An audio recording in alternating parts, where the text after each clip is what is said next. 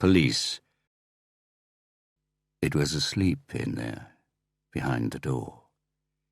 The inside of the corner cupboard smelt of old wood, powder residue, and gun oil. When the sun shone through the window into the room, a strip of light shaped like an hourglass travelled from the keyhole into the cupboard, and, if the sun was at precisely the right angle, there would be a matte gleam to the gun lying on the middle of the shelf. It was a Russian Odessa, a copy of the better-known Stechkin. The ugly automatic pistol had had a peripatetic existence, travelling with the Cossacks in Lithuania to Siberia, moving between the various Urka headquarters in southern Siberia, becoming the property of an ataman, a Cossack leader, who had been killed Odessa in hand by the police before ending up in the Nizhny Tagil home of an arms-collecting prison director. Finally, the weapon was brought to Norway by Rudolf Asayev, alias Dubai, who, before he disappeared, had monopolized the narcotics market in Oslo with the heroin-like opioid violin. Oslo, the very town where the gun now found itself, in Holmenkollenveien, to be precise, in Rakel Fauka's house. The Odessa had a magazine that could hold 20 rounds of Makarov 9x18mm caliber and could fire single shots and salvos. There were 12 bullets left in the magazine. 3 of them had been fired at Kosovo Albanians, rival dope pushers. Only 1 of the bullets had bitten into flesh. The next 2 had killed Gusto Hansen, a young thief and drug dealer who had pocketed Asayev's money and dope. The gun still smelt of the last 3 shots, which had hit the head and chest of the ex-police officer Harry Hula during his investigation into the above-mentioned murder of Gusto Hansen. And the crime scene had been the same, Hausmannsgata 92. The police still hadn't solved the Hansen case, and the 18-year-old boy who had initially been arrested had been released, mostly because they hadn't been able to find or link him to any murder weapon. The boy's name was Oleg Fauka, and he woke every night staring into the darkness and hearing the shots. Not those that had killed Gusto, but the others, the ones he had fired at the policeman who had been a father to him when he was growing up, who he had once dreamt would marry his mother, Rakel. Harry Hula. Oleg's eyes burned into the night, and he thought of the gun in the distant corner cupboard, hoping that he would never see it again, that no one would see it again, that it would sleep until eternity. He was asleep, in there, behind the door. The guarded hospital room smelt of medicine and paint. The monitor beside him registered his heartbeats. Isabel Skøyen, the councillor for social affairs at Oslo City Hall, and Mikael Bellman, the newly appointed chief of police, hoped they would never see him again. That no one would see him again. That he would sleep until eternity. Part 1. Chapter 1. It had been a long, warm September day. The light transformed Oslo Fjord into molten silver and made the low mountain ridges, which already bore the first tinges of autumn, glow. It was one of those days that make Oslo natives swear they will never, ever move. The sun was sinking behind Ullern Ridge, and the last rays swept across the countryside, across the squat, sober blocks of flats, a testimony to Oslo's modest origins, across lavish penthouses with terraces that spoke of the oil adventure that had made the country one of the richest in the world, across the junkies at the top of Stensparken, and into the well-organized little town, where there were more overdoses than in European cities 8 times larger. Across gardens, where trampolines were surrounded by netting, and no more than 3 children jumped at a time as recommended by national guidelines. And across the ridges and the forest circling half of what is known as the Oslo Cauldron. The sun did not want to relinquish the town. It stretched out its fingers like a prolonged farewell through a train window. The day had begun with cold, clear air and sharp beams of light like lamps in an operating theatre. Later the temperature had risen, the sky had gone a deeper blue, and the air possessed that pleasant physical feel which made September the most wonderful month in the year. And as dusk came, tentative and gentle, the air in the residential quarter on the hills towards Lake Maridal smelt of apples and warm spruce trees. Erlend Vennesla was approaching the top of the final hill.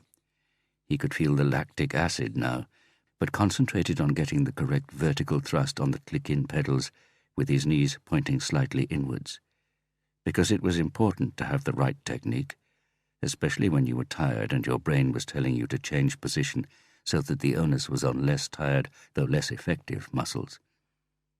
He could feel how the rigid cycle frame absorbed and used every watt he pedaled into it, how he accelerated when he switched down a gear and stood up, trying to keep the same rhythm, about 90 revolutions a minute. He checked his heart rate monitor. 168. He pointed his headlamp at the sat-nav he had attached to the handlebars. It had a detailed map of Oslo and its surrounds. The bike and the accessories had cost him more than, strictly speaking, a recently retired detective should spend. But it was important to stay in shape, now that life offered different challenges. Fewer challenges, if he was honest. The lactic acid was burning in his thighs and calves now. Painful, but also a wonderful promise of what was to come. An endorphin fest. Tender muscles, good conscience, a beer with his wife on their balcony if the temperature didn't plummet after sunset. And suddenly he was up. The road levelled out, and Lake Maridal was in front of him. He slowed down. He was out of the town. It was absurd, in fact, that after 15 minutes hard cycling from the centre of a European capital city, you were surrounded by farms, fields, and dense forest with paths disappearing into the dusk. The sweat was making his scalp itch beneath the charcoal grey bell helmet, which alone had cost the same as the bike he had bought as a 6th birthday present for his granddaughter, Lina Maria. But he kept the helmet on. Most deaths among cyclists were caused by head injuries. He looked at his monitor. 175.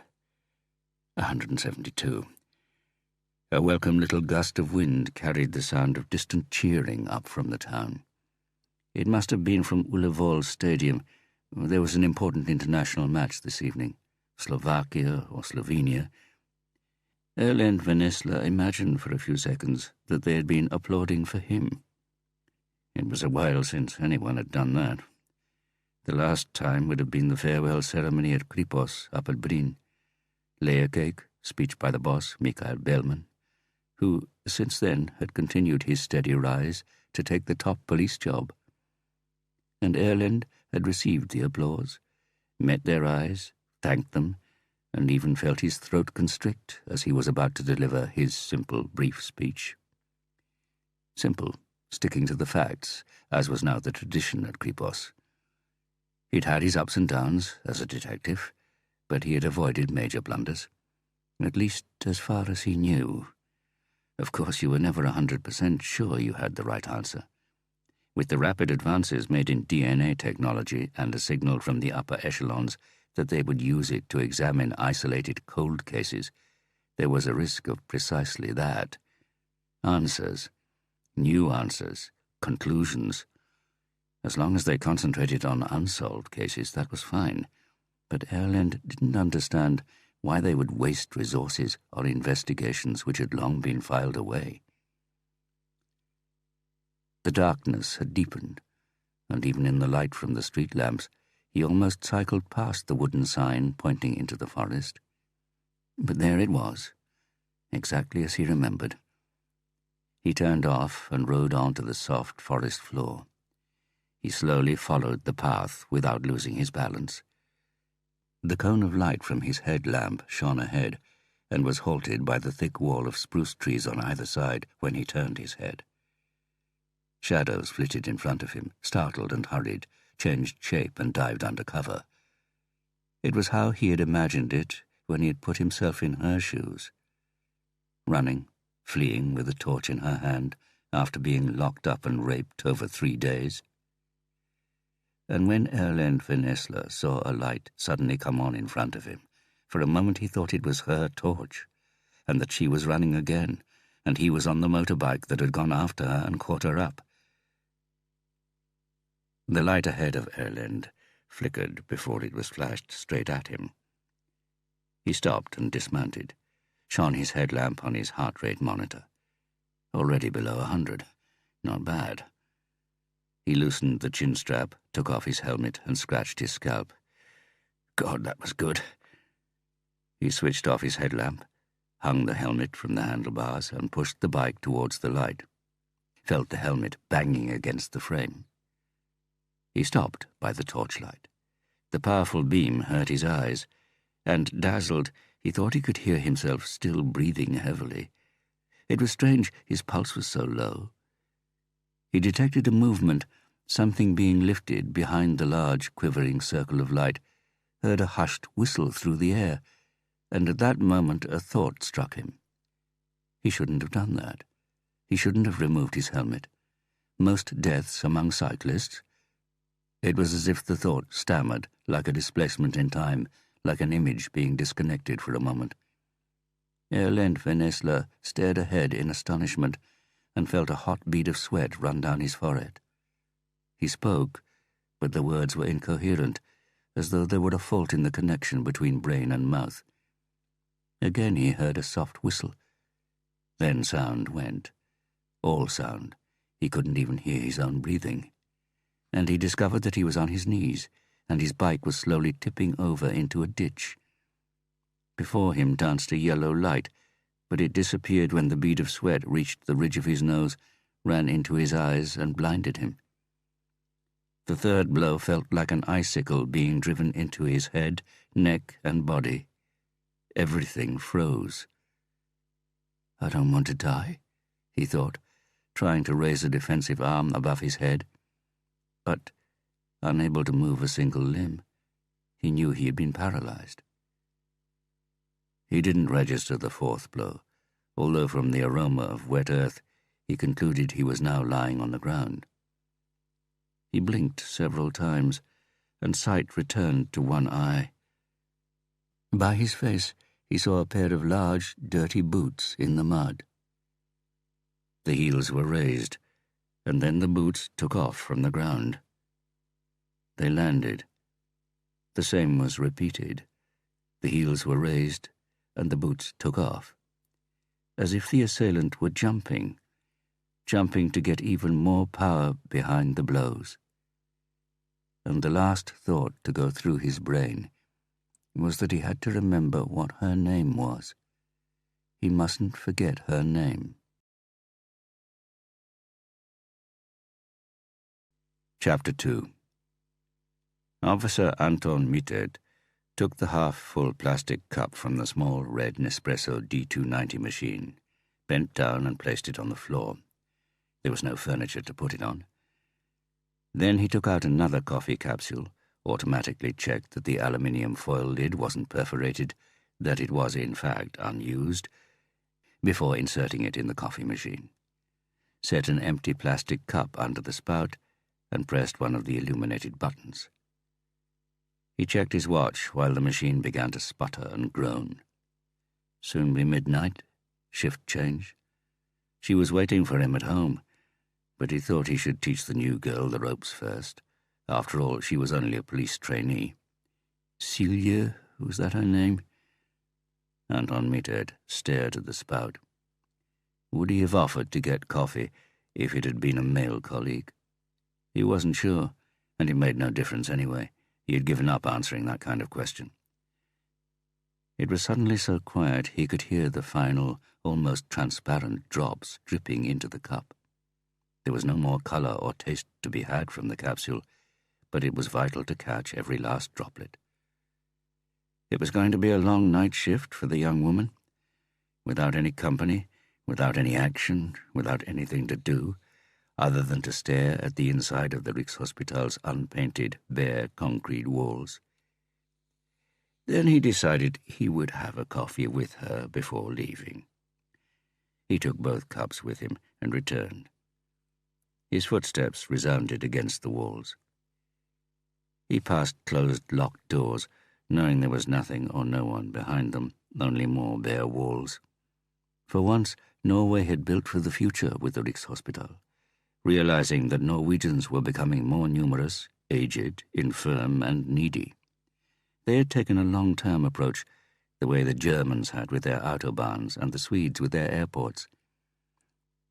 But had it felt like that for them, the few motorists crossing the German countryside in isolated majesty on the concrete leviathans in the 30s, or the Swedish passengers hurrying through the oversized lounges in Arlanda during the 60s? Had they sensed that they were ghosts? That despite it being brand new and unspoiled, and despite no one having died in a car accident or a plane crash yet, there were ghosts?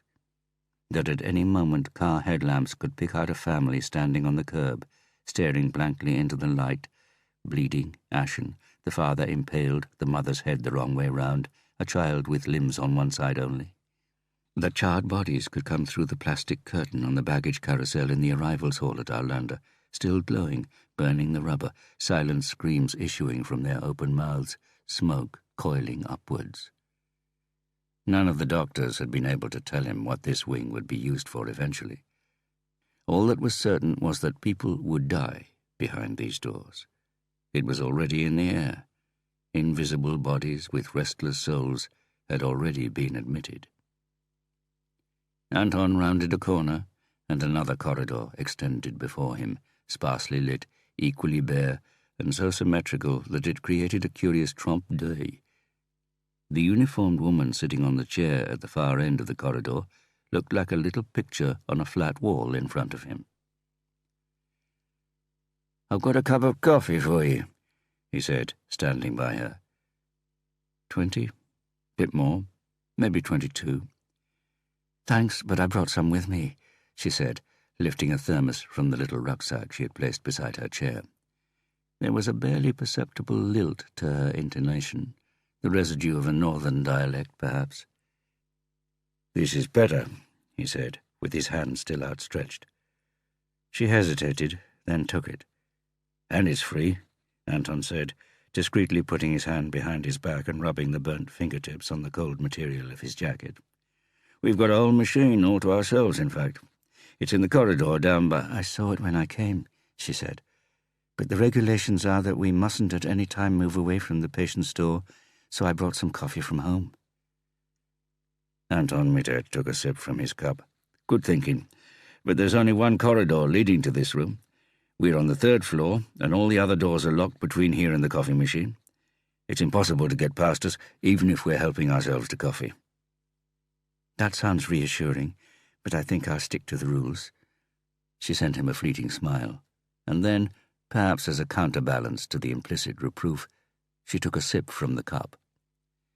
Anton felt a stab of irritation and was about to say something about the independent thinking that would come with experience, but he hadn't managed to formulate it before his attention was caught by something further down the corridor. A white figure appeared to be floating towards them. He heard Celia get up.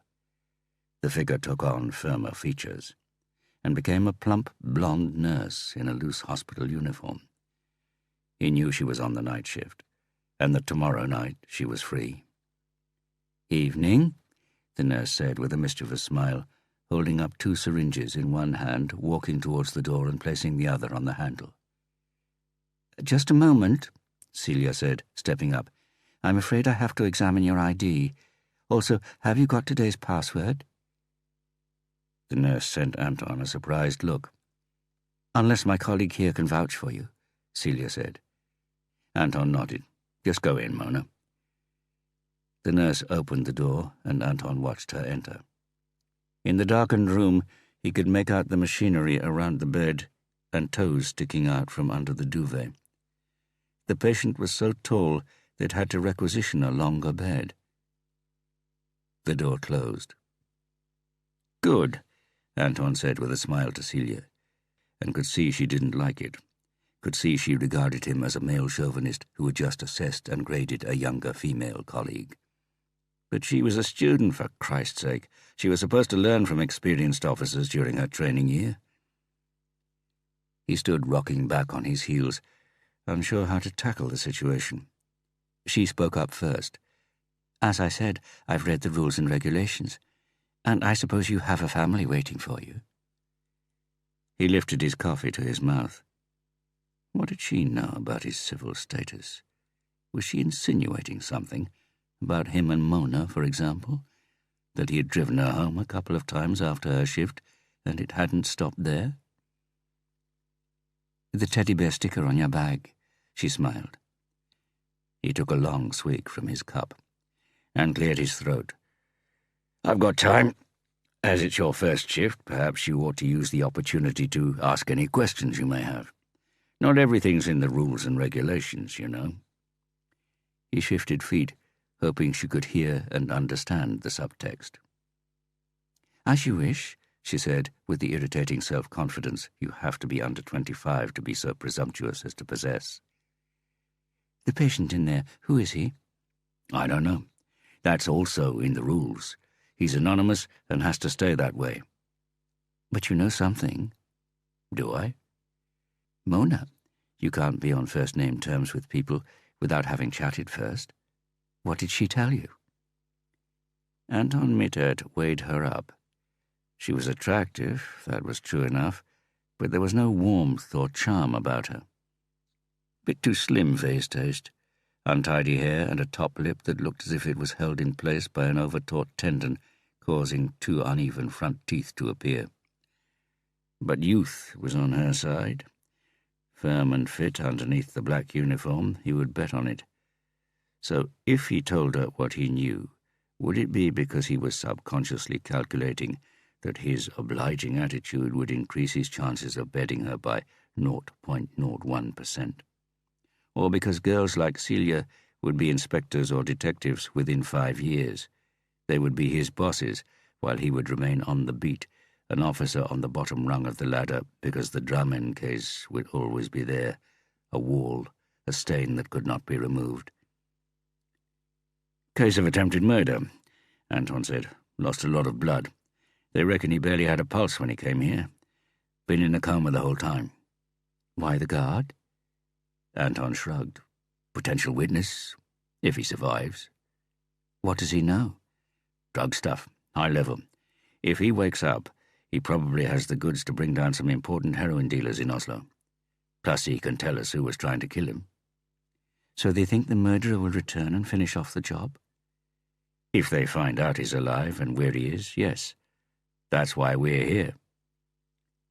She nodded. "And is he going to survive?" Anton shook his head.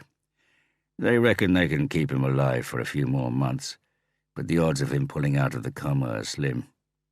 Nevertheless," Anton shifted feet again. Her probing stare was becoming uncomfortable. "Until then, we have to keep an eye on him." Anton Mittet left her, feeling crushed, went down the stairs from reception, and stepped into the autumn night. It was only when he was sitting in his parked car that he noticed his mobile was ringing. The call came from the ops room. "Maridalen, murder," 01 said. "I know you've finished for the day, but they need help to secure the crime scene, and as you're already in uniform, how long for? You'll be relieved after 3 hours, max." Anton was astonished. These days they did whatever they could to prevent people from working overtime.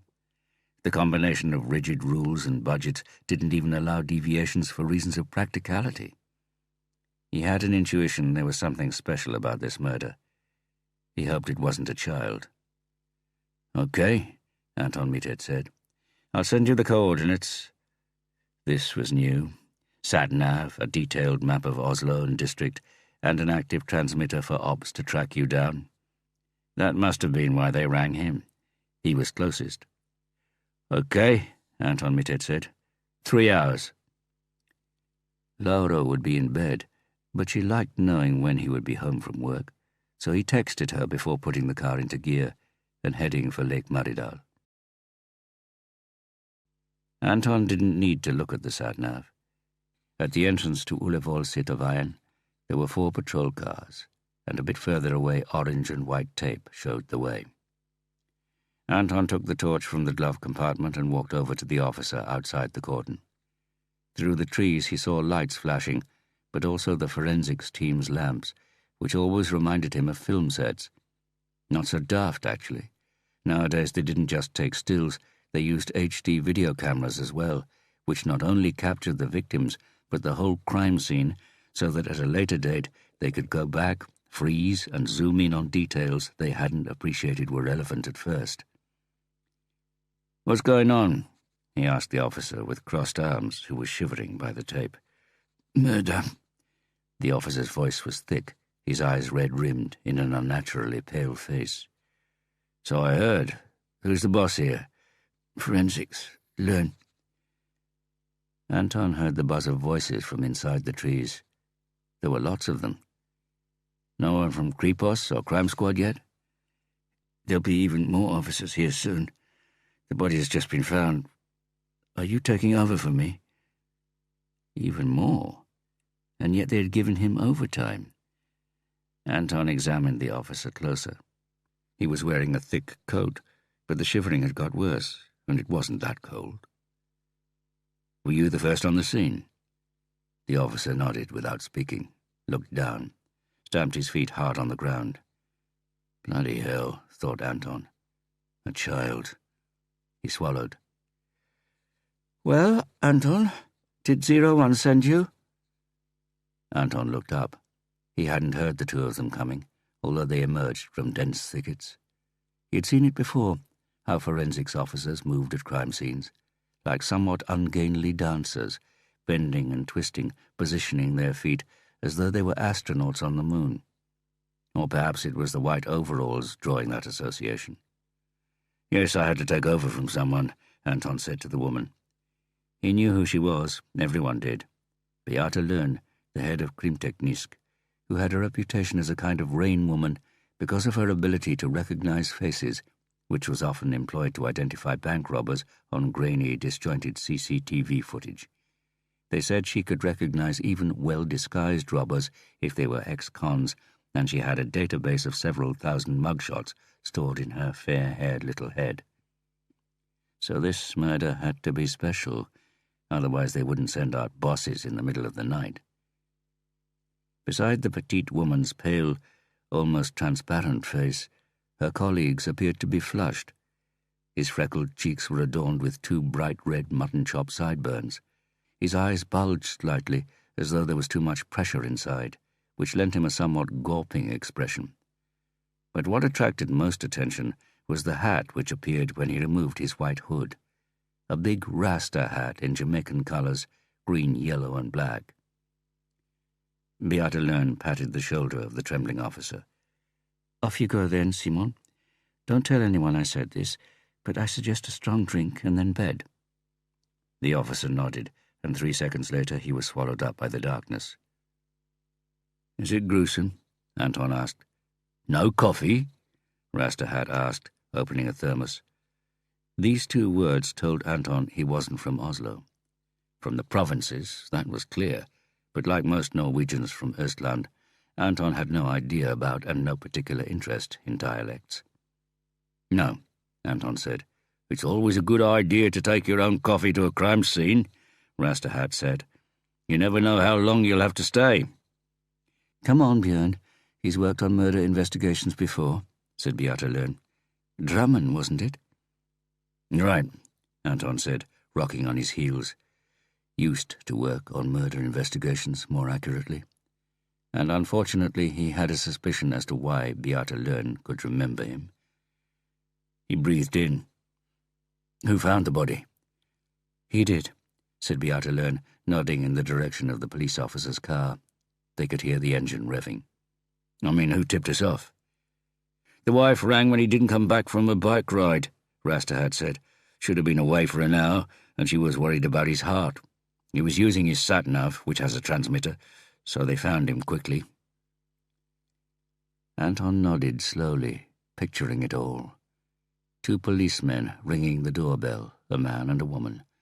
the officers coughing, looking at the wife with that grave expression which is meant to tell her what they will soon repeat in words, impossible words.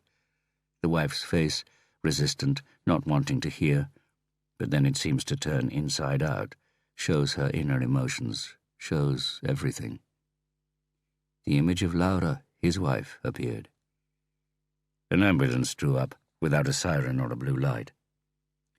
It slowly dawned on Anton, the fast reaction to a missing person message, the rapidly traced sat-nav signal, the big turnout, overtime.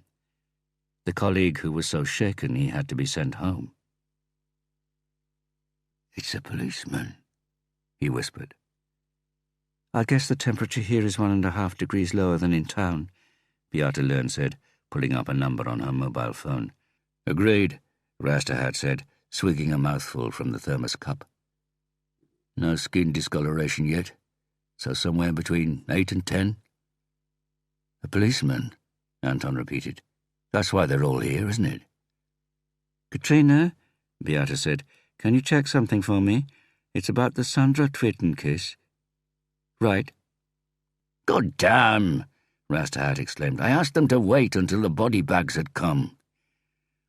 Anton turned and saw 2 men struggling through the forest with a stretcher between them. A pair of cycling shoes poked out from under the blanket. "He knew him," Anton said. "That was why he was shaking like that, wasn't it?"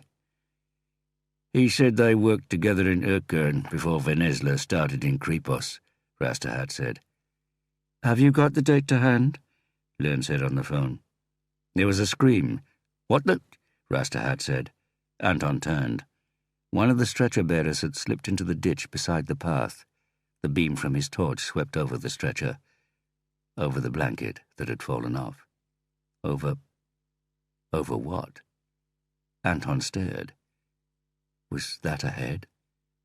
The thing on top of what was indubitably the human body? Had it really been a head? In the years Anton had worked at Crime Squad, before the great mistake, he had seen a great many bodies, but nothing like this. The hourglass-shaped substance reminded Anton of the family's Sunday breakfast, of Laura's lightly boiled egg with the remains of the shell still hanging from it, cracked with the yellow yolk running out and drying on the outside of the stiff but still soft egg white. Could that really be a head? Anton stood blinking in the darkness as he watched the rear lights of the ambulance disappearing. And he realized that these were replays. He had seen all this before. The white figures, the thermos, the feet protruding from under the blanket. He had just seen this at the Rikshospital, as though they had all been portents. The head. "Thanks, Katrina," Beata said. "What was that about?" Rasterhat asked.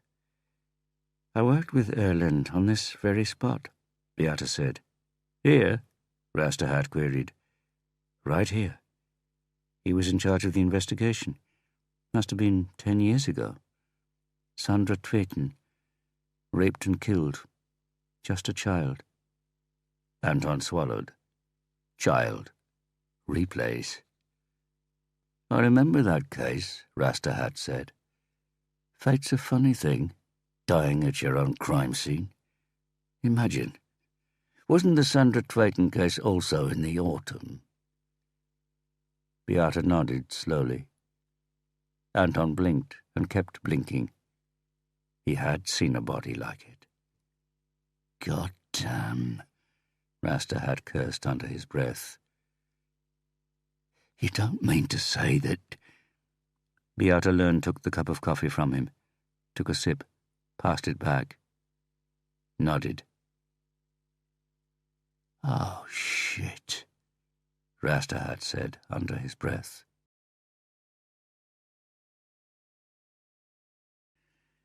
Chapter 3. "Déjà vu," Ståle Arne said, looking at the packed snowdrift across Spårvägsgata, where the December morning gloom was receding to allow a short day. Then he turned back to the man in the chair on the opposite side of the desk. "Déjà vu is the feeling we've seen something before. We don't know what it is. By we, he meant psychologists in general, not only therapists. Some psychologists believe that when we're tired, information sent to the conscious part of the brain is delayed, so that when it surfaces, it's already been in the subconscious for a while. And that's why we experience it as recognition. The tiredness explains why déjà vu usually occurs at the end of a working week. But that's about all research has to contribute. Friday is déjà vu day. Ståle Aune had perhaps been hoping for a smile, not because smiling meant anything at all in his professional efforts to get people to repair themselves, but because the room required it. "I don't mean déjà vu in that sense," the patient said. The client, the customer, the person who in roughly 20 minutes would be paying in reception and helping to cover the overheads of the 5 psychologists who each had their own practice in the featureless yet old-fashioned 4-story building in Sporveisgata, which ran through Oslo's medium-elegant West End district. Ståle Aune sneaked a glimpse of the clock on the wall behind the man's head. 18 minutes. "It's more like a dream. I have again and again." "Like a dream?"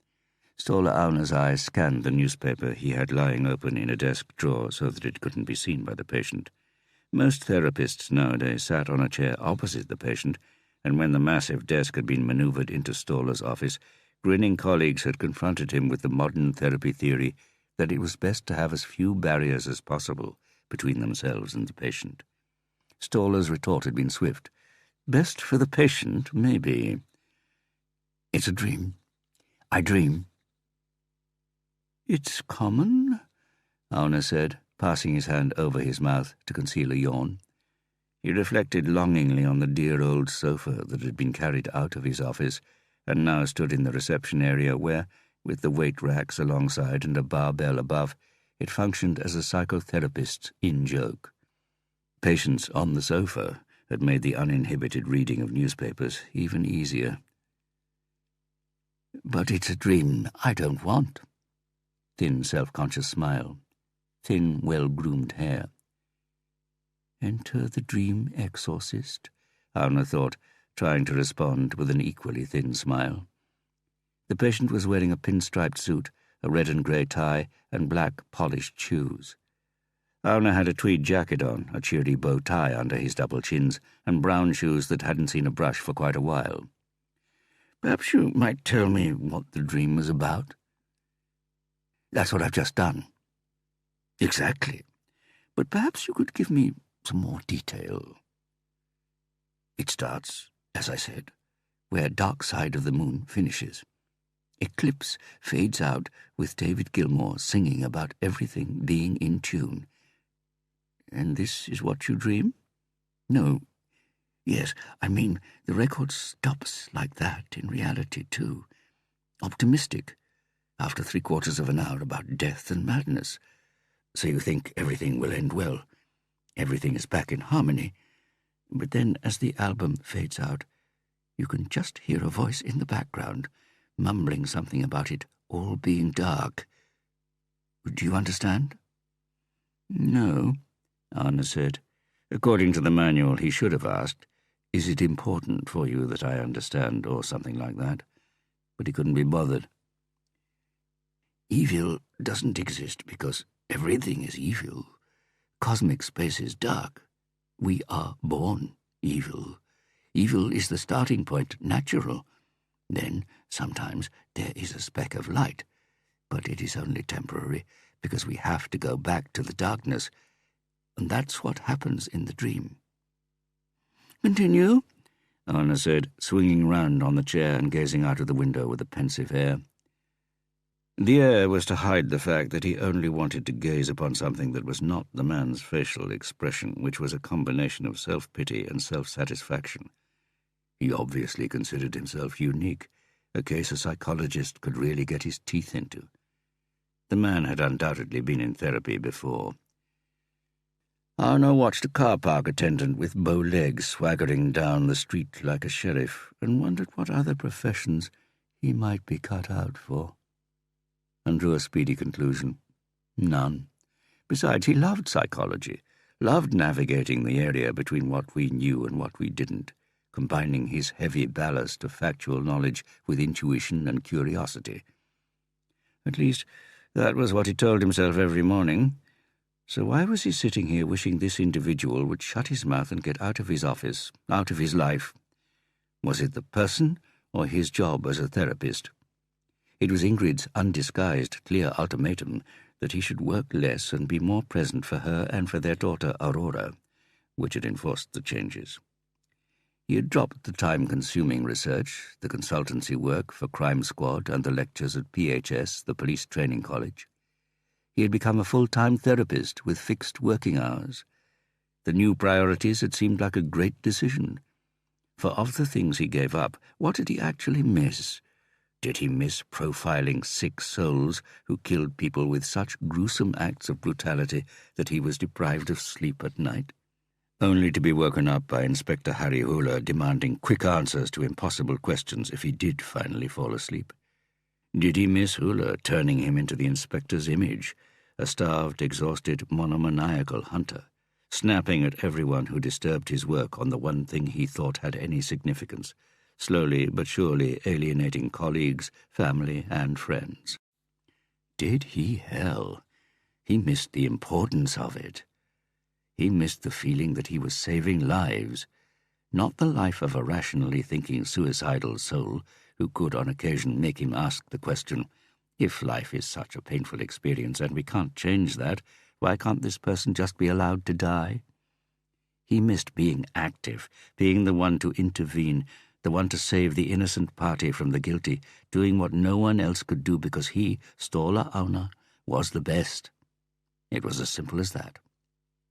Yes, he missed Harry Hooler. He missed having the tall, grumpy alcoholic with the big heart on the phone asking, or to be more precise, commanding, Ståle Auna to do his social duty, demanding him to sacrifice his family life and sleep to catch one of society's poor wretches. But there was no longer an inspector at Crime Squad by the name of Harry Hooler, and no one else had rung him either. His eye ran over the pages of the newspaper again. There had been a press conference. It was almost 3 months since the murder of the police officer in Maridalen, and the police still didn't have a lead or any suspects. This was the kind of problem they would have rung him about in times gone by. The murder had occurred at the same scene and on the same date as an old, unsolved investigation. The victim was a policeman who had worked on the original case. But that was then. Now the problem was the sleeplessness of an overworked businessman he didn't like. Soon Arno would begin to ask questions that would presumably eliminate post-traumatic stress disorders. The man in front of him wasn't incapacitated by his nightmares. He was only concerned about getting his productivity back to its previous heights.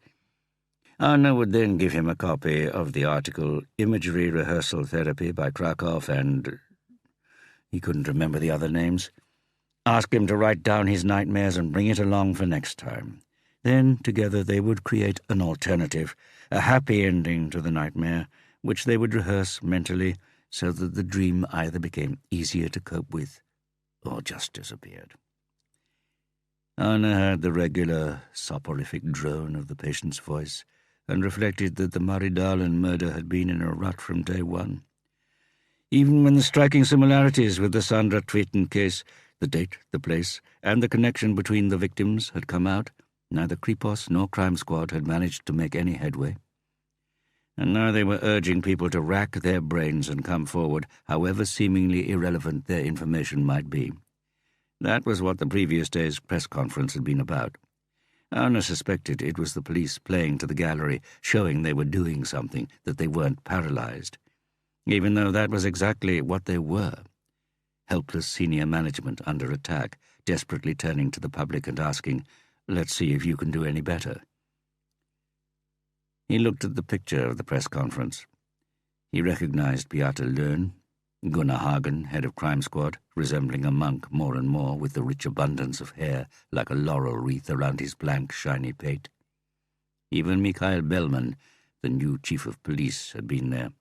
After all, it had been the murder of one of their own. Taut-faced, thinner than Auna remembered him. The media-friendly curls that had been on the verge of being too long had obviously been shared somewhere along the line between being the head of Kripos and Orkrim and the sheriff's office. Auna thought about Bellman's almost girlish good looks, emphasized by the long eyelashes and the tanned skin with its characteristic white patches, none of which were visible in the photo. The unsolved murder of an officer was, of course, the worst possible start for a chief of police who had based his meteoric rise on success. He had cleared up the drug wars in Oslo, but that would be forgotten quickly. It was true the retired Erlend Vennesla hadn't been killed on active service in a formal sense, but most people knew that in some way or other it was tied up with the Sandra Tveten case. So Bellman had mobilized every available officer and all the external manpower there was. Except him, Ståle Auna. He had been crossed off their lists. Naturally enough, he himself had asked them to. And now winter had arrived early, and with it a sense that snow was settling on the tracks. Cold tracks, no tracks. That was what Beata Lern had said at the conference, an almost conspicuous lack of forensic evidence. It went without saying that they had checked the evidence on the Sandra Tveten investigation, suspects, relatives, friends, even colleagues of Vennesla who had worked on the case, all without success. The room had gone quiet, and Ståle Auna saw from the patient's expression that he had just asked the question and was waiting for the psychologist's answer. Auna said, resting his chin on his clenched fist and meeting the other man's gaze. What do you think about it? There was bewilderment in the man's eyes, and for a moment Auna feared he had asked for a glass of water or something like that. What do I think about her smiling? Or the beam of light? Both. Sometimes I think she's smiling because she likes me. Then I think she's smiling because she wants me to do something. But when she stops smiling, the beam of light in her eyes dies, and it's too late to find out. She won't talk to me any more. So I think perhaps it's the amp, or something. The amp? Yes. Pause. The one I told you about. The one Dad used to switch off when he came into my room, when he said I'd been playing that record so long it was bordering on insanity. And then I said you could see the little red light beside the off switch fade and disappear, like an eye, or a sunset. And then I thought I was losing her. That's why she says nothing at the end of the dream. She's the amp that goes quiet when Dad switches it off. And then I can't talk to her. Did you play records and think about her? Yes, all the time, until I was 16. And not records, the record. Dark Side of the Moon? Yes. But she didn't want you. I don't know. Probably not. Not then. Our time's up. I'll give you something to read for next time, and then I want us to make a new ending for the story in the dream. She has to speak. She has to say something to you, something you wished she would say. That she likes you, perhaps. Can you give that a bit of thought for next time? Fine. The patient stood up, took his coat from the stand and walked towards the door. Auna sat at his desk and looked at the calendar shining at him from the computer screen. It already looked depressingly full, and he realized it had happened again. He had completely forgotten the name of the patient. He found it on the calendar. Paul Stavnes. Same time next week, okay, Paul? Yes. Ståle entered it. When he looked up, Stavnes had already gone. He got up, grabbed the newspaper and went to the window. Where the hell was the global warming they had been promised? He looked at the newspaper, but suddenly couldn't be bothered, threw it down. Weeks and months of grinding his way through the papers were enough. Beaten to death. Terrible force. Fatal blows to the head. Erlend Vennesla leaves behind a wife, children, and grandchildren. Friends and colleagues in shock. A warm, kind person, impossible to dislike, good-natured, honest, and tolerant, absolutely no enemies. Ståle Arne took a deep breath. He gazed at the phone. They had his number. But the phone was mute, just like the girl in the dream. Chapter 4.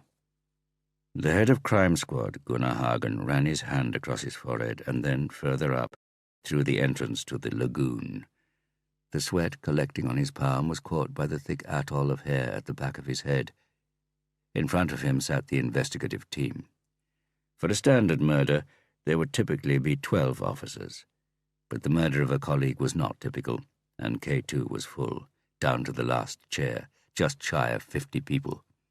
Including those on the sick list, the group consisted of 53 members, and soon more of them would be on the sick list as they felt the full force of the media. The best that could be said about this case was that it had brought the two big murder investigation units in Norway, Crime Squad and Kripos, closer together. All the rivalry had been cast aside, and for once they were collaborating with no other agenda than to find the person who had killed their colleague. In the first weeks, with an intensity and passion that convinced Hagen the case would soon be solved, despite the lack of forensic evidence, witnesses, possible motives, possible suspects, and possible or impossible leads.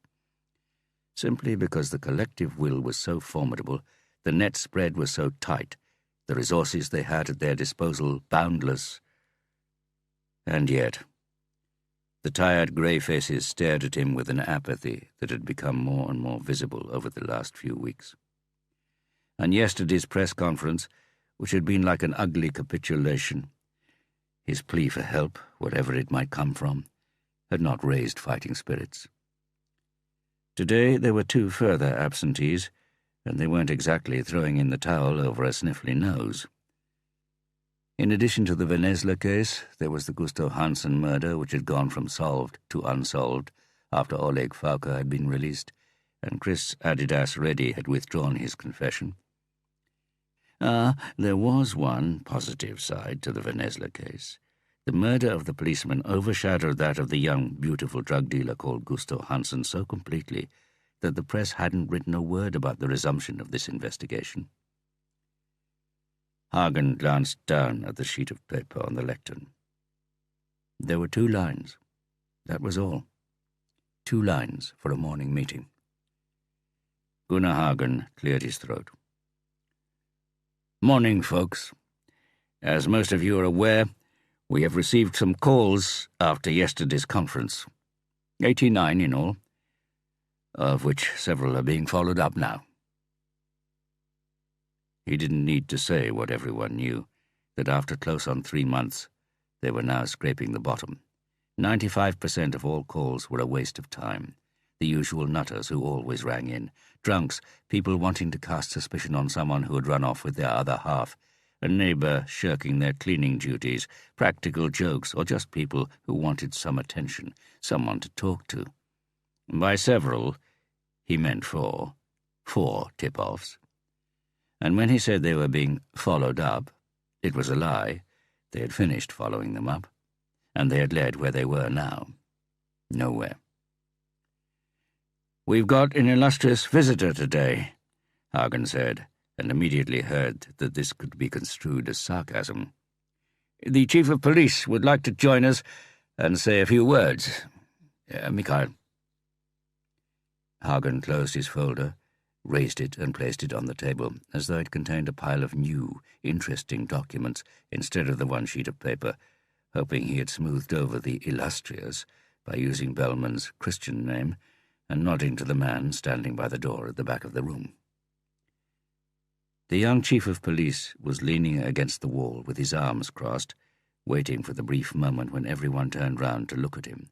Then in one sleek, powerful movement, he pulled himself away from the wall and strode to the rostrum.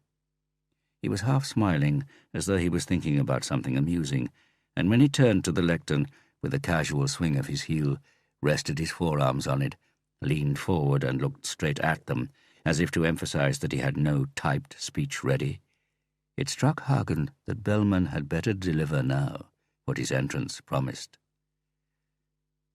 "Some of you may know that I'm a climber," Mikhail said. "And when I wake up in the morning on days like today, look out of the window, and there's zero visibility and more snow and gusting winds are forecast, I think about a mountain I once had plans to conquer." Bellman paused, and Hagen could see the unexpected introduction was working. Bellman had caught their attention, for the moment, but Hagen knew that the overworked unit's bullshit tolerance was at an all-time low, and they wouldn't go out of their way to hide it. Bellman was too young, had taken up his post too recently, and had arrived there with too much haste for them to allow him to test their patience. "Coincidentally, the mountain has the same name as this room, which is the same name some of you have given the Venesla case. K2. It's a good name. The world's second highest mountain. The Savage Mountain. The hardest mountain in the world to conquer. 1 in 4 climbers dies. We plan to tackle the southern ascent, also known as the Magic Line. It's only been done twice before, and is considered by many to be ritual suicide. A slight change in weather and wind, and you and the mountain are enveloped in snow and temperatures none of us is made to survive, not with less oxygen per cubic meter than you have underwater. And, as this is the Himalayas, everyone knows there will be a change in the weather and wind." Pause. "So why should I climb this mountain of all mountains?" Another pause, longer, as though waiting for someone to answer, still with the half-smile. The pause dragged on. Too long, Hagen thought. The police are not fans of theatrical effects. "Because," Bellman tapped a forefinger on the table beneath the lectern, "because it's the hardest in the world, physically and mentally. There's not a moment's pleasure in the ascent, only anxiety, toil, fear, acrophobia, lack of oxygen, degrees of dangerous panic, and even more dangerous apathy. And when you're on top, it's not about relishing the moment of triumph, just creating evidence that you have actually been there, a photo or two, not deluding yourself into thinking the worst is over, not letting yourself slip into an agreeable doze, but keeping your concentration, doing the chores systematically like a robot, while continuing to monitor the situation. Monitoring the situation all the time. What's the weather doing? What signals are you getting from your body? Where are we? How long have we been here? How are the others in the team coping?" He took a step back from the lectern. "K2 is an uphill climb in all senses, even when going downhill. And that was why we wanted to have a go." The room was silent, utterly silent. No demonstrative yawning or shuffling of feet under chairs. My God, Hagen thought, he's got them. "2 words, Bellman said. "Stamina and solidarity. I had considered including ambition, but the word isn't important enough, not big enough in comparison with the other 2. So you may ask, what's the point of stamina and solidarity if there's no goal, no ambition? Fighting for fighting's sake? Honor without reward? Yes, I say fighting for fighting's sake, honor without reward. When the Venesla case is still being talked about, years from now, it's because it was an uphill climb. Because it looked impossible. The mountain was too high, the weather too treacherous, the air too thin, everything went wrong. And it's the story of the uphill climb which will turn the case into mythology, which will make it one of the tales around the campfire that will survive. Just as most climbers in the world have never got as far as the foothills of K2, you can work all your life without ever being on a case like this one. If this case had been cracked in the first weeks, it would soon have been forgotten. For what is it that all legendary criminal cases in history have in common?" Bellman waited, nodded as if they had given him the answer. They took time. They were an uphill climb. A voice beside Hagen whispered, "Churchill, eat your heart out."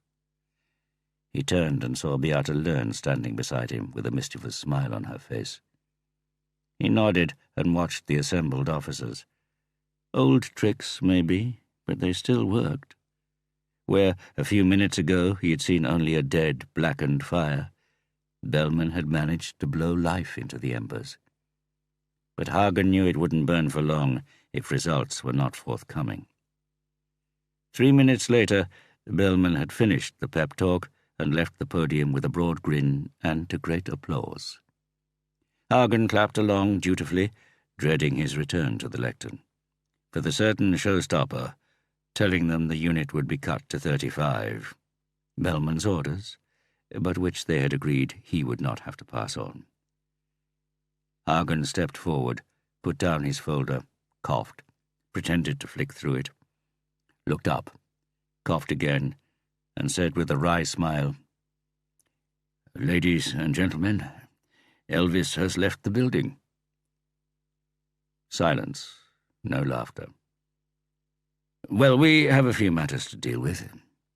Some of you are going to be transferred to other duties." Stone dead. Fire extinguished.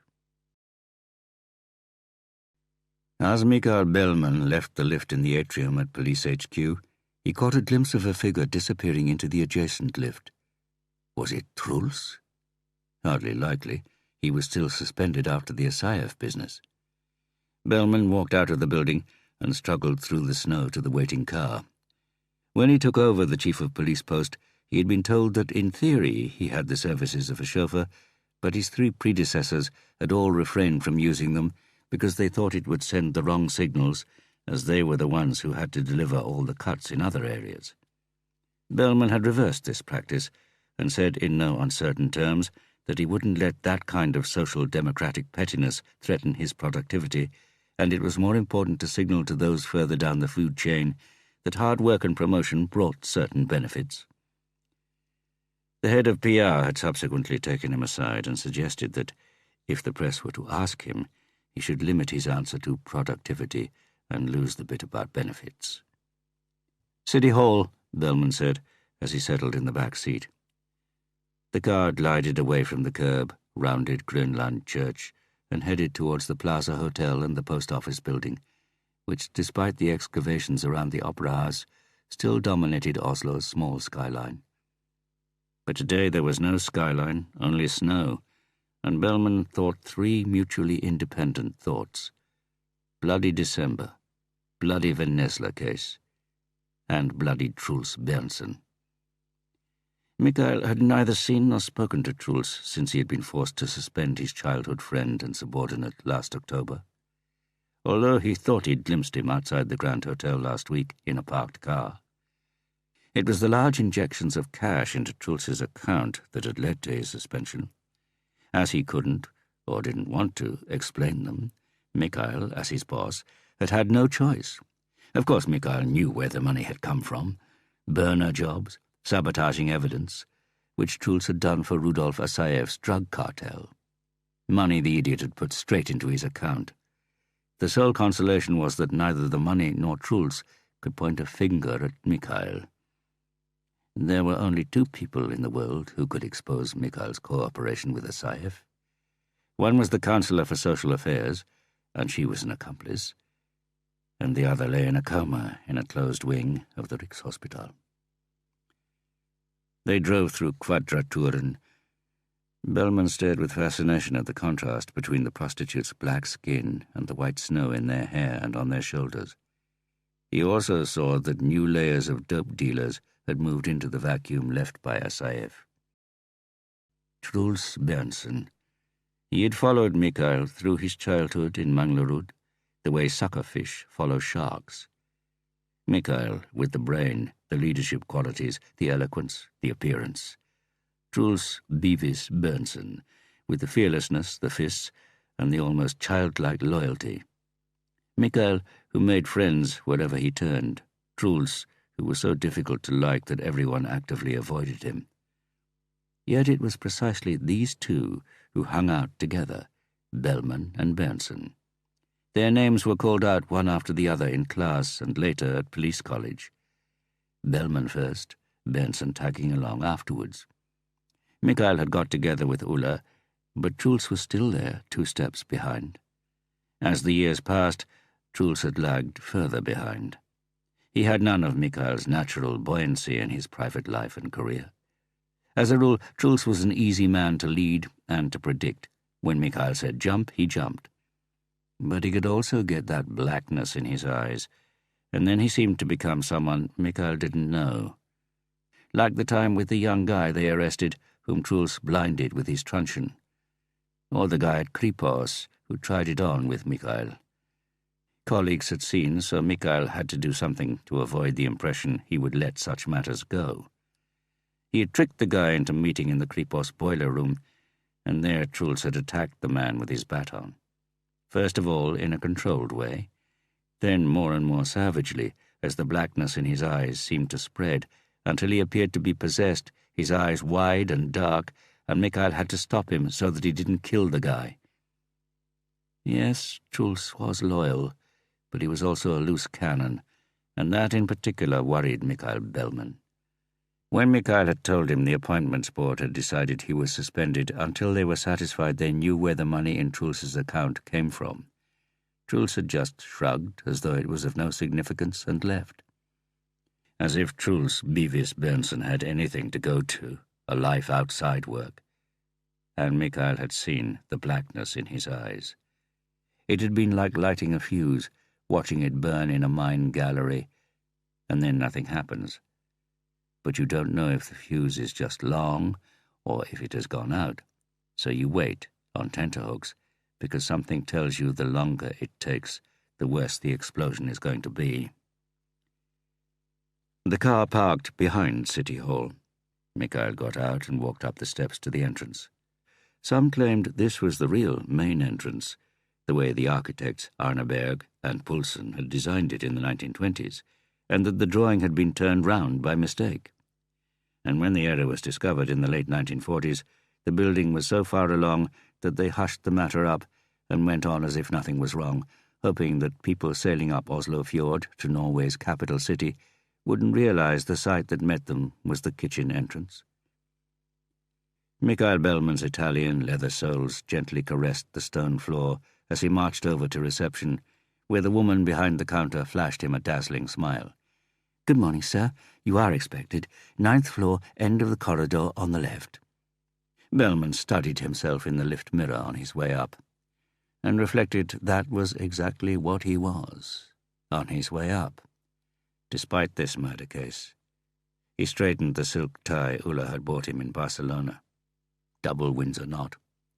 He had taught Truls how to tie a knot at school, but only the thin, easy one. The door at the end of the corridor was ajar. Mikael pushed it open. The office was bare, the desk cleared, the shelves empty, and the wallpaper had light patches where pictures had hung. She was sitting on a windowsill. Her face had the conventional good looks that women often call nice, but it had no sweetness or charm, despite the blonde doll's hair arranged in comic ringlets. She was tall and athletic, with broad shoulders and broad hips, which had been negotiated into a tight leather skirt for the occasion. Her thighs were crossed. The masculinity in her face, emphasized by an aquiline nose and a pair of cold blue lupine eyes, combined with a self-confident, provocative, playful gaze, had caused Bellman to make a couple of quick assumptions the first time he saw her. Isabel Skayen was an initiative-taker and a risk-loving cougar. "Lock," she said. He hadn't been mistaken. Mikael closed the door behind him and turned the key. Walked over to one of the other windows. City Hall towered above Oslo's modest development of 4- and 5-story buildings. Overlooking Rådhusplassen, the City Hall square, was the 700-year-old Akershus fortress on high ramparts with ancient war-damaged cannons pointing at the fjord, which seemed to have goose pimples as it trembled in the freezing gusts of wind. It had stopped snowing, and under the leaden grey sky the town was bathed in a bluish-white light. Like the colour of a dead body, Bellman thought. Isabel's voice echoed off the bare walls. Well, my dear, what do you think of the view? Impressive. If I remember rightly, the previous councillor had an office that was both smaller and lower down. Not that view, she said. This one. He turned to her. Oslo's latest councillor for social affairs had spread her legs. Her panties were on the windowsill beside her. Isabel had repeatedly said she didn't understand the attractions of a shaven pussy, but Mikhail reckoned there had to be a halfway house as he stared into the thick bush and mumbled a repeat of his comment about the view. Truly impressive. Her heels hit the parquet floor and she walked over to him, brushed an invisible speck of dust off his lapel. Even without stilettos, she would have been a centimetre taller than him, but now she towered over him. He didn't find this intimidating. On the contrary, her physical size and domineering personality were an interesting challenge. It required more of him as a man than Ulla's slender figure and gentle compliance. I think it's only right and proper that you're the person to inaugurate my office. Without your willing cooperation, I wouldn't have got this job. Ditto, Mikhail Bellman said.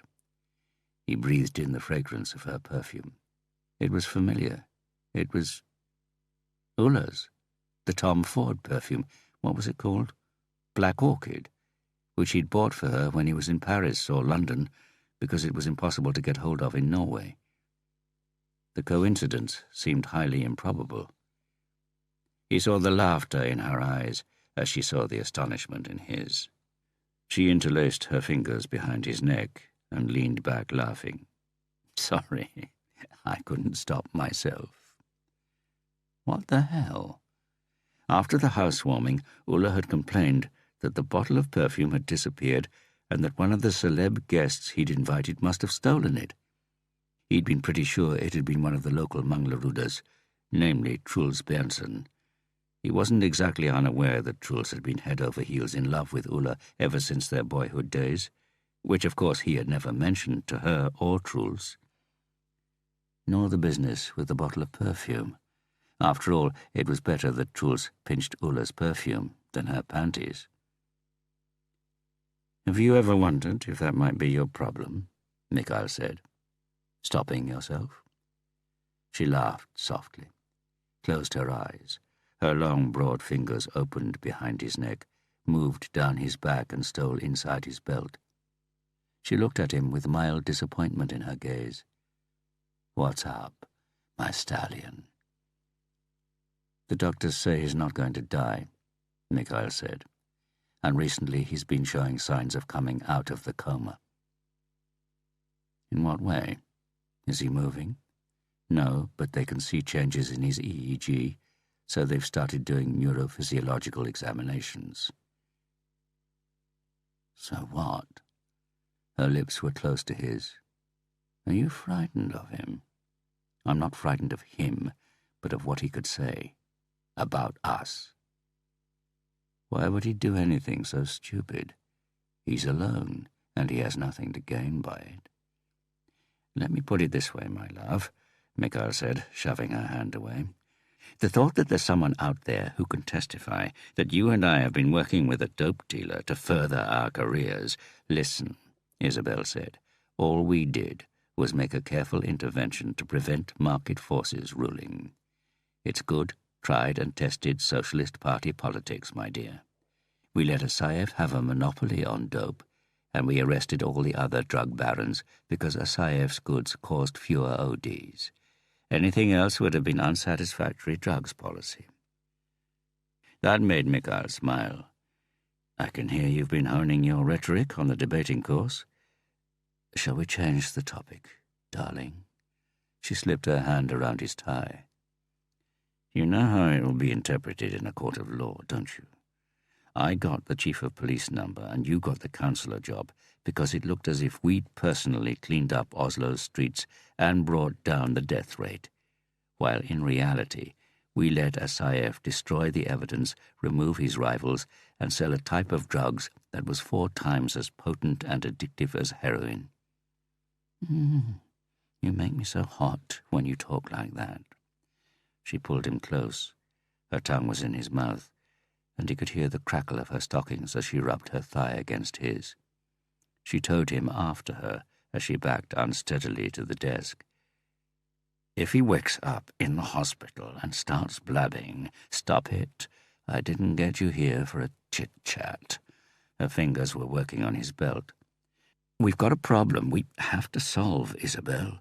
I know, but now you're chief of police. You're in the prioritization business, my love. And right now your city hall prioritizes this. Mikhail parried her hand. She sighed. Fine. Let me hear. What have you got planned? He has to feel threatened, in a credible way. Why threaten him? Why not just kill him now? Mikhail laughed. Right up to the moment he realized she was serious. Because, Mikhail held her eyes, his voice firm, trying to be the same masterful Mikhail Bellman who, half an hour ago, had stood in front of the assembled detectives, trying to come up with an answer. But she was quicker on her feet. Because you don't dare. Shall we see if we can find someone under active euthanasia in the yellow pages? You remove the police guard, misuse of resources, blah, blah, blah, and afterwards the patient receives an unexpected visit from the yellow pages. Unexpected as far as he's concerned, that is. Or, no, as a matter of fact, you could send your shadow, Beavis, Truls Berntsen. He'll do anything for money, won't he? Mikhail shook his head in disbelief. First of all, it was the head of crime squad, Gunnar Hagen, who ordered the 24-hour police supervision. If the patient was killed after I'd overruled Hagen, that would make me look bad, if I can put it like that. Secondly, we're not going to murder anyone. Listen, darling, no politician is better than her advisor. That's why the basic premise for getting to the top is you always surround yourself with people who are smarter than you are. And I'm beginning to doubt that you're smarter than me, Mikhail. First off, you can't even catch this police killer. And now you don't know how to solve a simple problem of a man in a coma. So when you don't want to fuck me either, I have to ask myself, what am I going to do with him? Answer me that, please. Isabel, I'll take that as a no. So listen to me. This is how we're going to play it. He had to admire her controlled, cool professionalism, yet her risk-embracing unpredictability which made her colleagues sit a little further back on their chairs. Some saw her as a ticking bomb, but they hadn't realized that creating uncertainty was a feature of Isabel Skayen's game. She was the type to soar further and higher than anyone else, and in a shorter time, and, if she fell, to plummet to a nasty end. It wasn't that Mikhail Bellman didn't recognize himself in Isabel Skayen. He did, but she was an extreme version of himself. And the strange thing was that instead of dragging him along, she made him more cautious. The patient hasn't come out of the coma yet, so for the time being we do nothing, Isabel said. I know an anesthetist from Ennerbach. Very shady type. He supplies me with pills that, as a politician, I can't get on the street. He, like Beavis, does most things for money, and anything at all for sex.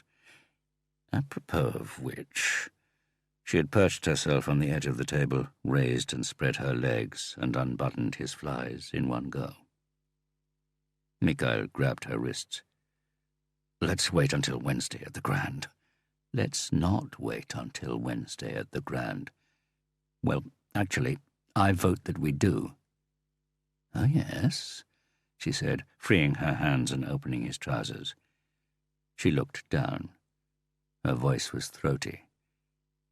The noes have it by one, darling.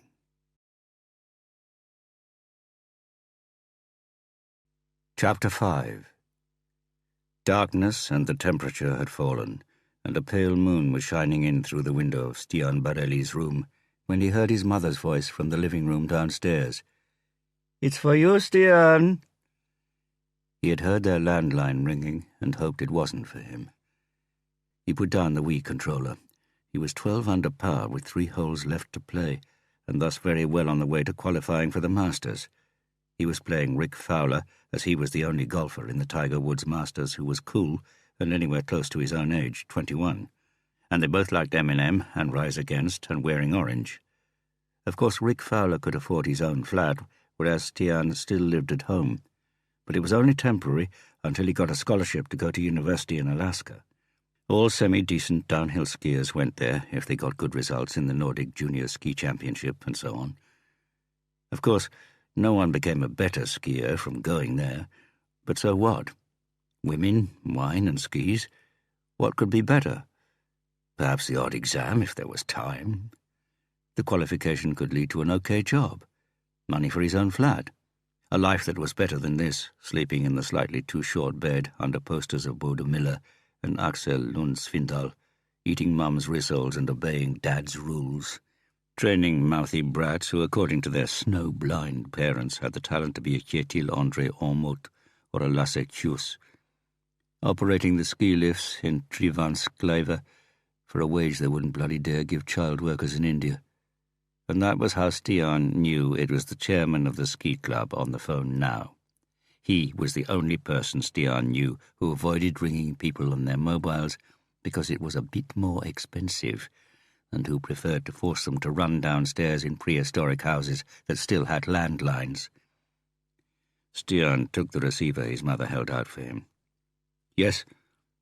"Hi, Stian. Bakken here." Bakken meant slope, and it really was his name. "I've been told the Kleva lift's running." "No?" Stian said, looking at his watch. 11:15 at night. Closing time was at 9. "Could you nip up and see what's going on?" "Now?" "Unless you're extremely busy, of course." Stian ignored the sarcasm in the chairman's intonation. He knew he'd had 2 disappointing seasons, and that the chairman didn't think it was down to lack of talent, but to the large amounts of time Stian did his best to fill with general idleness. "I haven't got a car," Stian said. "You can use mine," his mother chipped in. She hadn't gone away. She was standing next to him with her arms crossed. "Sorry, Stian, but I heard that," the chairman commented laconically. "The Hemming skateboarders must have broken in. I suppose they think it's funny." It took Stian 10 minutes to drive the winding road up to Trivan Tower. The TV mast was a 118-metre-long javelin drilled into the ground at the top of Oslo's northwestern mountains. He came to a halt in the snow-covered car park and noted that the only other vehicle there was a red Golf. He took his skis from the roof box, put them on, and skated past the main building and up to where the main chairlift, Trivan Express, marked the top of the skiing facilities. From there he could see down to the lake and the smaller Cliver lift with T-bars. Even though there was light from the moon, it was too dark to check whether the bars were moving, but he could hear it, the hum of the machinery down below. And as he set off, skiing in long, lazy curves, it struck him how strangely still it was up here at night. It was as if the first hour after they closed was still filled with the echoes of screams of pleasure, girls' exaggerated whines of terror, boys' testosterone-filled cries for attention, steel edges cutting into hard-packed snow and ice. Even when they switched off the floodlights, the light seemed to hang in the air for a while. But then, gradually, it became quieter, and darker, and even quieter, until the silence filled all the hollows in the terrain, and the darkness crept out from the forest. And it was as though Trivan became a different place, a place which, even for Stian, who knew it like the back of his hand, was so unfamiliar it might as well have been another planet, a cold, dark, and uninhabited planet. The lack of light meant he had to ski by feeling and try to predict how the snow and the ground would roll and pitch beneath the skis. But that was his special talent, which meant he always did best when there was bad visibility, heavy snow, mist, flat light. He could feel what he couldn't see. He had that kind of clairvoyance some skiers just have and others, most of them, don't. He caressed the snow, moving slowly to prolong the enjoyment. Then he was down and pulled up in front of the ski lift hut. The door had been smashed in. There were splinters in the snow and the door gaped wide open. It was only then that Stian realized he was alone, that it was the middle of the night, that at this moment he was in a deserted area where a crime had just been committed. Probably only a prank, but nevertheless, he could not be entirely sure. Sure, it was only a prank. Sure, he was on his own. "Hello?" Stian shouted above the hum of the engine and rattle of the T-bars coming and going on the buzzing wire above him, and regretted it at once. The echo returned from the mountainside with the sound of his own fear. He was afraid, because the brain had not stopped churning at alone and crime. It had carried on, back to the old story.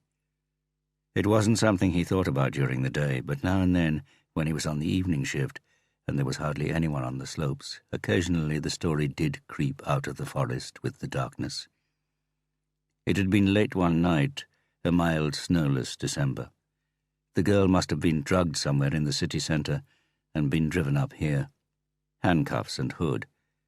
She had been transported from the car park to where the door had been smashed in, and she was raped inside.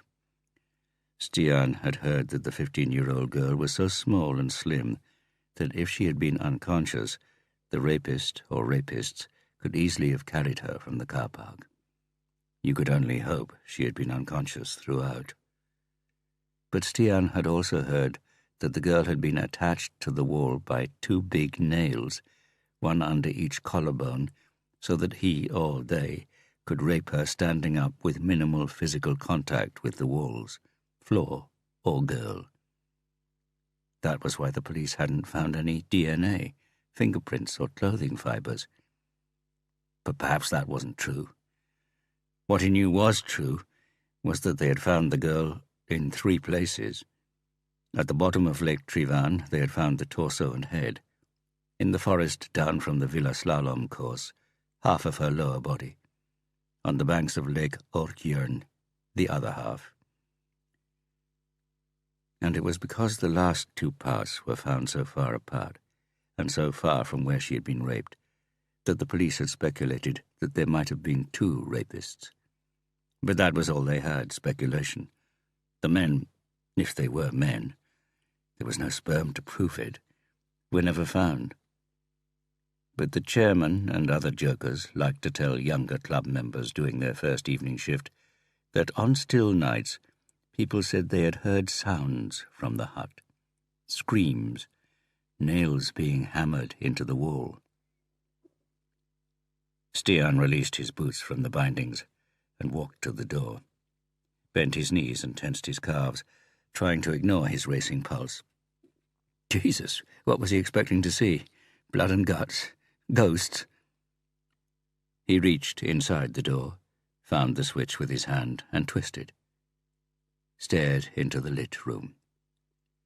On the unpainted pine wall, hanging from a nail, was a girl. She was almost naked, only a yellow bikini covering the so-called strategic parts of her sun-tanned body. The month was December, and the calendar was last year's. One very quiet evening a few weeks before, in fact, Stian had masturbated in front of that picture. She was sexy enough, but what had excited him most was the girls passing outside the window. Him sitting there, stiffy in hand, only a metre from them. Especially the girls who took the T-bar on their own, who with an experienced hand placed the erect pole between their thighs and squeezed them together. The T-bar lifting their buttocks. Their backs arched as the extended spring attached to the pole and the wire contracted and jerked them away from him, out of sight along the aerial tramway. Stian entered the cabin. There was no doubt someone had been there. The power control was broken. The plastic knob lay in 2 sections on the floor, leaving the metal spindle sticking up from the console. He held the cold spindle between thumb and forefinger and tried to turn it, but it just slipped between his fingers.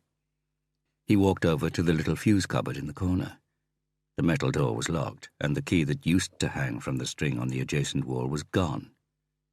Strange. He went back to the console, tried to pull the plastic covers off the controls for the floodlights and the music so he could swap one over, but realized he would destroy them as well.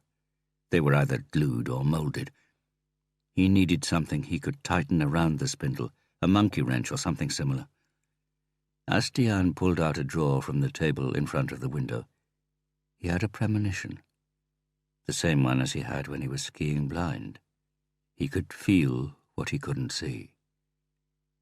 Someone was standing outside in the darkness watching him. He looked up, and into a face staring at him with large, wide-open eyes. His own face, his own terrified eyes, in the reflection in the window pane, a double exposure. Stian breathed out with relief. Shit, he was so easily frightened.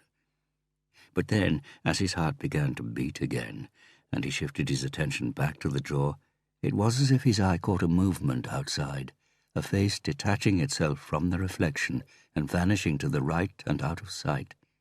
He looked up quickly again. There was still a reflection of himself, a double exposure as before. Or was it? He'd always had an overactive imagination.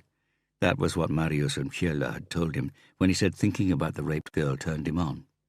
Not her being raped and killed, of course. Or rather, yes, the rape was something he thought about, he had added. But mostly that she was very nice and pretty, kind of. And that she had been in the cabin, naked, with a dick in her slit. Yes, that was a thought that could turn him on. Marius had said he was sick, and Fiella, the bastard, had of course blabbed, and when Stian heard the story again, Stian was supposed to have said he would have liked to have joined in the rape. That's pals for you, Stian thought, rummaging through the drawer. Lift passes, stamp pad, pens, tape, scissors, sheath knife, invoice pad, screws, nuts. Bloody hell! He went on to the next drawer. No wrench, no keys. And then he realized he could just look for the emergency stop pole they usually kept rammed in the snow outside the cabin, so that anyone could stop the lift by hitting the red button on top of the pole if something happened. And something was always happening. Children banging their heads on the T-bar, and beginners falling off backwards as the lift jerked into action, hanging on and being dragged up onto the cable. Or idiots who wanted to show off and wrapped a knee round the bar while leaning over the side to piss onto the edge of the forest as they went past. He ransacked the cupboards. The pole should be easy enough to find, about a metre long, made of metal and shaped like a crowbar with a pointed end, so that it could stick into packed snow and ice. Stian pushed aside forgotten mittens, hats, and goggles. Next cupboard, firefighting equipment, a bucket and cloths, first aid kit, a torch, but no pole. Of course, they might have forgotten it when they locked up for the night. He grabbed the torch and went outside, did a circuit round the cabin. No pole there either. Christ, had they stolen it or what? And left the lift passes? Stian thought he heard something and turned to the forest, shone the torch on the trees. A bird? A squirrel? Elk did sometimes come down here, but they didn't make much of an effort to hide. If he could only switch off the bloody lift, he would be able to hear better. Stian went back into the cabin and noticed that he felt more at ease inside. Picked up the 2 pieces of the plastic knob from the floor, tried placing them around the spindle and turning, but it was no use. He looked at his watch. Soon be midnight. He wanted to finish the round of golf in Augusta before going to bed. Wondered whether to phone the chairman. All he had to do was give this spindle a half-turn. His head shot up instinctively and his heart stopped beating. It had happened so quickly he was unsure whether he had seen it or not. Whatever it was not an elk. Stian keyed in the name of the chairman, but his fingers were trembling so much he made several mistakes before getting it right.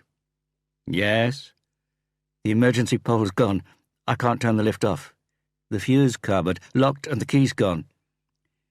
He heard the chairman cursing under his breath. Then a sigh of resignation. Stay there. I'm on my way. Bring a wrench or something. Wrench or something, the chairman repeated, making no attempt to conceal his contempt. Stian had long known the chairman's respect was measured in terms of your ranking in skiing championships. He put his mobile in his pocket, stared out into the darkness, and it struck him that everyone could see him with the light on, and he couldn't see anyone. He got up, closed what was left of the door, and switched off the light. Waited. The empty T-bars coming down from the slopes above his head seemed to accelerate as they swung round the end of the lift before starting the ascent again. Stian blinked. Why hadn't he thought of that before? He turned all the knobs on the console, and as the floodlights came on over the slope, Jay-Z's Empire State of Mind rang out from the loudspeakers and filled the valley. That's the way. Now it was a bit more homely. He drummed his fingers and looked at the spindle again. There was a hole at the top. He got up, grabbed the string from beside the fuse cupboard, doubled it and threaded it through the hole, wrapped it round the spindle once and pulled carefully. This could actually work. He pulled a little harder. The string was holding. Even harder. The spindle moved. He yanked it. The sound of the lift machinery died with a long, drawn-out groan, culminating in a squeal. "Take that, you motherfucker!" Stian shouted. He leaned over the phone to ring the chairman and inform him the job was done. Remembered the chairman would hardly approve of rap being played at full blast over the speakers at night, and switched it off. Listened to the phone ringing. That was all he could hear now. Suddenly it was very quiet. "Come on, answer."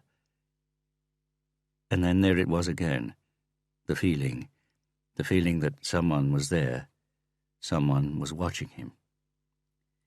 Stian Borelli slowly raised his head and felt the chill spread from an area at the back of his head, as though he were turning to stone, as though it were Medusa's face he was staring at. But it wasn't hers. It was a man dressed in a long black leather coat. He had a lunatic's staring eyes and a vampire's open mouth, with blood dripping from both corners, and he seemed to be floating above the ground. "Yes?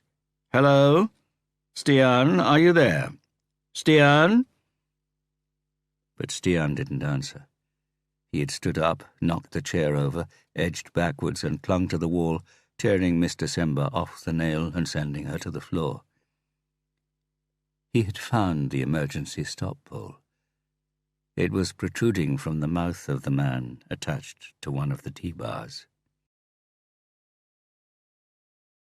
"Then he was sent round and round on the ski lift?" Gunnar Hagen asked, angling his head and studying the body hanging in front of them. There was something wrong about the shape, like a wax figure melting and being stretched out towards the ground. "That's what the young man told us," said Beata Lern, stamping her feet on the snow and looking up the illuminated tramway where her white-clad colleague had almost merged with the snow. "Found anything?" Hagen asked, in a tone that suggested he already knew the answer.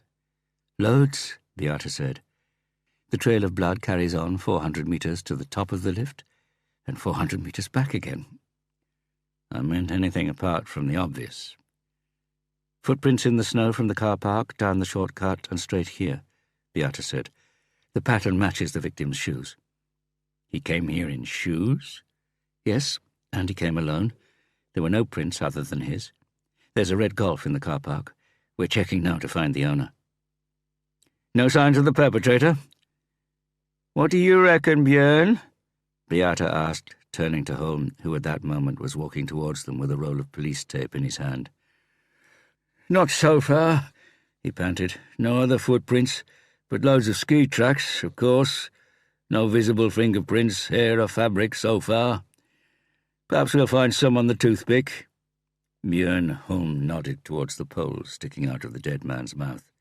"Otherwise, all we can do is hope pathology might find something." Gunnar Hagen shivered in his coat. "You make it sound as if you already know you won't find much."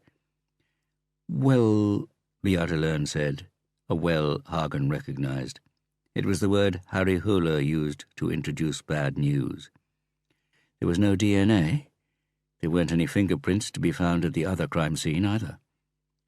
Hagen wondered whether it was the temperature, the fact that he had come straight from his bed, or what his Krimteknisk leader had said that made him shiver. "What do you mean?" he asked, steeling himself. "I mean, I know who it is," Beata said. "I thought you said you didn't find any ID on him." "That's correct, and it took me a while to recognize him." "You? I thought you never forgot a face." "The fusiform gyrus gets confused when both cheeks have been smashed in. But that's Bertil Nielsen." "Who's that?" "That's why I rang you. He's—" Beata Lern took a deep breath. "Don't say it," Hagen thought. "A policeman," Björn Holm said. "Worked at the police station in Nedre Eiker," Beata said. "We had a murder just before you came to Crime Squad.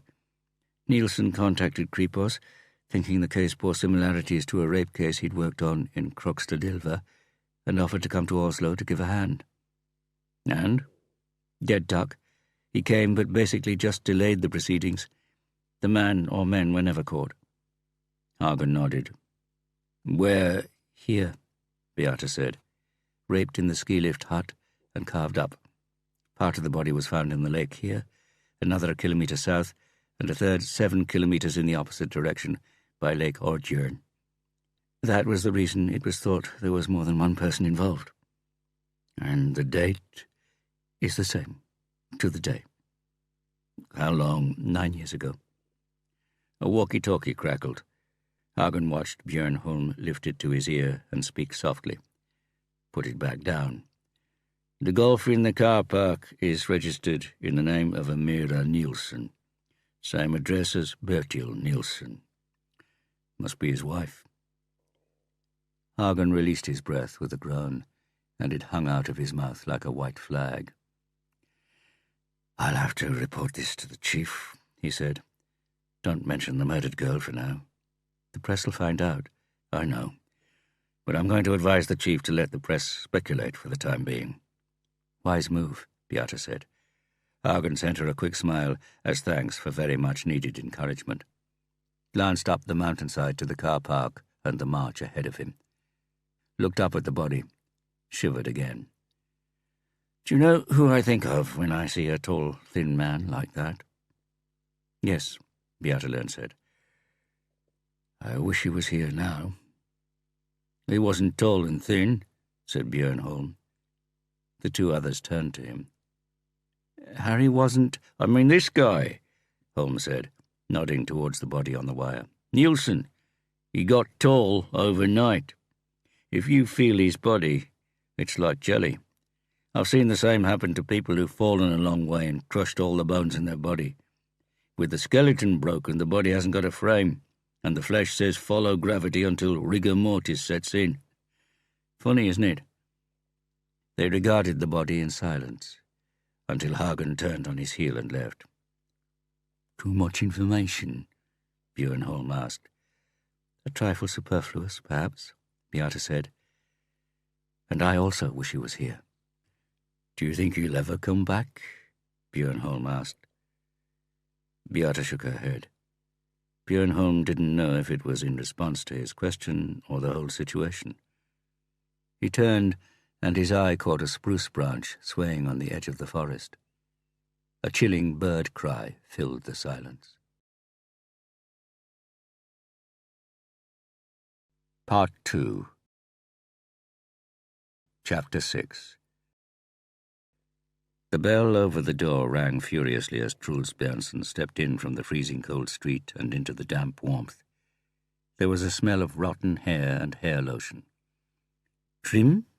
said the young man with the glistening black hairstyle Truls was fairly confident he had acquired in a different salon. 200? Truls asked, brushing snow off his shoulders. "March, the month of broken promises." He jerked his thumb over his shoulder to make sure the board outside was still accurate. Gentlemen, 200, children, 85, pensioners, 75. Truls had seen people bring their dogs in here. "Same as always, pal," the hairdresser said in a Pakistani accent, ushering him into one of the salon's 2 free chairs. In the third sat a man Truls immediately categorized as an Arab. dark terrorist eyes beneath a fringe plastered to his forehead, eyes that darted away in fear after meeting Truls' in the mirror. Perhaps the man could smell bacon or recognize the police look. In which case, perhaps he was one of those selling drugs down by Brugata. Just hash. The Arabs were cautious with harder drugs. Maybe the Koran equated speed and heroin with a pork chop. Pimp, maybe. The gold chain suggested as much. Small-time one, if so. Truls knew the faces of all the big-timers. On with the baby's bib. "He has got long, pal." Truls didn't like being called pal by packies, especially not packy poofs, and extra especially not packy poofs who would soon be touching you. But the advantage of these powder puffs was that at least they didn't rest their hips against your shoulder, tilt their heads, run a hand through your hair, look into your eyes in the mirror, and ask whether you want it like this or like that. They just got down to it. They didn't ask if you wanted your greasy hair washed. They just sprayed it with water, ignored any instructions you might have, and went for it with scissors and comb as if it were the Australian Sheep Shearing Championships. Truls looked at the front page of the newspaper lying on the shelf below the mirror. It was the same refrain. What was the so-called cop killer's motive? Most of the speculation centered on a crazy police hater or an extreme anarchist.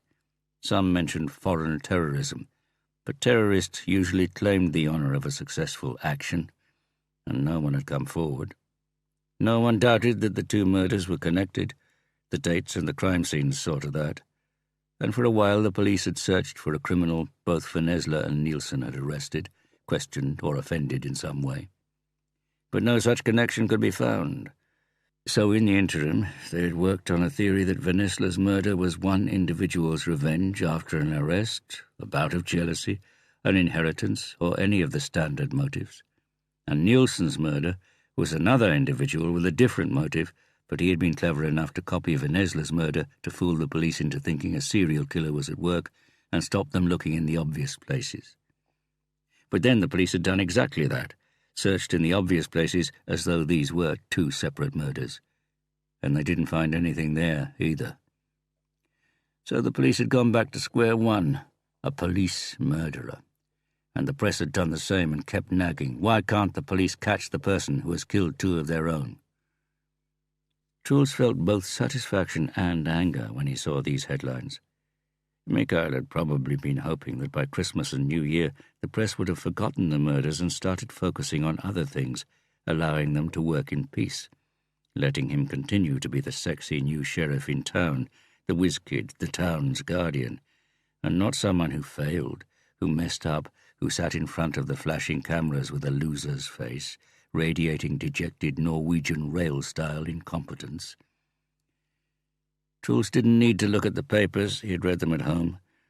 He had laughed out loud at Mikael's feeble statement about where the investigation stood. At this moment in time, it's not possible to say, and there is no information regarding... They were sentences taken directly from the chapter about handling the press in Bjørknes and Hoff Johansson's investigative methods, which had been a set text at police college, and in which it said police officers should use these generic quasi-sentences because journalists got so frustrated with no comment, and also that they should avoid adjectives. Truls had checked the photos for traces of desperation on Mikael's face, the expression he used to wear when the big boys in Manglerud reckoned it was time to shut the Ponzi upstart's gob, and Mikael needed help. Truls's help. And of course Truls stepped up, and he was the one who went home with black eyes and thick lips, not Mikael. No, his good looks were spared. For Ulla. "Don't cut off too much," Truls said. He watched his hair falling from his pale, slightly protruding forehead in the mirror. The forehead and the sturdy underbite often led people to assume he was stupid, which on occasion was an advantage. On occasion. He closed his eyes, trying to decide whether Mikael's desperate expression was there in the press conference photos, or if he saw it only because he wanted to see it. Suspension, expulsion, rejection. He was still getting his salary. Mikael had been apologetic, placed a hand on his shoulder and said it was in everyone's best interest, Truls' too, until it was decided what the consequences would be for a policeman who had received money he couldn't or wouldn't account for. Mikael had even made sure that Truls was entitled to keep some allowances, so it wasn't as if he had to go to cheap hairdressers. He had always come here, but he liked it even better now. He liked having exactly the same haircut as the Arab in the next chair. The terrorist cut. "What are you laughing at, pal?" Truls stopped abruptly when he heard his own grunted guffaws, those which had given him the sobriquet Beavis. No, Mikael had given it to him, during the school party, to the amusement of everyone else, as they discovered, holy shit, that Truls Berntsen did indeed look and sound like the MTV cartoon character. Had Ulla been there? Or was Mikael sitting with his arm round another girl? Ulla, with the gentle eyes, with the white sweater, with the slender hand she had once placed on his neck and drawn his head closer, shouted in his ear to drown the roars of the Kawasakis one Sunday in Bryn. She had only wanted to ask where Mikael was, but he could still remember the warmth of her hand. It had felt as if it would melt him, make his knees buckle under him on the bridge over the motorway, then and there in the morning sun. And with her breath in his ear and on his cheek, his senses had been working overtime. Even surrounded by the stench of petrol, exhaust, and burnt rubber from motorbikes below, he could identify her toothpaste, tell her lip gloss was strawberry flavour, and that her sweater had been washed in Milo. That Mikael had kissed her, had her, or had he been imagining it? He definitely remembered he had answered he didn't know, even though he did, even though part of him had wanted to tell her, had wanted to crush the gentleness, the purity, the innocence, the naivety in her eyes, to crush him, Mikael. But of course he hadn't. Why would he? Mikael was his best friend, his only friend. And what would he have achieved by telling her Mikael was up at Angelica's house? Ulla could get anyone she wanted, and she didn't want him, Truls. As long as she was with Mikael, he would at least have a chance to be in her presence. He'd had the opportunity, but not the motive. Not then. "That do you, pal?" Truls looked at the back of his head in the round plastic mirror the poof was holding. Terrorist cut. Suicide bomber cut. He grunted, got up, chucked a 200-kroner note on the newspaper to avoid hand-to-hand contact, went out into the March day that was still no more than a rumour that spring was on its way, glanced up at Police HQ, started walking towards the metro in Grönland. The haircut had taken 9.5 minutes. He lifted his head, walked faster. He had no deadlines, nothing to do. Oh yes, he did have something. But it didn't require much work, and he had his usual resources, time to plan, hatred, the determination to lose everything.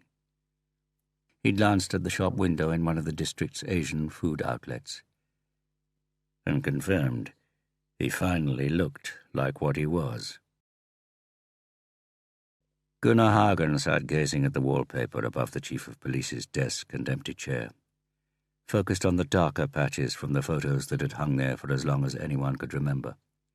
There had been pictures of former police chiefs, probably meant as sources of inspiration, but Mikael Bellman was clearly able to do without them. Without the inquisitorial stares at their successor. Hagen wanted to drum his fingers on the arm of the chair, but there weren't any arms.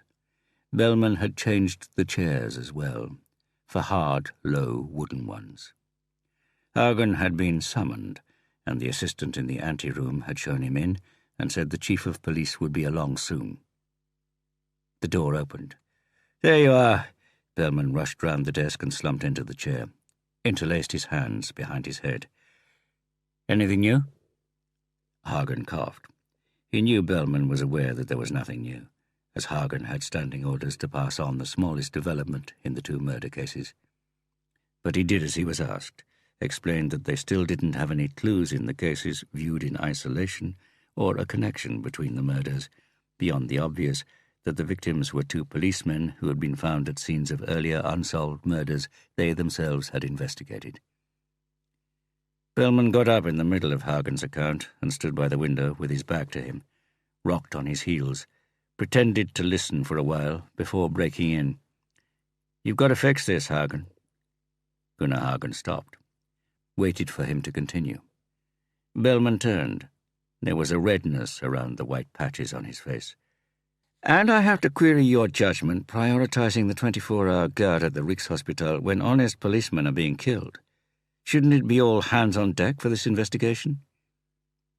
Hagen looked at Bellman in amazement. "It isn't my officers doing it. It's the city centre police station and PHS students doing their practicals.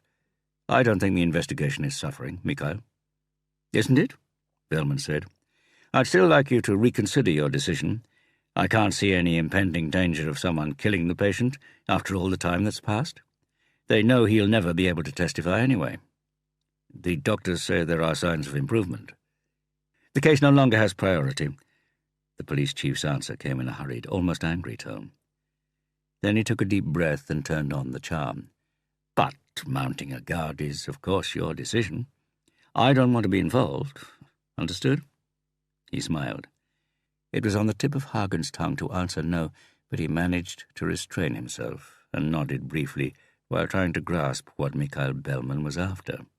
"Good," Bellman said, clapping his hands to signal the meeting was over. Hagen was about to get up, as nonplussed as when he arrived, but instead stayed seated. "We were thinking of trying a different procedure." "Oh?" "Yes," Hagen said, "dividing the investigative unit into several smaller ones." "How come?"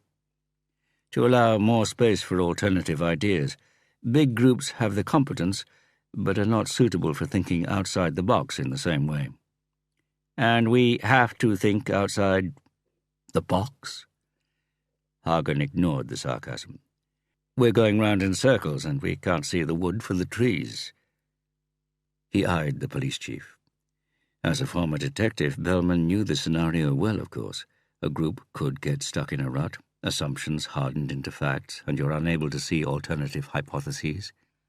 Nevertheless, Bellman shook his head. "In small groups you lose the ability to see a case through, Hagen. The responsibility is atomized. You get in each other's way and the same job is repeated. One big, well-coordinated group is always best, at least as long as it has a strong, decisive leader." Hagen felt the uneven surface of his molars as he ground his teeth, and hoped the effect of Bellman's insinuation could not be seen in his facial expression. "But when a leader starts changing tactics, it can easily be interpreted as desperation and an admission that he's failed."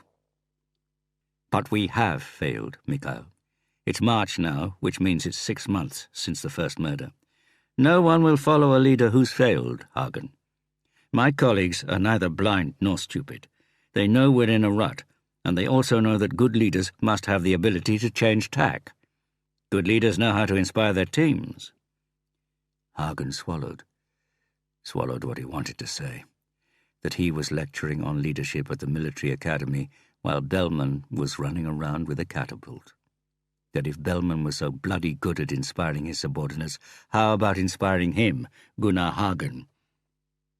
But he was too tired, too frustrated to swallow the words he knew would irritate Mikhail Bellman most. "We were successful with the independent group Harry Hula led, do you remember? The Ustauset murders would never have been solved if— I think you heard me, Hagen. I prefer to consider changes to the management of the investigation. Management is responsible for the culture among its employees, and now it seems it's not result-orientated enough. If there's nothing else, I have a meeting in a few minutes." Hagen couldn't believe his ears. He staggered to his feet as though the blood in his legs hadn't circulated during the short time he had been sitting on the low, narrow chair. Stumbled towards the door. "By the way," Bellman said behind him, and Hagen heard him stifle a yawn, "anything new in the Gustav Hansen case?"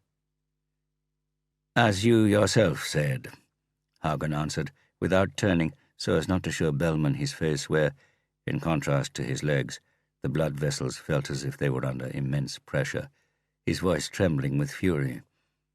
"The case no longer has priority." Mikael Bellman waited until the door closed, and he heard Hagen say goodbye to the secretary in the anteroom. Then he slumped into the high-backed leather chair and crumpled. He hadn't summoned Hagen to question him about the police murders, and he had a suspicion Hagen realized that. The telephone call he had received from Isabel Skøyen an hour ago had been the cause. She, of course, had rabbited on about how these unsolved murders were making them both look incompetent and impotent, and how, unlike him, she was dependent on the electorate's approval. He had been interspersing the monologue with ums and ohs, waiting for her to finish so that he could put the phone down when she dropped the bombshell. "He's coming out of the coma." Bellman sat with his elbows on the table, his head in his hands, staring down at the desk's shiny varnish in which he could see the blurred contours of himself. Women thought he was good-looking. Isabel had told him straight out that was why she had chosen him. She liked attractive men. That was why she'd had sex with Gusto, the Elvis look-alike. People often misunderstood when men were good-looking. Mikael thought of the Kripos officer, the one who had tried it on with him, who had wanted to kiss him. He thought of Isabel and Gusto. Imagined them together. The three of them together. He got up from the chair abruptly, went back to the window. Everything had been set in motion. She had used the expression, set in motion. All he had to do was wait. It should have made him feel calmer, better disposed to the world around him. So why had he plunged the knife into Hagen and turned it? To watch him wriggle? Just to see another tormented face, as tormented as the one reflected in the desk? But soon it would be over. Everything was in her hands now, and when what had to be done was done, they could carry on as before. They could forget Asaev, Gusto, and definitely the man no one could stop talking about, Harry Hula. Sooner or later, it would all be forgotten, even these police murders, in time. Mikael Bellman wanted to test if that was what he wanted, but decided against it. He knew it was what he wanted. Chapter 7. Ståle Aune inhaled. This was one of the crossroads in the therapy where he would have to take a decision. He decided. There may be something unresolved about your sexuality. The patient eyed him. Tight-lipped smile, narrow eyes. The slender hands with the almost abnormally long fingers rose, appeared to be about to straighten the knot of his tie above the pinstriped jacket, but didn't. Ståle had noticed this movement a few times before, and it reminded him of patients who have succeeded in breaking a specific compulsive habit, but who can't shake the initial gesture, the hand poised to do something, an uncompleted action, an involuntary though definitely interpretable action, like a scar, a limp, an echo, a reminder that nothing disappears in its entirety. Everything leaves a trace in some way, somewhere. Like childhood, people you have known, something you ate and couldn't tolerate, a passion you had, cellular memory. The patient's hand fell back into his lap. He cleared his throat, and his voice sounded tight and metallic. What the hell do you mean? Are we starting on that Freud shit now? Ståle looked at the man. He had caught a glimpse of a TV crime series recently in which the police interpreted people's emotional lives. The body language was fine, but it was their voices that gave them away. The muscles in the vocal cords and throat are so finely tuned that they can create sound waves in the form of identifiable words. When Ståle had lectured at PHS, he had always emphasized to students what a miracle this was in itself. And he had said there was an even more sensitive instrument, the human ear, which could not only decode the sound waves as vowels and consonants, but also expose the speaker's body temperature, level of tension, and feelings. In interviews, It was more important to listen than to watch. A tiny rise in key, or an almost imperceptible quiver, was a more significant signal than crossed arms, clenched fists, the size of the pupils, and all the factors on which the new wave of psychologists conferred such importance, but which in Stoller's experience more often confused and misled a detective. It was true this patient swore in front of him, but it was still primarily the pattern of pressure on Stoller's eardrums that told him this patient was on his guard and angry. Normally, that wouldn't worry the experienced psychologist. On the contrary, strong emotions often meant a breakthrough was imminent. But the problem with this patient was that things came in the wrong sequence. Even after several months of regular sessions, Stoller hadn't made contact. There was no closeness, no trust. In fact, it had been so unproductive that Stoller had considered recommending they broke off the treatment and perhaps referring the patient to a colleague. Anger in an otherwise secure atmosphere was good, but in this case it could mean the patient was closing himself off further, digging an even deeper trench. Stoller sighed. He had obviously made the wrong decision, but it was too late, and he decided to plough on. "Paul," he said. The carefully plucked eyebrows and the two small scars under the chin, suggesting a facelift, had allowed Stoller to categorize him within 10 minutes of the first therapy session. Repressed homosexuality is very normal, even in our apparently tolerant society. Auna followed the patient closely to detect a reaction. "I'm often consulted by the police, and one officer told me he was open about his homosexuality in his private life, but he couldn't be open in his job because he would be frozen out. I asked if he was really so sure of that. Oppression often turns out to be the expectations we impose on ourselves and the expectations we interpret those around us as having, especially those closest, friends and colleagues." He stopped. There was no widening of the patient's pupils, no colouring of the complexion, no resistance to eye contact, no evasive body language. On the contrary, a little contemptuous smile had appeared on his thin lips. But to his surprise, Stoller Auna noticed that the temperature in his own cheeks had risen. My God, how he hated this patient, how he hated this job. "And the policeman?" Paul said. "Did he follow your advice?" "Our time's up," Stoller said, without checking the clock. "I'm curious, Auna, and I've taken an oath of confidentiality. So let's call him X, then, and I can see from your face that you didn't like the question." Paul smiled. "He followed your advice, and there was an unhappy outcome, wasn't there?" Auna sighed. X went too far, misunderstood a situation and tried to kiss a colleague in the toilets, and was frozen out. The point is that it might have gone well. Would you at least give the matter some thought for next time? But I'm not a homo. Paul raised a hand towards his throat, then lowered it again. Stoller Auna nodded briefly. Same time next week? I don't know. I'm not getting better, am I? It's going slowly, but we're making progress, Stoller said. The answer came as automatically as the patient's hand moving towards his tie. Yes, you've said that a few times, Paul said. But I have a feeling I'm paying for nothing. And that you're just as useless as those detectives who can't even nail a bloody serial killer and rapist. Stoller registered with some astonishment that the patient's voice had gone lower, quieter. His voice and body language communicated something quite different from what he actually said. Stoller's brain had, as if on autopilot, begun to analyze why the patient had used precisely this example. But the answer was so obvious he didn't need to delve very deep.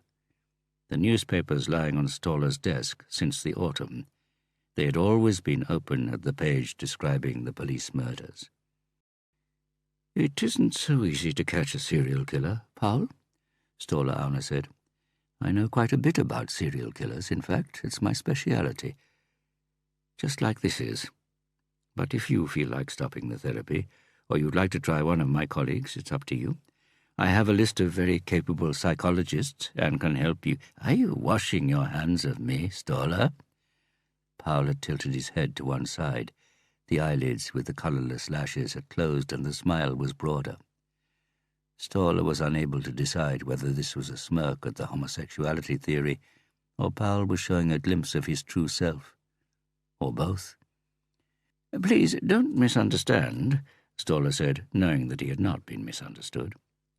He wanted to get rid of him, but professional therapists didn't kick out tricky patients. They just gritted their teeth harder, didn't they? He adjusted his bow tie. I'd like to treat you, but it's important that we trust each other. And right now it doesn't seem I'm just having a bad day, Stoller. Powell splayed his hands in defense. Sorry. I know you're good. You worked on the serial murders at Crime Squad, didn't you?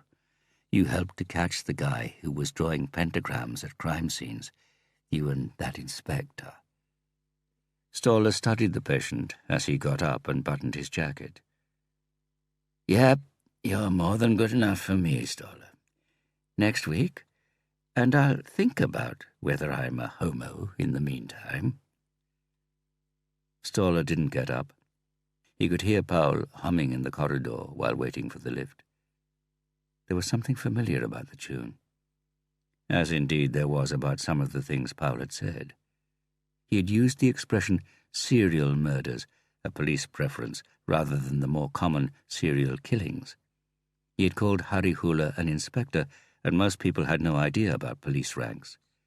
Generally, they remembered the gory details from the newspaper reports, not insignificant details such as a pentagram carved into a beam beside the body.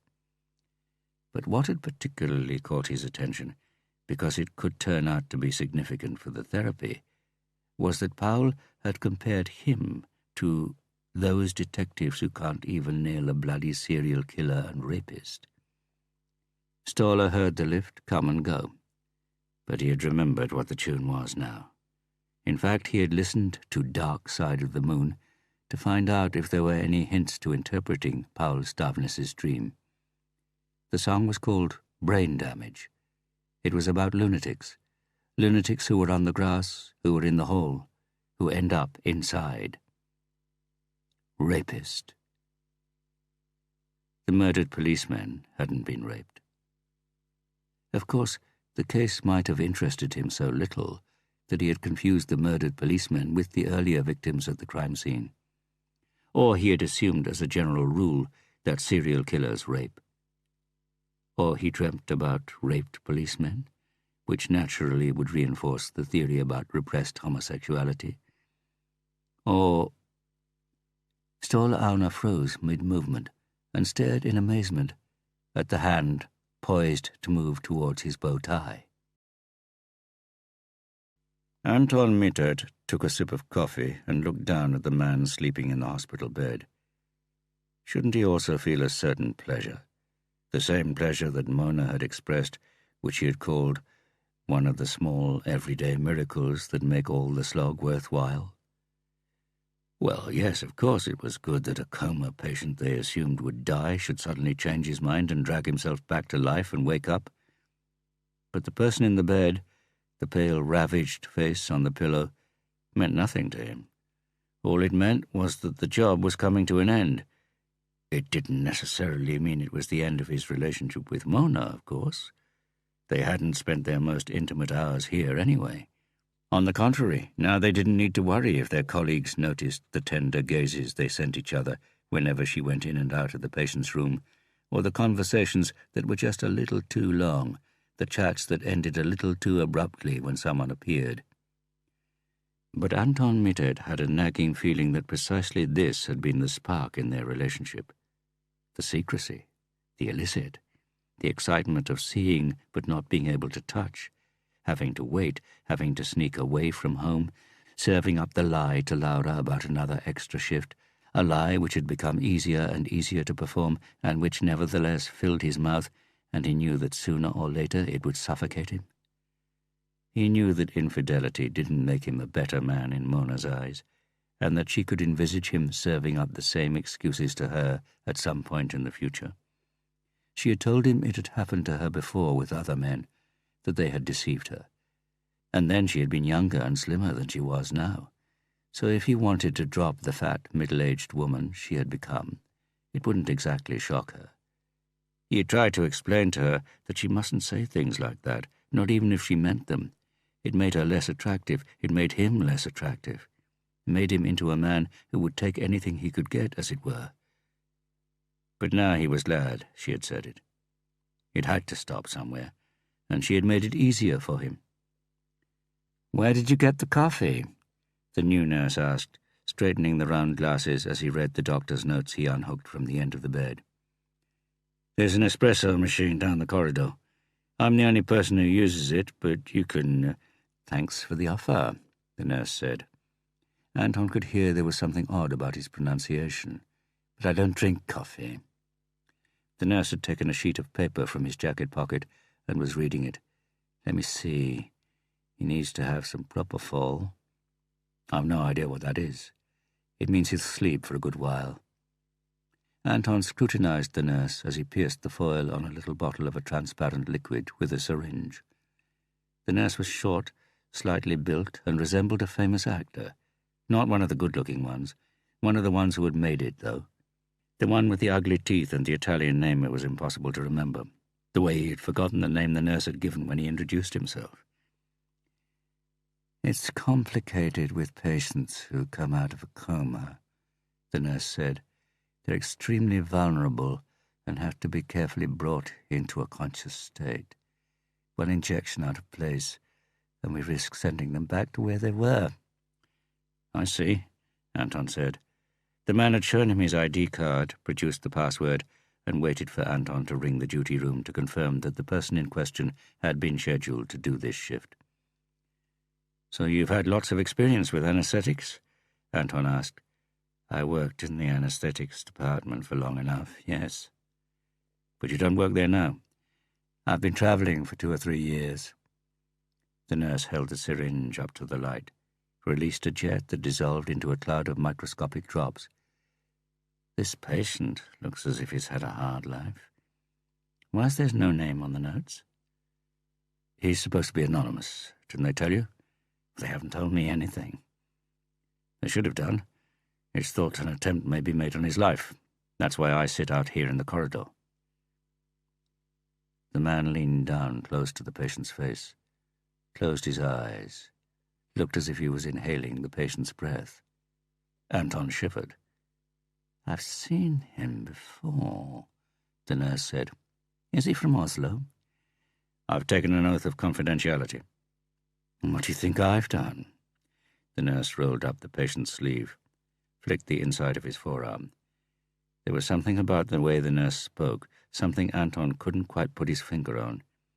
He shivered again as the syringe slid into the skin, and in the total silence he thought he could hear a rasp, the friction of the needle against flesh, the flow of the liquid being squeezed through the syringe as the plunger was pressed. "He lived in Oslo for several years before moving abroad," Anton said with a swallow. "But then he returned. Rumors say it was because of a boy. He was a junkie." "That's a sad story." "Yes, but it looks as if it will have a happy ending." "That's a bit too early to say," the nurse said, pulling out the needle. "Lots of coma patients have sudden relapses." Anton could hear it now, hear what it was about the way he spoke. It was barely audible, but they were there, the S's. He lisped. After they had left the room and the nurse had gone down the corridor, Anton went back into the patient. He studied the heart monitor, listened to the rhythmical beeps, like a submarine sonar signals from the depths of the ocean. He didn't know what made him do it, but he did as the nurse had done, leaned over the man's face, closed his eyes, and felt the breath on his cheek. Altman. Anton had taken a close look at his name tag before he left. The nurse's name was Sigurd Altman. He had a gut feeling, that was all. but he had already decided that he would check him out the following day. He didn't want this to turn out like Dramen. He wasn't going to make any mistakes this time.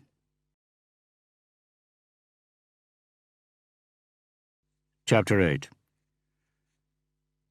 Katrina Bratt sat with her feet on the desk and a telephone pressed between her shoulder and ear. Gunnar Hagen was on another call. Her fingers ran across the keyboard in front of her. She knew that behind her, outside the window, Bergen was bathed in sunshine, that the wet streets were glistening from the rain that had been falling all morning until 10 minutes ago, and that with the Bergen law of averages, it would soon start to drizzle again. But right now, there was a glimpse of sun, and Katrina Bratt hoped Gunnar Hagen would finish on the other line so that he could resume the conversation he was having with her. She only wanted to hand over the information she had and get out of Bergen police station, into the fresh Atlantic ozone that tasted so much better than the air her former boss was inhaling at that moment in his office in the east of the capital, before he released it again in the form of an indignant shout. "What do you mean we can't talk to him yet?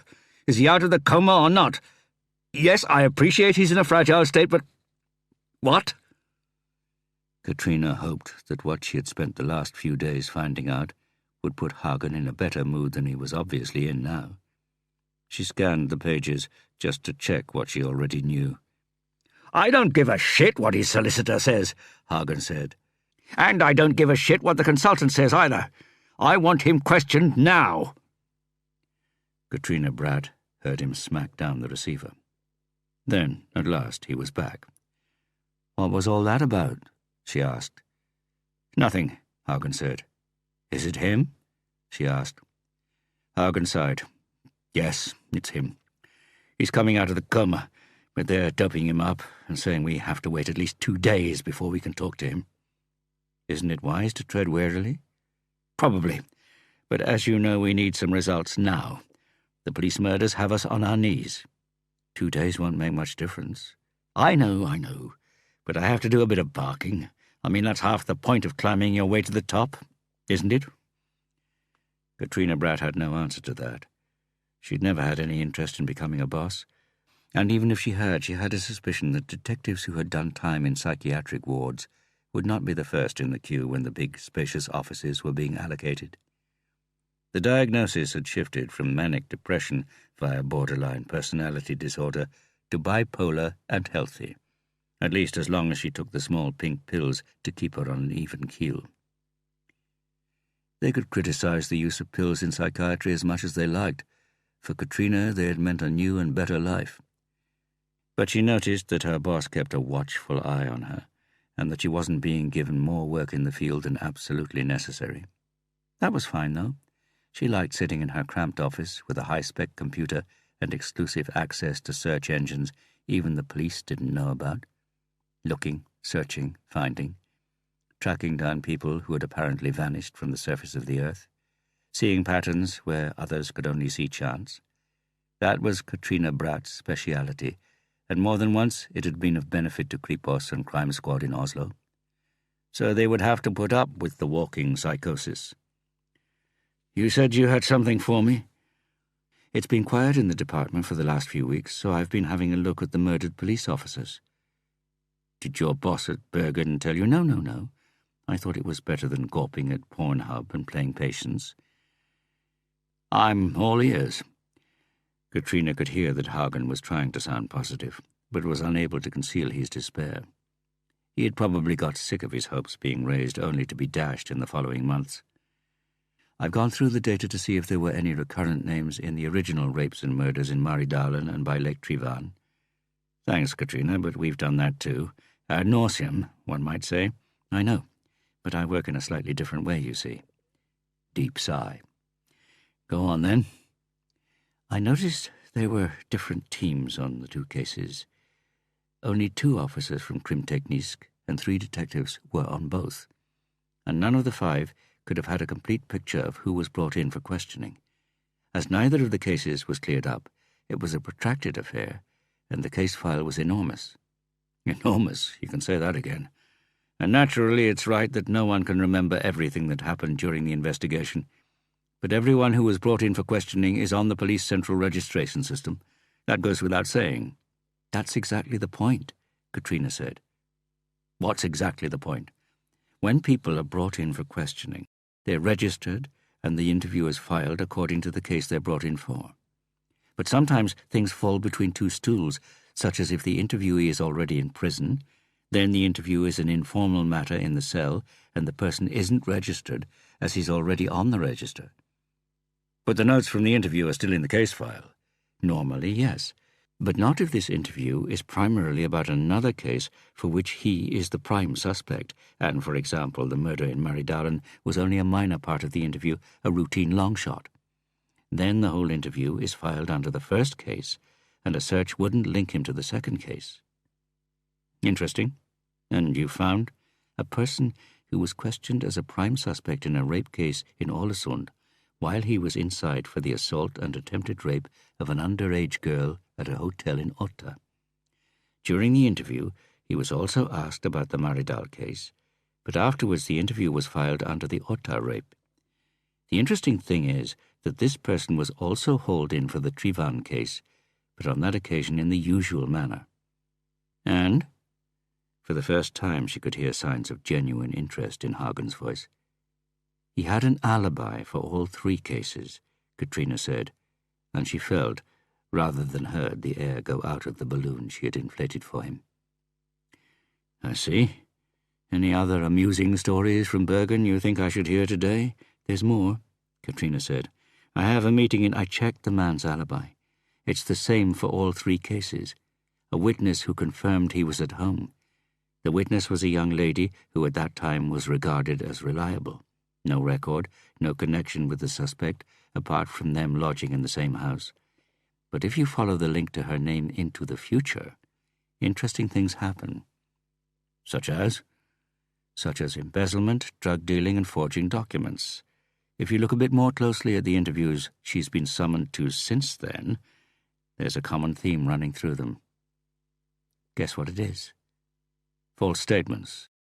Unfortunately, we're not in the habit of looking at old cases in a new light, at least not cases that are as old and complex as the Maridalen and Trivan ones." "Well, what's the woman's name, for goodness sake?" The interest was back in his voice. "Irja Jakobsen. Have you got an address for her?" "Yes.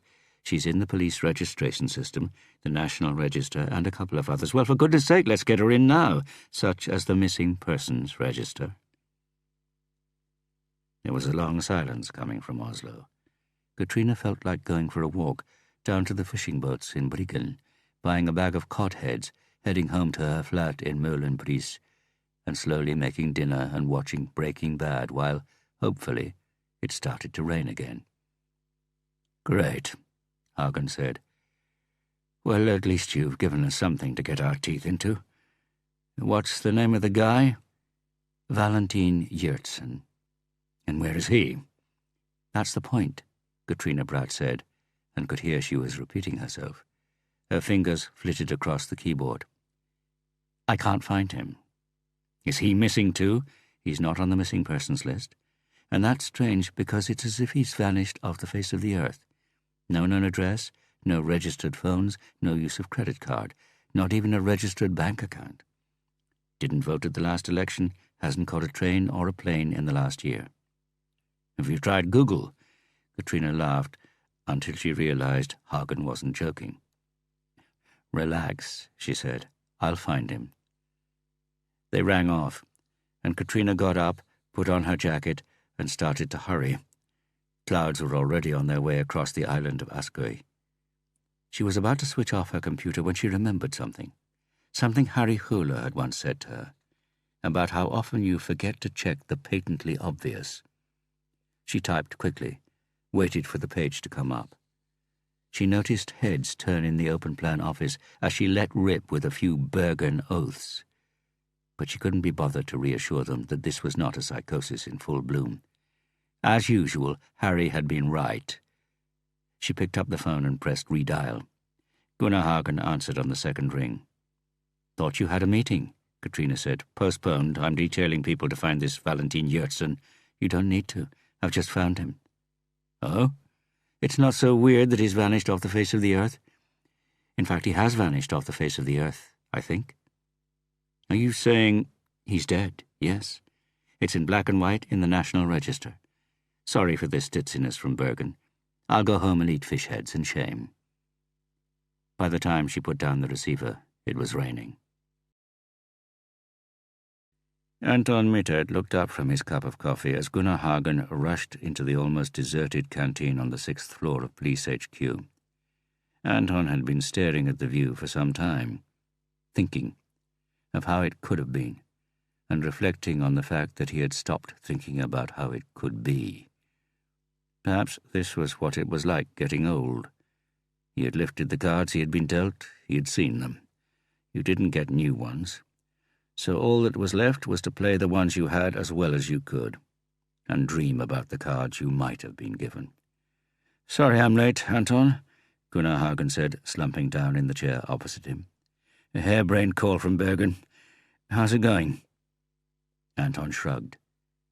"Don't stop working. I watch the young'uns passing me on the way up. I try to give them some advice, but they don't see any reason to listen to a middle-aged man who hasn't made it.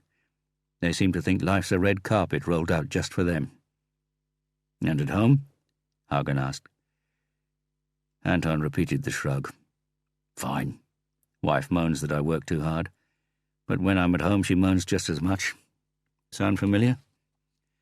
Hagen made a non-committal sound that could have meant whatever the listener wanted it to mean. "Do you remember your wedding day?" "Yes," Hagen said, casting a discreet glance at the clock, not because he didn't know what the time was, but to give Anton a hint. "The worst thing is that you really mean it when you're standing up there saying yes for all eternity." Anton gave a hollow laugh and shook his head. "Was there something specific you wanted to talk to me about?" Hagen asked. "Yes."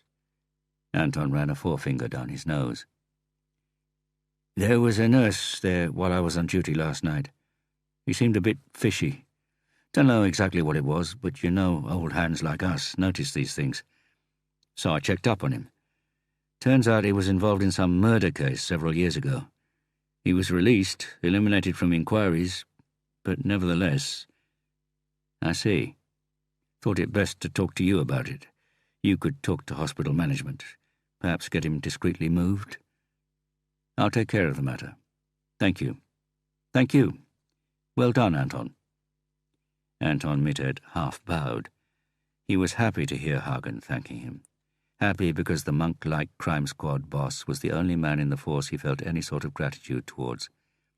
It had been Hagen who had saved Anton's skin after the case. He had rung the police commissioner in Drammen and said they were being too hard on Anton, and that if they didn't need his experience in Drammen, they did at Police HQ in Oslo.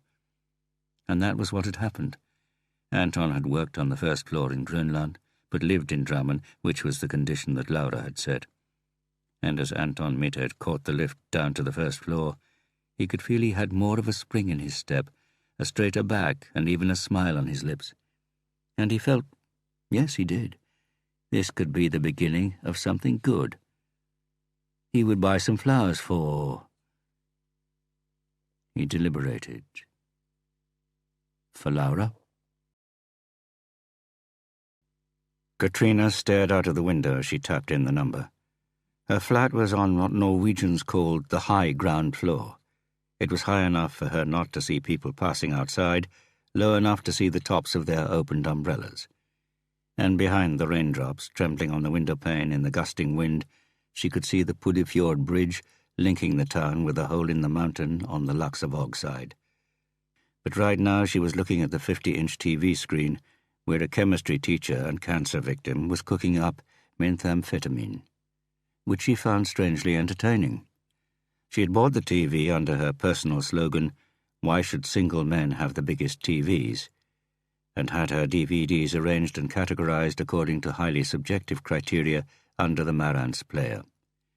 The first and second places, furthest to the left on the classics shelf, were taken by Sunset Boulevard and Singing in the Rain, while more recent films on the shelf beneath had a surprising new leader, Toy Story 3. Shelf number 3 was devoted to the CDs that for sentimental reasons she hadn't given to the Salvation Army, even though she had copied them onto her hard drive. She had narrow taste in music, exclusively glam rock and progressive pop, preferably British, and often of the androgynous variety. David Bowie, Sparks, Mott the Hoople, Steve Harley, Mark Bolan, Small Faces, Roxy Music, with Suede as a contemporary bookend. The chemistry teacher was having one of the recurrent arguing with the wife scenes. Katrina put the DVD player on fast-forward while ringing Beata. "Learn?" The voice was high-pitched, girlish almost, and the response revealed no more than was necessary. In Norway, didn't answering with the surname imply there was a bigger family, that you had to specify which Learn you wanted? However, in this case, Learn was just Beata Learn, the widow, and her son. "Katrina here?" "Katrina, it's been a long time. What are you doing?" "Watching TV. And you?" "Being beaten at Monopoly by this young man. Comfort eating. Pizza." Katrina racked her brain. How old was her son now? Old enough to beat his mum at Monopoly, anyway. Another reminder how terrifyingly fast time went. Katrina was about to add she was comfort eating as well. Codheads. But remembered it had become a cliché among women, a kind of ironic, quasi-depressed phrase single girls were expected to use rather than telling it like it was, that she didn't think she could live without total freedom. Over the years, she had sometimes thought she should contact Beata just for a chat the way she used to do with Harry. She and Beata were both unattached police officers in their 30s. They had grown up with policemen as fathers. They were of above-average intelligence, realists without illusions, or even the desire for a prince on a white charger. Well, maybe the horse, if it would take them where they wanted to go. They could have had so much to talk about. But she had never got round to ringing. Unless it was about work, of course. They were similar in that respect as well. "I'm ringing about one Valentin Yertsen," Katrina said. "Deceased sex offender. Do you know anything about him?" "Hang on," Beata said. Katrina could hear a flurry of fingers on a keyboard and noted another thing they had in common. They were always online. "Ah, him," Beata said. "I've seen him a few times." Katrina realized that Beata had his picture on the screen. They said that Beata Learn's fusiform gyrus, the part of the brain that recognizes faces, contained all the people she had ever met. In her case, the line, "I never forget a face," was quite literally true. It was said she had been examined by brain researchers as she was one of the 30-odd people in the world who were known to have this ability. He was questioned about the Trivan and Maridalen cases, Katrina said. "Yes, I can recall that vaguely," Beata said, "but I seem to remember he had alibis for both. One of the people in the house where he lived swore he'd been at home on the nights in question. What I'm wondering is if you took his DNA. I can't imagine we would do that if he had an alibi. In those days, analyzing DNA was a complicated and expensive process. At most, it would have been done for prime suspects, and only then if he had nothing else. I know, but once you got your own DNA testing department at the Institute, you started checking the DNA on cold cases, didn't you?" "Yes, we did. But in fact, there were no biological traces at Maridalen or Trivan. And if I'm not mistaken, Valentin Yertsen received his punishment with interest." "Oh? Yes, he was killed. I knew he was dead, but yes, indeed. While serving his sentence at Ila, he was found in his cell, beaten to a pulp. Inmates don't like people who've molested small girls. The guilty party was never caught. Not certain anyone tried hard to find out who it was anyway." Silence. "Sorry I couldn't help," Beata said. "And he's got me playing Try Your Luck now, so—" "Let's hope it turns," Katrina said. "What?" "Your luck." "Exactly. Just one last thing," Katrina said. "I'd like to have a chat with Irja Jakobsen, the woman who gave Valentin his alibi. She's down as a missing person, but I've been doing some research." "Oh, yes?" "No changes of address, tax payments, social security payments, or credit card purchases. No trips or mobile phone calls. If there's so little activity, a person generally falls into one of two categories. The most common is they're dead. But then I found something. Lotto. She'd registered for a flutter. 20 kroner. She played lotto. Maybe she was hoping her luck would turn. Anyway, it means she belongs to the second category. Which is? Those actively trying not to be found. And now you want me to help you find her. I've got her last known address in Oslo and the address of the kiosk where she filled in the numbers. And I know she was on drugs. Okay, Beata said. I'll check with our undercover guys. Thanks. Okay.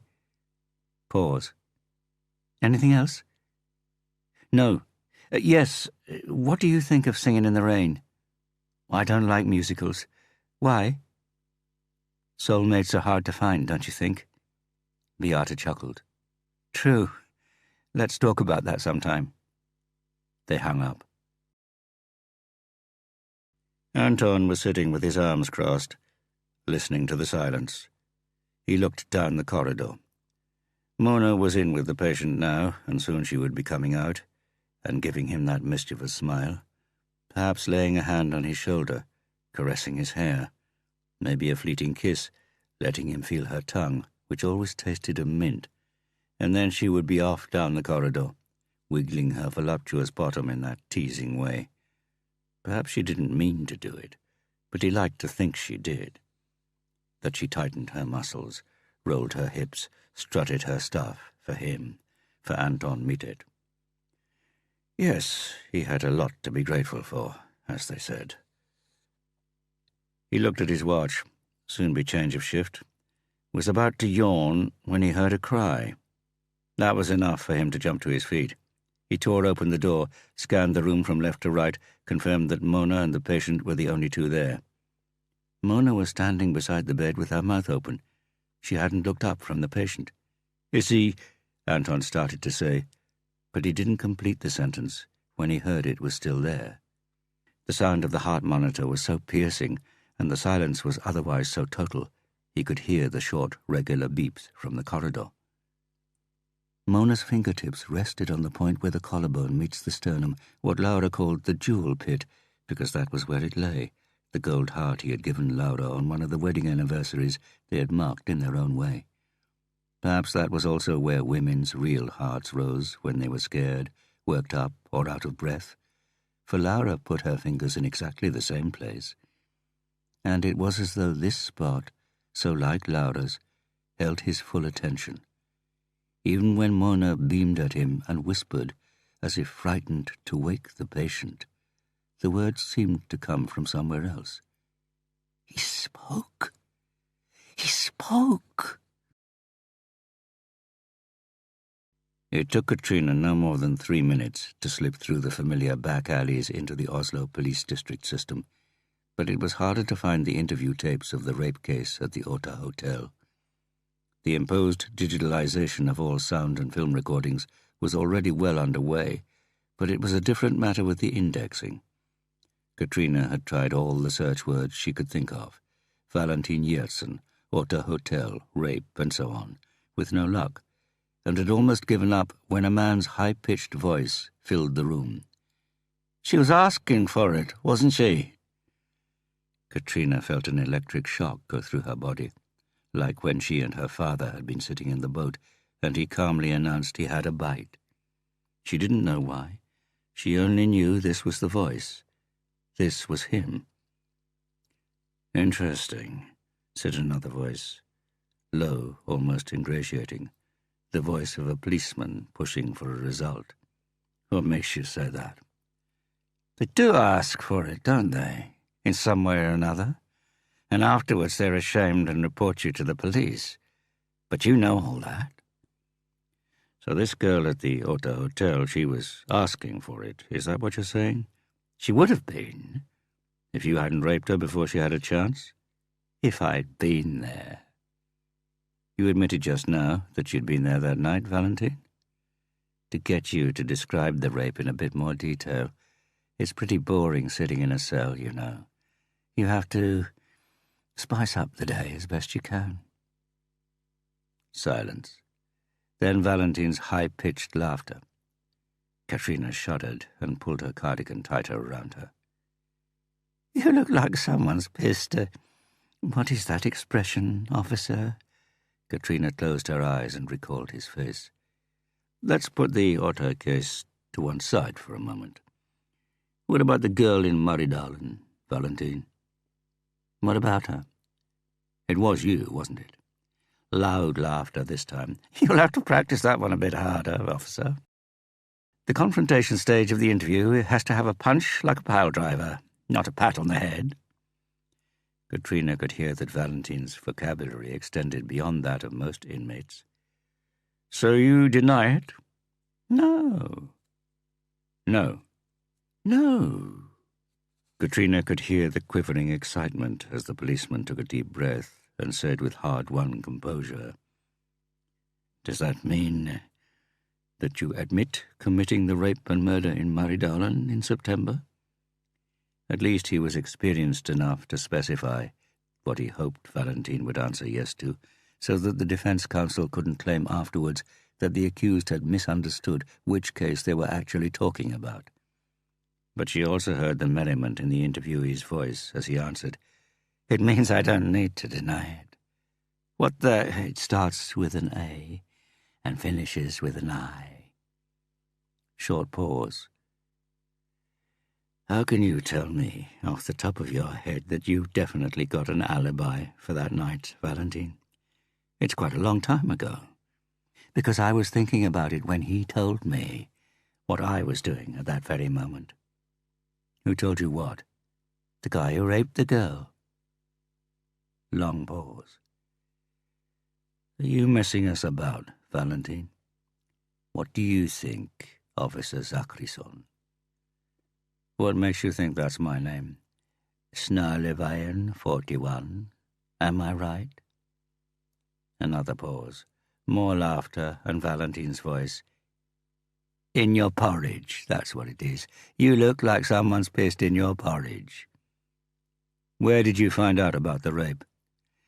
"This is a prison for pervs, officer. What do you think we talk about? Thank you for sharing that with me, as we say. He didn't think he was giving that much away, but I read the papers, and I remember the case well." "So who was it, Valentine?" "So when will it be, Zachrisson?" "When?" "When can I count on being let out if I grass?" Katrina felt an urge to fast forward past the repeated pauses. "I'll be back in a while." A chair scraped. A door was closed gently. Katrina waited. She heard the man inhaling and exhaling, and felt something strange. She was having difficulty breathing. It was as if his breathing in the speakers was sucking the life out of her sitting room. The policeman could hardly have been away for more than a couple of minutes, but it felt like half an hour. "Okay," he said with a scrape of the chair again. "That was quick. And my sentence will be commuted as well?" "You know we're not responsible for sentencing, Valentine, but we'll talk to a judge, all right? So who's your alibi and who raped the girl?" "I was at home all night. I was with my landlady, and unless she's suffering from Alzheimer's, she'll confirm that." "How come you can remember just like that?" "I have a thing about noting dates of rapes. If you don't find the lucky man at once, I know that sooner or later you'll come asking me where I was." "I see. And now for the $64,000 question. Who did it?" The answer was articulated slowly and with overly precise diction. "Judas Johansson. An old acquaintance of the police, as they say." "Judas Johansson? You work in Vice and you don't recognize the name of a notorious rapist, Zachrisson?" The sound of shuffling feet. "What makes you think I don't recognize the name?" "Your expression is as blank as outer space, Zachrisson.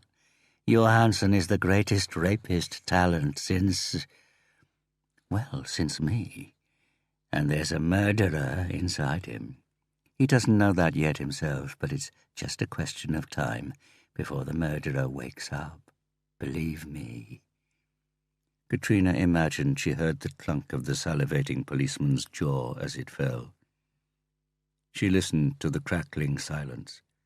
She thought she could hear the officer's pulse racing, the sweat springing from his brow as he tried to rein in the excitement and the nerves, now that he knew he was close to the moment, the great breakthrough, the feather in the detective's cap.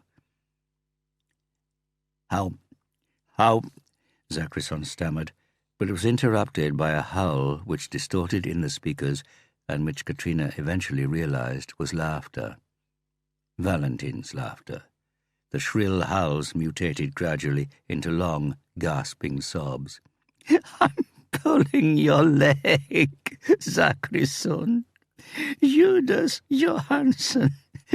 He's a homo. He's in the cell next to me." "What? Do you want to hear a story that's much more interesting than the one you came up with? Judas fucked a young lad, and they were caught red-handed, so to speak, by the mother.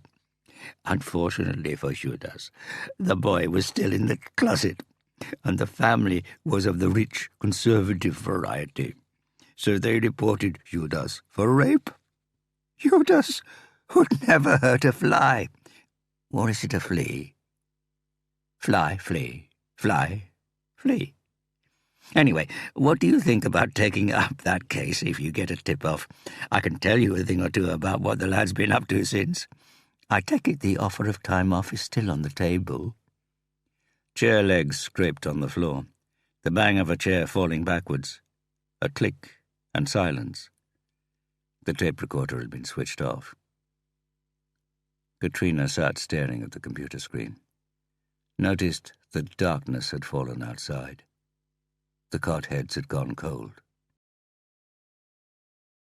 Yes, Anton Mitted said. "He spoke."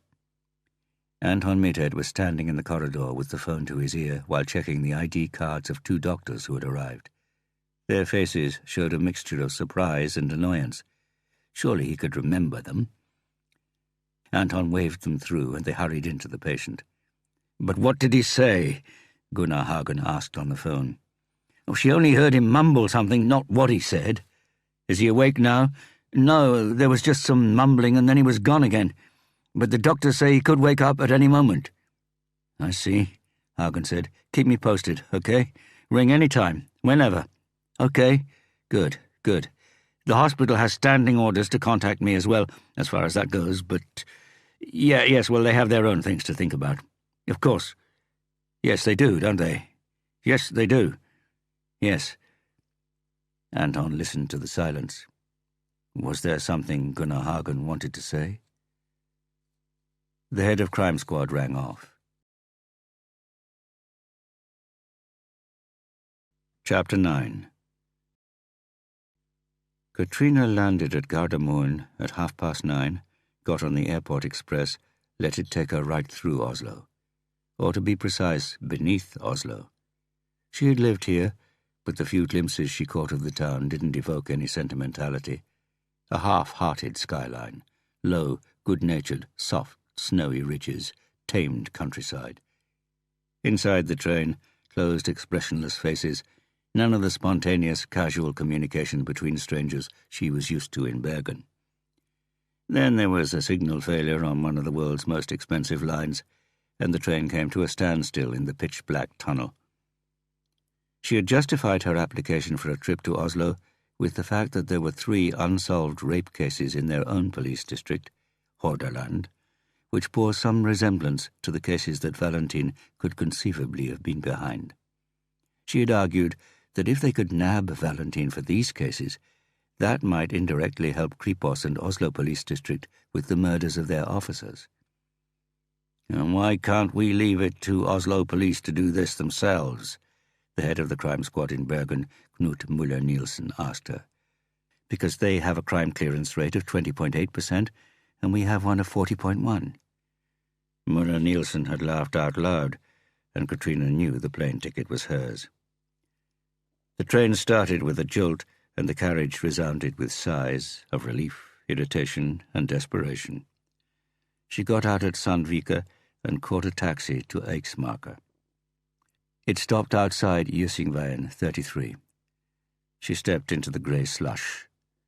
Apart from the high fence around the red brick building, there was little about Ila prison and detention centre to betray the fact that it housed some of the country's worst killers, drug profiteers, and sex offenders, among others. The prison statutes said it was a national institution for male prisoners who needed special help. Help so that they wouldn't escape. Help so that they wouldn't mutilate others.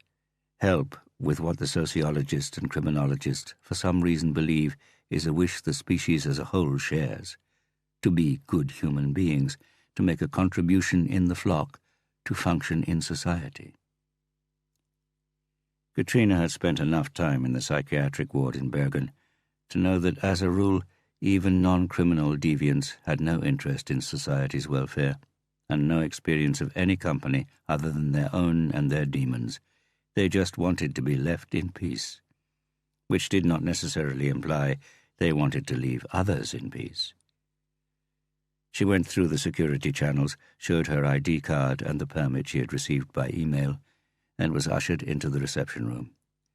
A prison officer waiting for her stood with legs apart, arms crossed and keys rattling. More swagger and feigned assurance, because the visitor was police, the Brahmin caste in Law and Order, who received special treatment from prison officers, security guards, and even parking wardens. Katrina behaved as she always did in such cases. She was politer and friendlier than her true nature craved. "Welcome to the sewer," the prison warder said, a phrase Katrina was fairly sure he didn't use with his standard clientele, but which he had prepared carefully in advance, one that signalled the right mixture of black humour and realistic cynicism towards his job. But the image was in a sense not inappropriate, Katrina thought, as they walked through the prison corridors. Or perhaps they ought to be called the bowels of the system, the place where the law's digestive tracts broke down individuals found guilty into a stinking brown mass, which at some point would have to be released. All the doors were closed, the corridors empty. "Perv's unit," the warder said, unlocking an iron door at the end of the corridor. "So they have their own unit?" "Yes.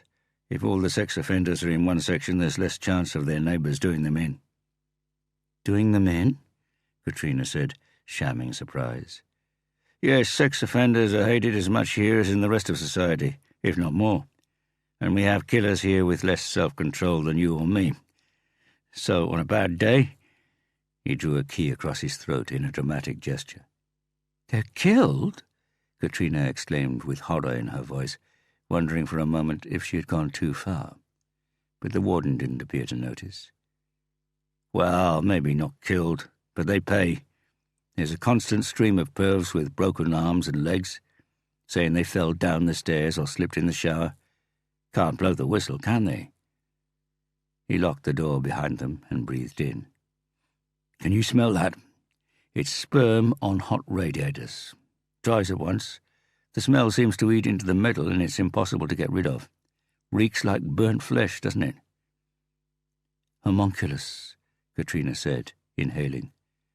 All she could smell was fresh paint on the walls. "Eh?" "In the 1600s, people believed sperm contained tiny people, homunculi," she said. Seeing the officer's glower, she guessed that had been a blunder. She should have pretended to be shocked.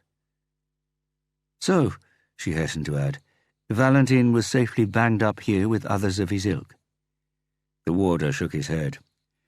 "Someone started a rumour that he'd raped the girls in Maridalen and Trivan, and it's different for inmates who've molested underage kids. Even a notorious rapist hates a child fucker." Katrina recoiled, and this time it wasn't put on. It was mainly because of the casual way in which he pronounced the word. "So Valentin got a going over?" "You could certainly say that." "And this rumour, any idea who started it?" "Yes," the warder said, unlocking the next door. "You did." "We did? The police?" A policeman came here purporting to question Cons about the two cases, but I was told he leaked more info than he got. Katrina nodded. She'd heard about it, cases where the police were certain that an inmate was guilty of child abuse, but they couldn't prove it, and so they made sure he got his punishment in other ways. You just had to inform the right prisoner, the one with the most power, or the least control. And you accepted that? The warder shrugged. What can we prison guards do? And added in a lower voice, and perhaps in this particular case, we weren't so averse. They passed a recreation room. What do you mean? Valentin Yertsin was a sick bastard, evil through and through, the sort of person you wonder what our Lord put him on this earth for. We had a female officer here, Oh, hello. There you are.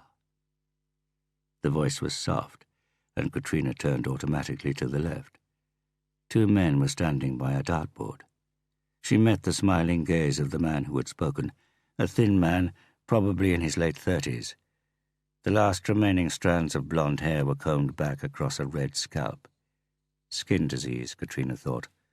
Or maybe there was a solarium here since they needed special help. Thought you'd never get here.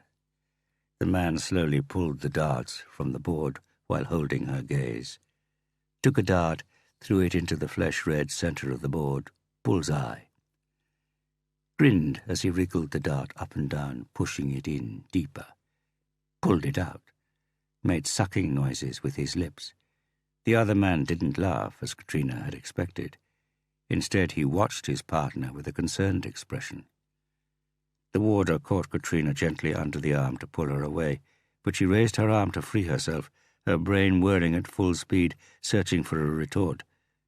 It rejected the obvious one about darts and organ size. Less Sillet bang in your hair gel, maybe? She strolled on, but was aware that if she hadn't hit bullseye, she had been close. A red tinge spread across the man's face.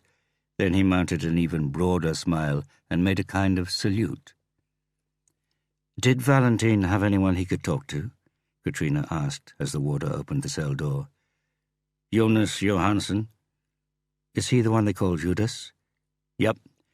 Did time for raping a man. Not many of them around. Where is he now? He opted. How? We don't know. You don't know? Listen, there are a lot of bad people here, but we're not a high-security unit. In this unit, we have people with reduced sentences. There were lots of mitigating circumstances about Judas's verdict, and Valentin was only in for attempted rape. Serial offenders are kept elsewhere, so we don't waste resources guarding the ones we've got. We have a roll call every morning, and on the odd occasion there's someone missing, everyone has to go back to their cells so that we can find out who it is. But if the number tallies, things rumble along in the usual groove. So that was how we found out that Johansson was gone, and we reported it to the police. I didn't think much about it until afterwards, when our hands were full with the other case. You mean... Yes, the murder of Valentin. So Judas wasn't here when that happened? Right. Who could have killed him, do you think? I don't know. Katrina nodded. The answer was a bit too pat, a bit too quick. I promise this won't go any further. I'm asking you, who do you think killed Valentin? The warder sucked his teeth, scrutinizing Katrina carefully, as though checking whether he had missed anything on first inspection. There were lots of people here who hated and feared Valentin. Some might have realized it was him or then. He had a thirst for revenge. The man who killed him definitely had some thirst in him, too. Valentin was... what shall I say? Katrina watched the officer's Adam's apple go up and down above his collar. The body was smashed to jelly. I've never seen anything like it. Hit with the blunt instrument, perhaps? I don't know anything about that, but he was definitely beaten until he was unrecognizable. The face was mincemeat. Had it not been for the terrible tattoo on his chest, I don't know that we would have been able to identify him. I'm not overly sensitive, but I had hellish nightmares about it afterwards. What sort of tattoo was it? What sort? Yes, what... Katrina noticed she was slipping out of the friendly police officer role and pulled herself together so as not to reveal her irritation. What was the tattoo of? Well, who knows? There was a face, gruesome, sort of drawn out at the sides, as if it was stuck and was struggling to break away. Katrina nodded slowly. Couldn't get away from the body it was trapped in? Yes, that's it, yes. Do you know... No, Katrina said. But I know the feeling, she thought. And you didn't ever find this Judas again? You didn't ever find Judas again? No. Why didn't we, do you think? The warder shrugged. How would I know? I do know, however, that Judas isn't top priority for you. As I said, there were mitigating circumstances, and the risk of any repetition was minimal. He would soon have done his time, but the idiot must have got the fever. Katrina nodded. Demob fever. The date approaches, the prisoner starts thinking about freedom, and suddenly being locked up for another day is intolerable. Is there anyone else here who can tell me about Valentine? The warder shook his head. Apart from Judas, no one wanted anything to do with him. Shit, he intimidated people. Something seemed to happen to the air when he came into a room. Katrina stood asking more questions until she realized she was trying to justify the time and her plane ticket. You started to tell me about what Valentine had done, she said. Did I? He said quickly, looking at his watch. Oops, I've got to... On the way back through the recreation room, Katrina saw only the thin man with the red scalp.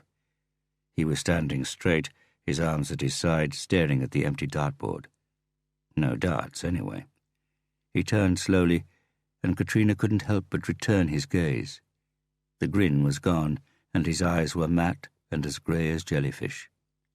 He shouted something, 4 words which were repeated, loud and piercing, like a bird warning others of danger. Then he laughed. Don't worry about him, the warder said. The laughter behind them faded as they hurried down the corridor. Then she was outside and breathing in the dank, rain-soaked air. She took out her phone, switched off the voice recorder, which had been on all the time she had been inside, and called Beata. Finished at Eli, she said. Got time now. I'll put the coffee machine on. Haven't you... You're police, Katrina. You drink machine coffee, okay? Listen, I used to eat at Café Sara in Torgata, and you need to get out of your lab. Lunch. I'm paying. Yes, you are. Oh? I found her. Who? Yaya Jakobsen. She's alive. At least if we hurry. They agreed to meet in 3/4 of an hour and rang off. While Katrina was waiting for a taxi, she played the recording, winding forward to the end, and Red Scalp's repeated warning cries. Valentine's alive! Valentine kills! Valentine's alive! Valentine kills! He woke up this morning, Anton Mitted said, as he and Gunnar Hagen rushed down the corridor. Celia got up from her chair when she saw them coming. You can go now, Celia, Anton said. I'll take over. But your shift isn't for another hour. You can go, I said. Take the time off. She sent Anton an appraising look. Observed the other man. Gunnar Hagen, he said, leaning forward with a hand outstretched, head of crime squad. I know who you are, she said, shaking his hand. Celia Grafsang. I hope to work for you one day. Great, he said. You can start by doing as Anton says. She nodded to Hagen. It's your name on my orders, so of course. Anton watched as she packed her things in her bag. By the way, this is the last day of my practical training, she said. Now I have to start thinking about exams. Celia's a police trainee, Anton said. Student at Politihøjskole, PHS, it's called now, Celia said. There was one thing I was wondering about, Politioverbetjent. Yes, Hagen said, smiling wryly at the long words she used. "This legend who worked for you, Harry Hooler, they say he didn't make a single blunder. He solved all the cases he investigated. Is that true?" Anton intervened with a cautionary cough and looked at Celia, but she ignored him. Hagen's wry smile widened. "First of all, can you have unsolved cases on your conscience without it meaning you've made a blunder?" Celia Grafseng didn't answer. "As far as Harry and unsolved cases are concerned," he rubbed his chin. "Well, they're probably right. But it depends how you look at it." "How you look at it?" "He returned from Hong Kong to investigate the murder for which his girlfriend's son had been arrested. And even though he managed to get Oleg released and someone else confessed, the murder of Gustav Hansen was never really solved. Not officially, at any rate." "Thank you," Celia said with a quick smile. "Good luck with your career," Gunnar Hagen said. He watched her as she made her way down the corridor. Not so much because men always like watching attractive young women, Anton thought, but to defer what was to come for a few seconds. He had noticed the head of Crime Squad's nerves. Then Hagen turned to the closed door, buttoned up his jacket, rocked on the balls of his feet like a tennis player waiting for an opponent's serve. "I'll go in then." "Do that," Anton said. "I'll keep watch here." "Right," Hagen said. "Right." Halfway through lunch, Beata asked Katrina if she and Harry had had sex that time. To start with, Beata had explained how one of the undercover guys had recognized the picture of the woman who had given the false alibis, Irja Jakobsen. He had said that by and large she had stayed indoors and lived in a house by Alexander Schillonsplatz they had been keeping under surveillance because amphetamines were being sold there. But the police weren't interested in Irja. She didn't do any dealing. At worst, she was a customer.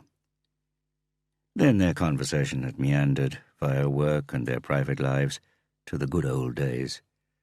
Katrina had mildly protested when Beata claimed that Katrina had given half the crime squad a crick in the neck as she swept through the corridors. At the same time, Katrina reflected that this was the way women put each other in their place, by emphasizing how beautiful they had once been, especially if they weren't objects of beauty themselves. But even though Beata had never given anyone a crick in the neck, she had never been the type to shoot poisoned darts either. She had been quiet, flushed, hard-working, loyal, someone who never resorted to dirty tactics. But something had obviously changed.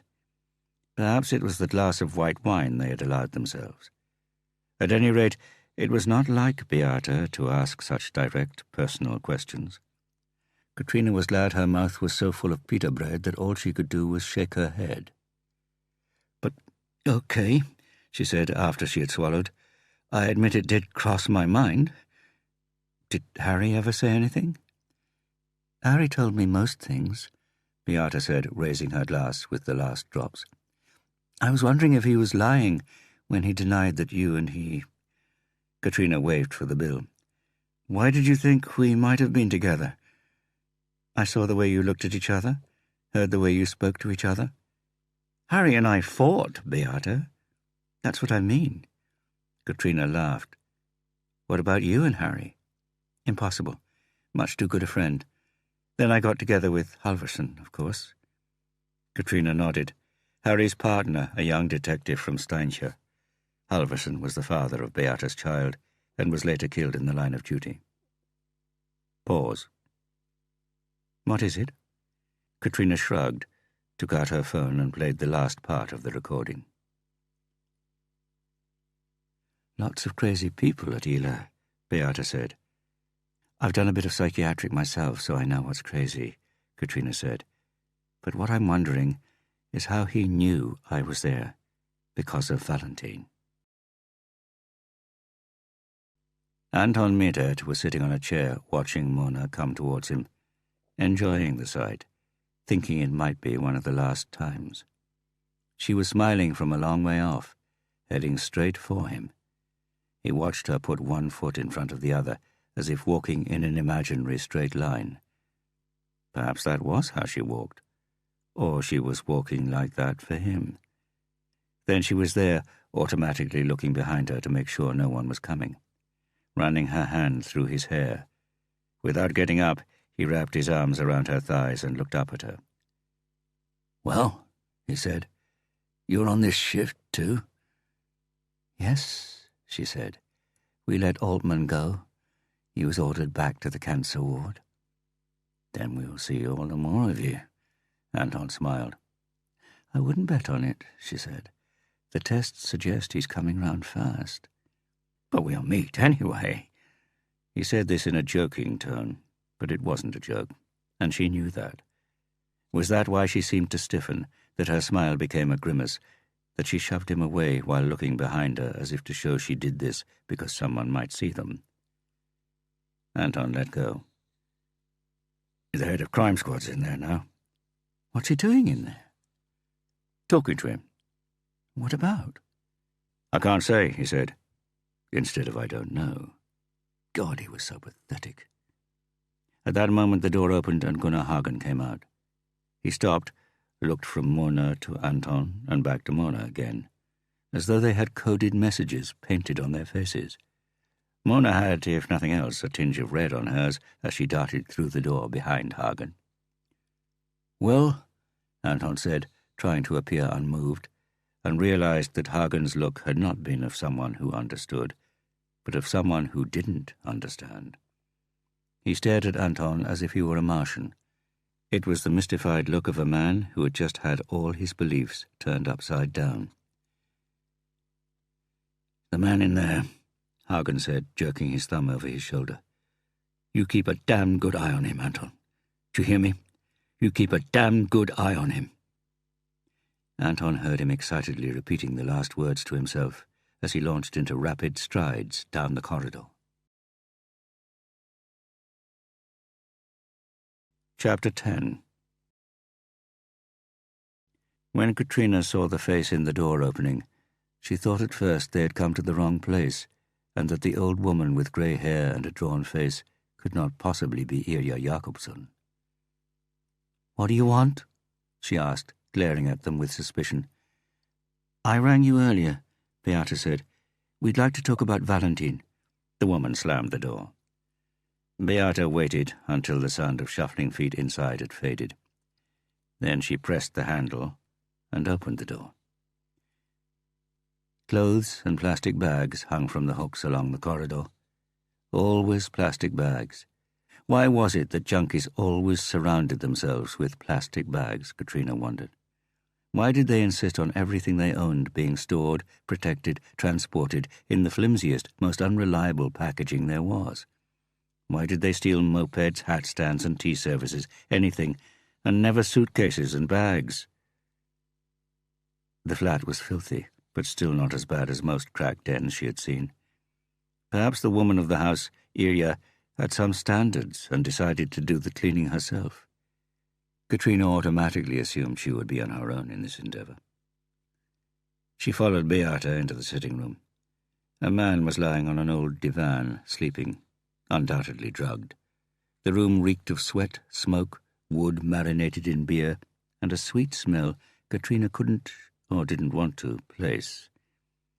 Along the wall were the obligatory stolen goods, pile upon pile of children's surfboards, all packed in transparent plastic, picturing the same snapping jaws of a great white shark and black bite marks on the tip to suggest the shark had bitten off a chunk. God knows how they were going to convert these into cash. Beata and Katrina continued into the kitchen, where Irja had taken a seat at the tiny table and was rolling herself a cigarette. The table was covered with a little cloth, and there was a sugar bowl with plastic flowers on the windowsill. Katrina and Beata sat down opposite her. "They never stop," Irja said, nodding to the traffic in Ulandsgata. Her voice had the rasping huskiness that Katrina expected, having seen the flat and the face of the ancient woman in her 30s. "Always on the move. Where do they all go?" "Home," Beata suggested. "Or they're leaving home." Irja shrugged her shoulders. "You've left home as well," Katrina said. "The address on the register." "I sold my house," Irja said. I inherited it. It was too big. It was too... She stuck out a dry, white tongue, ran it along a cigarette paper while Katrina mentally completed the sentence. Too tempting to sell, as her dole money was no longer enough for her dope consumption. There were too many bad memories. What sort of memories? Beata asked, and Katrina shivered. Beata was a forensics expert, not an expert in questioning techniques, and she was casting too wide a net, asking for the whole tragedy of her life. And no one painted it with more detail or more slowly than a self-pitying junkie. Valentine. Katrina sat up. Perhaps Beata knew what she was doing after all. What did he do? She shrugged her shoulders again. He rented the basement flat. He was there. Was there? You don't know, Valentine. He's different. She clicked the lighter in vain. She clicked again and again. He was crazy, Katrina suggested impatiently. No! Ilya threw the cigarette and lighter down in a fury. Katrina cursed herself. Now she was the amateur asking leading questions. Everyone says Valentine was crazy. He isn't. It's just that he does something. She looked through the window down onto the street, lowered her voice. He does something to the air. He frightens people. Did he hit you? Beata asked, also a leading question. Katrina tried to get eye contact with Beata.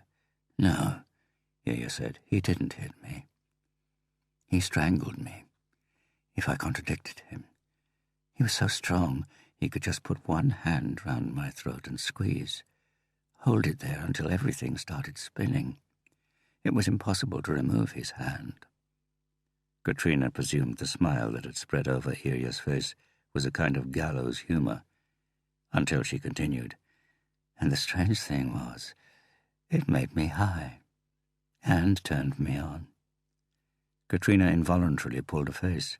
She had read that a shortage of oxygen in the brain could have that effect on some people, but with a sex offender? And then you had sex? Beata asked, bending down and picking the cigarette up from the floor. Lit it and passed it to Ilya, who quickly poked it between her lips, leaned forward and sucked at the unreliable flame. Let out the smoke again, sank back on the chair and seemed to implode, as though her body were a bag the cigarette had just burnt a hole in. He didn't always want to shag, Ilya said. Then he would go out, while I sat waiting, hoping he would be back soon. Katrina had to pull herself together so as not to snort or show her contempt in some other way. What did he do outside? I don't know. He didn't say anything, and I... Again this shrug of the shoulders. A shrug of the shoulders as an attitude to life, Katrina thought. Resignation as an analgesic. I probably didn't want to know, I suppose. Beata cleared her throat. You gave him an alibi for the 2 nights the girls were killed. Maridalen and... Yeah, Ilya interrupted. But he wasn't at home with you, as you stated in the interviews, was he? I can't bloody remember. I had my orders, didn't I? To do what? Valentine told me the night we got together, sort of, well, you know, for the first time. The police would ask me these questions whenever anyone was raped, just because he'd been a suspect in a case they hadn't managed to pin on him. And if he didn't have an alibi in a new case, they'd try and fit him up however innocent he was. He said the police usually do that with people they reckon had got away with other cases. So I had to swear he'd been at home whatever time they asked about. Said he wanted to save us both loads of trouble and wasted time. Made sense to me. And you really thought he was innocent of all these rapes? Katrina asked. Even though you knew he'd raped before? Did I? Hell! Ilya shouted, and they heard low grunts coming from the sitting room. I didn't know anything! Katrina was about to push her when she felt Beata's hand squeeze her knee under the table. Ilya, Beata said gently, if you didn't know anything, why did you want to talk to us now? Ilya looked at Beata, picking imaginary threads of tobacco off the tip of her white tongue. reflected, made a decision. He was convicted, wasn't he, for attempted rape. And when I was cleaning the flat before renting it to someone else, I found these... All of a sudden, without any warning, her voice seemed to meet a brick wall and could go no further. These... Tears were in her large, blood-dappled eyes. These photos. What kind of photos? Ilya sniffled. Girls. Young girls, little girls. Their mouths tied with something. Gags? Gagged, yes. They were sitting on chairs or beds. You could see blood on the sheet. And Valentine? Beata said. Is he in the photos? Ilya shook her head. So it could have been faked, Katrina said. There are so-called rape photos circulating online, made by pros for those interested in that sort of thing. Ilya shook her head again. They were too frightened. You could see it in their eyes. I recognized the fear there when Valentine was going to... wanted... What Katrina is saying is that it doesn't have to be Valentine who took the pictures. The shoes, Ilya sniffled. What? Valentine had these long, pointed cowboy boots with buckles on the side. In one photo you can see the boots on the floor beside the bed. And then I knew it had to be true. He really could have done those rapes, as they said. But that wasn't the worst. It wasn't? You can see the wallpaper behind the bed. And it was that wallpaper, the same pattern. The picture had been taken in the basement flat, in the bed where he and I had... She squeezed her eyes shut, forcing out 2 tiny drops of water. So what did you do? Katrina asked. What do you think? Ilya hissed, wiping her forearm along her runny nose. I went to you lot, to the people who are supposed to protect us. And we said, Katrina asked, unable to conceal her repugnance, you said you would investigate the matter. So you went to Valentine with the photos, but of course he managed to talk his way out of it. He said it had been a game, there hadn't been any force, he didn't remember the names of the girls, he'd never seen them again, and asked if anyone had reported him. They hadn't, so it stopped there. That is, it stopped for you. For me, it had just begun. She carefully ran a bony forefinger under each eye, obviously believing she had put on makeup that might have smudged. Oh? In Ela, they're allowed 1 phone call a week. I received a message telling me he wanted to talk to me. So I went to visit him. Katrina didn't need to hear the rest. I was sitting in the visitor's room, waiting for him. And when he came in, he just looked at me, and it was as if he had his hand around my throat again. I couldn't bloody breathe. He sat down and said that if I ever said 1 word about the alibis to anyone, he would kill me. And if I ever talked to the police for whatever reason, he would kill me. And that if I thought he was going to be inside for long, I was mistaken. Then he got up and left, and I was left in no doubt. As long as I knew what I knew, he would kill me, whatever happened, at the first opportunity. I went straight home, locked all the doors, and wept with terror for 3 days. On the 4th, a so-called friend rang, wanting to borrow money. She used to do that pretty regularly. She was hooked on some heroin that had just come out, which later they dubbed violin. I used to hang up on her, but this time I didn't. The following night she was at my place, helping me with the first shot of something I wished I'd had all my life. Oh, God, how it helped. Violin.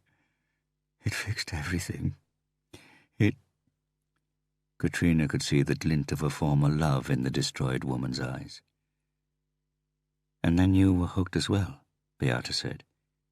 You sold the house, not just for money, Ilya said. I had to escape. had to hide from him. Everything that could lead back to me had to go.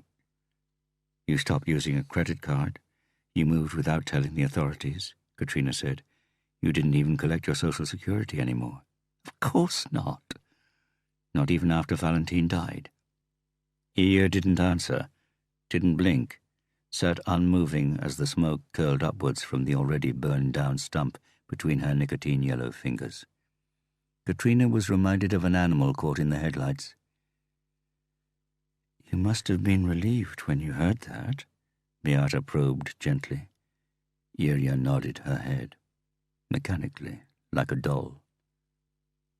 He's not dead. Katrina knew at once she meant it. What was the first thing she had said about Valentine? You don't know Valentine. He's different. Not was. Is.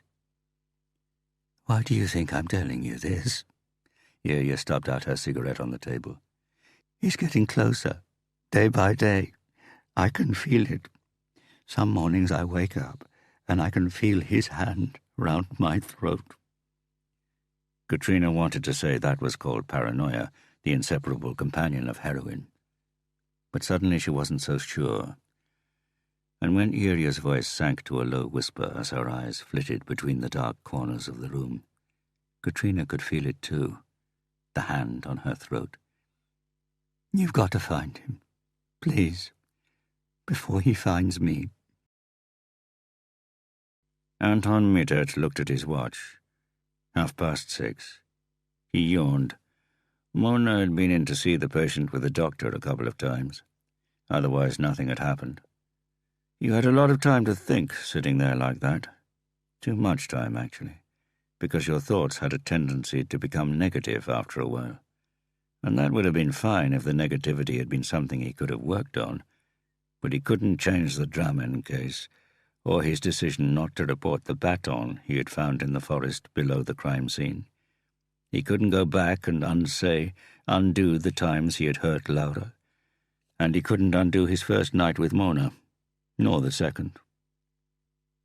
He gave a start. What was that? It seemed to come from the far end of the corridor. He listened intently. It was quiet now, but there had been a noise, and apart from the regular squawks from the heart monitor, there shouldn't be any sounds here. Anton got to his feet silently, loosened the strap over the butt of his gun and took out the weapon. Removed the safety catch. You keep a damn good eye on him, Anton. He waited, but no one came. Then he began to walk slowly down the corridor. He shook all the doors on the way, but they were locked, as they were supposed to be. He rounded the corner and saw the next corridor stretch out before him, illuminated the whole way down. And there was no one there. He stopped again and listened. Nothing. Perhaps he hadn't heard anything after all. He put the gun back in its holster. Hadn't heard anything? Oh, yes, he had. Something had created waves, which had met the sensitive membrane in his ear, made it react, only a little, but enough for the nerves to receive it and transmit the signal to the brain. It was as good as a fact. But it could have been one of 1,000 things that had caused it. A mouse or a rat, a bulb exploding with a bang, the temperature falling at night and making the woodwork in the building contract, a bird flying into a window. It was only now, as he was calming down, that Anton noticed how high his pulse had been. He should start training again, get into shape, recover the body that was the real him. He was about to go back when he thought, now that he was here, he might as well have a cup of coffee. He went over to the red espresso machine and picked up the solitary green capsule with the shiny lid bearing the name of Fortissimo Lungo.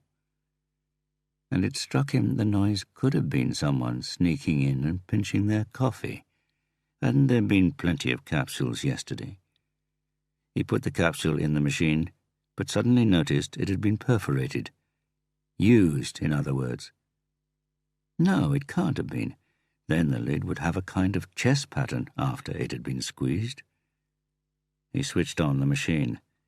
The humming started, and then he realized that for the next 20 seconds it would drown out any other noises. He stepped back 2 paces so that he wasn't in the middle of it. When the cup was full, he examined the coffee. Black, nice consistency. The capsule hadn't been used before. As the last drop dripped into his cup, he thought he heard it again. A noise, the same noise, but this time from the other side, towards the patient's room. Had he missed something on the way? Anton switched the cup to his left hand and took out his gun again. Walked back, taking long, even steps, trying to balance the cup without looking at it, feeling the scalding hot coffee burning his hand. Rounded the corner. No one. He breathed out, continued towards his chair, was about to sit down. Then he froze, went back to the patient's room, opened the door. It was impossible to see him. The duvet was covering him. But the heart machine's sonar signal was as steady as ever, and he could see the line running from left to right on the green screen and jumping whenever there was a beep. He was about to close the door, but something made him change his mind. He went in, left the door open and rounded the bed. Looked down at the patient.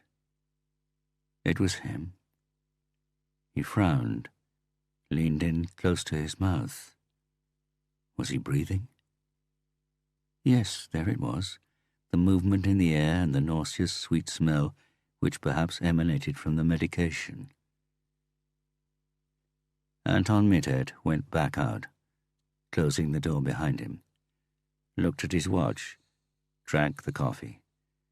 Looked at his watch again, noticed that he was counting the minutes, that he wanted this shift to be over soon.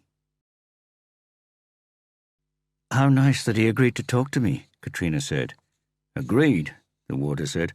"Most of the men in this unit would give their right hand to spend a few minutes on their own with a woman. Rico Herum is a potential rapist. Are you sure you don't want someone in there with you?" "I know how to take care of myself." "The dentist said that as well, but okay, at least you're wearing trousers." "Trousers?" "She was wearing a skirt and nylon stockings. Sat Valentine down in the dentist's chair without having an officer present. You can imagine," Katrina tried to imagine. "She paid the price for dressing like... Okay, here we are." He unlocked the door to the cell and opened it. "I'm right outside. Just shout if you need anything." "Thank you," Katrina said, and went in. The man with the red scalp was sitting at the desk and swiveled round on the chair. "Welcome to my humble abode." "Thank you," Katrina said. "Take this." Rico Herum got up, carried the chair over to her, walked back and sat on the neatly made bed. Good distance. She sat down and felt his body warmth on the chair. He moved further back on the bed as Katrina pulled the chair closer, and she wondered if he was one of those men who was actually afraid of women, and that was why he didn't rape them. He watched them, exposed himself to them, rang them and said all the things he would like to do with them, but which of course he never dared to do. Rico Herum's record was more unsavory than actually frightening.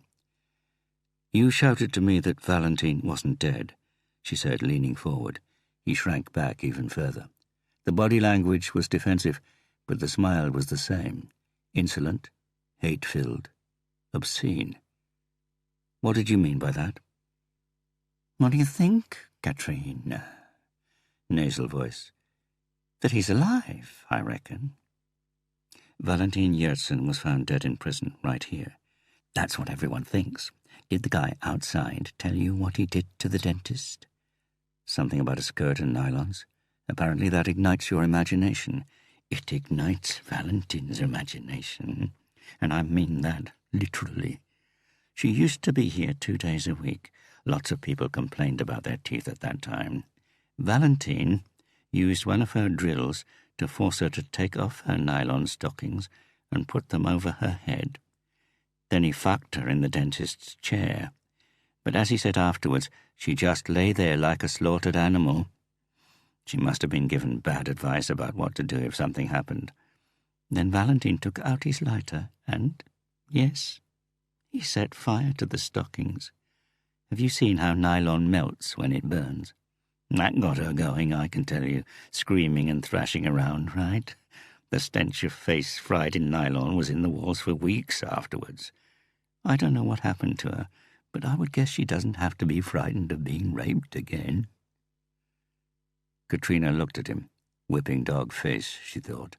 Been given so many beatings that the grin had become an automatic defense. If Valentine's not dead, where is he then? She asked. The grin grew wider. He pulled the duvet over his knees. Please tell me if I'm wasting my time here, Rico, Katrina sighed. I've spent so much time at mental health institutions that crazy people bore me. All right? You don't think I'm going to give you this information for nothing, do you, officer? My rank is special detective. What's the price? Reduced sentence. I'm getting out next week. I want 50,000 kroner. Katrina burst into loud, hearty laughter, as hearty as she could make it, and saw the fury stealing into his eyes. I can't do anything for you, then, she said, getting up. 30,000, he said. I'm skint, and when I get out, I'll need a plane ticket to take me a long way away. Katrina shook her head. We pay informers only when they have info that casts a whole new light on a case. A big case. And what if this is one? Then I would have to talk to my boss about it. But I thought you had something you wanted to tell me. I'm not here to negotiate on something I don't have. She walked to the door and raised her hand to knock. Wait, Red Scalp said. His voice was thin. He had drawn the duvet up to his chin. I can tell you something. I've got nothing for you, I said. Katrina knocked on the door. Do you know what this is? He held up a copper-coloured instrument that made Katrina's heart skip a beat. For a nanosecond she had thought it was a gun, but then saw it was an improvised tattoo machine with the nails sticking out of the end. I'm the tattooist here in this joint, he said. A bloody good one, too. Do you know how they identified the body they found here as Valentine's? Katrina stared at him, at the small, hate-filled eyes, the thin, wet lips, the red skin glowing under the thinning hair. The tattoo. The demon face. I still haven't got anything for you, Rico. You could... He pulled a face. Yes? If you could unbutton your blouse so that I could see... Katrina looked down in disbelief. You mean these? As she placed her hands under her breast, she could almost feel the heat radiating out from the man in the bed. She heard the key rattling in the lock outside. Officer, she said loudly without relinquishing Rico Herem's gaze, give us a couple more minutes, please. She heard the rattling stop, heard him say something, and then steps fading into the distance. The Adam's apple in front of her looked like a little alien climbing up and down under the skin, trying to get out. Go on, she said. Not until... Here's the deal. The blouse stays buttoned, but I'll squeeze one nipple so that you can see the outline. If what you tell me is good, it is. If you move, the deal's off. Okay? Okay? Right? Let me hear. I tattooed the demon face on his chest. Here? In the prison? He pulled a sheet of paper out from under the duvet. Katrina moved towards him. Stop! She stopped, looked at him, raised her right hand, groped for the nipple under the thin fabric of her bra, caught it between forefinger and thumb, squeezed, knowing that blood was streaming to the nipple, that it was stiffening. Let him see. Heard his breathing accelerate. He passed her the sheet of paper, and she stepped forward and snatched it.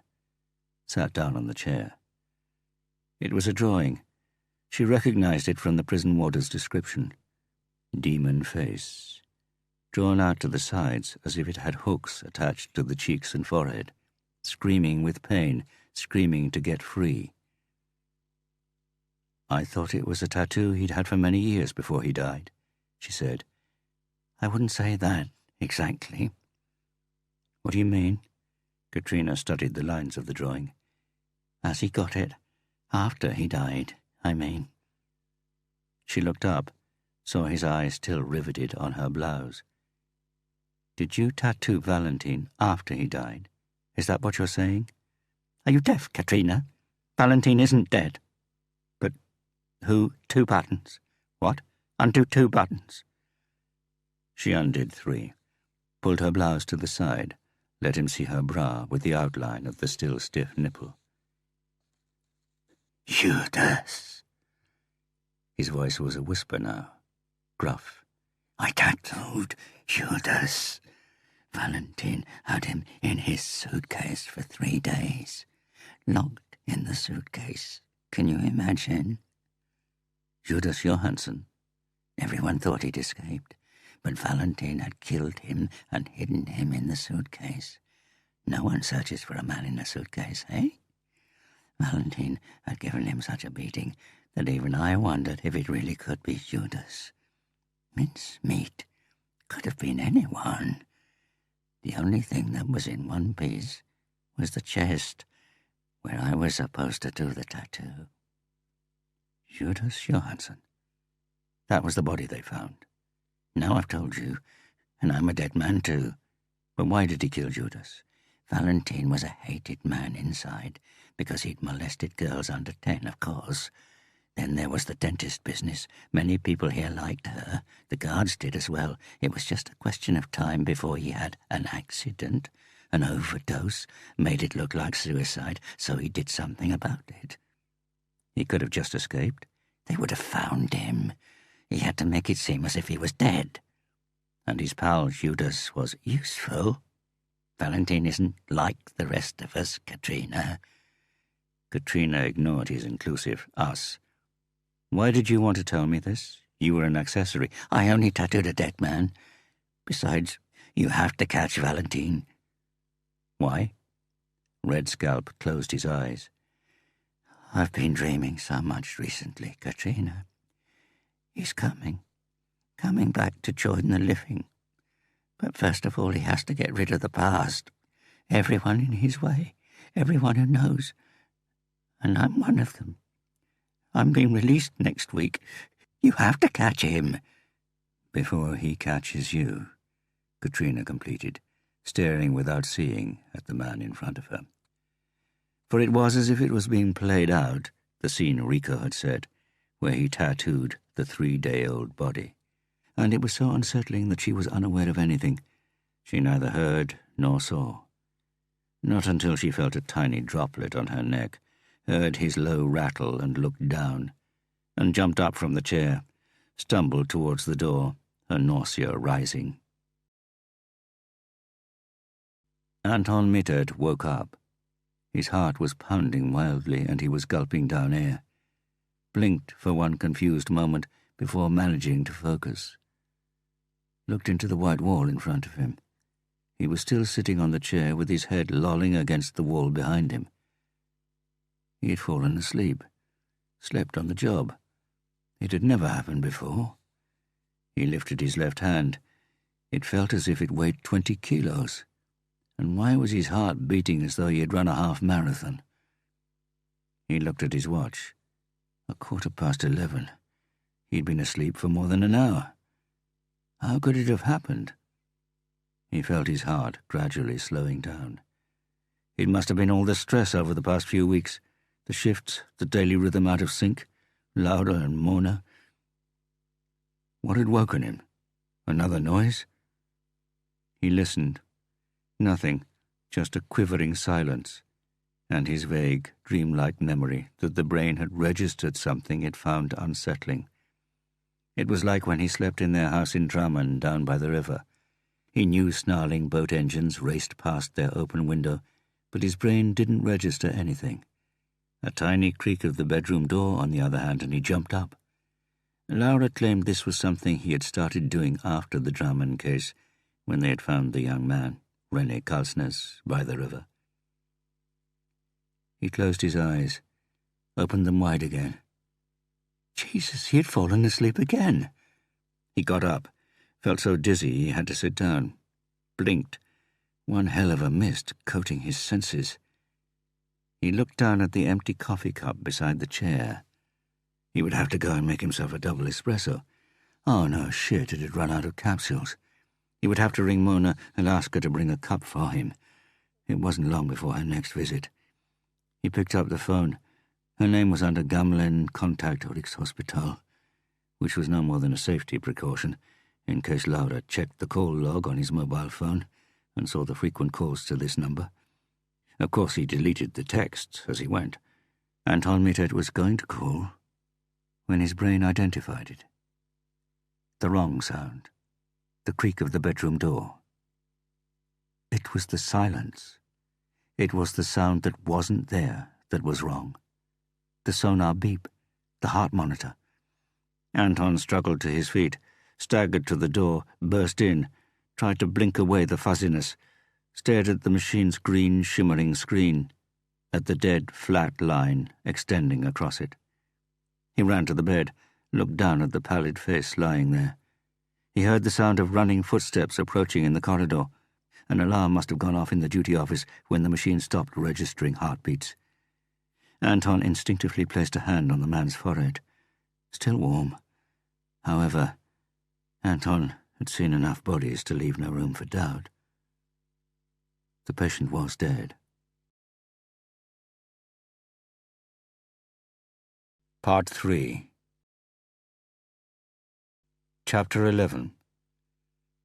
The funeral of the patient was a brief, efficient affair with an extremely meagre turnout. The priest didn't even try to suggest the man in the coffin was much loved, had lived an exemplary life, or was eligible to enter paradise. He therefore just went straight to Jesus, who, he maintained, had let all sinners off the hook. There weren't even enough volunteers to carry the coffin, so it had to be left standing in front of the altar while the congregation walked out into the snow outside Vestre Aker Church. The majority of the assembled mourners were police officers, 4 to be precise, who got into the same car and drove to the Café Justisen, which had just opened and where a psychologist was waiting for them. They stamped the snow off their boots, ordered a beer and 4 bottles of water, which was no cleaner or tastier than the water that came out of Oslo's taps. They squalled, cursed the dead man, as was the custom, and drank. "His death was premature," said the head of Crime Squad, Gunnar Hagen. "Only a little premature," said the head of Krimteknisk, Beata Lund. "May he burn long and hot," said the red-haired forensics officer in the suede jacket with a fringe, Björn Holm.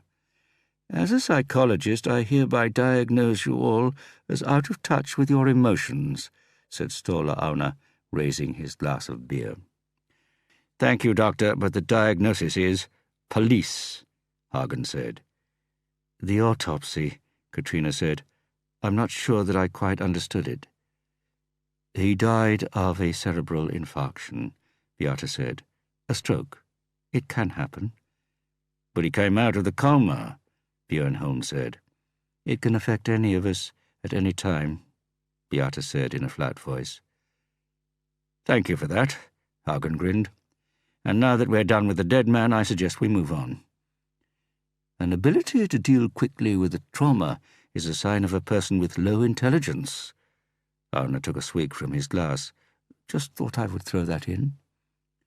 Hagen gazed at the psychologist for a second before continuing. "I think it would be good if we assembled here and not at HQ." "Fine. Why are we here, actually?" Björn Holm asked. "To talk about the police murders." He turned. "Katrina?" Katrina Bratt nodded, cleared her throat. "A brief summary so that Arne is also up to speed," she said. 2 police officers have been killed, both at scenes of unsolved murders. Both were involved in those investigations afterwards. With respect to the police murders, as yet we do not have any clues, suspects, or leads regarding the motive. With respect to the original murders, we assume they were sexually motivated. There were some clues, but none pointed towards particular suspects. That is, we had several in for questioning, but they were eliminated either because they had an alibi or they didn't fit the profile. Now, however, one has had his eligibility revalidated. She took something from her bag and placed it on the table, so that they could all see. It was the photograph of a man with his chest bared. The date and number showed it was a police mugshot. "This is Valentin Yersin. Vice cases, men, women, and children.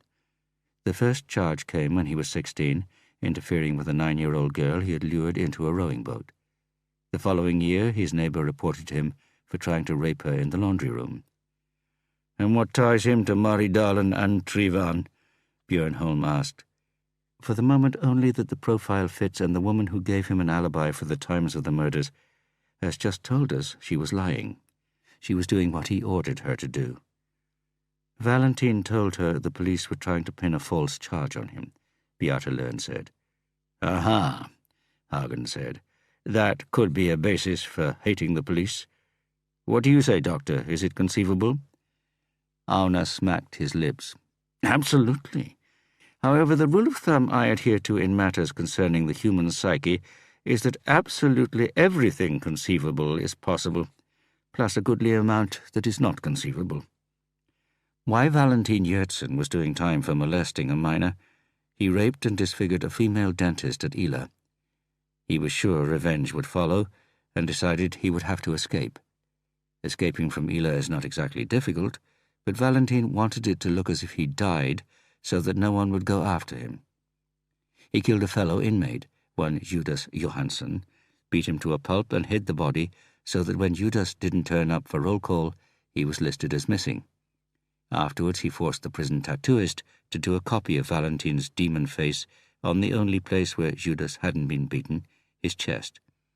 He made it clear that he and his family would suffer a painful premature death if he ever breathed a word to anyone, and then on the night Valentin escaped, he dressed Judas Johansson's dead body in his own clothes, placed him on the floor of his cell, and left the door ajar. The next morning, when they found the body of the man they thought was Valentin, no one was especially surprised. The murder of the unit's most hated prisoner was more or less expected. It was so obvious they didn't even consider checking the fingerprints, even less running a DNA test. There was silence around the table. Another customer came in, was about to sit at the neighboring table, but one glance from Hagen was enough to make him move further away. "So what you're saying is that Valentin escaped and is alive and well," Beata Lern said. "He was behind the original murders and the police murders. The motive for the latter is revenge on the police in general, and he uses the earlier crime scenes to do it. But what precisely is he exacting revenge for? The police doing their job? In which case not many of us would be left alive." "I'm not sure he's after the police in general," Katrina said. "The prison warder told me they'd been visited by a policeman at Ila who spoke to some of the inmates about the murders of the girls at Maridalen and Trivan. He said he spoke to prisoners in for murder, and rather than ask for information, he leaked it. He fingered Valentin as a—" Katrina braced herself. "Child fucker." She saw them all, even Beata Lern, recoil. It was strange how one word could seem stronger than even the worst crime scene photographs. "And if that's not meting out a straight death sentence, then it's not far off." "And the policeman was?" "The warder I was speaking to couldn't remember, and his name isn't recorded anywhere. But you can guess." "Erlen Vennesla or Bertil Nielsen," Björnholm said. "A picture is emerging, don't you think?" Gunnar Hagen said. "This Judas was subjected to the same extreme physical violence as the police officers. Doctor?" "Yes, indeed," Arna said. "Murderers are creatures of habit who stick to tried and tested methods." "But with Judas there was a specific purpose," Beata said, "to camouflage his escape." "If that's really how it happened," Björnholm said, "this inmate Katrina has spoken to ain't exactly the world's most reliable witness." "Well," Katrina said, "I believe him." "Why?" Katrina gave a lopsided grin. "What was it Harry used to say? Intuition is only the sum of many small but specific things the brain hasn't managed to put a name to yet." "What about digging up the body and checking?" Anna asked. "Guess," Katrina said. "Cremated?" Valentine had written a will the week before, in which it said that if he died, the body should be cremated as soon as humanly possible. "And since then, no one's heard from him," Holmes said, "until he killed Venesla Nielsen." "That's the hypothesis Katrina presented to me, yes," Gunnar Hagen said. "For now it's on the thin side, and, to put it mildly, bold. But while our investigative unit is struggling to make any headway with other hypotheses, I'd like to give this one a chance. That's why I've gathered you here today. I want you to form a special little unit to follow this, and only this, trail. The rest you leave to the bigger unit. If you accept the assignment, you report to me." He coughed, loud and brief, like a gunshot. "And only to me." "Uh-huh," Beata said. "Does that mean—" "Yes, it means you'll be working in total secrecy." "Secrecy from whom?" Björn Holm asked. "Everyone," Hagen said. "Absolutely everyone except me." Ståle Arna coughed. "And who in particular?" Hagen rolled a bit of skin on his neck between his thumb and first finger. His eyelids had lowered, making him look like a lizard basking in hot sun. "Bellman," Beata articulated. "The chief of police." Hagen splayed his palms. "I just want results. We were successful with a small independent group when Harry was with us. But the chief of police has put his foot down. He wants one big unit. But the one big unit has run out of ideas, and we have to catch this police killer. If we don't, all hell will be let loose. Were it to come to a confrontation with the chief of police, I would naturally take full and complete responsibility. I would say I hadn't told you he was unaware of this unit. But I appreciate the position I'm putting you in, so it's up to you whether you want to be in on this or not." Katrina noticed how her eyes, like everyone else's, turned towards Beata Lund. They knew the real decision lay with her. If she threw her hat in the ring, they all would. If not— "The demon face on his chest," Beata said. She had picked up the photograph from the table and was studying it. "Looks like someone who wants out. Out of prison, out of his own body, or his own brain. Like the snowman. Perhaps he's one of them." She looked up, fleeting smile. "Count me in." Hagen looked at the others and received brief nods of confirmation. "Good," Hagen said. "I'll be leading the investigative unit as before, while Katrina will be the official leader of this one. As she comes under the Bergen and Hordaland Police District, technically you as a group don't have to report to Oslo Chief of Police." "We're working for Bergen," Beata said. "Well, why not? Skål to Bergen, folks." They raised their glasses. As they stood on the pavement outside Justisen, light drizzle was falling, emphasizing the smell of rock salt, oil, and tarmac. "Let me take this opportunity to thank you for having me back," said Ståle Arna, buttoning up his Burberry. "The Untouchables ride again," Katrina smiled. "Just like the old days," Björn said, contentedly patting his stomach. "Almost," Beata said. "There's one person missing." "Hey," Hagen said. "We agreed we wouldn't talk about him again. He's gone, and that's that." "He'll never be completely gone, Gunnar." Hagen sighed, peered up at the sky, shrugged. "Maybe not. There was a PHS student doing a shift at the Rikshospital. She asked me if Harry Hule had ever not managed to solve a case. I thought at first she was just being nosy because she had studied one of his cases. I answered that the Gustav Hansen case was never really solved. And today I heard that my secretary had received a call from PHS requesting copies of that very case file." Hagen smiled sadly. "Perhaps he's becoming a legend after all." "Harry will always be remembered," Björn Holm said. "Unsurpassed and unparalleled." "Maybe," Beata said. "But we've got 4 people here who are close on his heels, aren't we?" They looked at each other, nodded, took their leave with brief, firm handshakes, and headed off in 3 different directions. Chapter 12. Mikael Bellman saw the figure above his gun sights. He scrunched up one eye, slowly pulled the trigger, listening to his heartbeat. Calm but heavy. He felt the blood being pumped to his fingertips. The figure wasn't moving. He just had a sense it was. He let go of the trigger, took a deep breath and focused once more. Got the figure in the sights again. Pulled, saw the figure twitch in the right way. Dead. Mikael Bellman knew he had hit the head. "Bring the body over and we'll do a post-mortem," he shouted, lowering his Heckler & Koch P30L. Tore off his ear and eye protectors, heard the electric hum and the wires singing, and saw the figure dance towards them.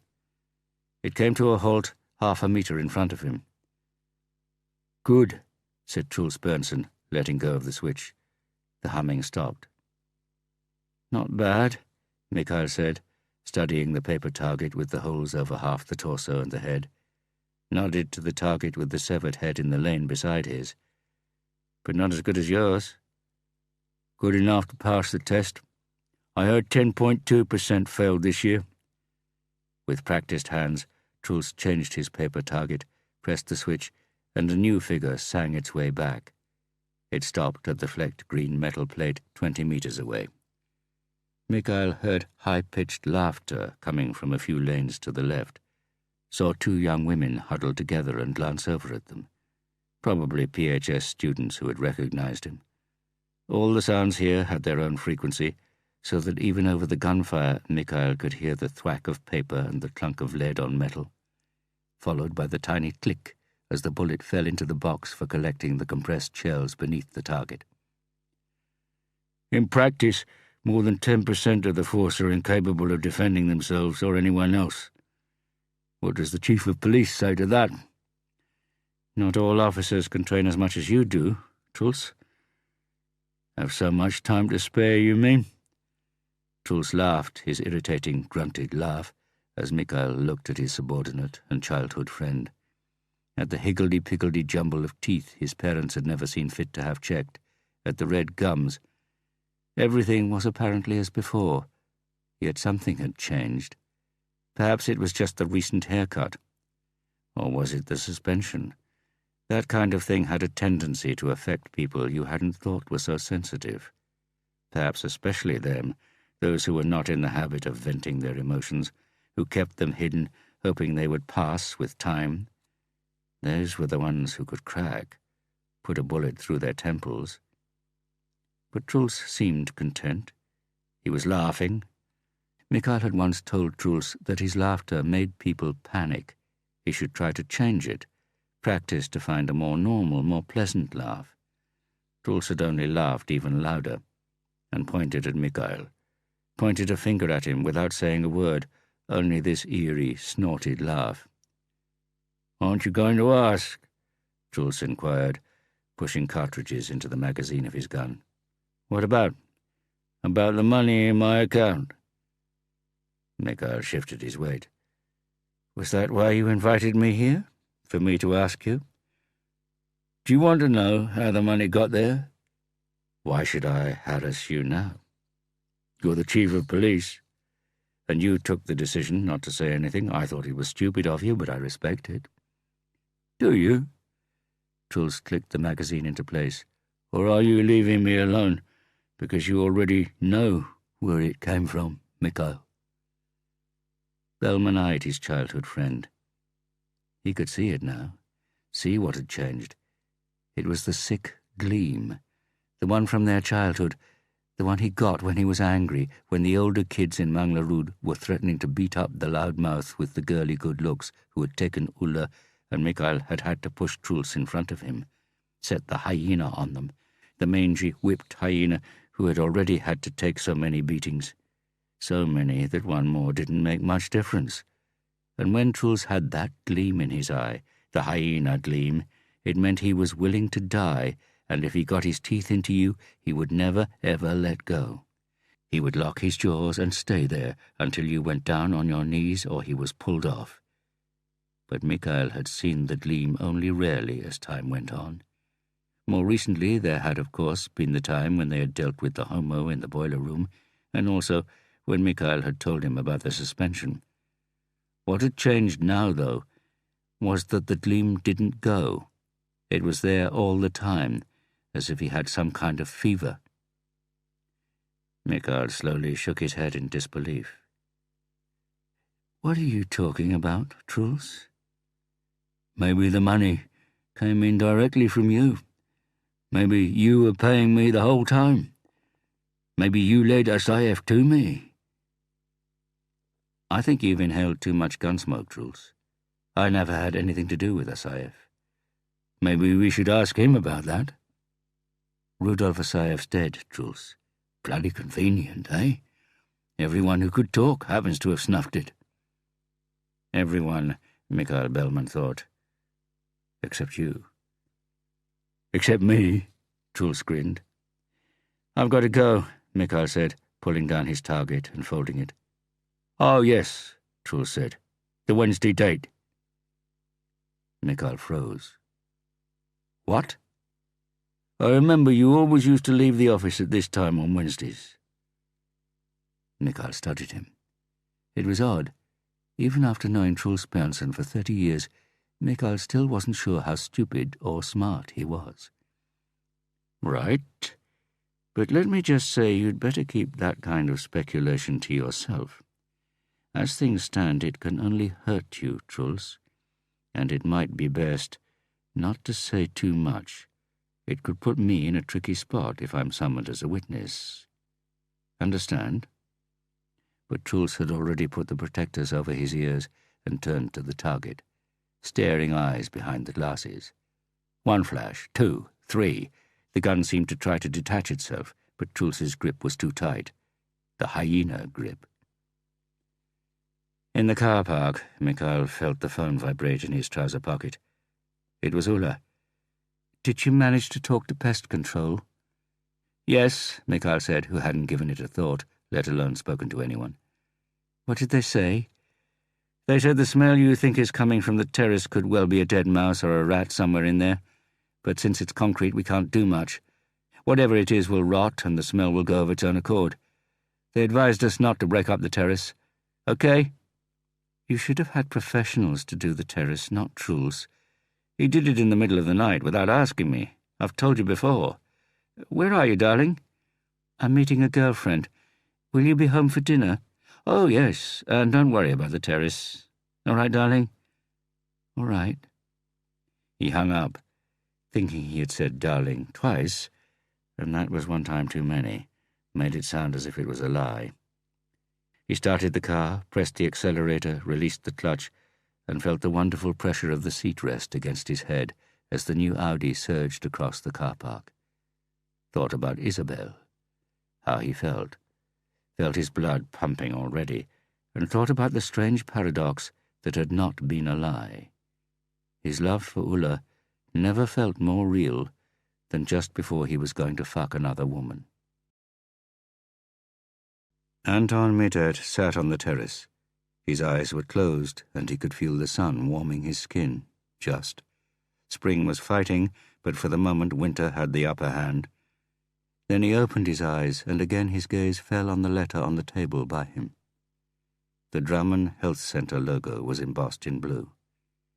He knew what it was, the result of his blood test. He was about to tear it open, but deferred it again and instead looked up and across the River Drammen. When they had seen the brochure for the new flats in Elverparken to the west in Åsiden, they hadn't hesitated. The children had flown the nest, and taming the stubborn garden had not become an easier job over the years, and nor had maintaining the old, much too big timber house in Konnerud they had inherited from Laura's parents. Selling the whole lot and buying a modern, manageable flat was supposed to give them more time and money to do what they had spoken about for so many years, travelling together, visiting distant lands, experiencing the things this short life on earth still had to offer. So why hadn't they travelled after they made the move? Why had he deferred that as well? Anton straightened his sunglasses, shuffled the letter around, fished the phone from his baggy trouser pocket instead. Was it everyday life that was so hectic, with the days just coming and going, coming and going? Was it the view of Drummond that was so blissfully comforting? Was it the thought of having to spend so much time together, the fear of what it could reveal about both of them, about their marriage? Or was it the case, the fall, that had drained his energy, his initiative, leaving him in a state of mind in which daily routine appeared to be the sole escape from total collapse? And then Mona happened. Anton looked at the display. Gamlem Contact Rikshospital. There were 3 options beneath: call, send text, edit. Edit. Life should have that button as well. Everything could have been so different. He would have reported the baton. He wouldn't have invited Mona for coffee. He wouldn't have fallen asleep. But he had fallen asleep. Fallen asleep while on duty on a hard wooden chair. Him, someone who usually struggled to fall asleep in his own bed after a long day. It was incomprehensible, and he had wandered around half-dazed for a long time afterwards as well.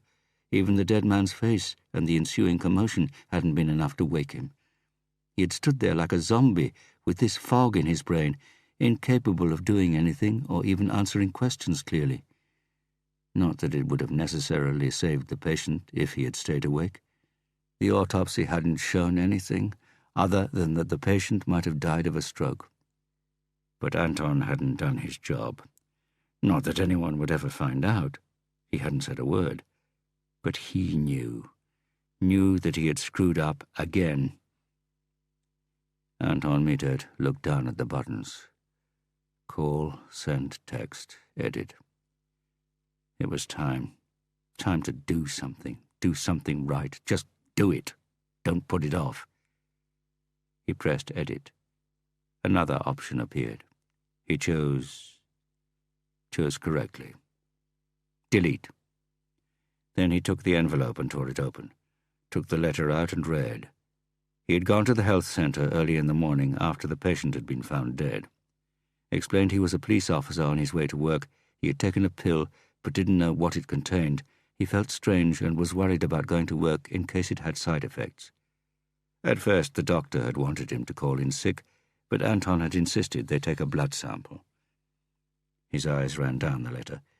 He didn't understand all the words and names or what the numbers by them signified, but the doctor had added 2 summarizing sentences to clarify.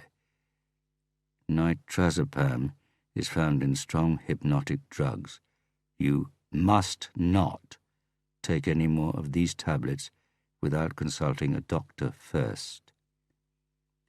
Anton closed his eyes and sucked in air through clenched teeth. Shit.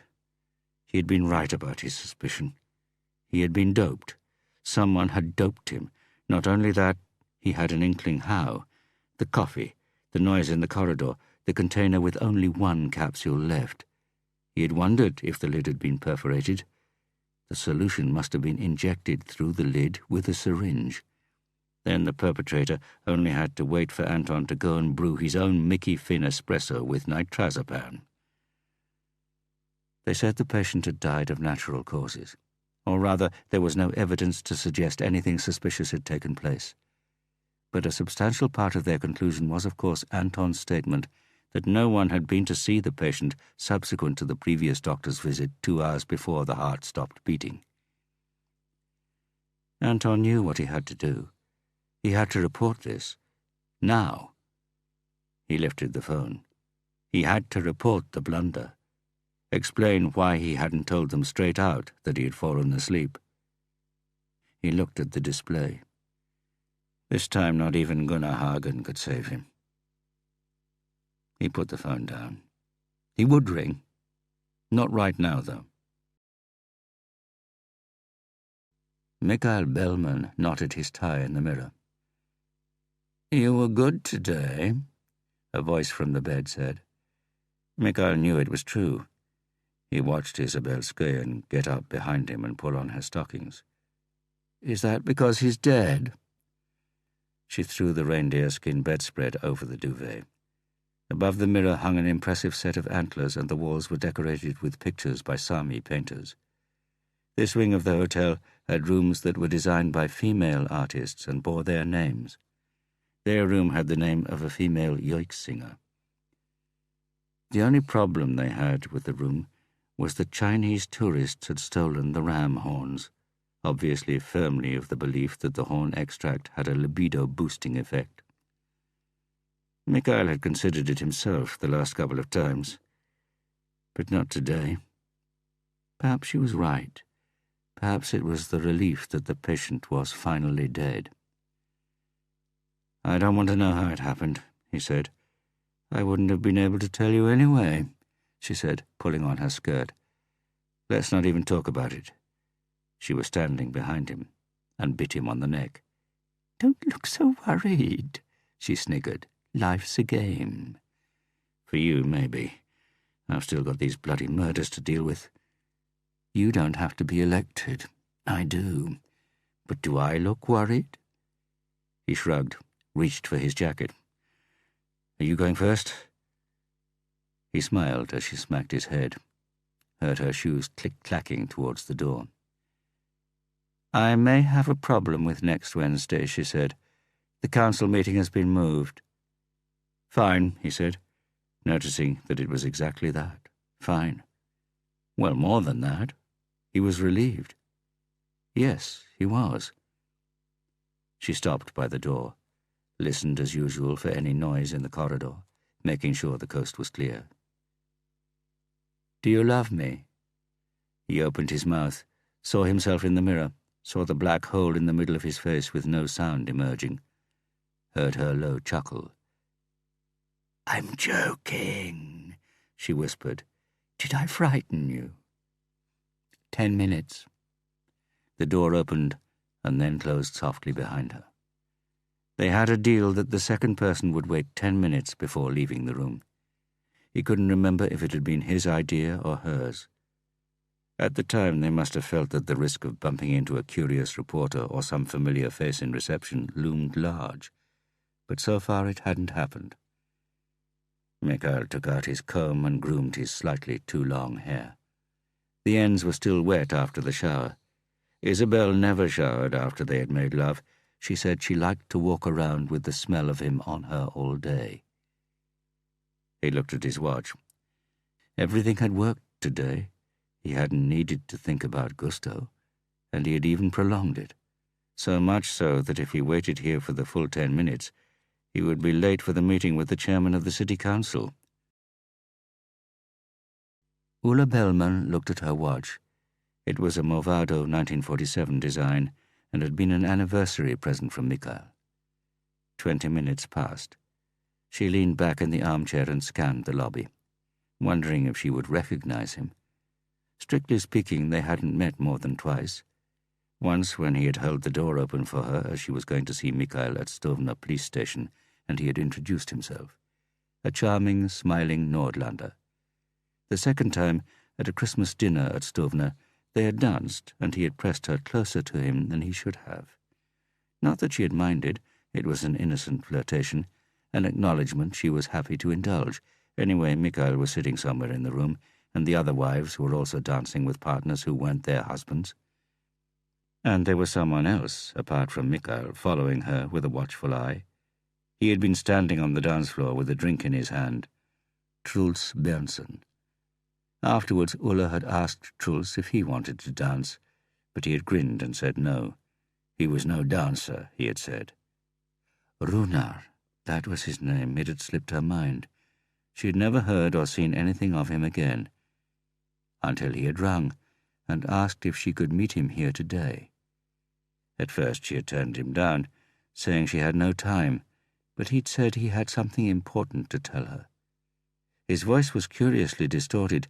She couldn't quite remember him sounding like that, but perhaps it was just that he was caught somewhere between his old Nordland dialect and Östland Norwegian. It often happened with people from the provinces when they had lived in Oslo for a while. So she had said yes, a quick cup of coffee would be fine, as she was going into town that morning anyway. It wasn't true. Like the answer she had given Mikhail when he had asked where she was, and she had said she was on her way to meet a girlfriend. She hadn't meant to lie, but the question had caught her on the hop, and she realized she should have told Mikhail she was having a coffee with an ex-colleague of his. So why hadn't she? Because deep down she suspected that what she was going to be told had something to do with Mikhail. Already she regretted being here. She looked at her watch. The receptionist had glanced at her a couple of times, she noticed. Ulla had removed her coat, and underneath she was wearing a sweater and trousers which emphasized her slim figure. Going to the city centre was not something she did a lot, and she had spent a bit more time on her makeup and her long blonde hair, which had caused the Manglerud boys to drive past her to see if her front fulfilled what her back promised. And she could see from their faces that for once it had. Mikhail's father had once told her she looked like the good-looking one in the Mamas and the Papas, but she didn't know who that was and had never tried to find out. She shot a glance at the swing door. More and more people were streaming in, but not the person with darting eyes she was expecting. She heard a muffled ping from the lift doors, and then a tall woman in a fur coat stepped out. It struck Ulla that if a journalist asked the woman if the fur was genuine, she would probably deny it. Socialist politicians preferred to tell the majority of voters what they wanted to hear. Isabel Skoyen, the city councillor for social affairs. She had been to their house for the party after Mikhail's appointment. Actually, it had been a housewarming party, but instead of friends, Mikhail had by and large invited people who were important for his career, or their career, as he called it, his and hers.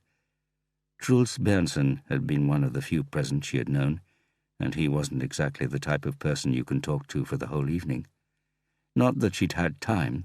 She had been kept very busy playing the hostess.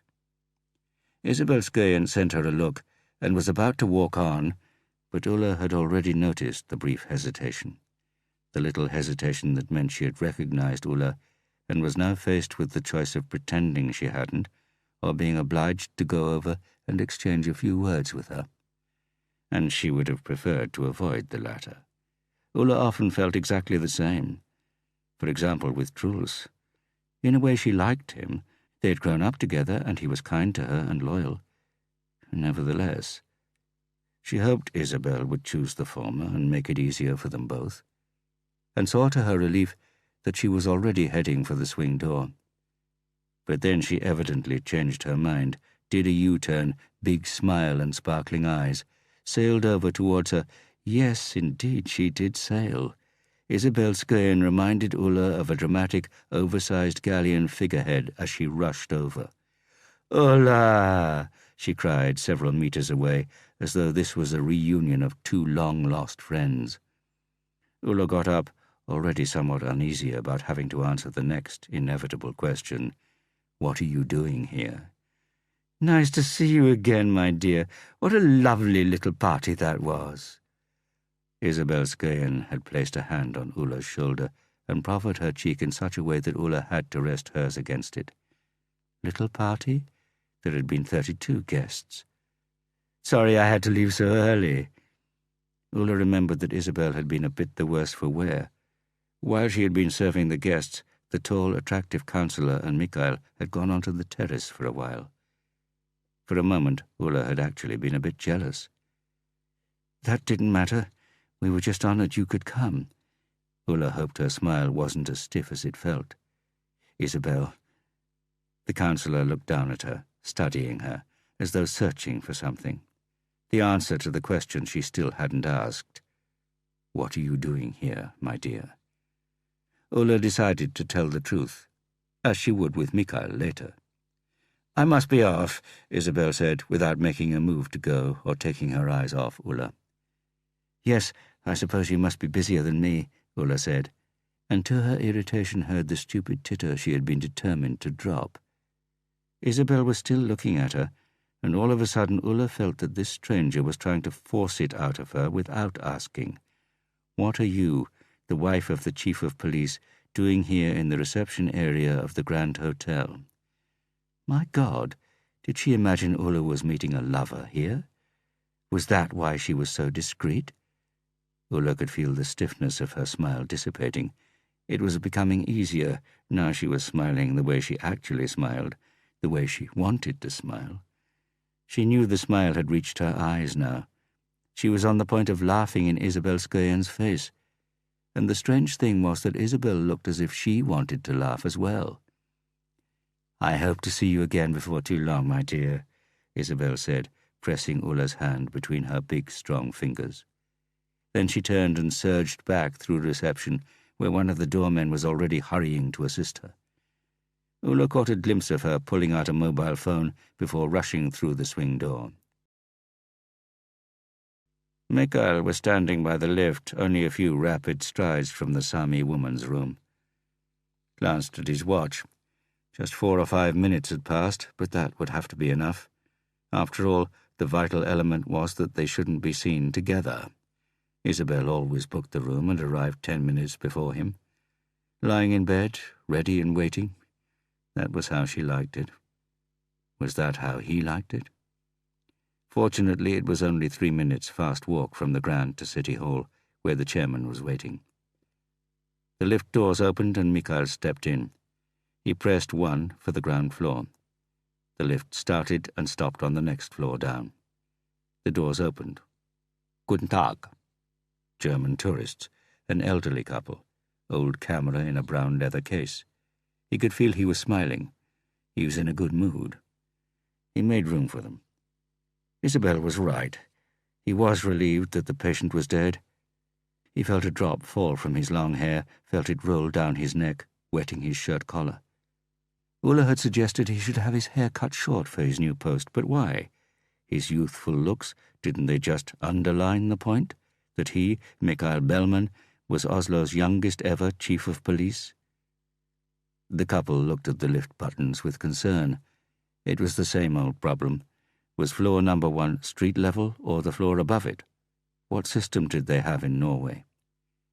"It's the ground floor," Mikhail said in English, pressing the button and closing the doors. "Danke," the woman murmured. The man had closed his eyes and was breathing audibly. "Das Boot," Mikhail thought. They sank down through the building in silence. As the doors opened and they exited into reception, a tremble seemed to go through Mikhail's thigh. His phone picked up a signal again. He saw there was a missed call from Isabel. He was about to ring back when it vibrated again. It was a text. "Met your wife in reception." Mikhail came to an abrupt halt, glanced up. But it was too late. Ulla was sitting in an armchair directly in front of him. She looked attractive, had taken more care than usual. Attractive, and turned to stone in her chair. "Hello, darling," he exclaimed, hearing at once how shrill and false it sounded. Saw in her face how it sounded. Her eyes were fixed on him, with the remnants of a confusion that was quickly giving way to something else. Mikhail Bellman's brain was churning, absorbing and processing data, looking for connections, drawing a conclusion. He knew the wet tips of his hair could not be explained satisfactorily. She had seen Isabel. Her brain, like his, was processing at lightning speed. That is how the human brain is, mercilessly logical as it assembles all the tiny bits of information which suddenly fit. And he saw that something else had already ousted the confusion, the certainty. She lowered her gaze so that when he was standing in front of her, she was looking straight at his midriff. He hardly recognized her voice as she whispered, "You got her text a little too late, then." Katrina turned the key in the lock and pulled the door, but it was jammed. Gunnar Hagen stepped forward and shook it open. A stale, heated, damp atmosphere met them. "Here," Gunnar Hagen said. "We've left it untouched since the last time it was used." Katrina went in first and pressed the light switch. "Welcome to Bergen's Oslo branch office," she drawled. Beate Lern crossed the threshold. "So this is where we're to be hidden." Cold blue light from the neon tube fell on a square concrete room with greyish-blue lino on the floor and nothing on the walls. The windowless room boasted 3 desks with a computer on each and a chair. On one desk was a brown-stained coffee machine and a large jug of water. "We've been allocated an office in the basement of Police HQ," Ståle Aune exclaimed, stupefied.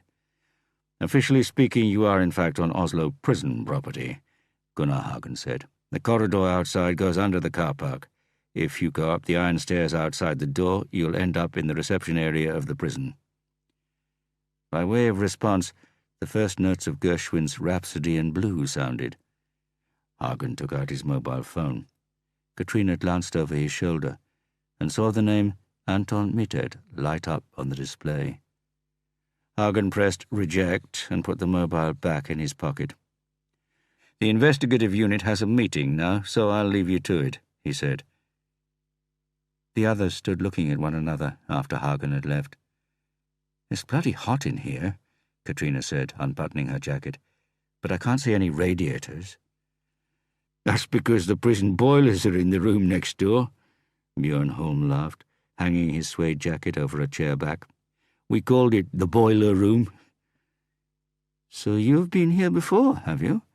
Aune loosened his bow tie. "Yes, we have. We had an even smaller group then." He nodded towards the desks. 3, as you can see. Solved the case anyway. But then Harry was in charge." He shot Katrina a quick glance. "I didn't mean to." "It's okay, Björn," Katrina said. "I'm not Harry, and I'm not in charge either. It would be fine with me if you reported to me formally, so that Hagen could wash his hands of the whole business, but I've got more than enough to do just managing myself. Beata's the boss. She has the seniority and management experience." The others looked at Beata, who shrugged her shoulders. "If that's what you'd all like, I can be boss, if there's any need for it." "There is a need for it," Katrina said. Aune and Björn nodded. "Good," Beata said. "Let's get started. We've got mobile phone coverage, an internet connection, and we've got coffee cups." She took a white one from behind the coffee machine, read the writing in felt pen. "Hank Williams?" "Mine," said Björn. She lifted another. "John Fanta?" "Harry's." "Okay, so let's detail the jobs," Beata said, putting down the cup. "Katrina? I'll keep watch online. Still no sign of life from either Valentin Yertsen or Judas Johansson. You need to be smart to hide from the electronic eye for so long, and that reinforces the theory that it wasn't Judas Johansson who escaped. Judas is not exactly top priority for the police, and it seems unlikely he would restrict his freedom by going into total blackout just to escape a couple of months in prison. Valentin has more to lose, of course. Anyway, if either of them is alive and so much as moves a muscle in the electronic world, I'm on them." "Good. Björn?" "I'll go through the files of various cases Valentin and Judas have been involved in and see if I can find any links to Trivan or Maridalen, names that come up again and again, or forensic evidence we've missed. I'm making a list of people who know them and may be able to help us find them. The ones I've spoken to so far are willing to open up about Judas Johansson. Valentin Yertsen, on the other hand—" "They're frightened?"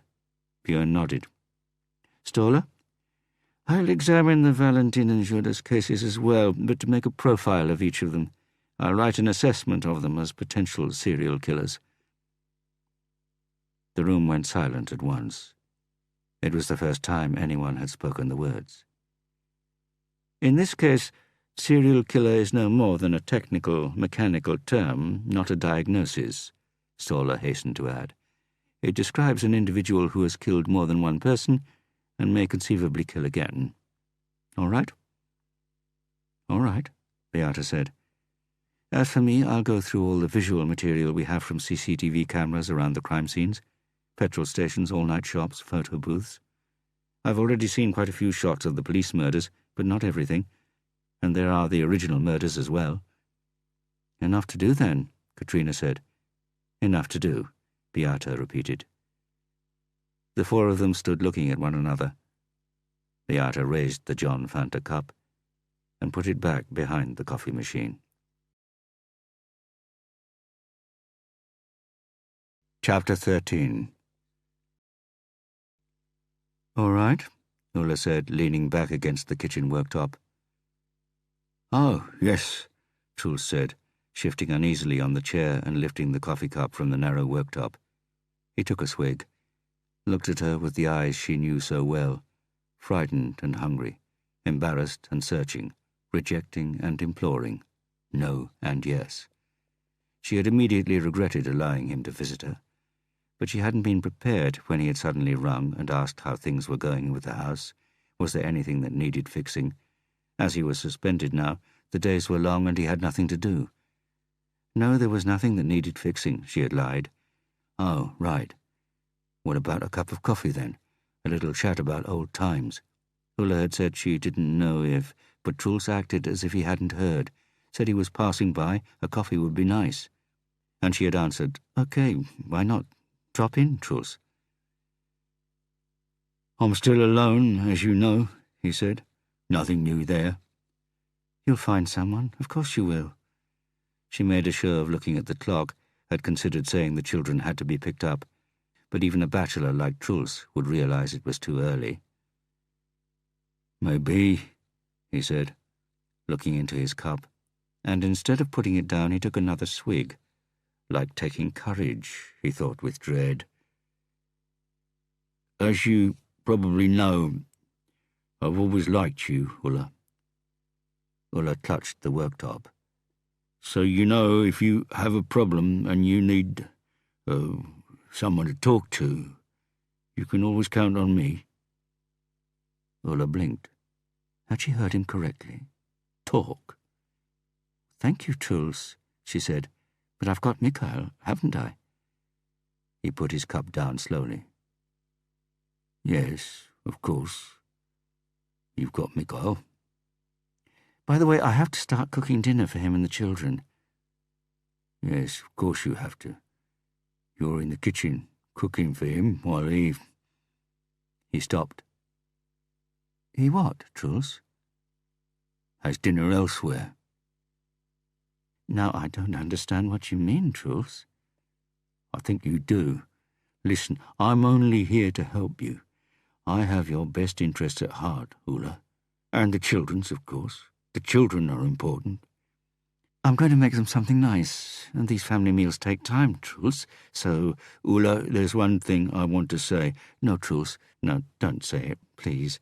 "You're good to Mikael. Do you know how many other women he..." "No, Truls, but I want you to go now, Truls, and I don't want to see you here again for a while." Ulla stood by the worktop, watching Truls go out of the gate to the car parked beside the gravel drive, winding between the newly built houses in Höhenhall. Mikael had said he would pull a few strings, make a few calls to the right people on the council, get the tarmac laid, but so far nothing had happened. She heard the brief chirp as Truls pressed the key and the car alarm switched itself off. Watched him get into the car, watched him sit motionless, staring into the distance. Then his body seemed to twitch, and he started pummeling the steering wheel so hard she saw it give. Even from a distance it was so violent she shuddered. Mikael had told her about his anger, but she had never witnessed it. If Truls hadn't become a policeman, according to Mikael, he would have been a criminal. He said the same about himself when he was acting tough. She didn't believe him. Mikael was too straight, too adaptable. But Truls was made of something else, something darker. Truls Berntsen, simple, naive, loyal Truls. She'd had a suspicion, no doubt about that, but she couldn't believe Truls could be so sly, so imaginative. The Grand Hotel. They had been the most painful seconds of her life. Not that she hadn't considered the idea that he could have been unfaithful, especially after he had stopped having sex with her. But there could be several explanations for that, the stress of the police murders. But Isabel Skøyen, sober in a hotel in the middle of the day? And it had also struck her that the whole scenario had been a set-up. The fact that someone could know the two of them would be there suggested it was a regular occurrence. She wanted to throw up whenever she thought about it. Mikael's suddenly pale face in front of her, the frightened, guilty eyes, like a boy caught apple scrumping. How did he manage it? How did he, the faithless swine, how did he make it seem as if it was a minor issue requiring his protective hand? The man who had trodden all over everything they had that was good, the father of 3 children, why did he look as if he was the one carrying the cross? "I'll be home early," he had whispered. "We can deal with it then, before the children.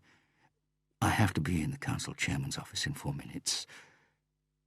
Had he had a tear in the corner of his eye?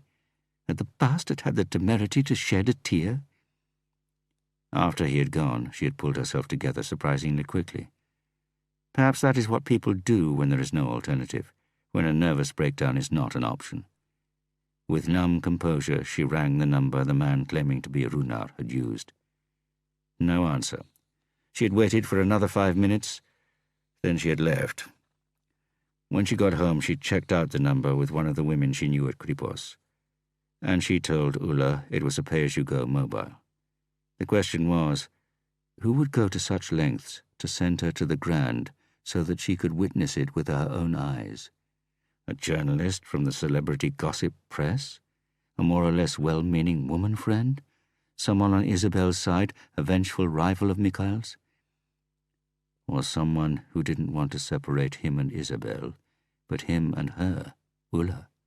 Someone who hated Mikhail or her? Or someone who loved her?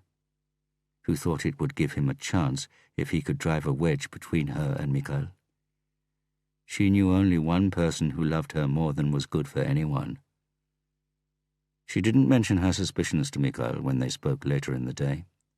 He clearly thought her presence in reception had been a coincidence, one of those lightning strikes that happen in everyone's lives, that improbable concurrence of events that some call fate. Mikhail hadn't tried to lie and say he hadn't been there with Isabel. She had to give him that. He wasn't so stupid. He had explained that she didn't need to ask him to finish the affair. He had terminated it on his own initiative before Isabel had left the hotel. That was the word he had used. Affair. Probably advisedly. It made it sound so small, unimportant, and sordid, something that could be swept under the carpet, as it were. A relationship, on the other hand, that would have been a different matter. She didn't believe for a second that he had terminated it at the hotel. Isabel had seemed too elated for that. But what he said next was true. If this came out, the scandal would not only hurt him, but also their children and her. It would, furthermore, come at the worst possible moment. The council chairman had wanted to talk to him about politics, and he wanted him to join the party. Mikhail was someone they had been considering as an interesting candidate for a political post in the not-too-distant future. He was exactly what they were after, young, ambitious, popular, and successful. Until these police murders, of course. But after he had solved them, they should sit down and discuss his future, where it lay, in the police or in politics, where Mikhail thought he could have the most impact. Not that Mikhail had decided what he wanted, but it was obvious that any kind of scandal would close that door. And then, of course, there was her and the children. What happened to his career was a minor issue compared to what this loss would mean. She interrupted him before his self-pity had gone too far, and said she had thought the matter through, and that her calculations matched his. His career, their children, the life they had together. She said quite simply that she forgave him, but he would have to promise never, ever to have any more contact with Isabel Skoyen, except as the chief of police at meetings where others were present. Mikhail had almost seemed disappointed, as though he had been armed for a battle and not a tame skirmish which had fizzled out in an ultimatum that wouldn't cost him much. Ulla watched Truls start the car and drive off. She hadn't told Mikhail about her suspicions, and had no intention of doing so either. What purpose would it serve? If she was right, Truls could continue to be the spy who sounded the alarm if the pact regarding Isabel Skoyen was not kept. The car disappeared, and the residential silence mingled with the clouds of dust. And a thought went through her mind. A wild, totally unacceptable thought, of course, but the mind isn't so strict on censorship. Her and Truls, in the bedroom, here, just as revenge, of course. She rejected the idea as soon as it had appeared. The sleet that had oozed across the windscreen like grey spit had been superseded by rain, vertical, heavy rain. The windscreen wipers fought a desperate battle against a wall of water. Anton Mitted drove slowly. It was pitch black, and the water was making everything blur and distort, as though he were drunk. He glanced at the clock in his VW Charan. When they had decided to buy a new car 3 years ago, Laura had insisted on this 7-seater, and he had jokingly inquired if she was planning a big family, even though he knew it was because she didn't want to be in a tiny car if they crashed. Well, Anton didn't want to crash either. He knew these roads well, and also knew the chances of meeting oncoming traffic at this time of night were slim, but he didn't take any risks. The pulse in his temple was pounding, mostly because of the telephone call he had received 20 minutes ago, but also because he hadn't had his coffee today. He had lost his taste for it after reading the result of the test. Stupid, that went without saying. And now the caffeine-accustomed blood vessels had narrowed so much that his headache lay there like unpleasant, throbbing background music. He had read that coffee addicts' withdrawal symptoms took 2 weeks to disappear. But Anton didn't want to renounce his addiction. He wanted coffee. He wanted it to taste good. Good, like the mint taste of Mona's tongue. But all he could taste now when he drank coffee was the bitter aftertaste of sleeping tablets. He had plucked up the courage to ring Gunnar Hagen to tell him that he had been doped when the patient died, that he had been asleep while someone had been in the room, that even if the doctors said it had been a natural death, that could not have been the case, that they would have to do another, more thorough autopsy. Twice he had rung, without getting an answer. He had tried. He had. And he would try again, because it always catches up with you. Like now, it had happened again. Someone had been killed. He braked, turned off, and took the gravel road up to Eikesaga, accelerated again, and heard the small stones hitting the wheel arches. It was even darker here, and there was already water lying in the hollows in the road. Midnight soon. It had been around midnight when it had happened the first time as well.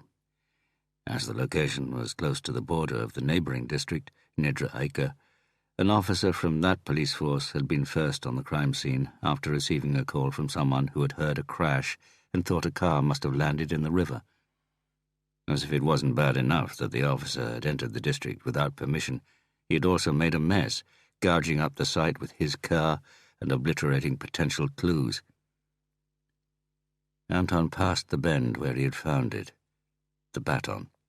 It had been the 4th day after the murder of René Karlsnes, and Anton had finally had a day off, but he had got restless and had gone for a walk in the forest on his own to continue the search. After all, murder wasn't the kind of crime they had every day, or every year, in Söndre Buskerud police district.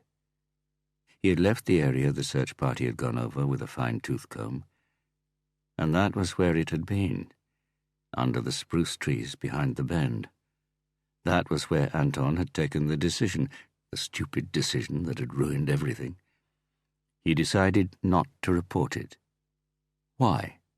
First of all, it was such a long way up to the crime scene in Eikesaga that the baton could hardly have had anything to do with the murder. Later, they had asked him why he had been searching there if he had really thought it was too far away to be of any relevance. But at the time he had just thought that a standard police baton would only lead to unnecessary and negative attention for the force.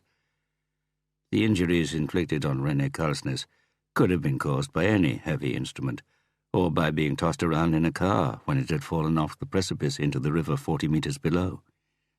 And it wasn't the murder weapon anyway. René Karlsnes had been shot in the face with a 9mm caliber handgun, and that had been the end of the story. But Anton had told Laura about the baton a couple of weeks later, and it was her who ultimately persuaded him that it should be reported, and that it wasn't up to him to assess how important the find was. So he had done it. He had gone to his boss and told him what he had found. A serious miscalculation, the chief of police had called it. and the thanks he had received for spending his day off trying to help a murder investigation had been that they dropped him from active service and put him in an office answering a phone. In one fell swoop, he had lost everything. For what? No one said it aloud, but René was generally known as a cold, unscrupulous bastard who had cheated friends and strangers alike, a person most considered the world was better off without. But the most mortifying part of the whole business had been that Grimtechnisk hadn't found any traces on the baton to link it with the murder. After 3 months of being incarcerated in the office, Anton had the choice of going insane, resigning, or getting himself moved. So he rang his old friend and colleague, Gunnar Hagen, and he got him a job with Oslo police. Professionally, what Gunnar offered him was a step backwards, but at least Anton was among people and villains in Oslo, and anything was better than the stale air of Drammen, where they tried to copy Oslo, calling their little station Police HQ, and even the address sounded plagiarized, Grönland 36, as compared with Oslo's Grönlandsleiret. Anton came over the brow of the hill, and his right foot automatically jumped on the brake when he saw the light. The tires chewed gravel. Then the car came to a standstill. Rain was hammering down on the car, almost drowning the sound of the engine. A torch 20 meters ahead was lowered. The headlights picked up the reflectors on the orange and white tape and the yellow police vest of the person who had just lowered the torch. He waved him closer, and Anton drove on. This was where, behind the barrier, René's car had driven off. They had used a breakdown truck with a crane and steel cables to drag the wreck up the river to the disused sawmill, where they had managed to haul it onto land. They'd had to wriggle the body of René Kalsnes free, as the engine had been knocked through into the car at hip height. Anton pressed the button to open the window. Damp, chilly night air. Great heavy raindrops hit the edge of the window, sending a fine spray over his neck. "Well," he said, "where—" Anton blinked. He wasn't sure if he had completed the sentence. It was like a tiny jump in time, a bad edit in a film. He didn't know what had happened, just that he was absent. He looked down at his lap, at the fragments of glass there. He looked up again and discovered that the top part of the window was smashed. Opened his mouth, was about to ask what was going on. Heard something whistle through the air, sensed what it was, wanted to raise his arm, but was too slow. Heard a crunch, realized it came from his own head, something breaking into pieces.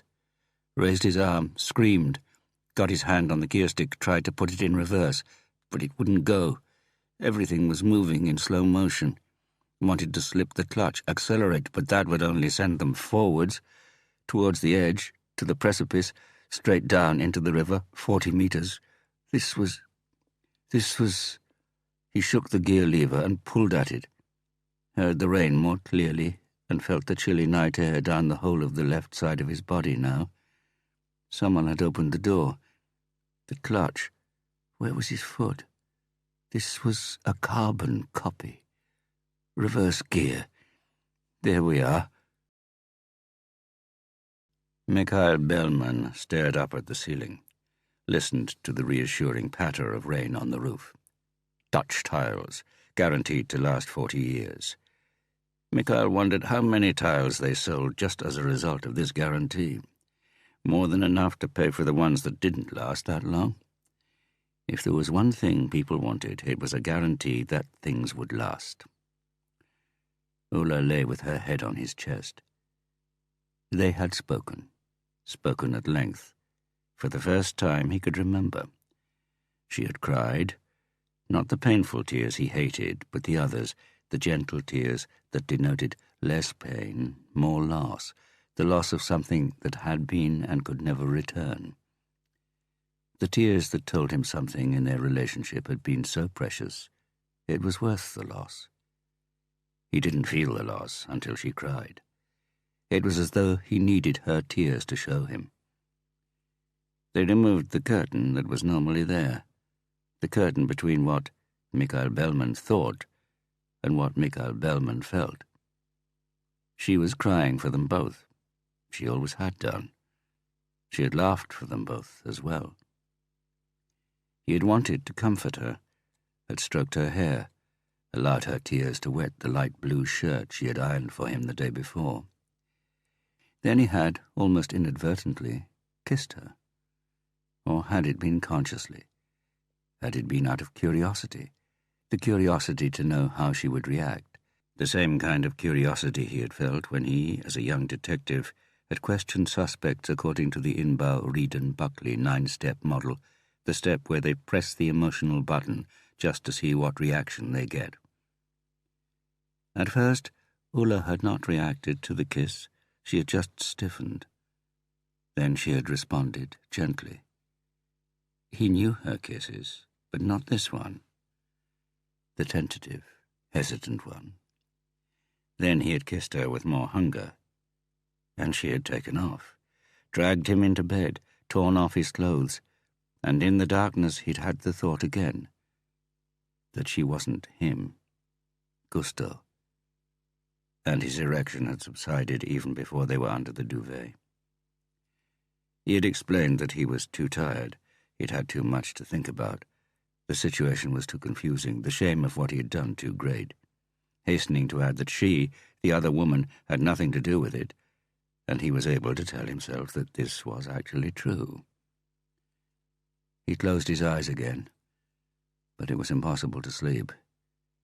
There was the unrest, the same unrest he had woken to over recent months, a vague feeling that something terrible had happened or was about to happen, and for some time he hoped it was just the lingering effect of a dream until he remembered it. Something made him open his eyes again. A light, a white light on the ceiling, from the floor beside his bed. He turned and looked down at the display on his phone. On silent, but always on. He had agreed with Isabel that they should never send messages at night. What her reason was, he had never asked. And she had appeared to take it well when he explained that they wouldn't be able to see each other for a while, even though he thought she had understood what he meant, that the bit about a while should be deleted. Mikael was relieved when he saw the text was from Truls. Then, taken aback. Drunk, probably.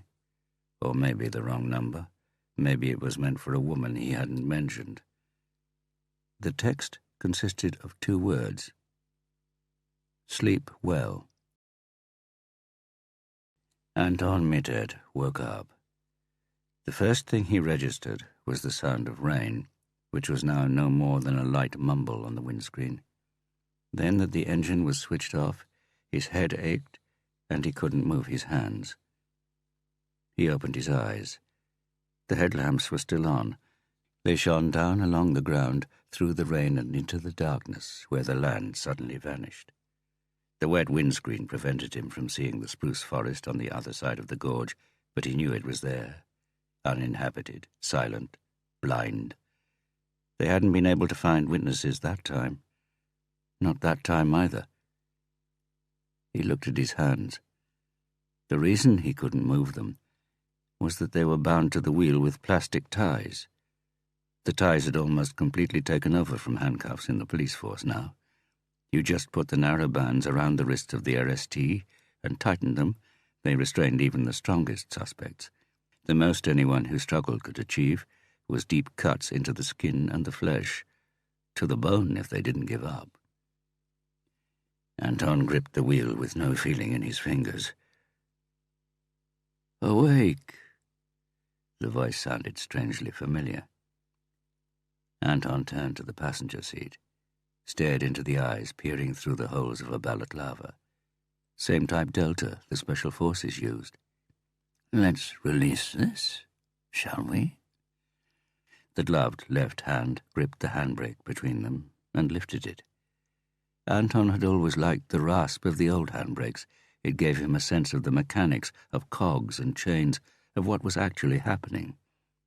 This time it was lifted and released with barely a murmur, just a slight crunch.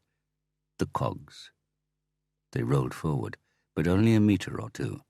Anton had instinctively stamped his foot on the brake pedal. He'd had to stamp hard as the engine was not switched on. Good reactions, Mitted. Anton stared through the windscreen. The voice, that voice. He took his foot off the brake. It creaked like an unlubricated door hinge. The car moved, and he stamped his foot back down, and held it there this time. The interior light came on. "Do you think René knew he was going to die?" Anton Mitter didn't answer. He had just caught a glimpse of himself in the mirror. At least he thought it was him. His face was covered with glistening blood. His nose was swollen on one side, probably broken. "How does it feel, Mitter? Knowing? Can you tell me that?" Why?" Anton's question was almost an automatic response. He wasn't even sure if he wanted to know why. Just knew he was freezing cold, and that he wanted to get away. He wanted to go to Laura, to hold her, to be held by her, smell her fragrance, feel her warmth. "Haven't you worked it out, Mitter? It's because you didn't solve the case, of course. I'm giving you all another chance, an opportunity to learn from earlier mistakes." "I learn?" "Did you know that psychological research has shown that slightly negative feedback enhances your performance? Not very negative and not positive, but just a bit negative. Punishing all of you, killing just one detective from the group at a time, is like a series of slightly negative reports, don't you think?" The wheels creaked, and Anton stamped on the pedal again, staring at the edge. It felt as though he would have to press even harder. "It's the brake fluid," the voice said. "I punctured the pipe. It's running out. Soon it won't help, however hard you press. Do you think you'll be able to think while you're falling? Or regret what you've done?" "Regret what?" Anton wanted to go on, but no words came. His mouth seemed to be filled with flour. Fall. He didn't want to fall. "Regret taking the baton," the voice said. "Regret not helping to find the murderer. It could have saved you from this, you know." Anton had a feeling he was squeezing the fluid out via the pedal, that the harder he pressed, the quicker the fluid was being drained from the system. He eased the pressure with his foot. The gravel under the tires crunched, and in his panic he pushed his back against the seat and straightened his leg against the floor and the brake pedal. The car had 2 separate hydraulic brake systems. Maybe just one of them had been punctured. "If you repent, perhaps your sins will be forgiven, Mitter. Jesus is magnanimous." I repent.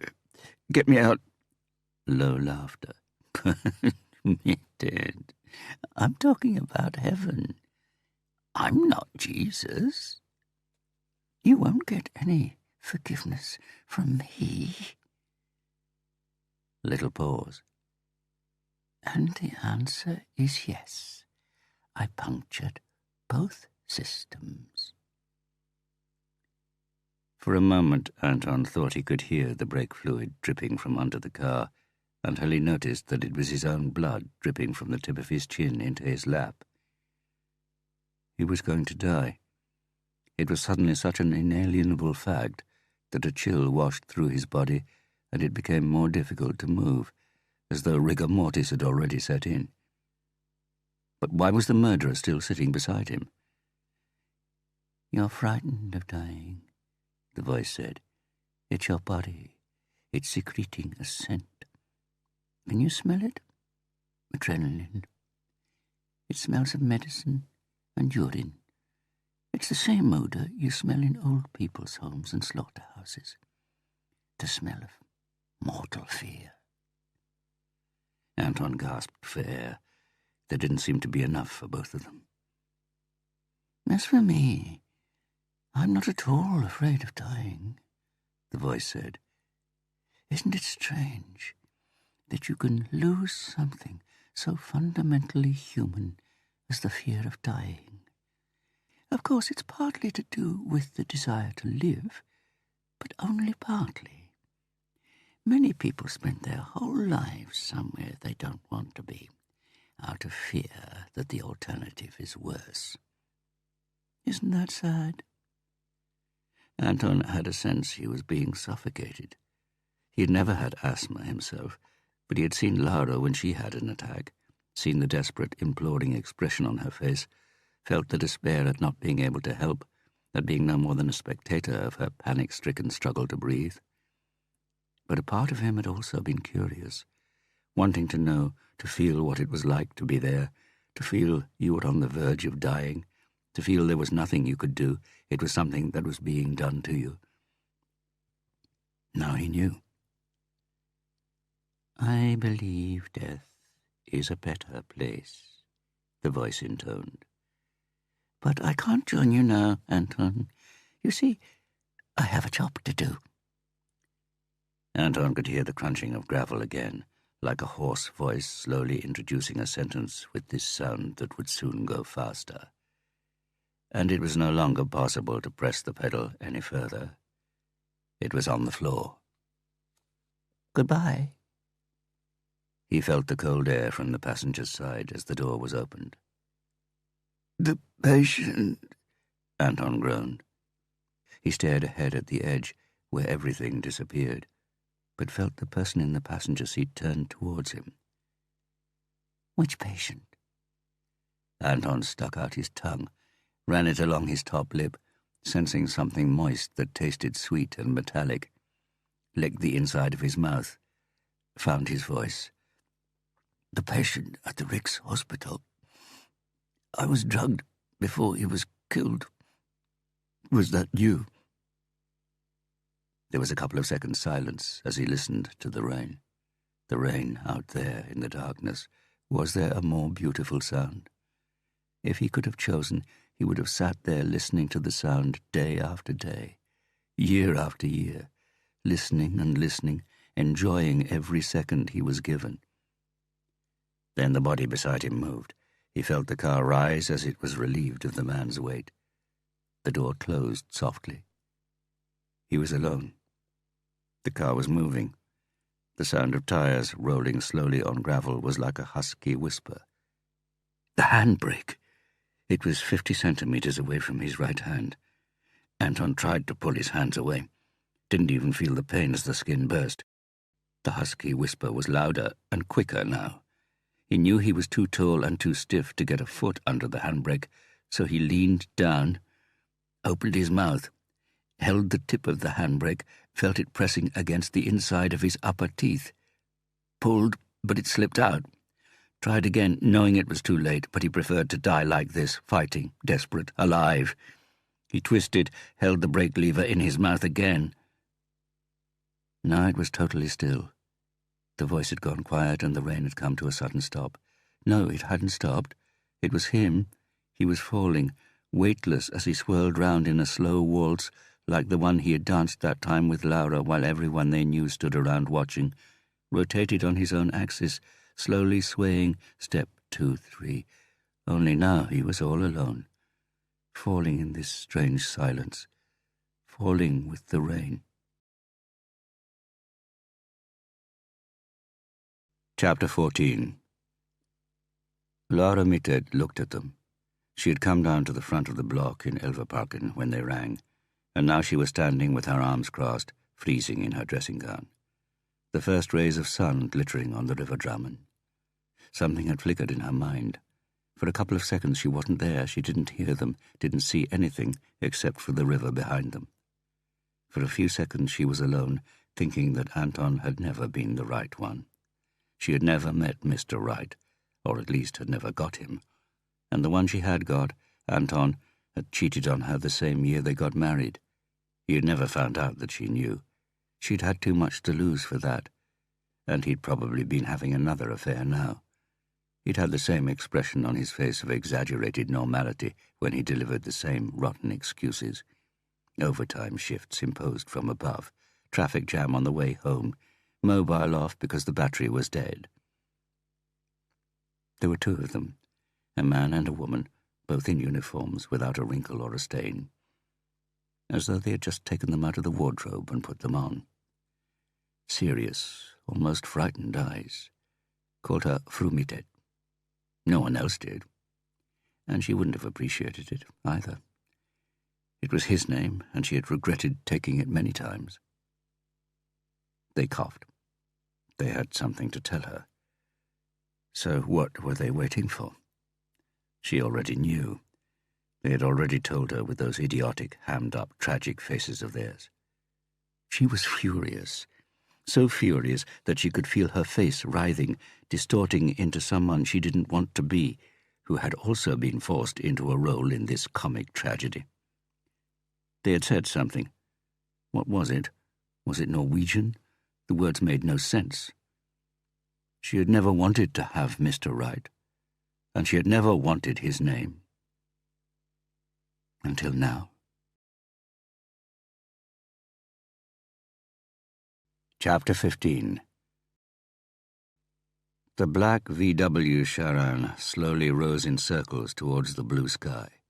Like a rocket in super slow motion, Katrina thought, watching the trail, which was not fire and smoke, but water running from the doors and boot of the crushed car, dissolving into drops and glistening in the sun on its way down to the river.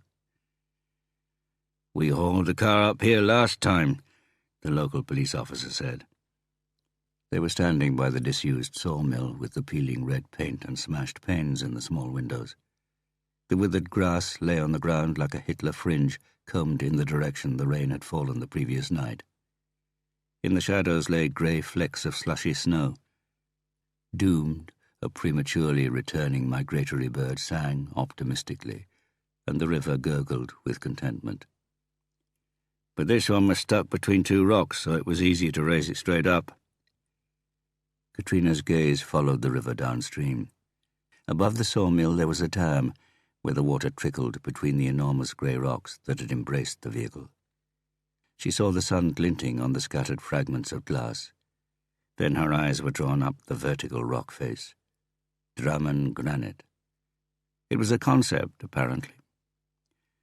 She glimpsed the tail of the truck and the yellow crane protruding over the edge of the precipice, high up. Hoped someone had worked out the weight versus jib ratio correctly. "But if you're detectives, why aren't you up there with the others?"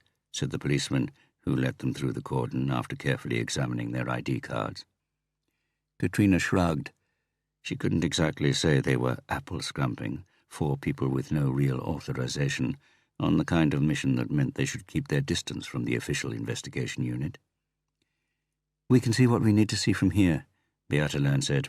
"Thanks for letting us look." "No problem." Katrina Bratt switched off her iPad, which was still logged into the Norwegian prison site, then hurried after Beata Lern and Ståle Aune, who had already crossed the cordon and were on their way back to Björn Holm's 40-year-old-plus Volvo Amazon. Its owner came sauntering down the steep gravel road from the top and caught them up at the old-timer with no air conditioning, airbag or central locking, but with 2 checkered speed stripes over the bonnet, roof and tail. Katrina concluded from Holmes' heaving chest that he would hardly satisfy the current PHS entrance requirements. "Well?" Beata said. "The face is partly smashed, but they reckon the body's probably one Anton Mittet," Holmes said, removing his rasta hat and using it to wipe the sweat from his round face. "Mittet," Beata said. "Of course." The others turned to her. "A local officer. He took over from Simon in Maridalen. Do you remember Björn?" "No," Holmes said, without any visible shame. Katrina assumed he had got used to the idea that his boss was from Mars. "He used to be in the Drammen force, and he was tangentially involved in the investigation of the previous murder here." Katrina shook her head in astonishment. It was one thing for Beata to react as soon as the message about a car in the river had appeared on the police log, and she had ordered them all to Drammen because she remembered that it was the exact spot where René Kalsnes had been murdered several years ago. And quite another for her to remember the name of a Drammen man who had been tangentially involved in the investigation. "He was easy to remember because he made such a blunder," said Beata, obviously having noticed Katrina shaking her head. "He kept quiet about a baton he found, because he was frightened it could implicate the police. Did they say anything about the probable cause of death? No, Holmes said. It's pretty clear he would have been killed by the fall. The handbrake went through his mouth and out the back of his head. But he must have been beaten while he was alive because his face was bruised. Could he have driven off the cliff himself? Katrina asked. Maybe. But his hands were attached to the wheel with cable ties. There were no brake marks, and the car hit the rocks close to the cliff, so it can't have been going very fast. Must have just rolled over. Handbrake in his mouth, Beata said with a frown.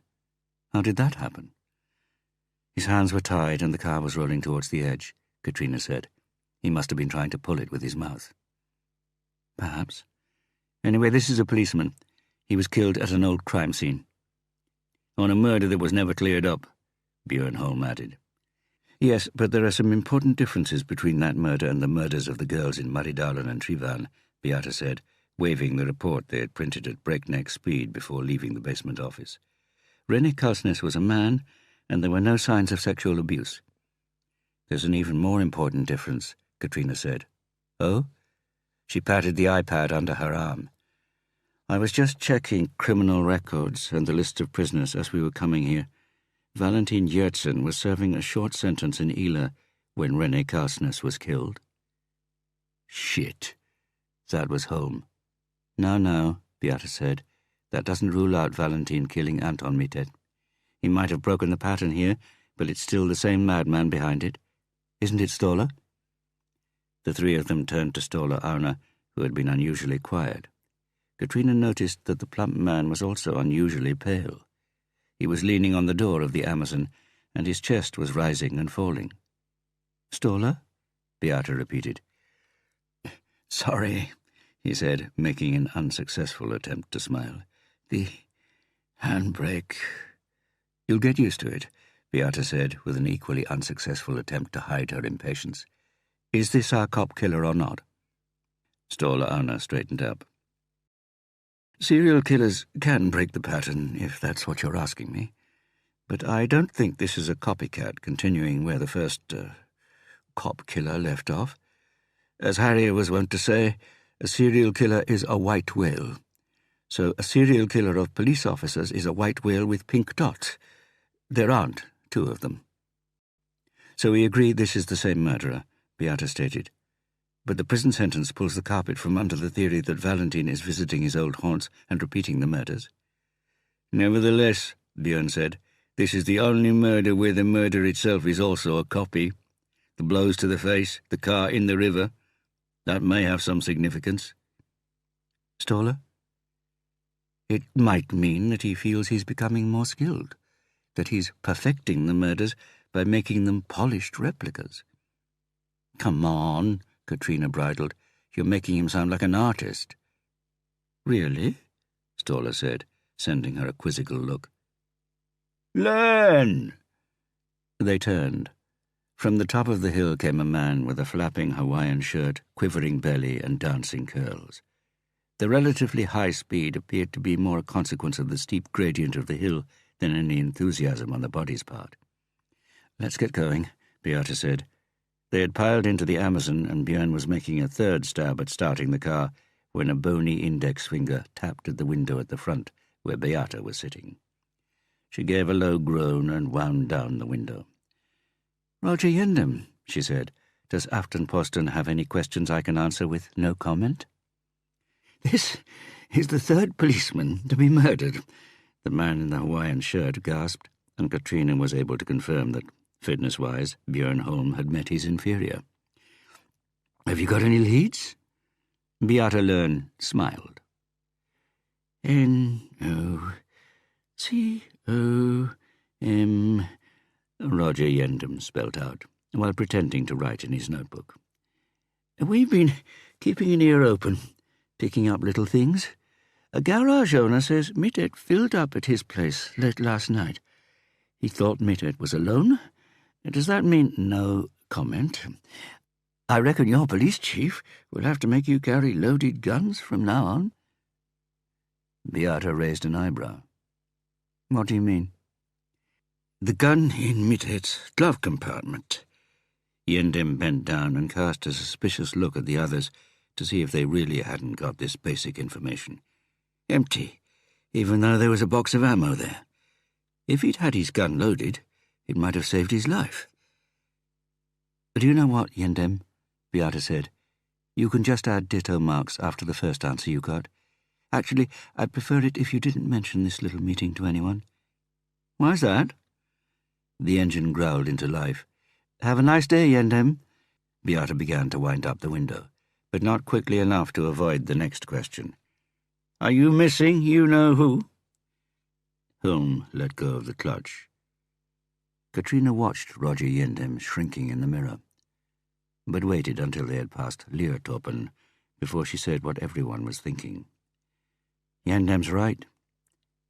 "Yes," Beata sighed, "but he's no longer available, Katrina." "I know, but we have to try." "Try what?" Björn Holm asked. "Digging up a man declared dead and buried?" Katrina stared out at the monotonous trees as they glided along the motorway, thinking how once she had flown in a police helicopter above here, the most densely populated part of Norway, and how it had struck her that even here there was just so much forest and wilderness, places people didn't go, places to hide, that even here houses were tiny dots in the night, the motorway a thin stripe through the impenetrable darkness, that it was impossible to see everything, that you had to be able to smell, to listen, to know. They had almost arrived in Asker, but they had travelled in a silence so impenetrable that when Katrina did answer, no one had forgotten the question. "Yes," she said. Chapter 16. Katrina Bratt crossed the open square in front of Châteauneuf, the headquarters of the Norwegian Student Society. Great parties, cool gigs, heated debates. That was how she remembered the place, and in between they had passed their exams. The dress code had changed surprisingly little since she was here. T-shirts, sagging trousers, nerdy glasses, retro puffer jackets and retro army jackets, security of style trying to camouflage insecurity, the average social climber signalling smart slacker, the fear of failing socially and professionally. At any rate, though, they were glad not to be the poor buggers on the other side of the square, which was where Katrina was heading. Some of them were coming towards her now from the prison-like gate in front of the college grounds, students in black police uniforms that always looked a bit too big however well they fitted. From afar she could pick out the first years. They looked as if they were standing in the middle of the uniform, and the peak of the cap came too far down their foreheads, either to conceal their insecurity or to avoid meeting the slightly contemptuous or even sympathetic looks from students across the square, the proper students, the free, independent, socially critical, thinking intellectuals, who were grinning behind long, greasy hair, lying on the steps in the sun, exalted in their supine states, inhaling what they knew the police trainee knew might be a reefer. For they were the real youth, the cream of society, with a right to make mistakes, those who still had life choices ahead of them, not behind. Perhaps it was only Katrina who had felt like this when she was here, who felt the desire to shout that they didn't know who she was, why she had chosen to become a police officer, what she had decided to do with the rest of her life. The old duty officer, Karsten Kaspersen, still stood in the office inside the door, but if he did remember Katrina Bratt, his face didn't show it as he examined her ID card and gave a quick nod. She walked down the corridor to a lecture room.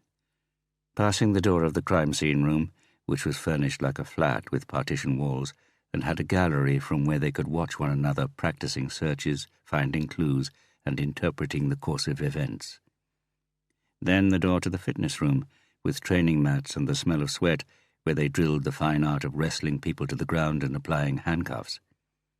At the end of the corridor, she slipped into Auditorium 2. The lecture was in full flow, so she crept along to a free seat in the back row. She sat down so quietly she wasn't noticed by the two girls excitedly whispering in front of her. "She's weird, I'm telling you.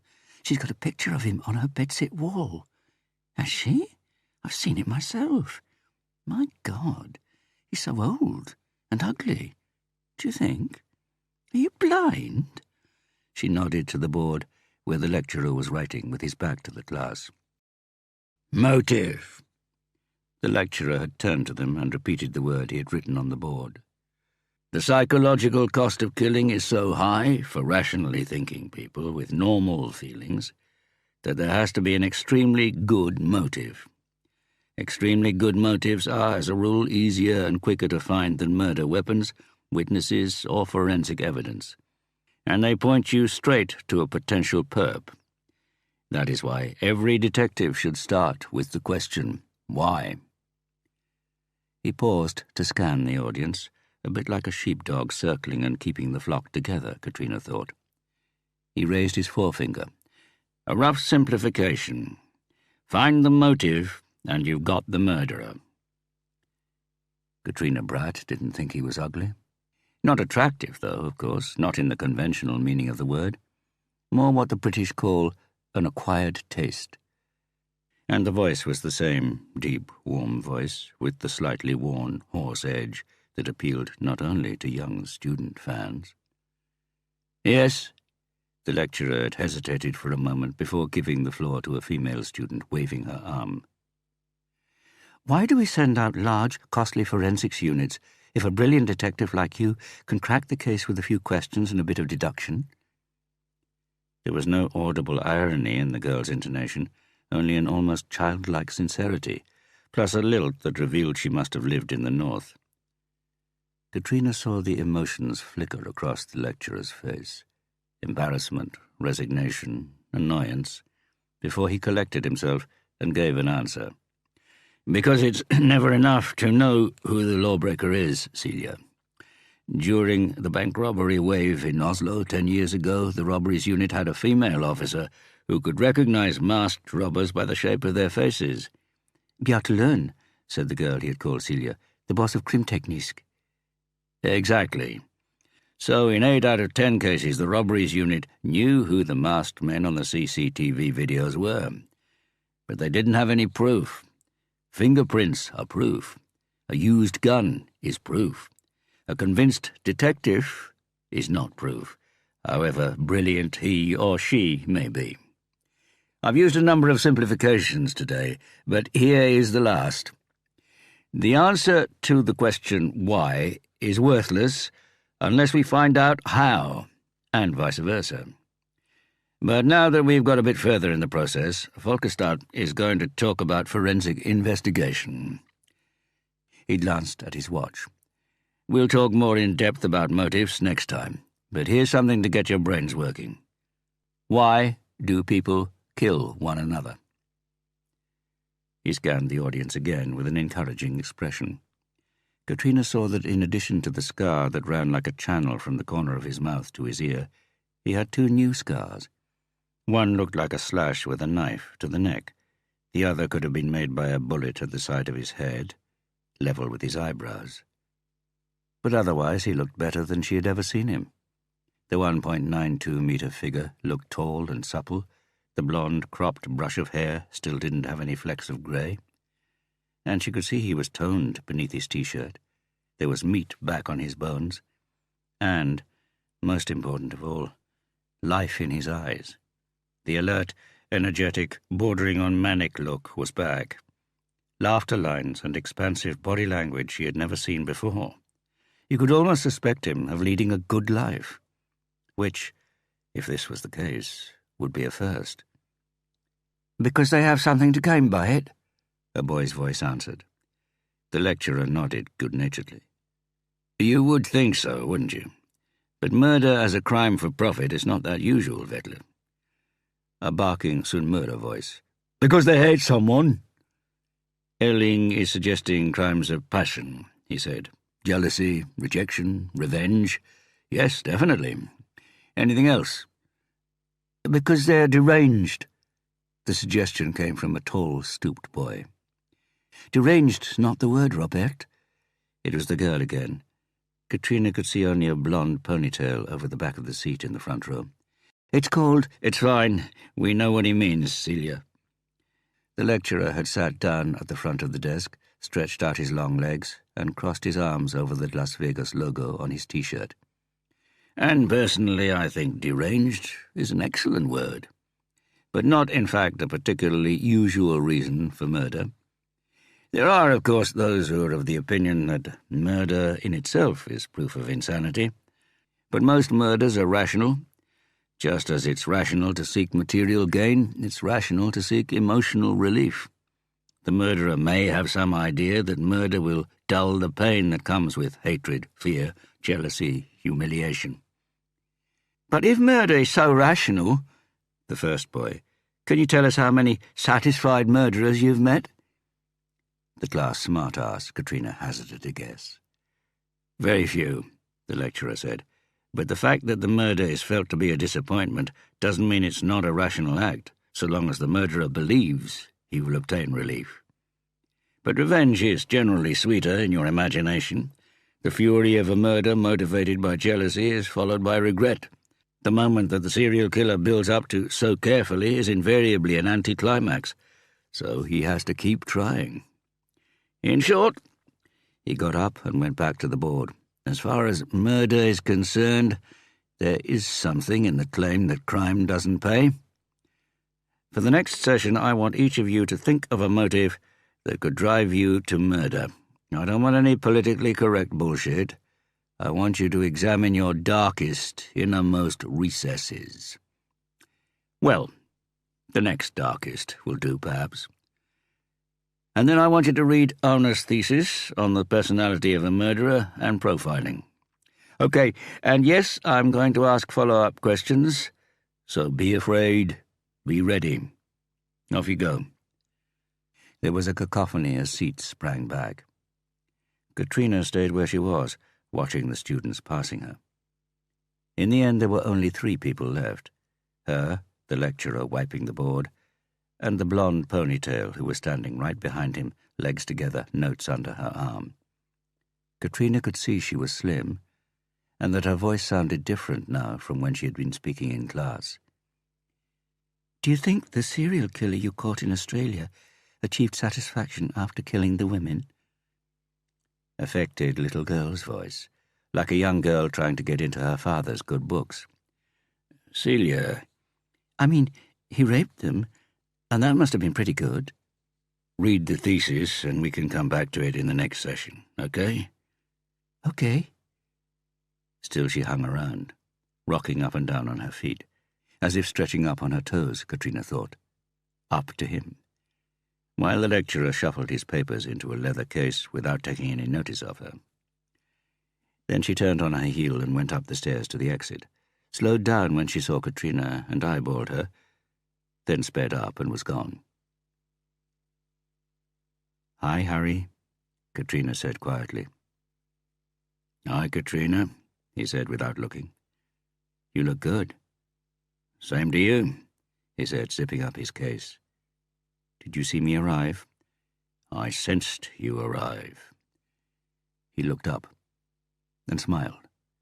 Katrina had always been surprised at the metamorphosis his face went through when he smiled, and how the smile could blow away the hard, dismissive, life-weary expression he wore like a shabby coat, and how, suddenly, he could look like a playful, overgrown boy with the sun radiating from him, like a sunny July day in Bergen, as welcome as it was rare and short. "What does that mean?" "That I've been half expecting you to turn up." "Oh, you have you?" "Yes, and the answer's no." He stuffed the case under his arm, ran up the stairs to her in 4 long strides, and hugged her. She squeezed him, drawing in his aroma. "No to what, Harry?" "No, you can't have me," he whispered in her ear. "But you knew that, didn't you?" "Hey," she said, trying to free herself from his grip. "If it hadn't been for Miss Uglybug, it wouldn't have taken me 5 minutes to have you at my feet, sunshine. And I didn't say you looked that good." He laughed, let her go, and Katrina felt herself thinking he could have held her for a bit longer. She'd never worked out whether she really wanted Harry, Maybe it had always been so unrealistic, she refrained from forming an opinion on it. And in time it had become a joke, and the waters were muddied. Besides, he was back with Raquel, or Miss Uglybug, as he allowed Katrina to call her, as the notion was so absurd it only emphasized Raquel's annoying beauty. Harry rubbed his badly shaven chin. If it's not my irresistible body you're after, then it must be... He raised a forefinger. I've got it. My brilliant mind. You haven't got any funnier over the years, either. And the answer's still no. And you knew that too. Have you got an office where we can discuss this? Yes and no. I have an office, but not one where we can discuss whether I can help you with the murder case. Murder cases. It's one case, as far as I've been informed. Fascinating, isn't it? Don't you try that one on me. I've finished with that kind of life, and you know it. Harry, this case needs you. And you need it. The smile didn't reach his eyes this time. I need a murder case, like I need a drink, Katrina. Sorry. Save yourself some time and try an alternative. She looked at him, thinking the analogy with drink came without any hesitation. It confirmed what she had suspected, that he was simply afraid. Afraid that if he so much as looked at a case, it would have the same result as a drop of booze. He wouldn't be able to stop. He would be swallowed up, consumed. For a moment her conscience pricked her, the pusher's unbidden attack of self-loathing, until she started visualizing the crime scene again. Anton Mittet's crushed skull. There are no alternatives for you, Harry. I can give you a couple of names, Harry said. There's a guy I was on the FBI course with. I can ring at Harry. Katrina grabbed him under the arm and led him to the door. Has this office of yours got any coffee? It has. But, as I said, forget the case. Let's just have a chat about the old days. Have you got the time for it? I need some distraction. He looked at her, was about to say something, then changed his mind. Nodded. Okay. They went up a staircase and down a corridor to the offices. I can hear you've nicked bits of Stoller Auner's psychology lectures, Katrina said. As usual, she had to jog to keep up with Harry's giant strides. I nick as much as I can. After all, he was the best. Like deranged being one of the few words in medicine which is exact, intuitively comprehensible and poetic all at once. But precise words always end up on the scrap heap because stupid professionals think linguistic obfuscation is best for patients' welfare. Yep, Harry said. That's why I'm no longer a manic-depressive. Not borderline, either. I'm bipolar type 2. 2? Do you understand? Why doesn't Auner lecture? I thought he loved it. He wanted a better life. Simpler. More quality time with his nearest and dearest. A wise decision. She eyed him. You should persuade him.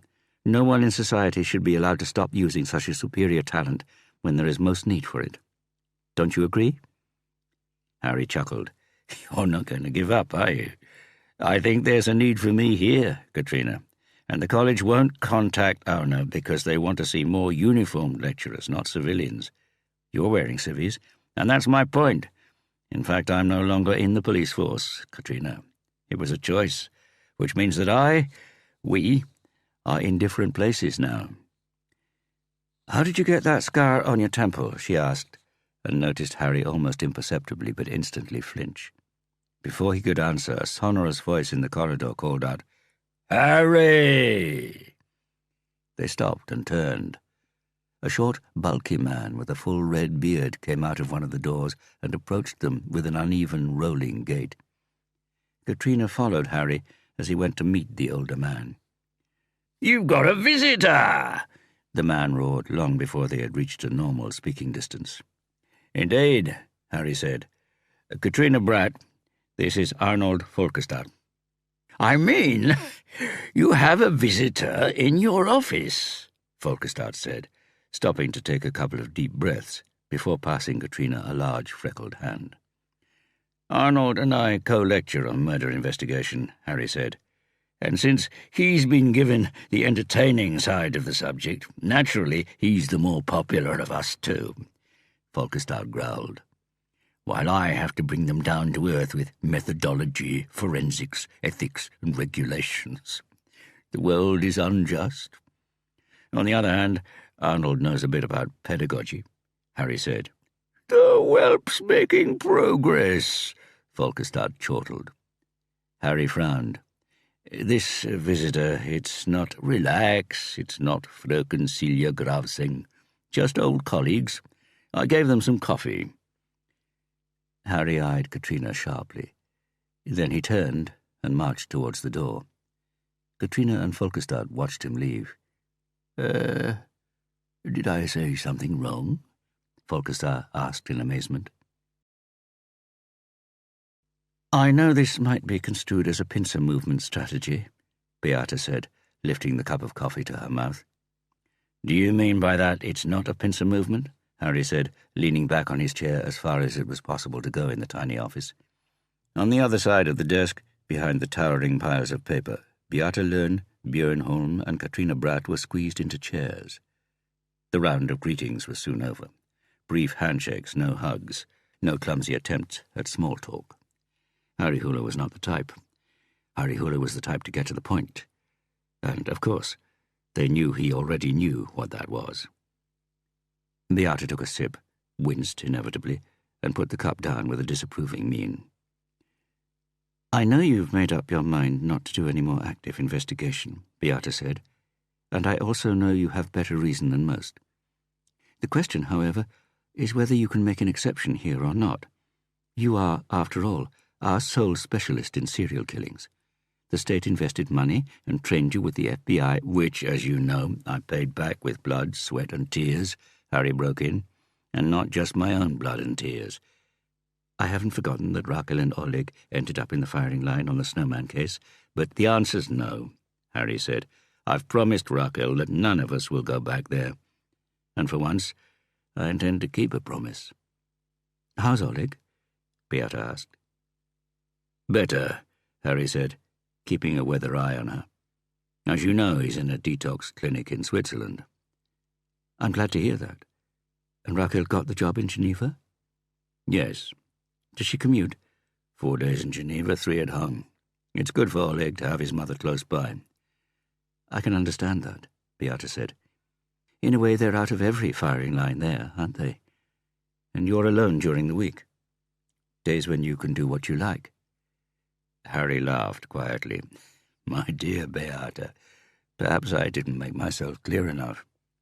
This is what I want. To lecture, to pass on my knowledge." "Ståle Auner's with us," Katrina said. "Good for him," Harry said. "And for you. He knows as much about serial murders as I do." "Sure he doesn't know more?" Katrina said with a hint of a smile and a raised eyebrow. Harry laughed. "Nice try, Katrina. Okay, he knows more." "My God," Katrina said. "What's happened to your competitive streak?" "The combination of you three and Ståle Auner is the best possible start for this case. I have another lecture, so—" Katrina slowly shook her head. "What's happened to you, Harry?" "Good things," Harry said. "Good things have happened to me." "Message received and understood," Beata said, getting up. "But I'd still like to ask if we can consult you now and then." She saw he was going to shake his head. "Don't answer no," she hastened to add. "I'll ring you later." In the corridor 3 minutes later, as Harry was striding towards the auditorium, where the students had already gathered, it struck Beata that perhaps it was true. Perhaps the love of a woman could save a man, and she doubted, in this case, that another woman's sense of duty would be enough to whisk him back into the jaws of hell. But that was her task. He had looked shockingly healthy and happy. She would so much have liked to let him go. But she knew they would soon reappear, the ghosts of colleagues that had been killed. And she formulated the next thought. They won't be the last. She rang Harry as soon as she was back in the boiler room. Rico Herem woke with a start. He blinked in the darkness until his eyes could focus on the white screen 3 rows in front of him, where a fat woman was sucking off a horse. Felt his racing pulse slow down. No reason to panic. He was still in Fiskebutiken. It was just the vibration of a new arrival that had woken him. Rico opened his mouth and tried to inhale some oxygen from the air that stank of sweat, tobacco, and something that might have been fish, but wasn't. It was 40 years since Moon's Fiskebutik had sold the original combination of relatively fresh fish over the counter and relatively fresh porn mags under the counter. After Moon had sold up and gone into retirement so that he could drink himself to death more systematically, the new owners had opened a 24-hour cinema in the basement showing straight porn. But when VHS and DVDs had taken their customers, they specialized in procuring and showing films you couldn't get online, at least not without the police knocking at your door. The sound was on so low, Rico could hear the wanking in the darkness around him. He had been told that was the idea. That was why the sound was on so low. He had long grown out of the boyhood fascination with group wanking. That wasn't why he was sitting here. It wasn't why he had headed here straight after his release, sat for 2 solid days, broken only by emergency trips to eat, shit, and get more booze. He still had 4 Rohypnol pills in his pocket. He had to make them last. Of course, he could spend the rest of his life in Fiskebutiken. But he had persuaded his mother to lend him 10,000 kroner, and until the Thai embassy had sorted out his extended tourist visa, Fiskebutiken offered the darkness and anonymity he required to avoid being found. He inhaled, but it was as though the air consisted entirely of nitrogen, argon, and carbon dioxide. He looked at his watch. The luminous hand was on 6. In the evening or the morning? It was perpetual night in here, but it had to be evening. The feeling of suffocation came and went. He mustn't get claustrophobic, not now. Not until he was out of the country. Gone. Far, far from Valentine. God, how he longed for his cell, for the security, the loneliness, the air you could breathe. The woman on the screen was working hard, but had to follow the horse as it took a few steps forward, causing the picture to blur for a second. "Hi, Rico." Rico froze. The voice was low, a whisper, but the sound was like an icicle being driven into his ear. "Vanessa's Friends, a real 80s classic. Did you know that Vanessa died during the recording? Stamped on by a mayor. Jealousy, do you think?" Rico wanted to turn, but was stopped by a hand squeezing the top of his neck, holding it in a vice-like grip. He wanted to shout, but a gloved hand was already over his mouth and nose. Rico breathed in the smell of pungent, wet wool. "It was disappointingly easy to find you. Perv cinema, rather obvious, don't you think?"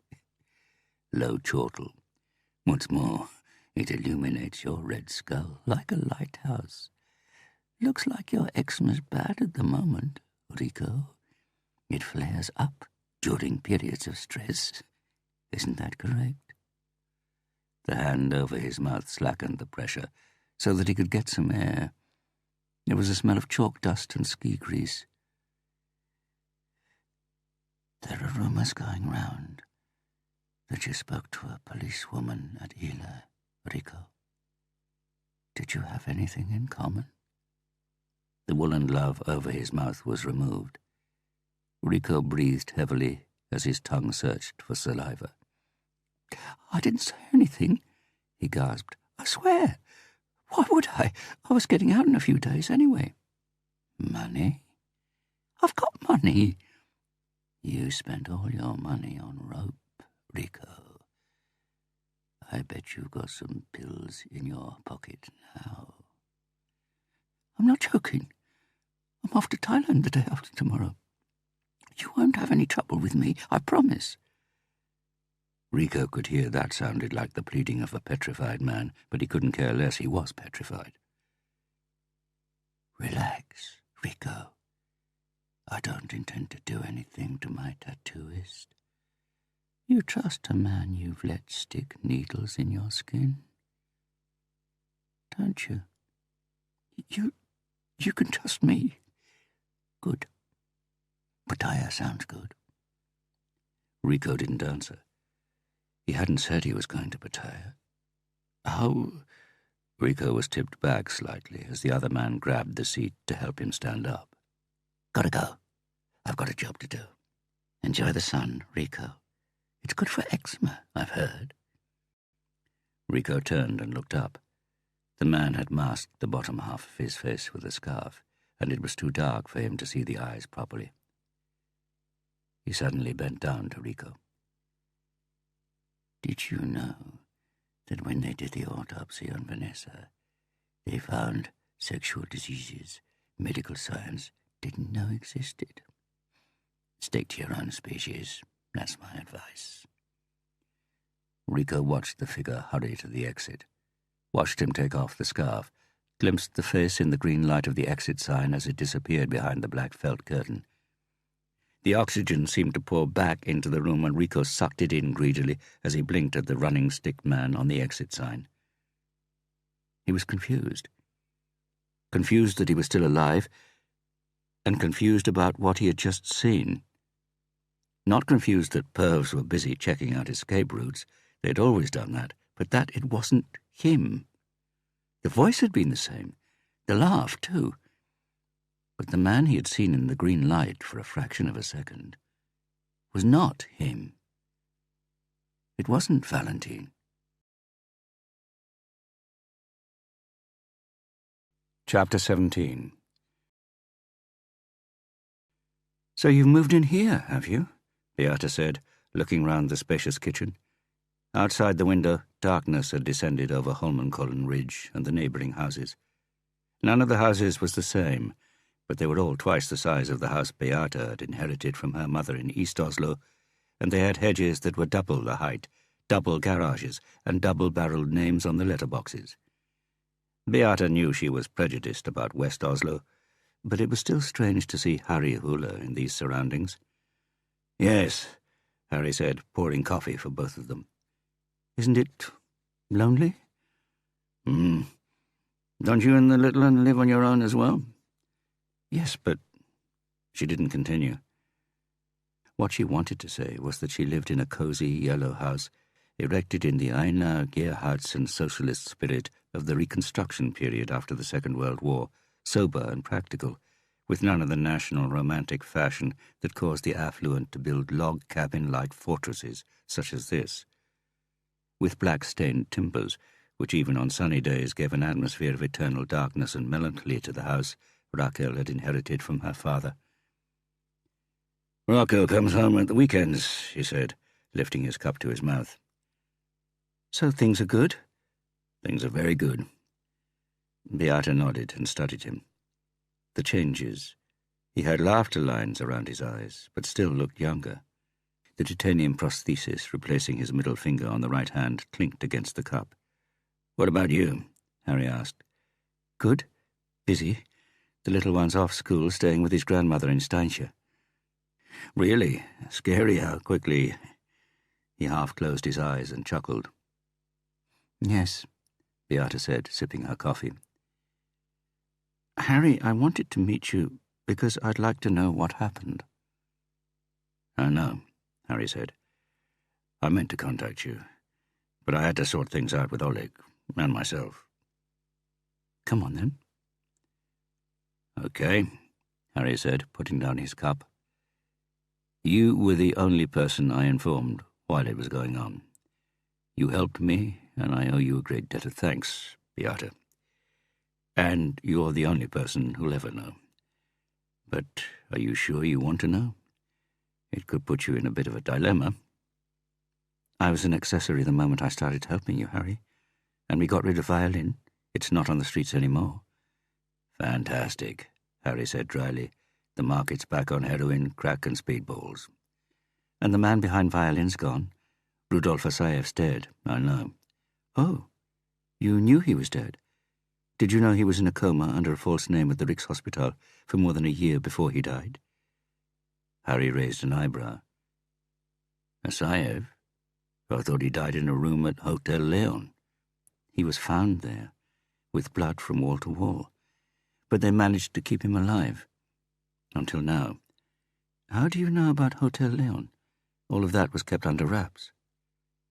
Harry didn't answer, just twirled the cup in his hand.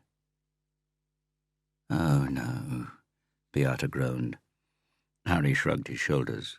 I said you might not want to know. It was you who stabbed him. Would it help if I said it was in self-defense? We found a bullet in the wooden bed frame, but the wound from the knife was big and deep, Harry. The pathologist said the blade must have been twisted round several times. Harry looked down into his cup. Well, I obviously didn't do a thorough enough job. Honestly, Harry, you... Beata wasn't used to raising her voice, and it sounded like a quivering saw blade. He turned Oleg into a junkie, Beata. Harry's voice was low, and he spoke without looking up from the cup. They sat in silence, listening to the expensive Holmenkollen silence. Was it Asaev who shot you in the head? Beata asked at length. Harry ran his finger over the new scar at the side of his forehead. What makes you think it's a bullet wound? Well, what do I know about gunshot wounds? I'm just a forensics officer. Okay. It was a guy who had worked for Asaev, Harry said. 3 shots at close range. 2 in the chest, the 3rd in the head.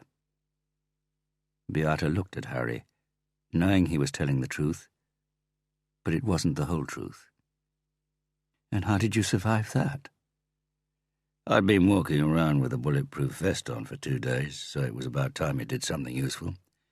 But the shot to the head knocked me out, and would have killed me if... If the guy who shot me hadn't run to the A&E in Storgata. He badgered a doctor to come along, and he saved me. What? Why haven't I heard any of this? The doctor bandaged me up on the spot and wanted to send me to hospital, but I woke up in time and made sure I was sent home instead. Why? I didn't want any fuss. How's Björn these days? Got himself a girl? This guy, first of all, he tried to shoot you, and then he saved your life? Who? He didn't try to shoot me. It was an accident. Accident? 3 shots is no accident, Harry. If you're going cold turkey and holding an Odessa, it can happen. Odessa? Beata knew the weapon, the cheap copy of the Russian Stichkin. In pictures, the Odessa looked like it had been welded together by a schoolboy of average skill in a metalwork class, the clumsy, illegitimate progeny of a pistol and a machine gun. But it was popular with Russian urkas and professional criminals because it could fire both single shots and salvos. The slightest pressure on an Odessa, and you had suddenly let off 2 rounds, or 3. It struck her that the Odessa had the rare Makarov 9x18mm caliber bullets, the same ammunition that had killed Gustav Hansen. "I'd like to see that weapon," she said slowly, watching Harry's eyes automatically wander around the living room. She turned. She couldn't see anything there, just an ancient black corner cupboard. "You didn't say who the guy was," Beata said. It's not important, Harry said. He's long been outside your jurisdiction. Beata nodded. "You're protecting someone who almost took your life." All the more credit to him that he saved it. Is that why you're protecting him? How we choose who we protect is often a riddle, don't you think? Yes, Beata said. Take me, for example. I protect police officers. As I'm handy at facial recognition, I questioned the bartender at Come As You Are, the place where this drug dealer of Asaev's was killed by a tall, blonde guy with a scar running from his mouth to his ear. I showed the bartender some photos and talked and talked. And as you know, the visual memory is child's play to manipulate. Witnesses no longer remember what they thought they remembered.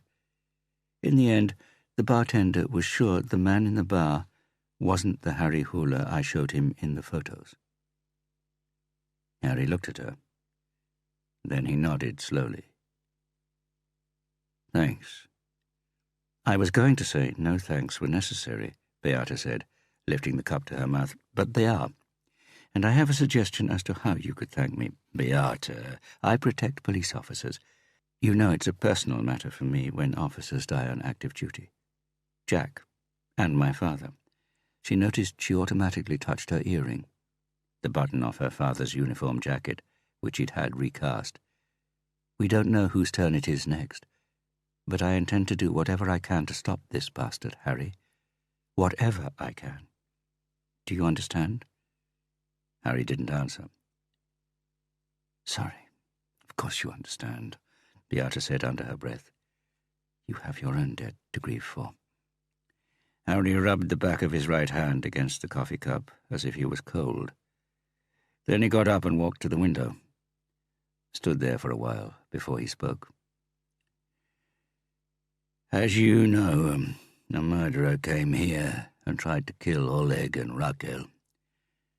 And it was my fault." "That's a long time ago, Harry." "It was yesterday. It will always be yesterday. Nothing has changed. But I'm trying, anyway, to change myself." "And how's it going?" Harry shrugged. "Up and down. Have I told you I never remembered to buy Oleg a birthday present? Even though Raquel reminded me weeks in advance.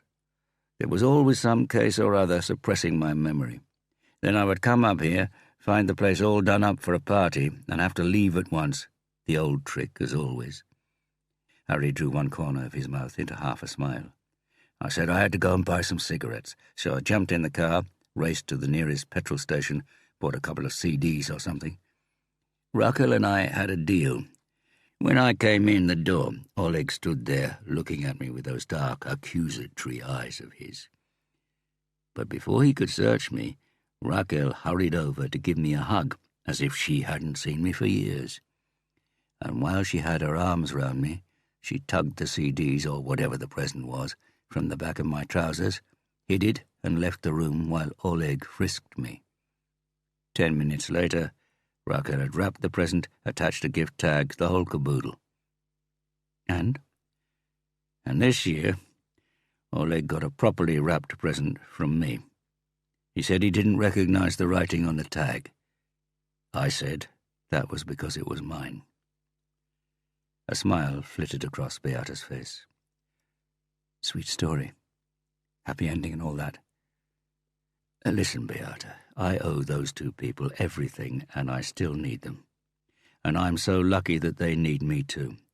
As a mother, you know what a blessing and a curse it is to be needed." "Yes. And what I'm trying to say is we need you, too." Harry walked back, leaned across the table to her. "Not like these two do, Beata. And no one is irreplaceable at work. Not even—" "No, that's true. We'll manage to replace the ones that have been killed. One was retired anyway.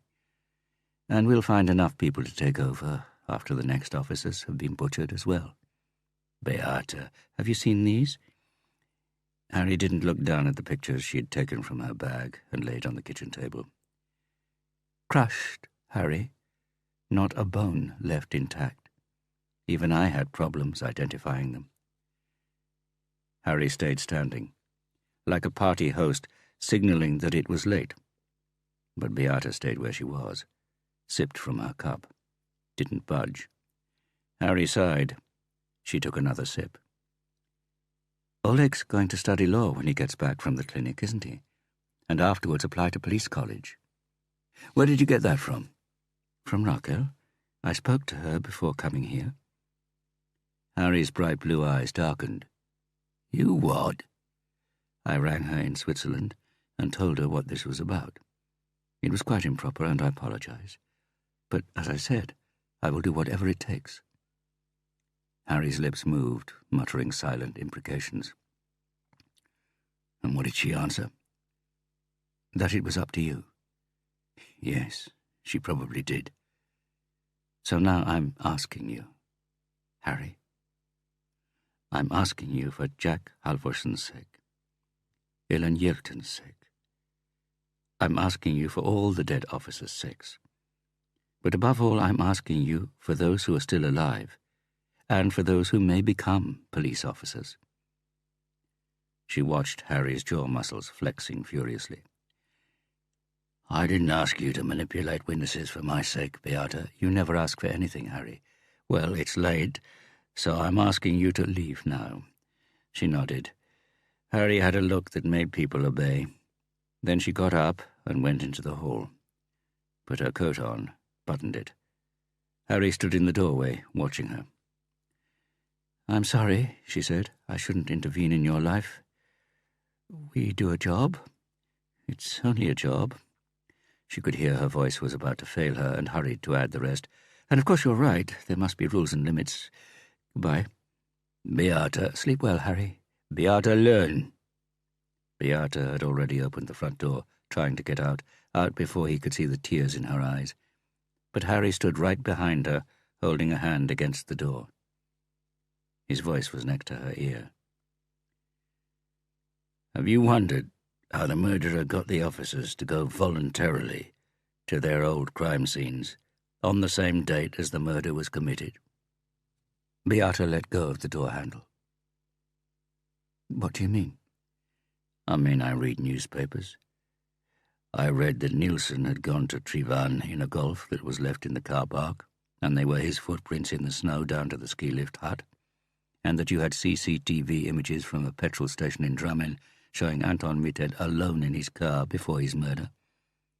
They knew police had been killed in exactly this way, yet they still went. Of course we've wondered about that, Beata said, but we haven't found the right answer. We know they were called from phone booths, not far from the crime scenes, so our guess is they knew who it was, and this was their chance to catch the murderer on their own. No, Harry said. No? Forensics found an empty gun and a box of ammo in Anton Mitted's glove compartment. If he had thought the murderer was there, he would have at least loaded the gun first. He might not have had the time, and the murderer struck before he could open the glove compartment, and he was called at 22:31, but he filled up with petrol at 22:35. So he had time after he'd received the call. Perhaps he ran out of petrol. Nope. Aftenposten has put the petrol station video online under the heading, "The last images of Anton Mitted before he was executed." It shows a man filling up for only 30 seconds before the pump trigger clicks, meaning the tank is full. So Mitted had plenty of petrol to get to the crime scene and back home, which in turn means he wasn't in any hurry. Right. So he could have loaded the gun, but he didn't. Trivan, Harry said. Bertil Nielsen also had a gun in the glove compartment of his car, which he didn't take with him. Accordingly, we have two officers with experience of murder cases who turn up at unsolved crime scenes, even though they know a colleague has recently been murdered in this way. They could have armed themselves, but they didn't, and apparently they had plenty of time to do so. Veteran policemen who have stopped playing the hero. What does all this tell you? Okay, Harry, Beata said, turning, leaning back against the door and shutting it. What should it tell us? It should tell you that they didn't think they were going to catch a murderer there. Well, so they didn't think that. Perhaps they thought it was a rendezvous with a beautiful woman who got a kick out of having sex at crime scenes. Beata meant this as a joke, but Harry answered without batting an eyelid. Not enough notice. Beata considered the matter. What if the murderer pretended to be a journalist interested in talking about other unsolved cases in the wake of these, and told Mitted he wanted to talk late at night to get the right atmosphere for the photographs? It takes a bit of an effort to get to the crime scenes. At least at Trivan it does. I read that Bertil Nielsen drove from Nedre Eiker, which is a 30-minute drive, and serious police officers don't volunteer their time in order to give the press another shocking murder headline. When you say they don't volunteer their time, do you mean? Yes, I do. My guess is they thought it was work. And it was a colleague ringing? The murderer rang them, pretending to be a policeman working at the crime scene, because Because it was a potential scenario for the cop killer to strike next time and... Beata rubbed the uniform button in her ear. And said he needed their help to reconstruct the original murder. She could feel herself smiling like a schoolgirl who had just given the teacher the right answer, and she blushed like one when Harry laughed. We're getting warmer, but with the restrictions on overtime, I'd imagine Mitet would have been surprised to be summoned in the middle of the night, and not during working hours. I give up. Oh? Harry said. What kind of call from a colleague would make you go anywhere at all in the middle of the night? Beata smacked her forehead. Of course, she said. We've been such idiots. Chapter 18. What are you saying? Katrina said, shivering in the cold gusts of wind as they stood on the steps outside the yellow house on Bergslia. He rings his victims and says the police murderer struck again? It's as simple as it's brilliant, Beata said, confirming the key fitted, turning it and opening the door. They get a call from someone pretending to be a detective. He says he wants them at the crime scene right away because they know all about the previous murder and they need information to see if it can help them to make the correct decisions while the evidence is still fresh. Beata went in first. She knew her way around, of course. It was more than a cliché to say forensics officers never forgot a crime scene. She came to a halt in the living room. The sunlight fell from the window and lay in crooked rectangles on the bare, evenly faded wooden floor. It must have been sparsely furnished for years. The family had probably taken most of it with them after the murder. Interesting, said Ståle Aune, who had taken up a position by a window overlooking the forest between the house and what he assumed to be Berg's school. The murderer uses the hysteria he has created himself as bait. If I got a call like that, I would consider it very plausible, Katrina said. And that's why they go there unarmed, Beata continued. They think the danger's over, that the police are already in position so they can take their time and fill up with petrol on the way. But, Björn said, with his mouth full of Vasa cracker and caviar, how does the murderer know the victim won't ring a colleague and find out there isn't any murder?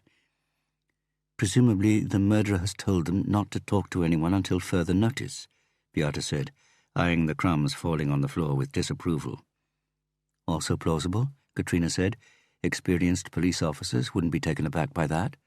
They know it's important to keep a suspicious death quiet for as long as possible. Why is it important? Ståle Aune asked. The murderer might drop his guard when he thinks the body hasn't been found, Björn said, and sank his teeth into another bit of the crisp bread. And Harry reeled all this off, just like that? Katrina asked, after reading the newspapers. He wouldn't be Harry otherwise, Beata said, hearing the tram rattle past across the road. From the window she could see the roof of Ullevål Stadium. The windows were too thin to shut out the drone of traffic from Ring 3, and she remembered how cold it had been, how they had frozen in their white overalls, but also how she had formulated the idea that it hadn't only been the temperature that had made it impossible to be in this room without shivering. Perhaps that was why it had been vacant for so long. Potential tenants or buyers could still feel the cold, the chill of the stories and rumours circling at that time. Fair enough, said Björn. He's worked out how the murderer lures the victim. But we already knew they'd gone there willingly, under their own steam, so it's not exactly a quantum leap in the investigation, is it? Beata went over to the second window, and her gaze scanned the area. It would be easy to hide the Delta team in the forest, in the dip in the ground by the metro rails, and perhaps in the neighbouring houses on both sides. In short, surround this house. He always did come up with such simple ideas you scratched your head afterwards, wondering why you hadn't thought of them, she said. The crumbs. Eh? Björn said. The crisp red crumbs. Björn looked down at the floor, back up at Beata. Then he tore a sheet from his notepad, crouched down, and brushed the crumbs onto the paper. Beata looked up and met Katrina's inquiring eyes. I know what you're thinking, Beata said. "Why the fuss? This isn't a crime scene." "But it is. Every place where an unsolved crime has been committed is and remains a crime scene with the potential to reveal evidence." "Are you counting on finding clues from the saw man here?" Stoller asked. "No," Beata said, examining the floor. "They must have planed it off. There was so much blood, and it must have stained so deep into the wood that scrubbing would have made no difference." Stoller glanced at his watch. "I've got a patient soon, so what about telling us Harry's suggestion?" "We never informed the press," Beata said, "but when we found the body in this room, we first had to ascertain whether it really was human." "Oh," Stoller said. "Do we want to hear any more?" "Yes," Katrina said firmly. The body had been sawn up into such small parts that at first sight it wasn't easy to tell. He had put the breast on a shelf in the glass cabinet there. The only evidence we found was a broken jigsaw blade. And, yes, those of you who are interested can read the rest in this report. Beata patted her shoulder bag. "Oh, thank you," Katrina said, with a smile she must have felt was too sweet, as she quickly replaced it with her serious expression. "The victim was a young girl at home on her own," Beata said, "and we were also aware then that the methods used bore similarities to those in the Trivan murder. But what is crucial for us is that it's an unsolved murder, and it was committed on the 17th of March. It was so quiet in the room that they could hear joyful shouts from the school playground on the other side of the trees. Björn was the first to break the silence. "That's in 3 days' time." "Yes," Katrina said. "And Harry, the sicko, has suggested we set a trap, hasn't he?" Beata nodded. Katrina slowly shook her head. "Why did none of us think of that?" "Because none of us knew exactly how the murderer lured the victims to the crime scene," Stoller answered. "Harry could still be wrong," Beata said, "both with regard to how the murderer operates and that this is the next crime scene. Since the first officer died, we've passed several dates for unsolved murders in Ostland, and nothing has happened. But," Stoller said, "Harry's seen a similarity between the saw man and the other murders, disciplined planning combined with apparently unbridled brutality." "He called it gut instinct," Beata said. "But by that he meant analysis based on non-systemized facts," Katrina said, "also known as Harry's method." "So he says it will happen in 3 days," Björn said. "Yes," Beata said. And he had another prediction. He pointed out, like Stoller, that the last murder was even more like the original, with him putting the victim in a car and rolling him over a cliff, that the murderer was continuing to perfect the killings. The next logical step would be for him to choose the identical murder weapon. "A jigsaw?"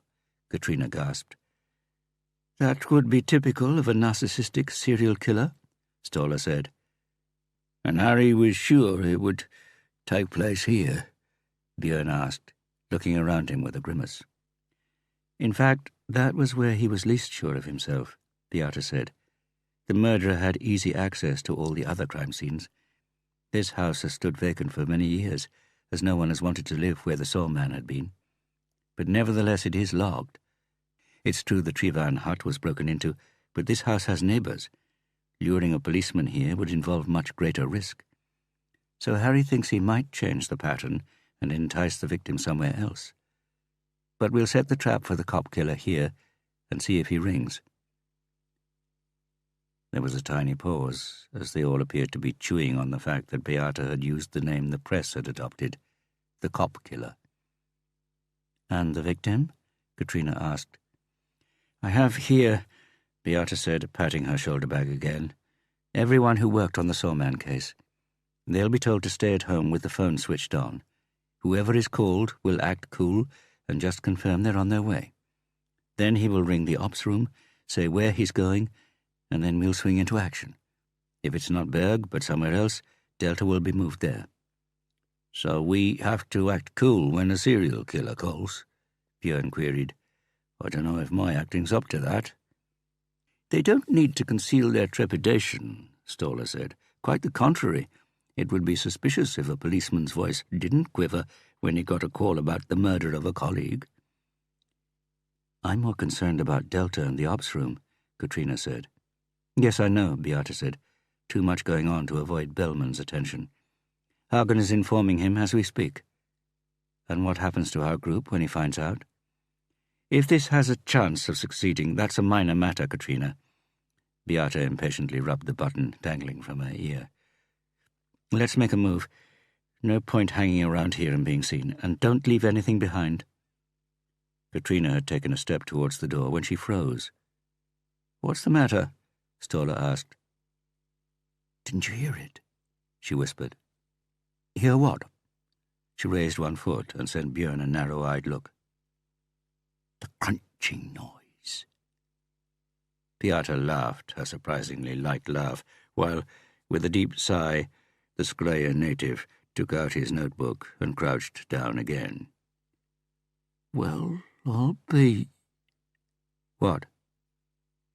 It's not crumbs, he said, leaning forward and peering under the table. Old chewing gum. The rest is stuck under here. It's probably so desiccated that bits crumble off. Perhaps it's the murderers, Stoller suggested with a yawn. People stick chewing gum under their seats in cinemas and on buses, but not under their own dining room table. Interesting theory, Björn said, holding up a piece to the window. I reckon for months we could have found DNA in the spit of a lump like that. When this is all dried out. Come on, Sherlock, Katrina grinned. Chew it and tell us what brand. That's enough, you lot, Beata interrupted. Out now. Arnold Folkestad set down his teacup and looked at Harry. He scratched his red beard. Harry had seen him plucking spruce needles from it when he came to work after cycling from the little house he had somewhere in the forest that was still so bizarrely close to the city centre. But Arnold had made it clear that colleagues who pigeonholed him as a progressive environmental activist because of his long beard, bicycle, and house in the forest were wrong. He was only a tight-fisted weirdo who liked the silence. You'd better tell her to rein herself in, Harry said. It would seem more... He couldn't find the word, didn't know if it existed. If so, it was somewhere between correct and less embarrassing for all concerned. Is Harry Waller frightened of a little girl in the front row who's got a bit of a crush on her lecturer? Arnold Folkestad chuckled. More correct and less embarrassing for all concerned. You're going to have to sort this out yourself, Harry. Look, there she is. Arnold nodded towards the square outside the canteen window. Celia Gravsang was standing on her own, a few meters from a throng of students chatting and laughing. She looked up at the sky, following something with her eyes. Harry sighed. Perhaps I should wait a bit. Statistically speaking, I suppose these teacher infatuations are short-lived in 100% of cases. Speaking of stats, Folkestad said, I've heard they're claiming that patient Hagen had under guard at the Rikshospital died of natural causes. So they say. The FBI ran some statistics on that. They examined all the cases where the prosecution's key witnesses had died in the period between the official summons as a witness and the start of the trial. In serious trials, where the accused faced more than 10 years' prison, witnesses died of so-called unnatural causes in 78% of cases. The stats led to several witnesses being given a second post-mortem, after which the figure rose to 94. So, 94 is high, don't you think? Harry stared out at the square. Celia was still looking at the sky. The sun was shining on her upturned face. He cursed under his breath and drank the rest of his coffee. Gunnar Hagen, balancing on one of the spindle-back chairs in Bellman's office, looked up in surprise at the chief of police. Hagen had just told him about the small working group he had set up in direct conflict with the chief's instructions and the plan to set a trap in Berg. The surprise was caused by the fact that the chief's unusually good mood had not appeared to be upset by the news. "Excellent," Bellman exclaimed, clapping his hands. "Finally something proactive. May I pass on the plan and the map so that we can get cracking?" "We? Do you mean that you personally?" "Yes, I think it would be only natural for me to lead this, Gunnar. Such a big operation involves top-level decisions. There's just one house and one man who... Then it's right that I, as the most senior ranking officer, involve myself where there is so much at stake. And it is of paramount importance that the operation is kept secret. Do you understand?" Hagen nodded. Secret if it doesn't bear fruit, he thought. If, on the other hand, it leads to success and an arrest, publicity will be of paramount importance, and Mikhail Bellman can take the credit and tell the press he was personally in charge of the operation. "Understood," Hagen said. "I'll get going then. My understanding is, therefore, that the group in the boiler room can also resume their work?" Mikhail Bellman laughed. Hagen wondered what could have caused such a shift in mood. The police chief seemed 10 years younger, 10 kilos lighter, and free from the frown he had carried like a deep gash in his forehead since the day he had been appointed. "Don't push it, Gunnar. Liking the idea you've come up with doesn't mean I like my subordinates defying my orders."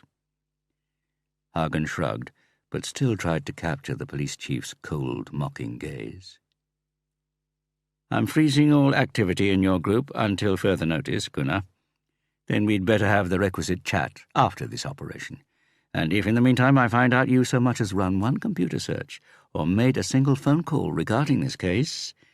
"I'm older than him, and I'm a better man," Gunnar Hagen thought, keeping his eyes raised and knowing a mixture of defiance and shame was causing his cheeks to flush.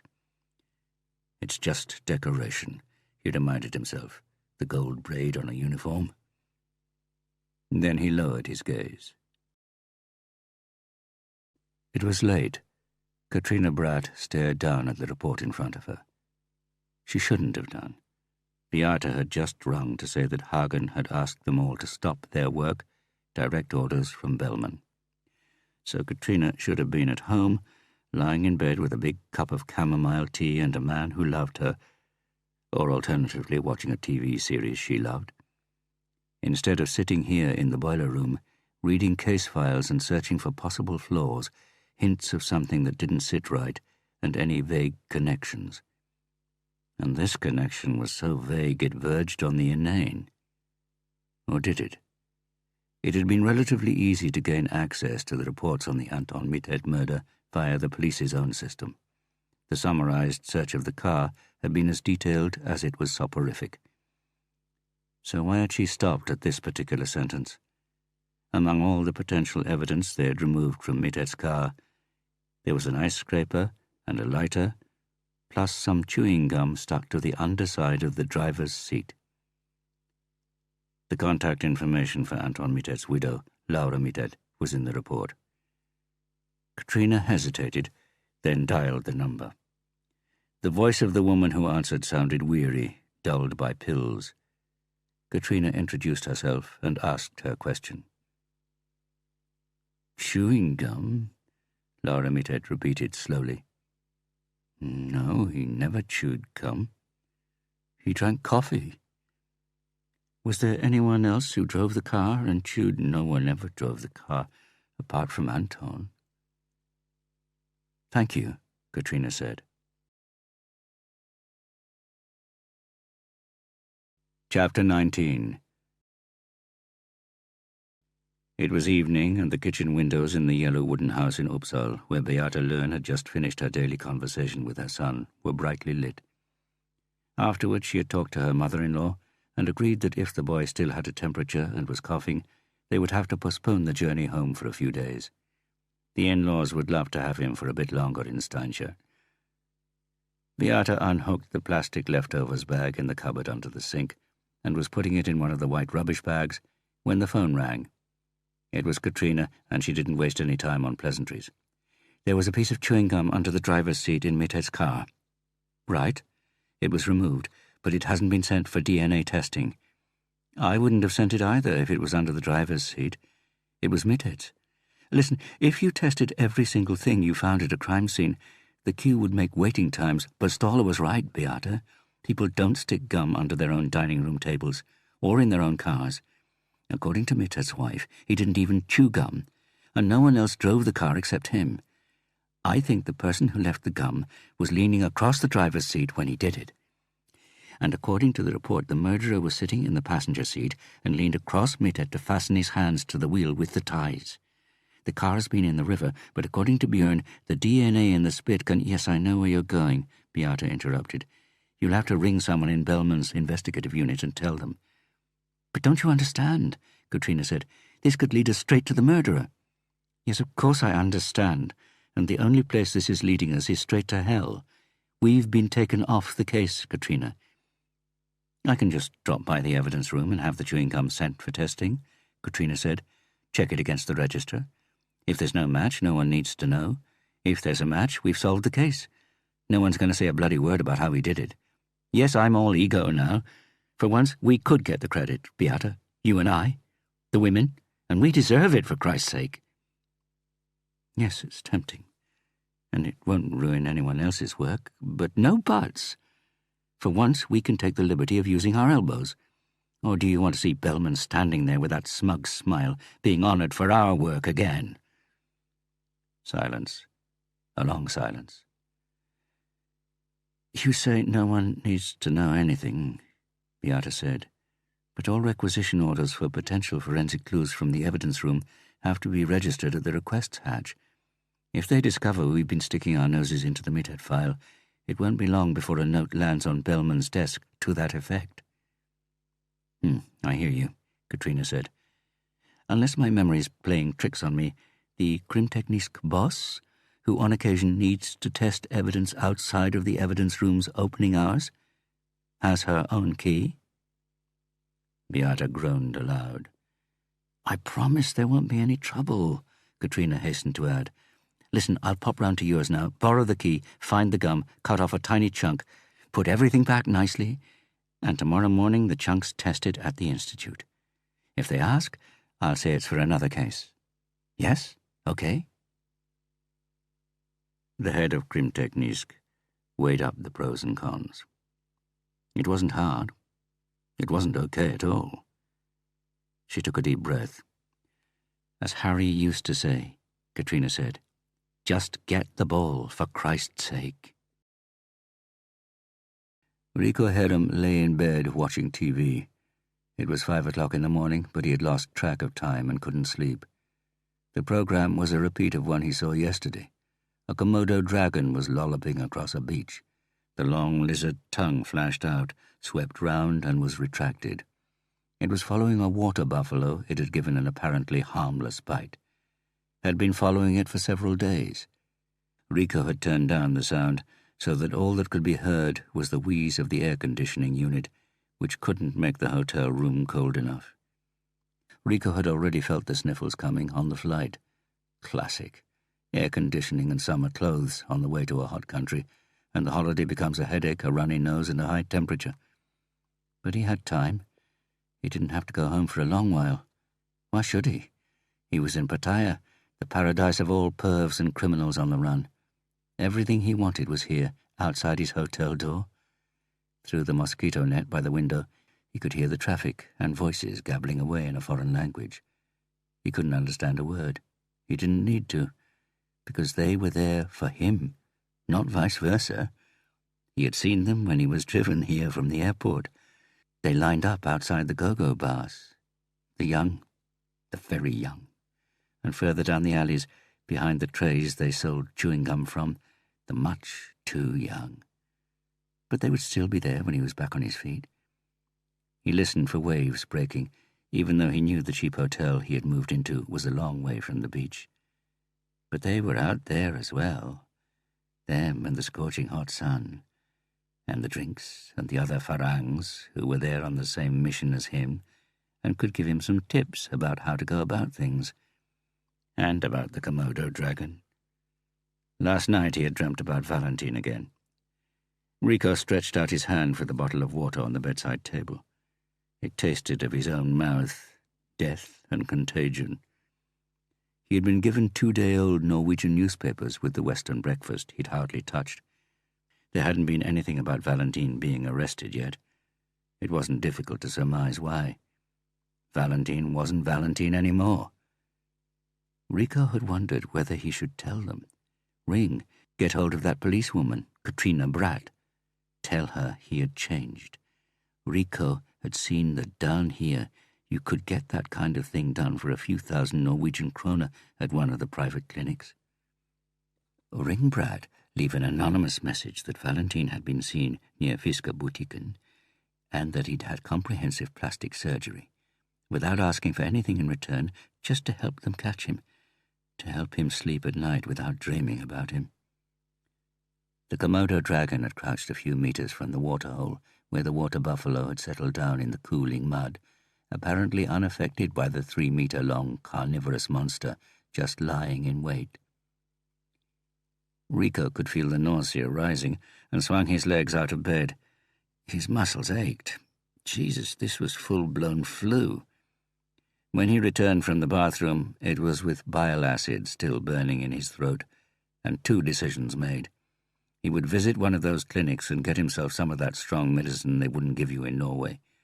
The second was that when he had it and felt a bit better, he would ring Bratt, give her a description, so that he could sleep.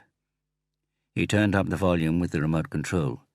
An enthusiastic voice explained in English that it had long been thought that the Komodo dragon killed through the bacteria-infected spit that was injected into the victim's bloodstream with a bite.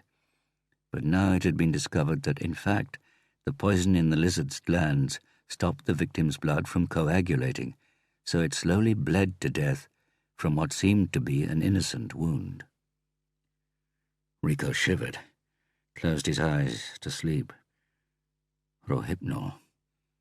The thought had occurred to him that this wasn't flu at all, but withdrawal symptoms, and Rohypnol was probably something they had on the room service menu here in Pattaya. His eyes opened wide. He couldn't breathe. For a moment, in sheer utter panic, Rico writhed around as if fighting an invisible attacker. It was just the same as at Fiskebutiken. There was no oxygen in the room. Then his lungs got what they wanted, and he fell back onto his bed. He stared at the door. It was locked. There was no one else here. No one. Just him. Chapter 20. Katrina walked up the hill under cover of night. A wan, anemic moon hung low in the sky behind her, but Police HQ's facade didn't reflect any of the little light the moon cast. It swallowed it like a black hole. She glanced at the compact professional wristwatch she had inherited from her father, a fallen policeman with the fitting nickname of Iron Rafto. 11:15. She tugged open the front door of Police HQ with its strange, staring porthole and hostile weight, as though the suspicion started right here. She waved in the direction of the duty officer, who sat hidden on the left but could see her, and unlocked the door to the atrium, walked past the unmanned reception desk and went over to the lift, which she took down to the lower ground floor, exited and crossed the concrete floor in the meagre light, hearing her own footsteps as she listened for others. During the day, the iron door to the evidence room opened onto a counter. She fished out the key Beata had given her, put it in the lock, twisted and opened, stepped inside, listened. Then she locked the door behind her, switched on the torch, lifted the hinged section of the counter and advanced into the darkness, which was so dense the torchlight seemed to need time to bore its way through to find the rows of broad shelves filled with boxes made of frosted plastic through which you could only just make out the objects inside. The person in charge must have had an orderly mind, because the boxes were lined up on the shelves with such precision that the short sides formed an unbroken surface. Katrina strode along, reading the case numbers stuck to the boxes. They were numbered chronologically from the far left of the room inwards, where they took the place of evidence from time-restricted cases once the stored material was returned to the owners or destroyed. She'd almost reached the end of the middle row when the torch beam fell on the box she was after. It was on the lowest shelf and scraped against the brick floor as she pulled it out. She whipped off the lid. The contents tallied with the report: an ice scraper, a seat cover, a plastic bag containing some strands of hair, a plastic bag containing some chewing gum. She put down the torch, opened the bag, removed the gum with tweezers, and was about to cut off a bit when she felt a draught in the clammy air. She looked down at her forearm, which was caught in the torchlight, and saw the shadow of fine hair standing up.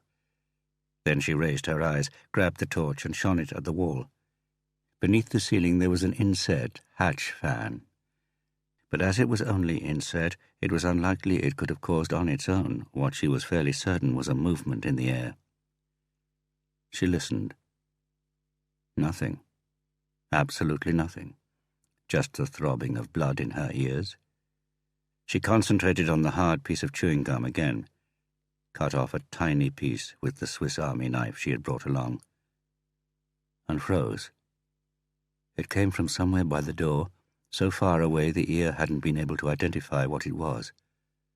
The rattle of a key? The banging of a counter? It was probably nothing. Perhaps you just get strange sounds in a large building. Katrina switched off the torch and held her breath, blinked into the darkness, as though that might help her to see. It was quiet as the... She tried not to continue that train of thought. Instead, she tried another train of thought, one that would slow her heart down. What was actually the worst that could happen? She was caught exceeding the call of duty, and they were all reprimanded. Perhaps she would be sent home to Bergen. Tedious, but not exactly a reason for her heart to pound like a pneumatic drill inside her chest. She waited, listening. Nothing. Still nothing. And that was when she realized. Pitch black. If someone had really been there, they would, of course, have switched on the light. She grinned at her own stupidity, felt her heart slowing down, switched the torch on, put the evidence back in the box, and replaced it.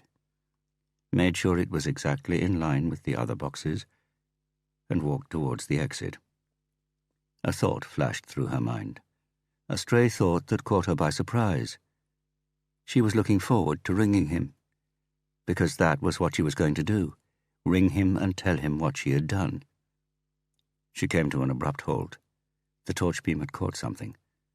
Her first instinct was to keep walking, a small, cowardly voice that told her to get out as fast as she could. But she shone the light back. An unevenness. One of the boxes wasn't in line.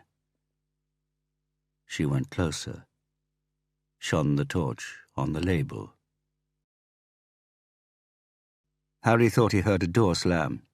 He pulled out his earphones on the sound of Bon Iver's new recording, which so far had lived up to the hype. Listened. Nothing. "Arnold," he called. No answer.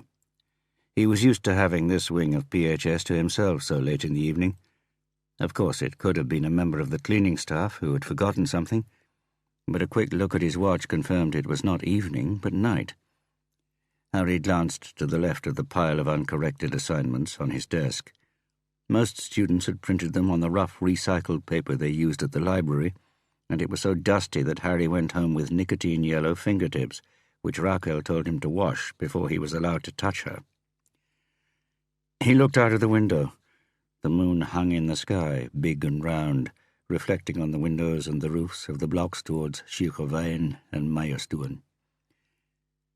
To the south he saw the green, shimmering silhouette of the KPMG Financial Services building beside the Coliseum Cinema. It wasn't magnificent, beautiful, or even picturesque, but it was the town he had lived and worked in almost all his life. There were some mornings in Hong Kong when he had put a bit of opium in a cigarette and gone up onto the roof of Chungking to see the daybreak.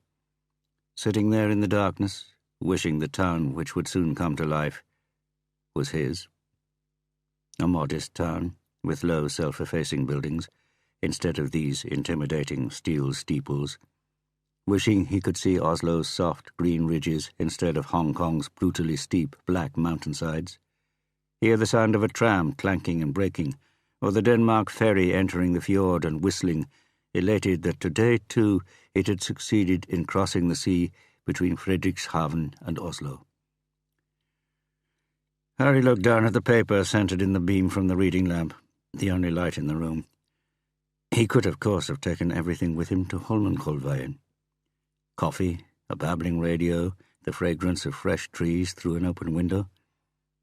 But he had decided not to mull over why he preferred to sit here alone instead of there alone, presumably because he had an inkling what the response would be, that there he wasn't alone. Not quite. The black timber fortress, with 3 locks on the door and sprinklers in front of all the windows, still couldn't keep the monsters out. The ghosts were sitting in the dark corners watching him through their empty eye sockets. His phone vibrated in his pocket. He took it out and saw the text on the illuminated screen. It was from Oleg, and there were no letters, only numbers. 665, 625. Harry smiled. Naturally, it was a long way off Stephen Krogman's legendary Tetris world record of 1,648,905 points in 1999, but Oleg had long smashed Harry's best scores in the slightly antiquated computer game. Ståle Arne had maintained there was a line where Tetris records went from being impressive to just being sad, and that Oleg and Harry had crossed it a long time ago. But no one else knew of the other line they had crossed, the one to death and back. Oleg on a chair beside Harry's bed, Harry feverish as his body fought against the damage Oleg's bullets had caused.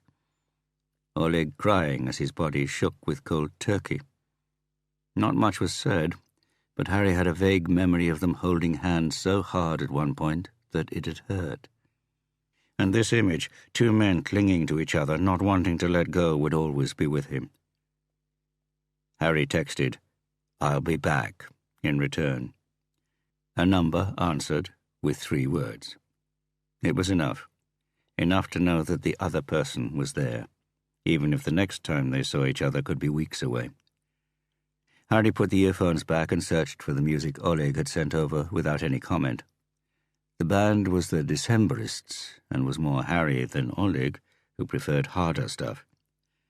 Harry heard a lone Fender guitar with a pure, warm twang, which was only a pipe amplifier and not a fixed box, or perhaps a deceptively good box, and leaned over the next sheet.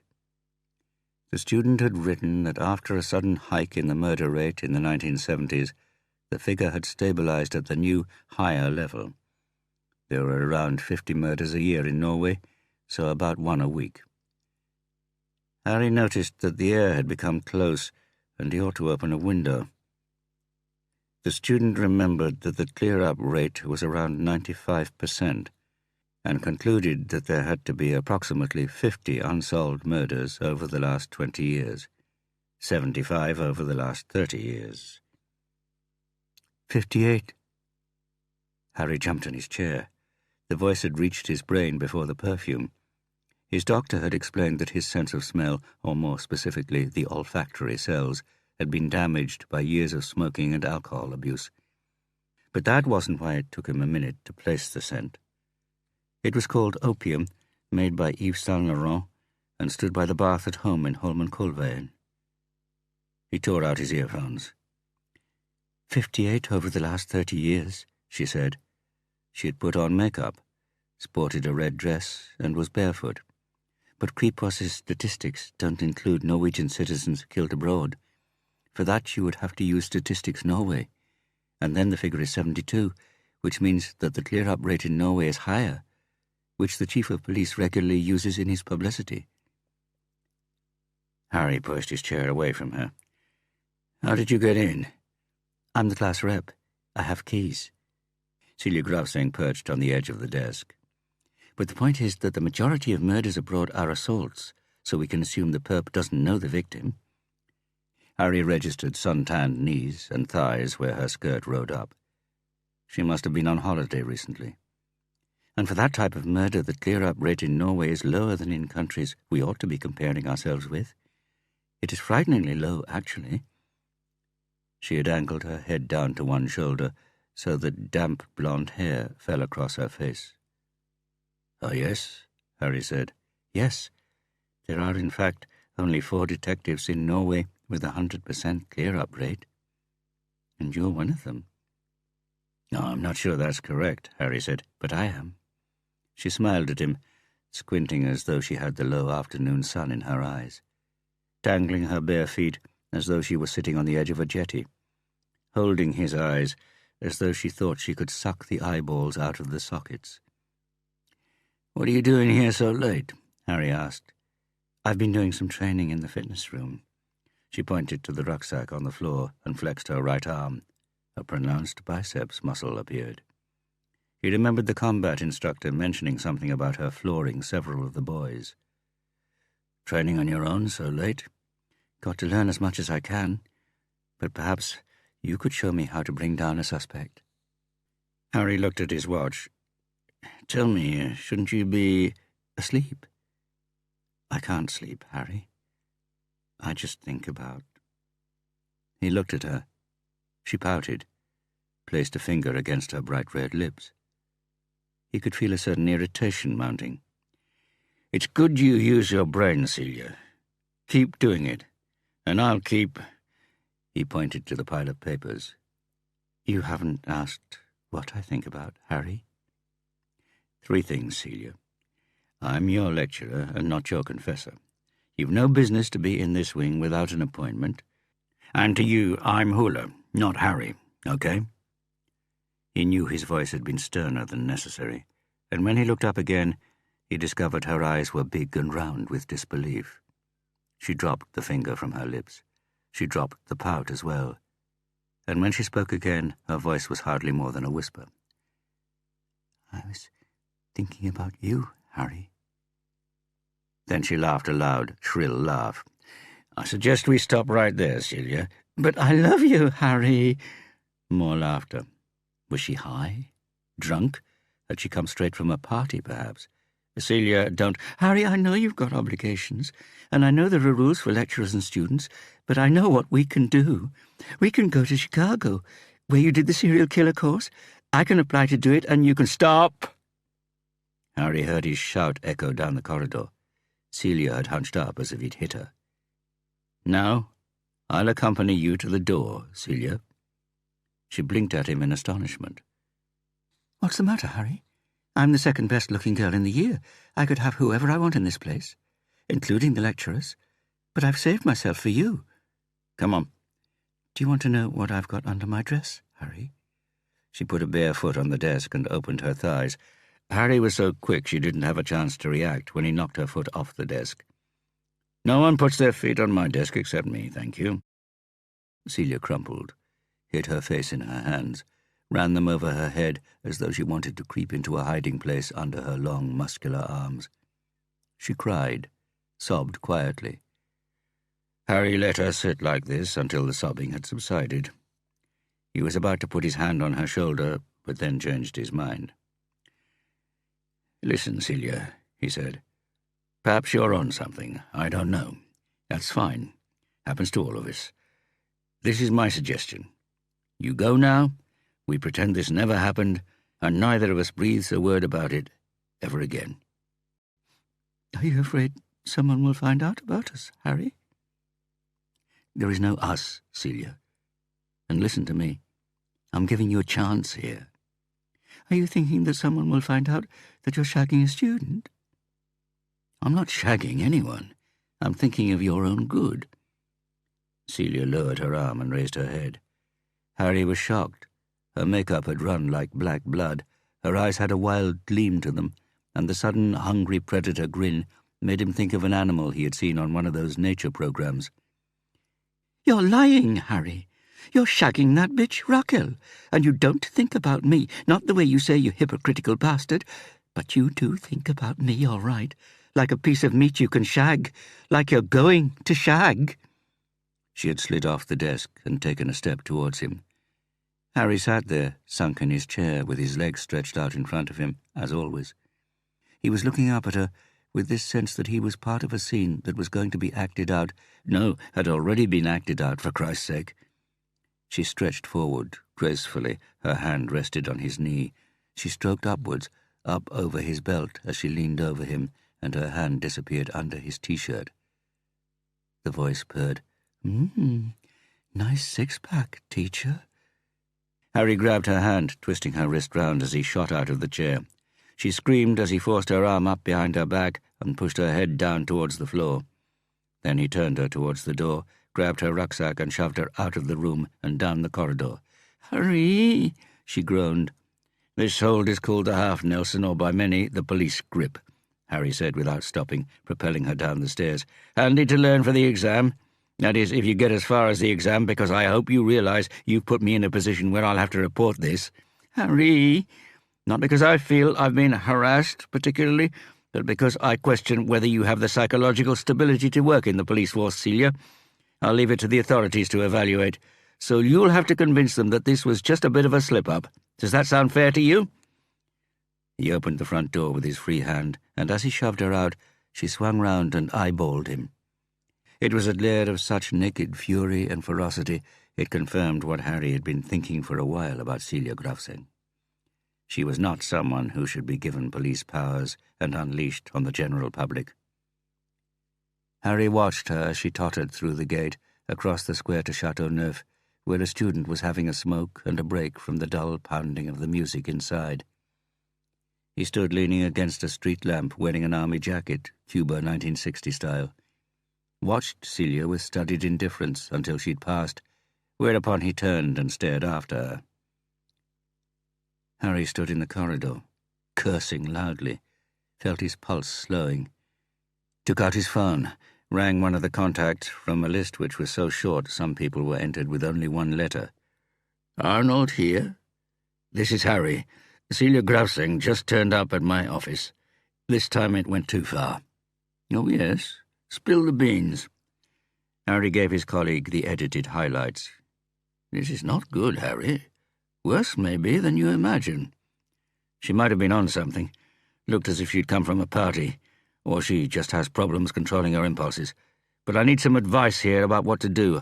I know I ought to report it, but you don't understand. Are you still down by the front door?" "Yes. So?" Harry said. "The guard must have gone home. Can you see anyone else?" "Anyone else? Anyone?" "Well, there's a guy in the square outside Chateauneuf. Would he have seen her leave?" "Yes." "Perfect. Go over to him now, talk to him, get his name and address, keep him occupied until I come and pick you up." "You what? I'll explain later. Am I supposed to sit on the back of your bike? I have to confess I have a kind of car here somewhere. I'll be there in 20 minutes. "Good morning," Björn Holm mumbled. He peered at his watch, but wasn't sure if he was still in dreamland. "Were you asleep?" No, Björn Holm said, leaning back against the headboard and pressing the phone to his ear, as though it would bring her even closer. "I just wanted to tell you I've got a bit of the chewing gum stuck under Anton Mittet's car seat," Katrina Bratt said. "I reckon it's the murderer's. But of course it's a long shot." "Yes," Björn said. "You mean it's a waste of time?" Björn thought she sounded disappointed. "You're the detective," he answered, and immediately regretted not saying anything more encouraging. In the ensuing silence, he wondered where she was. At home? Was she also in bed? "Oh, well," she sighed. "By the way, something odd happened while I was in the evidence room." "Oh, yes," Björn said, and could hear he was overdoing the enthusiasm. "I thought I heard someone else in there. I may have been mistaken, but on the way out, it looked as if someone had moved one of the evidence boxes on the shelf. I checked the label." Björn Holm thought she was lying down. Her voice had that lazy softness. "It was the René Kalsnes case." Harry closed the heavy door and locked out the gentle morning light behind him. He walked through the cool darkness of the timber house to the kitchen, slumped down onto a chair, unbuttoned his shirt. It had taken time. The guy in the army jacket had seemed fairly alarmed when Harry went over to him and asked him to wait until a police colleague arrived. "This is normal tobacco, you know," he had said, passing Harry the cigarette. When Arnold came, they took the student's signed testimony and then got into a dust-covered Fiat of indeterminate vintage and went straight to Krimteknisk, where people were still working because of the latest police murder. There, Harry undressed, and while someone took his clothing for examination, 2 of the male officers went over his genitals and hands with a light and contact paper. Then he was given an empty plastic beaker. "Give it your best shot, Hula, if there's enough room. Toilets down the corridor. Think about something nice, okay?" Harry had sensed, rather than heard, the suppressed laughter as he left them. Think about something nice. Harry fingered the copy of the report lying on the kitchen worktop. He had asked Hagen to send it, privately, discreetly. It consisted largely of medical terms in Latin. He understood some of them, though, enough to know that Rudolf Asaev had died in the same mysterious, inexplicable way that he had lived, and lacking anything to suggest criminal activity, they had been obliged to conclude that it had been a cerebral infarction, a stroke, the kind of thing that happens. As a detective, Harry could have told them that this kind of thing doesn't happen. A Crown witness doesn't happen to die. What was it that Arnold had said? In 94% of cases it was murder if someone had enough to lose as a result of the witness's testimony. The paradox was, of course, that Harry himself would have had something to lose if Asaev had testified. A lot to lose. So why bother? Why not just show gratitude, bow, and move on with his life? There was a simple answer to that. His system had a malfunction. Harry slung the report down to the end of the long oak table and decided he would shred it in the morning. Now he needed to get some sleep. Think about something nice. Harry got up and undressed on his way to the bathroom, stood under the shower, turned the dial to burning hot, felt his skin tingle and smart, punishing him. Think about something nice. He dried himself, lay down under the clean white bed linen in their double bed, closed his eyes and tried to hurry the process. But the thoughts reached him before sleep did. He had thought about her. When he had been standing in the toilet cubicle with his eyes closed, concentrating, trying to think of something nice, he had thought about Celia Grafsing, thought of her soft, sun-tanned skin, her lips, her burning breath on his face, the wild fury in her eyes, the muscular body, the curves, the firm flesh, all the unjust beauty of the young. Shit! Her hand over his belt, on his stomach, her body on its way down to meet his, the half-Nelson, her head almost on the ground, the protesting groans, the arched back with her bottom raised towards him, as slender as a doe. Shit. He sat up in bed. Raquel was smiling warmly at him from the photo on the bedside table. Warm, clever, and knowing. But did she actually know? If she had been allowed to spend 5 seconds in his head to see who he actually was, would she have run off screaming? Or are we all equally sick? Is the difference only who lets the monster loose and who doesn't? He had thought about her. Thought that he had done exactly what she'd wanted. There, on the desk, knocked the pile of students' work flying, sending the sheets fluttering around the room like faded butterflies, which stuck to their skin, rough paper with small black letters that became categories of murder, sex, alcohol, crimes of passion, family feuds, honor killings, and greed. He had thought about her as he stood there in the toilet, and he had filled the beaker to the brim. Chapter 21.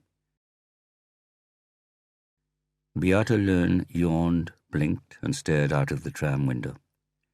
The morning sun had started its work, burning away the mist over Frogner Park. The dewy tennis courts were empty. There was just one emaciated elderly man, standing lost in thought on a shale court where they still hadn't put up the nets for the new season, staring at the tram, thin thighs protruding from antiquated shorts, blue office shirt buttoned up wrongly, racket dragging on the ground. Waiting for a partner who wasn't coming, Beata thought.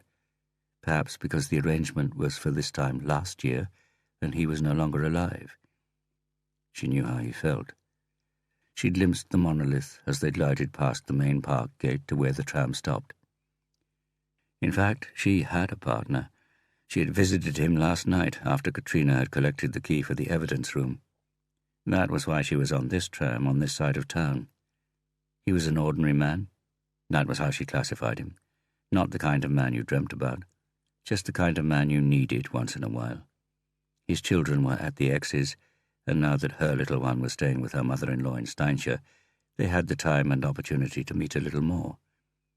Nevertheless, Beata noticed that she limited it. Basically, it was more important for her to know he was there as an option, rather than for them to spend time together. He hadn't been able to replace Jack, but that didn't matter. She didn't want a replacement. She wanted this. Something else, something non-committal, something that wouldn't cost her much if it was taken from her. Beata stared through the window at the tram going the opposite way, sliding in beside them. In the silence, she could hear low music coming from the headphones of the girl sitting next to her, and recognized an irritating pop hit from the 90s, from the time when she had been the quietest girl at police college, pale with an embarrassing tendency to blush as soon as anyone looked in her direction. Though fortunately not many did, and those who did forgot her at once. Beata Learn had the type of face and charisma that made her a non-event, an aquarium fish, visual Teflon. But she remembered them, every single one of them. And that was why she could look at the faces on the tram alongside her and remember where she had seen them and when. Perhaps on the same tram the day before, perhaps in a school playground 20 years ago, perhaps on CCTV footage of a bank robbery, perhaps on an escalator at Steen and Strum, where she went to buy a pair of tights. And it didn't make any difference if they had grown older, put on makeup, grown a beard, had a haircut, Botox or silicone implants. It was as though the face, their real face, shone through, as though it was a constant, something unique, an 11-figure number in a DNA code. And this was her blessing and curse, which some psychiatrists wanted to label Asperger's syndrome, others minor brain damage, for which her fusiform gyrus, the brain center for facial recognition, tried to compensate, and which others, wiser counsels, didn't call anything at all. They just stated that her brain stored the uniqueness of every face like a computer stores the numbers of a DNA code for later identification. And that was why it was not unusual for Beata Learn's brain to be whirring already, trying to place the face of the man in the other tram. What was unusual was that she couldn't place it straight away. Only 1.5 meters separated them, and her attention had been drawn to him because he was writing in the condensation on the window, and therefore had his face turned to her.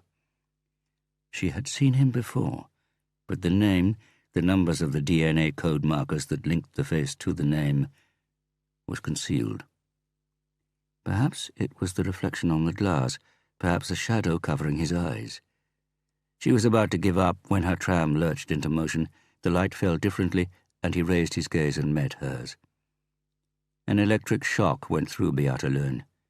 His gaze was that of a reptile, the cold gaze of a murderer who knew who she was. Valentin Yertsen. And she also knew why she hadn't recognized him at once, how he had managed to stay hidden. Beata Learn got up from her seat, tried to get out, but the girl beside her had her eyes closed and was nodding her head. Beata nudged her, and the girl looked up with annoyance. "Out!" Beata mouthed. The girl raised a penciled eyebrow but didn't stir. Beata grabbed her headphones. "Police! I'm getting off."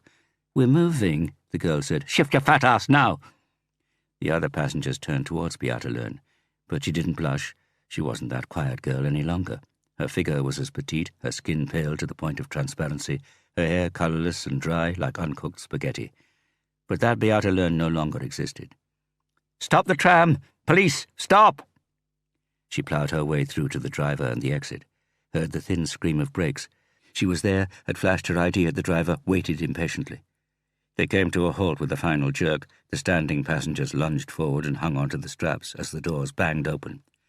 Beata was outside in one leap and running up the tramway that divided the road. Felt the dew on the grass through the thin fabric of her shoes. The other tram was moving. She heard the low, rising song of the rails, and she ran as fast as she could. There was no reason to assume that Valentine was armed, and he would never escape from a packed tram with her waving police ID, shouting that he was under arrest. If she could only catch the tram. Running wasn't her strong suit. That was what the doctor who'd thought she had Asperger's had said. People like her tended to be physically uncoordinated. She slipped on the wet grass, but managed to stay on her feet. Just a few more meters. She caught up with the end of the tram, slapped her hand against it, screamed, waved her ID, hoping the driver would see her in the mirror. And perhaps he did. Saw a commuter who had overslept, desperately waving her monthly ticket. The song of the rails rose another quarter of a tone, and the tram left her standing. Beata stopped and watched the tram disappear up Meierstuhl. She turned and saw her tram heading for Frogner Plus. Cursing quietly, she took out her mobile, crossed the road, leaned against the wire fence of the tennis courts, and tapped in a number. "Holm? It's me. I've just seen Valentine." "Hey? Are you sure? Björn, sorry, where?" "On the tram, passing Frogner Park up towards Meierstuhl. Are you at work?" "Yes. It's a number 12. Find out where it goes and have it cut off. He mustn't get away." "Fine. I'll find the stops and send a description of Valentine to all the patrol cars." "That's no good." "What's no good?" "The description. He's changed." "What do you mean?" "Plastic surgery. Radically enough to be able to move around undetected in Oslo, for example. Tell me where the tram has been stopped and I'll make my way there and point him out." "Received and out." Beata put the phone back in her pocket.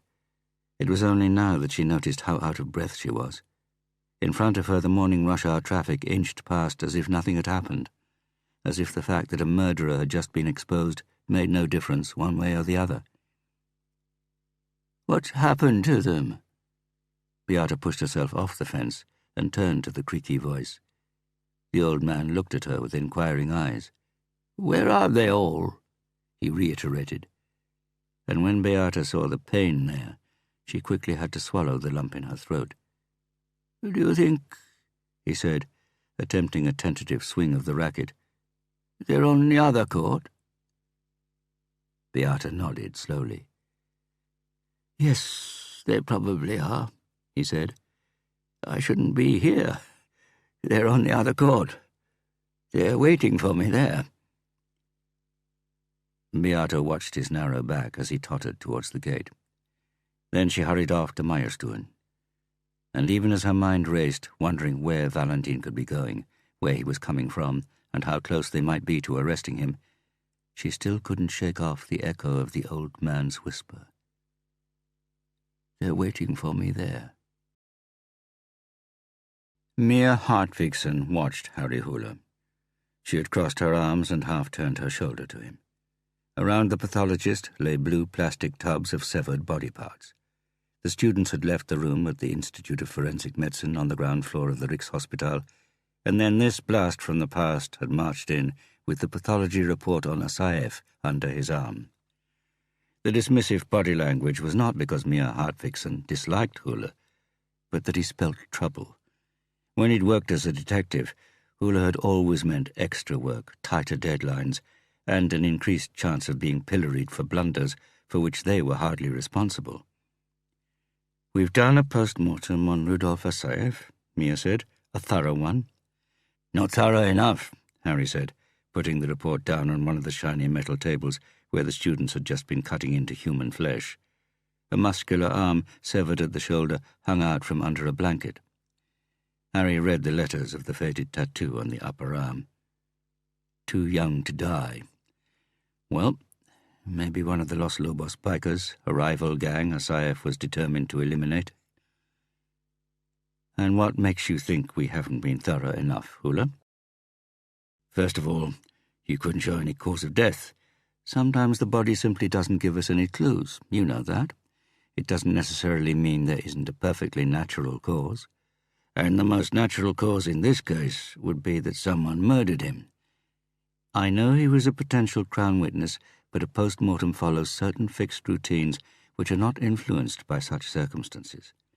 We find what we find and nothing else. Pathology isn't a hunch science. With regard to the science, Hula said, sitting on her desk, it's based on hypothesis testing, isn't it? You form a theory and then you test it, true or false, right? Mia Hartwigsen shook her head, not because it wasn't right, but because she didn't like the direction this conversation was taking. My theory, Hula continued with an innocent smile, making him look like a boy trying to persuade his mother he should have an atomic bomb for Christmas, is that Asaev was killed by someone who knows exactly how you work and what is required to ensure you don't find anything. Mia shifted feet, turning the other shoulder to him. So how would you have done that, Mia? Me? You know all the tricks. How would you have fooled yourself? Am I a suspect? Until further notice.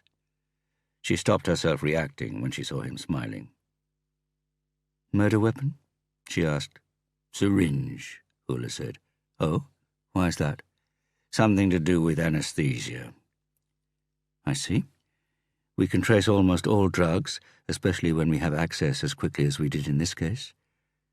The only option I can see is... Yes?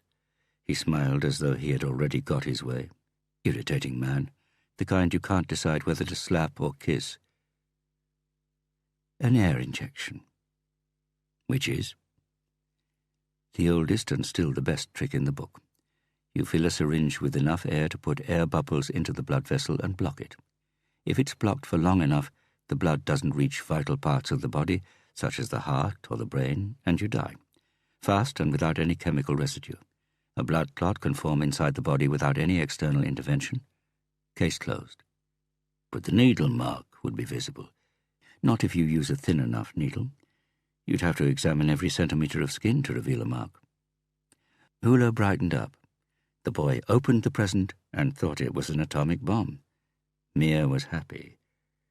Then you'll have to examine... We did. Smack. Every millimetre of it. We even checked the intravenous drip. It's possible to inject air bubbles there as well, you see. There wasn't so much as a mozzie bite anywhere. She watched the feverish light in his eyes die. Sorry, Hula, but we were aware the death was suspicious. She stressed, were. Now I have to prepare the next lecture, so maybe what about somewhere that wasn't skin? Hula said. What? What about if he injected the needle somewhere else? Orifices, mouth, rectum, nostrils, ears? Interesting idea, but in the nose and ears there are very few blood vessels which would be suitable. The rectum is a possibility, but the odds of isolating vital organs in those regions are lower, and furthermore, you have to know your way around extremely well to find a vein blind. The mouth may be feasible, as it has veins with a short route to the brain, and would have led to a quick, certain death, but we always check the mouth, and it's full of mucous membranes where an injection would have caused a swelling, and that would be easy to see.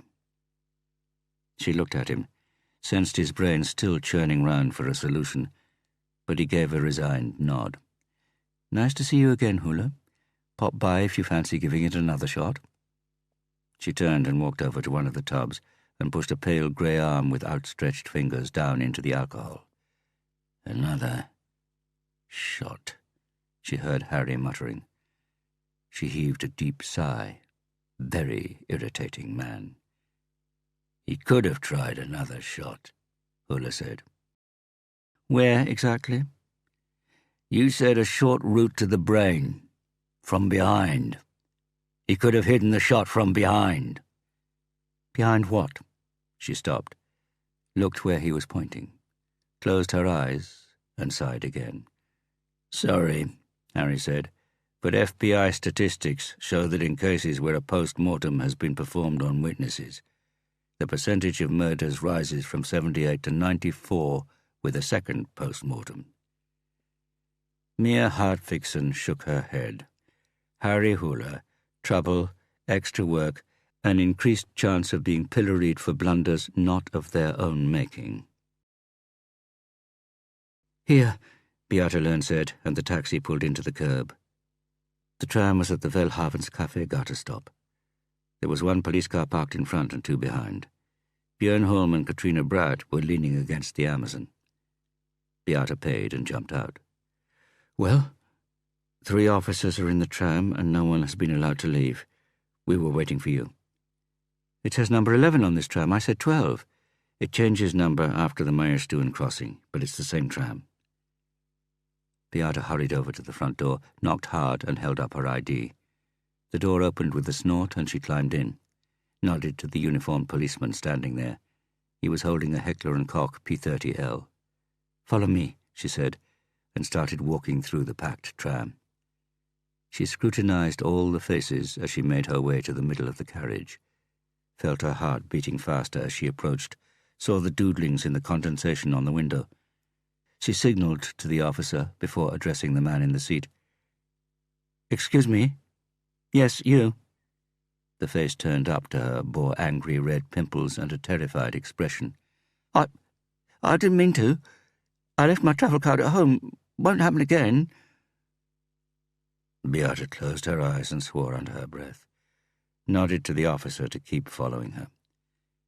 When they had reached the end of the carriage without any success, she called to the driver to open the back door and clambered out. "Well," Katrina said. "Gone. Question the passengers to see if they saw him. In an hour they'll have forgotten if they haven't already. As a reminder, he's a man in his 40s, about 180 tall, with blue eyes, but the eyes are a bit slanted now. He's got short brown hair, high, pronounced cheekbones and thin lips. And no one touched the window where he was writing. Take fingerprints and photos. Björn?" "Yes." "Take all the stops between here and Frogner Park. Talk to people working in nearby shops. Ask if they know anyone of this description. When people catch trams early in the morning, it's often part of a routine. They're going to work, school, the gym, a regular coffee bar." "We've got a few more bites at the cherry, then," Katrina said. "Yes, but be careful, Björn. Make sure the people you talk to aren't likely to warn him.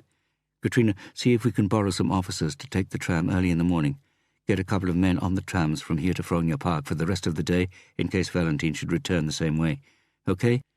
While Katrina and Björn joined the police officers and allocated tasks, Beata looked up at the window of the tram. The lines he had drawn in the condensation had run. There was a recurrent pattern, a bit like frilly lace, a vertical line followed by a circle. After one row there was another, forming a square matrix. It wasn't necessarily important. But, as Harry used to say, it might not be important or relevant, but everything means something, and we start searching where there is light, where we can see something. Beata took out her mobile and photographed the window, then remembered something. "Katrina, come here." Katrina heard her and left the briefing to Björn. "How did it go last night?" "Fine," Katrina said. "I took the chewing gum for testing this morning, registered it with the file number of a shelled rape case. They're prioritizing the police murders, but they promised to look at it ASAP." Beata nodded pensively, ran a hand across her face. "How soon is ASAP? We can't let what might be the murderer's DNA end up last in the queue just to get the bouquets for ourselves." Katrina put a hand on her hip and eyed Björn, who was gesticulating to the officers. "I know one of the women up there," she lied. "I'll ring her and do some pushing." Beata looked at her, hesitated, nodded. "And you're sure you didn't just want it to be Valentin Yertzen?" Ståle Aune said. He was standing by the window and staring down at the busy street beneath the office, at the people hurrying hither and thither, at the people who could be Valentin Yertzen. "Optical illusions are common among those suffering from a lack of sleep. How much sleep have you had in the last 48 hours?" "I'll count them up," Beata Lern answered, in a way that made it clear to Ståle that she didn't need to. "I'm ringing because he drew something on the window inside the tram. Did you get my text?" "Yes," Anna said. He'd just started a therapy session when Beata's text shone up at him from his open desk drawer. "See pic, urgent, I'll ring." And he had felt an almost perverse sense of pleasure when he had looked straight into Paul Stavnes's astonished face, said there was a call he absolutely had to take, and saw the subtext had been received. It's much more important than your bloody whinging. You told me once that you psychologists can analyze the scribbles of sociopaths and deduce something about their subconscious. Well, what I said was probably that Granada University has developed a method for studying psychopathological personality disorders through art. But then individuals are told what they have to draw. And this looks more like writing than drawing, Stoller said. Does it? At least I can see I's and O's. That's much more interesting than a drawing. In what way? Early in the morning, on a tram, still half asleep, your writing is governed by your subconscious. And the thing about the subconscious is that it likes codes and rebuses. Sometimes they're incomprehensible, at others they're astonishingly simple, downright banal even. I had a patient once who walked around terrified of being raped. She had a recurrent dream about being woken up by the gun barrel of a tank coming through her bedroom window and stopping at the foot of her bed. And hanging from the end of the barrel was a note on which was written P plus N plus 15. It may seem odd that she herself was unable to crack the childishly simple code, but the brain often camouflages its real thoughts. For reasons of comfort, guilt, terror, what do the I's and O's mean? It might mean trams bore him. Don't overestimate my abilities, Beata. I entered the field of psychology when it was seen as a good option for those too stupid to be doctors or engineers. Let me ruminate and get back to you. I have a patient with me now. Okay. Anna rang off and looked down at the street again. There was a tattoo parlour on the other side, 100 metres down Bogstadveien. The number 11 tram went down Bogstadveien, and Valentin had had a tattoo that would identify him, unless he'd had it removed or modified at a tattoo parlour. An image could be changed radically by adding a couple of simple lines, like tacking a semicircle onto a vertical line to make a D, or placing a diagonal line across an O to make an Ö. Auna breathed on the window. Behind him he heard the sound of an irritated cough. He drew a vertical line and a circle in the condensation, the way he had seen it on the picture message. I refuse to pay the full fee if you— Do you know what, Paul? Auna said, adding a semicircle and a diagonal line. He read it. De, meaning die. Rubbed it out. You can have this session free. Chapter 22. Rico Herem knew he was going to die. He had always known. What was new was that he knew he was going to die within the next 36 hours.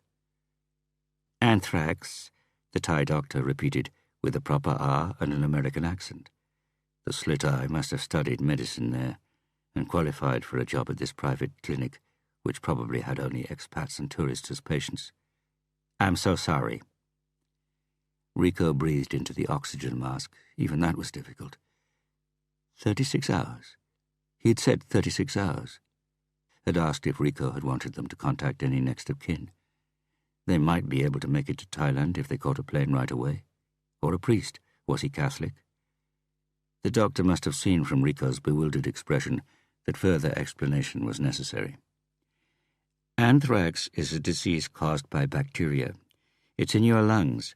You probably inhaled it a few days ago. Rico still didn't understand.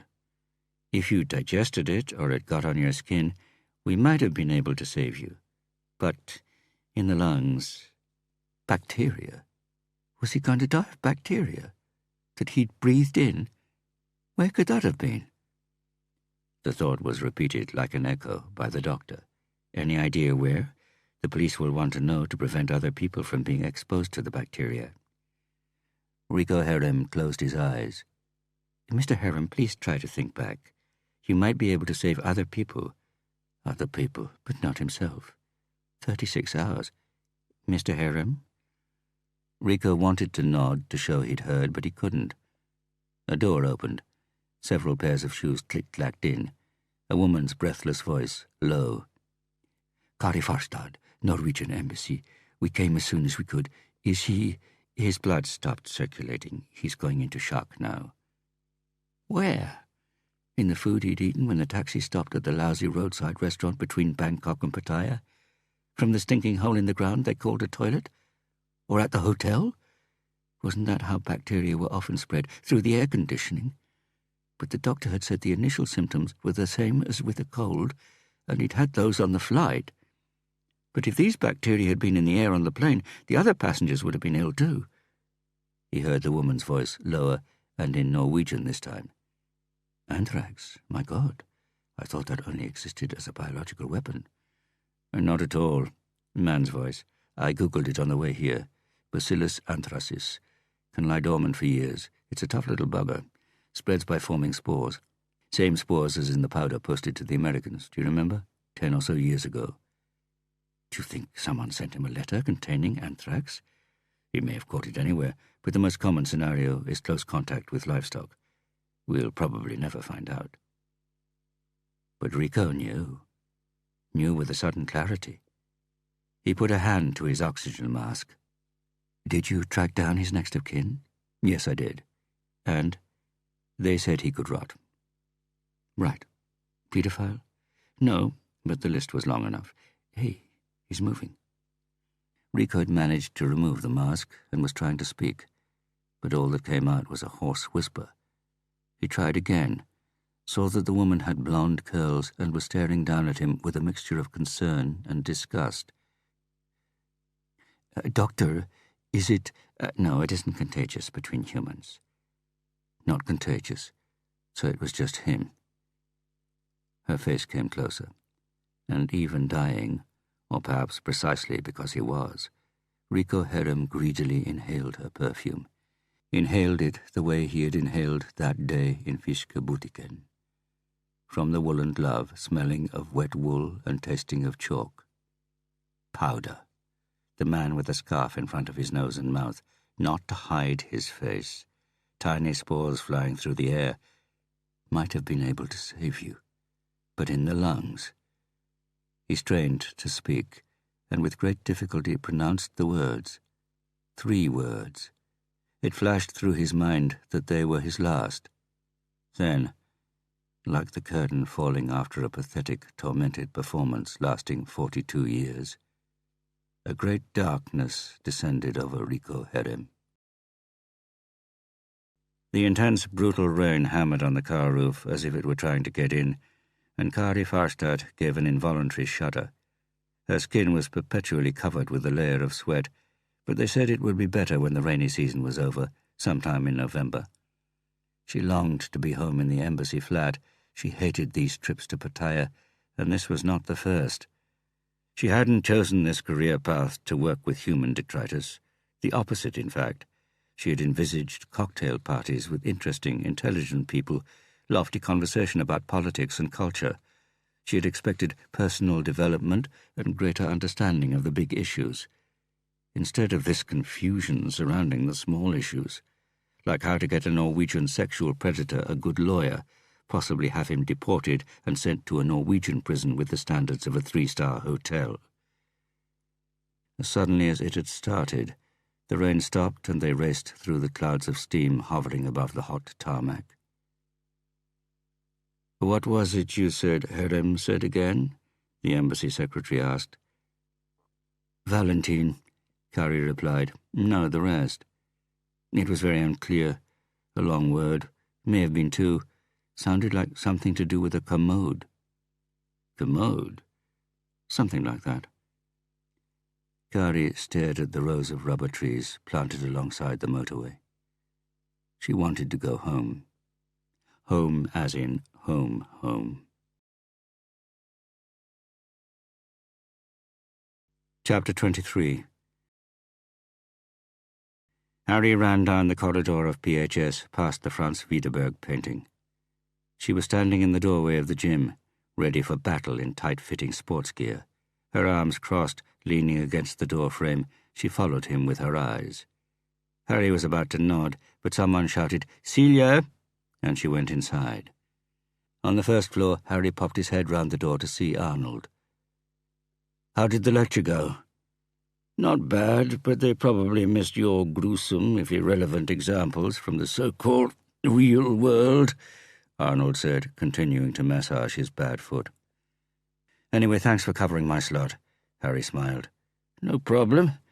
What was so important? Had to go up to the pathology unit. The pathologist has agreed to exhume the body of Rudolf Asayev and do a second post-mortem. I used your FBI stats on dead witnesses. Glad I could be of use. By the way, you have another visitor. No, neither Fröken Gravsing nor any of your ex-colleagues. I said he could wait in your office. Who? Someone you know, I believe. I gave him some coffee. Harry met Arnold's gaze, nodded quickly, and left. The man in the chair in Harry's office hadn't changed much. Bit more meat on the bones, a touch of grey around the temples, but he still had the boyish fringe befitting the suffix junior, a suit that looked borrowed, and the sharp-eyed, quick-witted gaze that could read a document page in 4 seconds flat and quote every word, if necessary, in a court of law. Johann Krohn was, in brief, the law's answer to Beate Löhn, the lawyer who won even when Norwegian law was his opponent. "Harry Hula," he said in his youthful voice, got up and proffered his hand. "Been a long time," he said in English. "Not long enough," Harry said, shaking his hand, squeezing his titanium finger against Krohn's palm. "You've always been bad news, Krohn. Coffee all right?" Krohn squeezed back, hard. The additional kilos must be muscle. "Your coffee's good," he smiled knowingly. "My news, as usual, is bad." "Oh? I'm not in the habit of showing up in person, but I wanted to have a tete-a-tete before putting anything into writing. This is about Celia Gravseng, who is your student." "My student," Harry repeated. "Is that not the case? In a sense. You made it sound as if she were personally mine." "I'll do my best to be as precise as possible," Krohn said, puckering his lips into a smile. "She came straight to me instead of going to the police, out of fear you would back one another up." "You?" "The police. I'm not. You were employed by the police for years, and as a PHS employee, you're part of the system. The point is, she's frightened the police would try to dissuade her from reporting this sexual assault, and that in the long term it would damage her career if she set herself against them." "What are you talking about, Krohn? Am I still not making myself clear? You raped Celia Gravseng here in this office last night, just before midnight." Krohn observed Harry during the ensuing silence. "Not that I can use this against you, Hula, but your absence of visible surprise is eloquent and reinforces my client's credibility." "Does it need reinforcing?" Krohn placed the tips of his fingers together.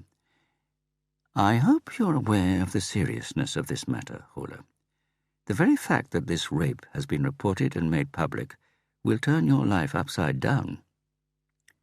Harry tried to imagine him in his lawyer's gown, the trial, the accusatory finger pointing at Harry in the dock, Celia bravely drying a tear, the lay judge's open-mouthed expressions of indignation, the cold front from the public gallery, the ceaseless scratching of the court sketcher's lead pencil on his pad.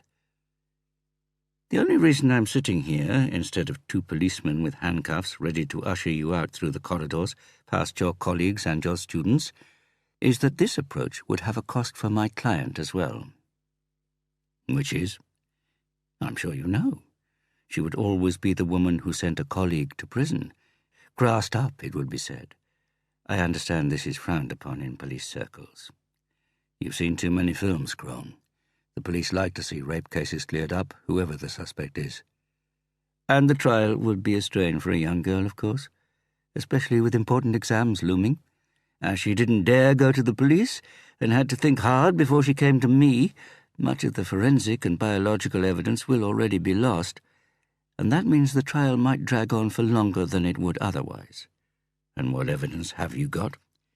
Bruising, scratch marks, a torn dress, and if I have to ask for this office to be gone through with a fine-tooth comb, I'm sure we'll find bits of the same dress." "If?" "Yes. I'm not just bad news, Harry." "Oh? I have an alternative to offer you. The devil's, I assume. You're an intelligent man, Hula. We know we don't have damning evidence. This is a typical rape case, isn't it? It'll be one person's word against another's, and we'll end up with two losers. The victim is suspected of loose morals and making false accusations, and everyone assumes the man who has been acquitted got off lightly. Given this potential lose-lose situation, Celia Graveseng has presented me with a wish, a suggestion, which I have no hesitation in supporting. Let me for a moment step out of my role as your adversary's lawyer, Hula. I advise you to support it too. But the alternative is she reports you. She's absolutely clear about that. No? Yes. As someone who wants to maintain law and order as her profession, she sees it as her civic duty to ensure that rapists are punished. But, fortunately for you, not necessarily by a judge. So, principled in a way. If I were you, I would be less sarcastic and a little more grateful, Hula. I could have recommended she report you to the police. What do you two want, Crone? In brief, for you to resign from your post at PHS and never again work for or be in any way connected with the police, leaving Celia to continue her studies here in peace without any interference from you. The same applies when she takes up a job. One negative word from you, and the agreement is declared null and void, and the rape will be reported. Harry placed his elbows on the table, put his head in his hands, massaging his forehead. I'll set up a written agreement in the form of a settlement, Crone said. Your resignation in exchange for her silence. Secrecy is a prerequisite on both sides. You will, however, hardly be able to damage her if you did break secrecy. Her decision will be met with sympathetic understanding, while I'll be seen as guilty because I went along with this settlement. View it as damage limitation, Hula. A man with your background will easily be able to find work. As an insurance investigator, for example, they pay better than PHS, believe me. I believe you. Good. Crone flipped up the lid of his phone. How's your calendar for the next few days? I can do it tomorrow, as a matter of fact. Good. My office at 2 o'clock. Can you remember the address from the last time? Harry nodded. Excellent. Have a marvellous day, Hula. Crone jumped from his chair. Knee lifts, pull-ups, and bench press, Harry guessed. After he had gone, Harry looked at his watch. It was Thursday, and Raquel was coming a day earlier this weekend, due to land at 17:30, and he had offered to collect her from the airport, which, after two of the standard, "Oh no, you don't need tos," she had accepted gratefully. He knew she loved the 3/4 of an hour in the car home, the chat, the calm, the prelude to a wonderful evening. Her excited voice explaining what it actually meant, that only states could be parties to the statute of the court at the International Court of Justice in The Hague. About UN's legal powers, or lack of them, as the countryside rolled past them.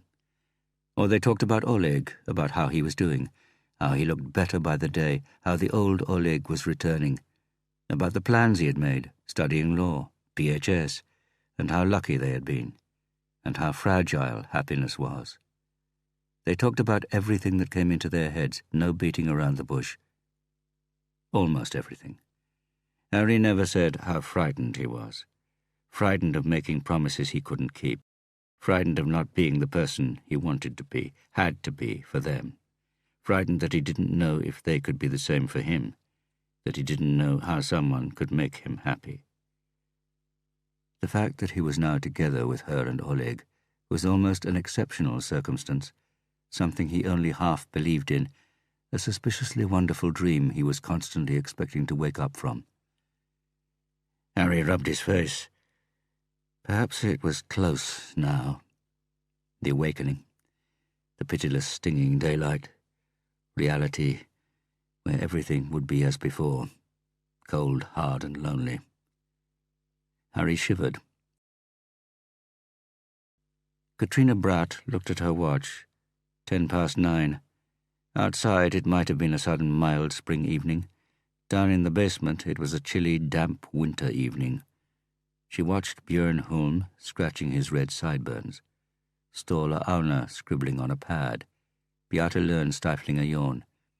They were sitting around a computer looking at the photo Beate had taken of the tram window. They had talked a bit about the drawing and concluded that whatever it was meant to signify, it was unlikely to help them catch Valentine. Then Katrina had told them again about her feeling that someone else had been in the evidence room. "It must have been someone working there," Björn said. "But, well, okay. It is strange they didn't switch on the light."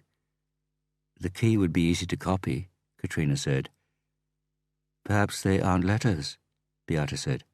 "Perhaps they're numbers." They turned to her. She was still staring at the computer. "Ones and zeros, not I's and O's, like a binary code.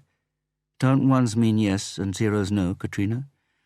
"I'm not a programmer," Katrina said, "but yes, that's right. And one means on and zero means off." "One means action, zero means do nothing," Beate said. Do, don't, 1, 0, row after row. "Like petals on an ox-eyed daisy," Björn said. They sat in silence. The computer fan was all that could be heard. "The matrix ends in a 0, Arne said. Don't."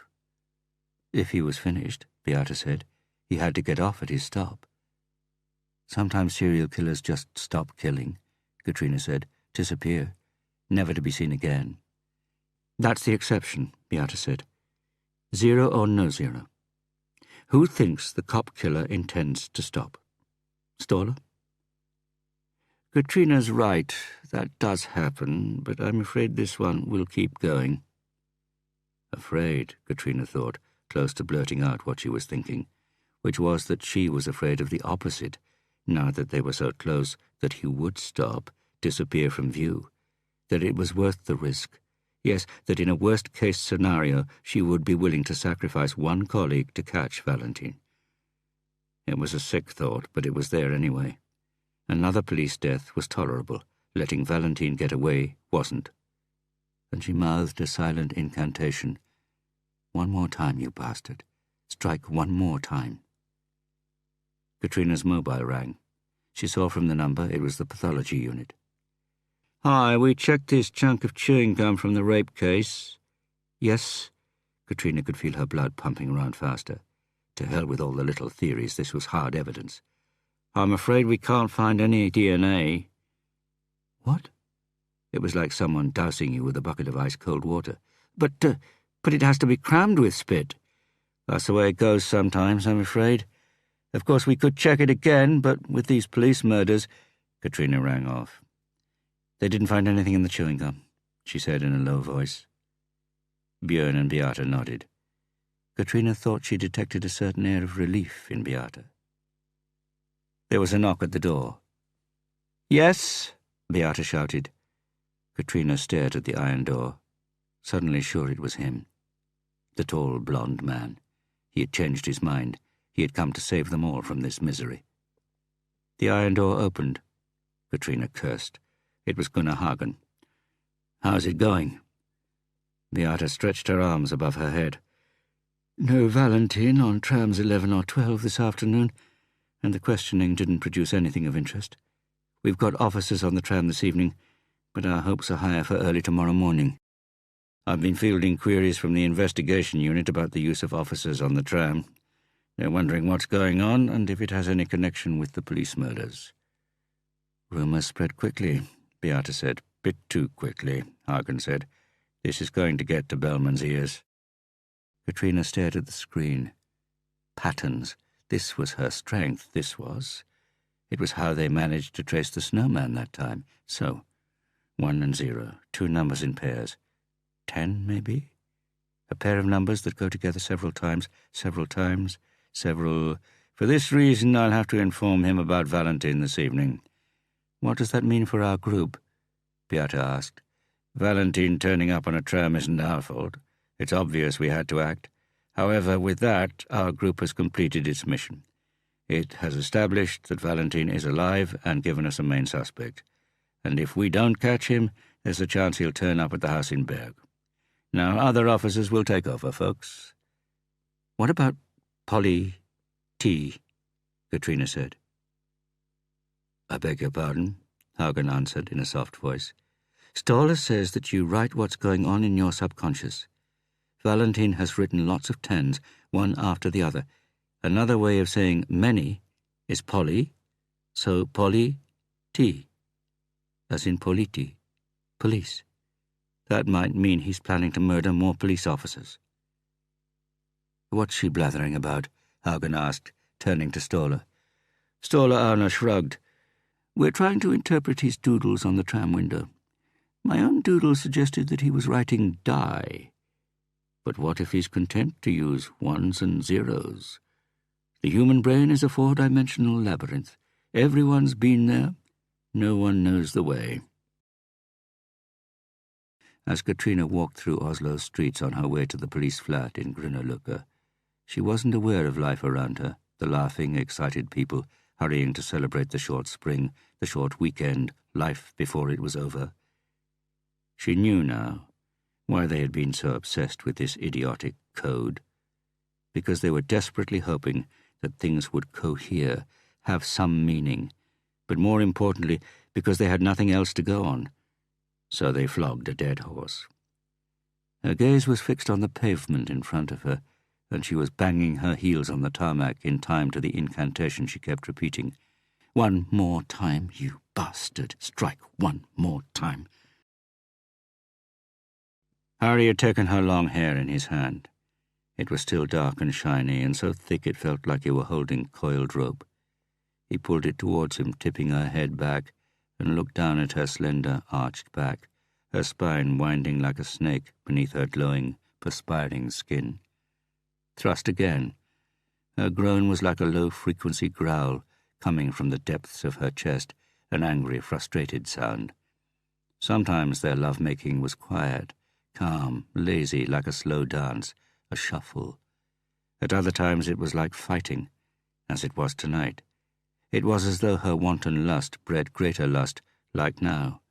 It was like trying to extinguish a fire with petrol. It escalated, burned out of control, and often he thought, Jesus, this can't end well. Her dress was lying on the floor beside the bed. Red. She was so attractive in red it was almost a sin. Barefoot. No, she hadn't been barefoot. Harry leaned over and breathed in her aroma. "Don't stop," she groaned. Opium. Rakel had told him the bitter smell was sweat from the bark of an Arab tree. No, not sweat, it was tears. The tears of a princess who fled to Arabia because of a forbidden love. Princess Myrrha. Myrrh. Her life ended in grief, but Yves Saint Laurent paid a fortune per litre of tears. "Don't stop. Hold." She had taken his hand, pressed it against her neck. He squeezed carefully, felt the blood vessels and the tensed muscles in her slender neck. "Harder. Ah." Her voice was cut off as he did what she said, knowing that now he had stopped the flow of oxygen to her brain. This had been her thing, something he did and got a kick out of, because he knew she got a kick out of it. But something was different now. The thought that she was in his power, that he could do with her as he wished.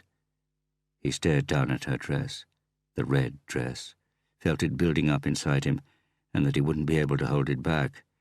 He closed his eyes and imagined her, on all fours as she slowly turned over, looked at him while her hair changed colour, and he saw who she was. Her eyes had rolled backwards, and her neck was covered in bruises, which became visible as the forensic officer's flash went off. Harry let go and pulled his hand away, but Rakel was already there. She had tensed up and was shaking like a deer the second before it hits the ground. Then she died. Slumped with her forehead against the mattress, a bitter sob came from her mouth. She lay like that, kneeling as if in prayer. Harry pulled out. She whimpered, turned and eyed him accusingly. Usually he waited before pulling out, until she was ready for the separation. Harry kissed her quickly on the neck, slid out of bed and fished around for the Paul Smith underpants she had bought him at some airport. Found his pack of Camel in the Wranglers hanging over the chair. Went downstairs to the living room, sat in a chair and looked out of the window, where the night was at its darkest, and yet not so dark that he couldn't see the silhouette of Holmenkollen Ridge against the sky. Lit a cigarette. Immediately afterwards he heard the patter of her feet behind him, felt a hand stroking his hair and neck. Is there something wrong? No. She sat down on the arm of the chair and snuggled her nose up against his neck. Her skin was still hot and smelt of Raquel and lovemaking, and Princess Mira's tears. Opium, he said. Quite a name for a perfume. Don't you like it? Yes, I do. Harry blew smoke at the ceiling. But it's quite pronounced. She lifted her head, looked at him. And you're telling me that now? I hadn't thought about it before. I didn't really now, either. Is it the booze? What? The alcohol in the perfume? Is it that... He shook his head. But there's something, she said. I know you, Harry. You're troubled, restless. Look at the way you're smoking. You're sucking it out as if it were the last drop of water in the world. Harry smiled, stroked the goose flesh on her back. She kissed him lightly on the cheek. So if it's not alcoholic abstinence, it's the other variety. The other variety? The police variety. Oh, that, he said. It's the police murders, isn't it? Beata came here to persuade me. She said she'd talk to you first. Raquel nodded. And that you'd given the impression it was fine by you, Harry said. I said it was up to you. Had you forgotten our promise? No, but I can't force you to keep a promise, Harry. And what if I'd said yes and joined the investigation? Then you would have broken your promise. And the consequences? For you, me, and Oleg? Greater chance that we would be doomed. For the investigation into the murders of the 3 officers? Greater chance of success. The former is definite, Raquel. The latter, highly doubtful. Maybe. But you know very well that we could be doomed anyway, whether you work for the police or not. There are several pitfalls. One is that you start climbing the walls because you can't do what you feel you were born to do. I've heard of men whose relationships break down just in time for the autumn hunt. Elk, rather than birds of the featherless variety, you mean? Yes, that does have to be said in their favor. Harry inhaled. Their voices were lowered, calm, as though they were discussing the shopping. That was how they talked, he thought. That was what she was like. He pulled her to him, whispered in her ear. I want to keep you, Raquel. I want to keep this. Yes? Yes. This is good. This is the best I've ever known. And you know what makes me tick. You remember Stoller's diagnosis. An addictive personality bordering on OCD. Booze or hunting, it makes no difference. My mind starts whirring in the same grooves. As soon as I open the door, I'm there, Raquel. And I don't want to be there. I want to be here. Hell, I'm on the way there now, only talking about it. I'm not doing this for Oleg and you. I'm doing it for me. There. Raquel stroked his hair. Let's talk about something else, then. Yes. So they said Oleg would be out early? Yes. There are no more withdrawal symptoms, and he seems more motivated than ever.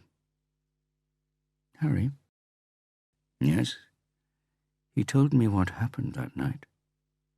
Her hand continued to stroke him. He wanted it to be there forever. Which night? You know, the night the doctor patched you up. Oh, he told you, did he? You told me he was shot by one of Asayev's dealers. In a sense, that's true. Oleg was one of them. I preferred the old version, the one about Oleg appearing at the crime scene afterwards, seeing how badly hurt you were and running along the Arca Silva to A&E. But you never really believed it, did you? He told me he burst in and forced a doctor at gunpoint to go with him. The doctor forgave Oleg when he saw my state. Raquel shook her head. He would have liked to tell me the rest as well, but he says he doesn't remember much from those months. Heroin does have that effect. But I thought you might fill in the gaps for me now. What do you say? Harry inhaled, waited a second, let out the smoke.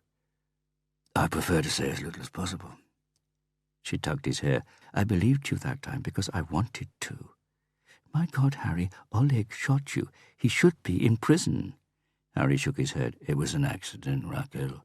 All that's behind us now, and as long as the police don't find the Odessa gun, no one can link Oleg to the murder of Gustav Hansen or anyone else. What do you mean? Oleg has been acquitted of that murder. Are you saying he had something to do with it after all? No, Raquel. So what are you telling me, Harry? Are you sure you want to know, Raquel? Really? She looked at Harry hard without answering. Harry waited, stared out of the window, saw the silhouette of the ridge surrounding this quiet, secure town where nothing happened, which was actually the edge of a dormant volcano where the town had been built. Depending on how you looked at it, depending on what you knew. No, she whispered in the darkness, taking his hand and putting it to her cheek. It was easy to live a happy life of ignorance, Harry thought. It was just a question of repression, repressing an Odessa lying or not lying, locked in a cupboard, repressing 3 murders that were not your responsibility, repressing the image of the hate-filled eyes of a rejected student with a red dress pulled up over her waist. Wasn't it? Harry stubbed out his cigarette. Shall we go to bed? At 3 o'clock in the morning, Harry woke with a start. He had dreamt about her again. He had gone into her room and found her there. She was lying on a filthy mattress on the floor, cutting up the red dress she was wearing with a big pair of scissors. Beside her was a portable TV broadcasting her and what she was doing with a 2-second delay. Harry looked around, but he couldn't see a camera anywhere. Then she placed one shiny blade against the inside of her white thigh, opened her legs and whispered, "Don't do it." And Harry fumbled behind him and found the handle of the door that had closed after him, but it was locked. Then he discovered that he was naked and was moving towards her. "Don't do it." It sounded like an echo from the TV, a 2-second delay. "I just have to get the key," he said, but it sounded like he was talking underwater, and he knew she hadn't heard. Then she put 2, 3, 4 fingers inside her vagina, and he stared as the whole of the slim hand slipped inside. He took another step towards her. Then the hand came back out, holding a gun, pointed at him. A shiny, dripping gun with a cable leading back inside her like an umbilical cord. "Don't do it," she had said, but he was already kneeling in front of her, leaning forward, felt the gun, cool and pleasant, against his forehead. And then he whispered, "Do it." Chapter 24. The tennis courts were unoccupied as Björn Holm's Volvo Amazon pulled up in front of Frogner Park and the police car by the main gate. Beata jumped out, wide awake despite having slept hardly a wink. It was hard to sleep in a stranger's bed. Yes, she still thought of him as a stranger. She knew his body, but his mind, habits, and thinking were still a mystery. She wondered whether she had enough patience or interest to explore. So every morning she woke in his bed, she asked herself the question, "Are you going to carry on?" 2 plainclothes policemen leaning back against the car straightened and came to meet her. She saw 2 uniformed officers sitting in the front seats of the car and another man in the back. "Is that him?" she asked, feeling her heart beat wonderfully fast. "Yes," said one of the plainclothes men. "Great police sketch. He's the spitting image." "And the tram?" "We sent it on. It was packed to the brim, but we took one woman's details, as there was a bit of drama." "Oh?" He tried to make a run for it when we showed our ID and said he had to come along with us. He leapt into the aisle and grabbed a pram to block our way, yelled for the tram to stop. A pram? Yes, you can't believe it, can you? Bloody criminal. I'm afraid he's committed worse. I mean, taking a pram on the tram during the morning rush hour. OK, but then you arrested him? The baby's mother screamed and held onto his arm so that I could get a punch in. The policeman showed the bleeding knuckles on his right fist. No point brandishing a shooter when this works, is there? Good, Beata said, trying to sound as if she meant it.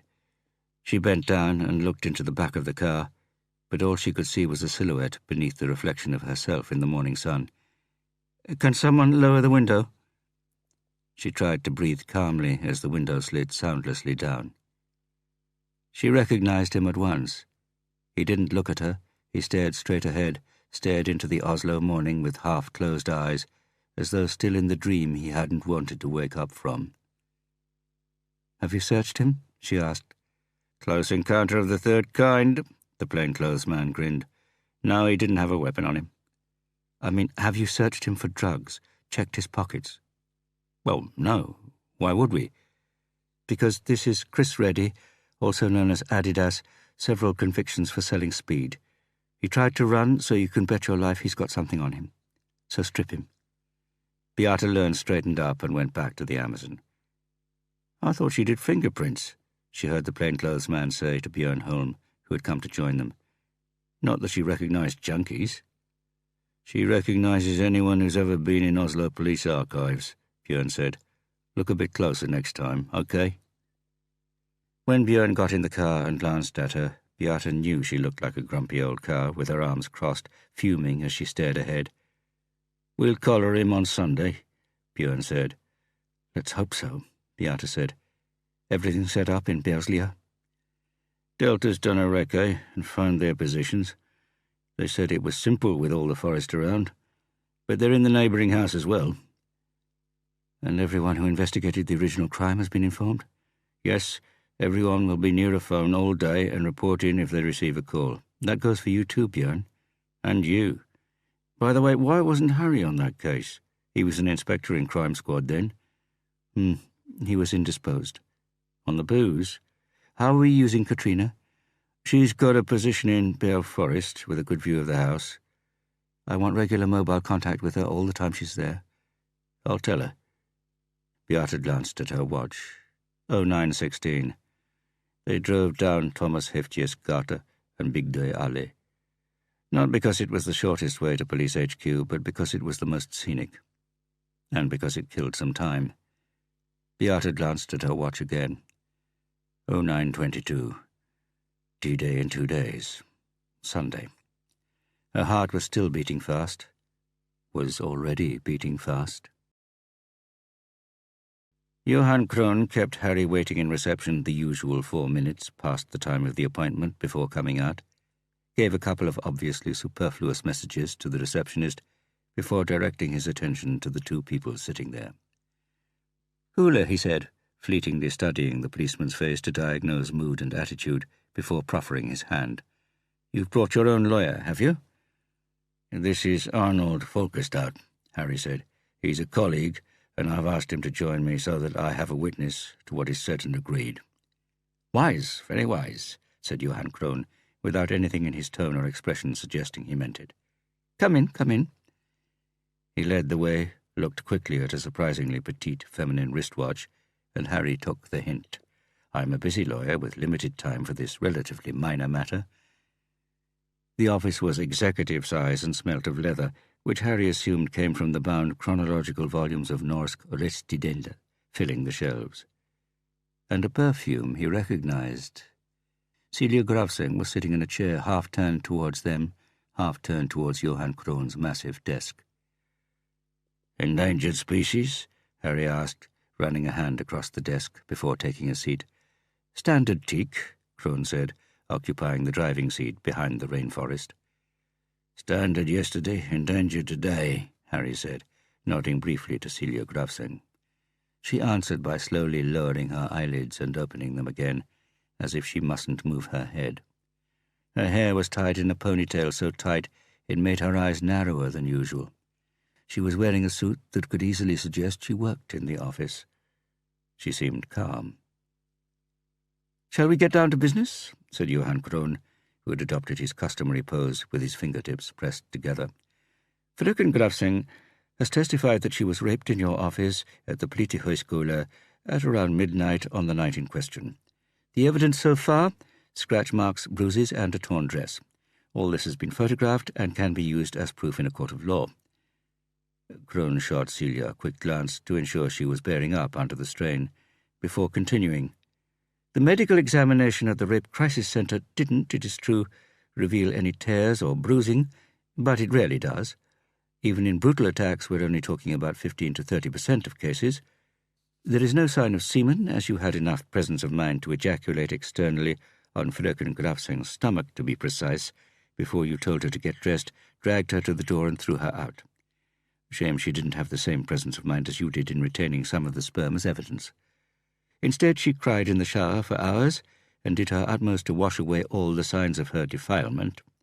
Not so surprising, perhaps a very understandable and normal reaction for a young girl."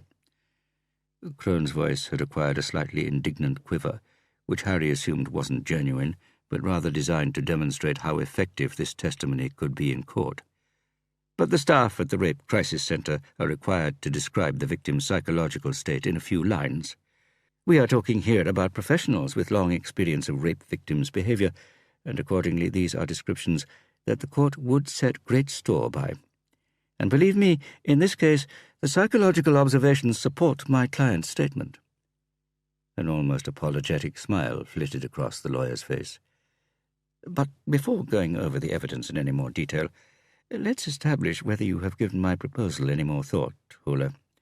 If you have concluded that accepting my offer is the right path, and I hope for everyone's sake you have, I have the written contract here, which I hardly need say will remain confidential." Krohn passed a black leather document case to Harry, while sending eloquent glances to Arnold Folkestad, who nodded slowly. Harry opened the case and scanned the A4 sheet. "I resign from PHS and waive any work in or in connection with the police force, and I do not talk under any circumstances with or about Celia Grafsing. Ready for signature, I can see." "It's not exactly complicated, so if you've already done your own calculations and come to the correct solution—" Harry nodded, looked across at Celia Grafsing, who was sitting there, as stiff as a post, staring back at him, her face pale and expressionless. Arnold Folkestad coughed quietly, and Krohn turned his attention to him with a friendly gaze while straightening his wristwatch in a studied, casual manner. Arnold held out a yellow folder. "What's this?" Krohn asked, taking it with one raised eyebrow. "Our suggestion for an agreement," Folkestad said. "As you'll see, we suggest Celia Grafsing terminates her course at PHS with immediate effect, and does not apply under any circumstances for a job in or in connection with the police force." "You are joking, and she does not try under any circumstances to contact Harry Hula again. This is preposterous. In return, we will, out of consideration for all parties, refrain from legally pursuing this false accusation and attempted blackmail of a PHS employee." "In that case, see you in court," Krohn said, managing to avoid the cliché sounding like one. "And even if you suffer as a result, I am looking forward to conducting the prosecution." Folkestad shrugged. "Then I'm afraid you're going to be a bit disappointed, Krohn." "Let's see who will be disappointed." Krohn had already risen to his feet and done up one button of his jacket, a sign he was on his way to the next meeting, when he caught Harry's eye. He hesitated. "What do you mean?" "If you wouldn't mind taking the trouble," Folkestad said, "I would suggest you read the documents behind the proposed agreement." Krohn opened the file again, flicked through, read. "As you can see," Folkestad continued, "your client has followed the lectures at PHS about rape, in which, among other things, there is a description of how rape victims tend to react psychologically. That doesn't mean— May I ask you to wait with your objections until the end, and now flick over to the next page, Krohn? There you will find a signed, and for the moment unofficial, witness statement from a male student who was standing outside the front entrance when he saw Fröken Grafsing leaving PHS at the time in question. He states that she looked angry rather than frightened. He doesn't mention anything about a torn dress. On the contrary, he says she appeared to be both dressed and unhurt, and he admits to studying her very closely. He turned to Celia Grafsing. A compliment to you, I assume. She sat as still as before, but her cheeks had coloured up and her eyes were blinking non-stop. As you can see, Harry Höhler went over to him a maximum of 1 minute, so 60 seconds, after Fröken Grafsing had passed him. Höhler stayed with the witness until I arrived and took Höhler to Krimteknisk, which is... Folkestad motioned with his hand. On the next page. There, yes. Krohn read it and slumped back in his chair. The report says that Höhler has none of the things you would expect a man who has just committed rape to have. No skin under the nails, no genital secretions or pubic hairs from other persons on his hands or his genitals. And this gives the lie to Fröken Grafsing's statement about scratching and penetration. Furthermore, there are no marks on Höhler's body to suggest she had been fighting him at all. The only suggestion of contact is 2 hairs on his clothes, but they are no more than one would expect after she had leaned across him. See page 3. Krohn flicked through without looking up. His eyes danced down the page, his lips forming a profanity after 3 seconds, and Harry knew the myth was true. No one in Norwegian justice circles could read an A4 document faster than Johann Krohn. Finally, Folkestad said, if you look at the volume of Höhler's ejaculate only half an hour after the alleged rape, it shows 4 millimeters. A second ejaculation within the same half an hour would produce less than 10% of that. In short, unless Harry Höhler's testicles are made of something very special, he did not have an ejaculation at the time Fröken Grafsing claims. In the ensuing silence, Harry could hear a car horn outside, shouting, then laughter and swearing. The traffic was at a standstill. It's not exactly complicated, Folkestad said, tentatively smiling into his beard. So if you've done your calculations, and the hydraulic snort of brakes being released, and then the bang as Celia Grafsing got up from her chair, immediately followed by the bang of the door as she left the room. Krohn sat with his head lowered for some time. When he raised it again, his gaze was directed at Harry. I apologize, he said. As a defense counsel, we have to accept that our clients lie to save their skins. But this... I should have read the situation better. Harry shrugged. You don't know her, do you?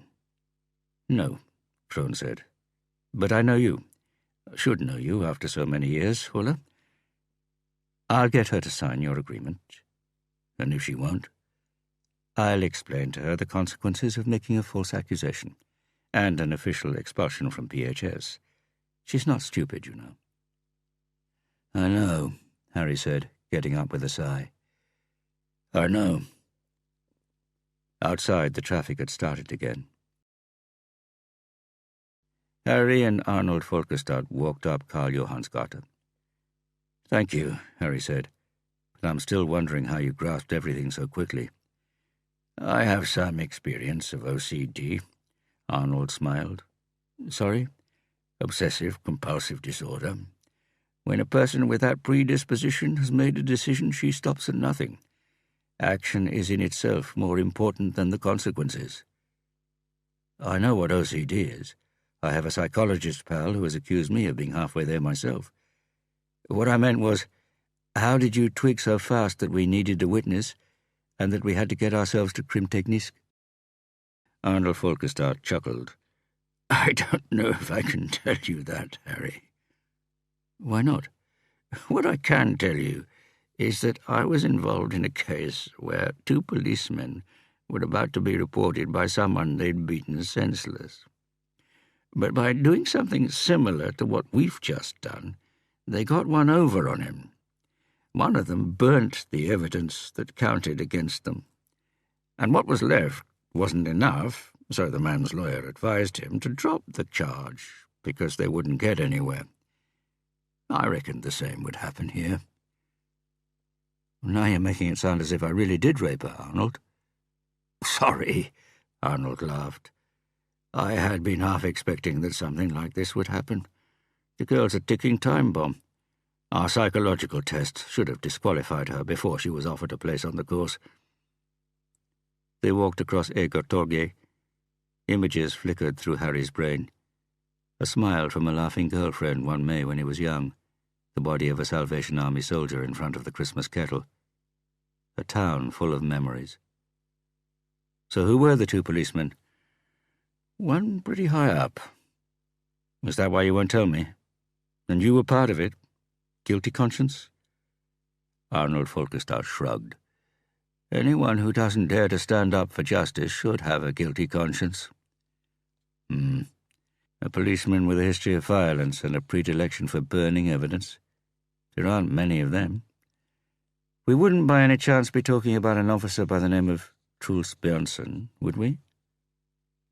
Arnold Folkestad said nothing, but the wince that recoiled through his short, round body was more than enough to tell Harry what he wanted to know. Mikael Bellman's shadow? That's what you mean by pretty high up, isn't it? Harry spat on the tarmac. Shall we talk about something else, Harry? Yes, let's do that. Lunch at Schroeder's? Schroeder's? Do they really have, lunch? They have burgers on bread? And room? That looks familiar, Rita, Harry said to the waitress, who had just placed 2 burnt burgers covered with pale fried onions in front of them. Nothing changes here, you know. She smiled and left them. Truls Bjørnsen, yes, Harry said, looking over his shoulder. He and Arnold were almost alone in the single square room, which, despite years of anti-smoking legislation, still felt smoky. I think he's been operating as a burner inside the police for many years. Oh? Folkestad studied the animal cadaver in front of them with skepticism. And what about Bellman? He was responsible for narcotics during that time. I know he had some deal with one Rudolf Asayev, who was selling a heroin-like substance called violin, Harry said. Bellman granted Asayev the monopoly in Oslo, in return for an assurance that visible signs of drug trafficking, junkies in the streets, and of course ODs, went down. That made Bellman look good. So good that he got his hands on the police chief job? Harry chewed tentatively on the first bite of burger and shrugged his shoulders to suggest a maybe. And why haven't you passed on what you know? Arnold Folkestad cut carefully into what he hoped was meat, gave up and looked at Harry, who returned a blank stare as he chewed and chewed. A blow for justice? Harry swallowed, wiped his mouth with a paper serviette. I had no proof. Besides, I was no longer a policeman. It wasn't my business. It isn't my business now either, Arnold. No, I suppose not. Folkestad speared a chunk on his fork and raised it for inspection. But if this isn't your business, and you're no longer a policeman, why has the pathologist sent you a post-mortem report on this Rudolf Asayev?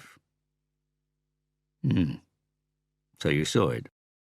Only because I usually collect your post as well when I'm by the pigeonholes, and because I'm a nosy barker, of course. What's it like? I haven't tried it yet. Go for it. It won't bite. Same to you, Harry. Harry smiled. They searched behind the eyeball and found what we'd been searching for, a little pinprick in the large blood vessel. Someone could have pushed Asayev's eyeball to one side while he was in the coma and injected air bubbles into the corner of the eye. The result would have been instant blindness followed by a blood clot in the brain which couldn't be traced. Now I really feel like eating this, Folkestad grimaced and put down his fork. Are you saying you've proved that Asayev was murdered? Nope. The cause of death is still impossible to determine. But the mark proves what might have happened. The conundrum is, of course, how anyone got into the hospital room. The duty officer insisted he didn't see anyone pass during the period when the injection must have been made. Neither a doctor nor anyone else. The mystery of the locked room, or something simpler, like the officer leaving his post or falling asleep and, quite understandably, not admitting it, or he was in on the murder, directly or indirectly. If he went AWOL or fell asleep, the murder would have depended on serendipity, and surely we don't believe in that. No, Arnold, we don't. But he could have been lured away from his post, or doped, or bribed. You'll have to get the officer in for questioning. Harry shook his head. Why on earth not? First of all, I'm not a policeman anymore. Secondly, the officer's dead. He was the one killed in the car outside Drammen. Harry nodded as if to himself, raised his coffee cup and took a sip. Damn! Arnold had leaned forward. And thirdly? Harry signalled to Rita for the bill. Did I say there was a thirdly? You said secondly, not and secondly, as though you were in the middle of reeling off a list. Right. I'll have to sharpen up my Norwegian. Arnold tilted his head, and Harry saw the question in his colleague's eyes. If this is a case you're not going to follow up, why are you telling me about it? Come on, eat up, Harry said. I've got a lecture. The sun slipped across a pale sky, made a gentle landing on the horizon, and coloured the clouds orange. Truls Berntsen sat in his car, half listening to the police radio while waiting for darkness to fall, waiting for the lights in the house above him to be switched on, waiting to see her. A fleeting glimpse would be enough. Something was brewing. He could hear it in the style of communication. Something was happening alongside the usual subdued, routine normality. Short, intense reports came sporadically, as though they had been told not to use the radio more than necessary. And it wasn't what was said, more what wasn't said, the way it wasn't said, the staccato sentences on the surface about surveillance and transport, but without addresses, times, or individual names being mentioned. People used to say the police frequency was the fourth most popular local radio in Oslo, but that was before it had been encrypted. Nevertheless, they were talking this evening as though they were terrified of revealing something. There they were again. Truls turned up the volume. 01, Delta 20, all quiet. Delta, the elite force, an armed operation. Truls picked up his binoculars, focused on the living room window. It was harder to see her in the new house. The terrace in front of the living room was in the way. With the old house, he had been able to stand in the trees and see straight into the room, see her sitting on the sofa with her feet tucked up underneath her, barefoot, stroking the blonde curls away from her face, as though she knew she was being watched. So beautiful he could cry. The sky above Oslo Fjord changed from orange to red and then violet.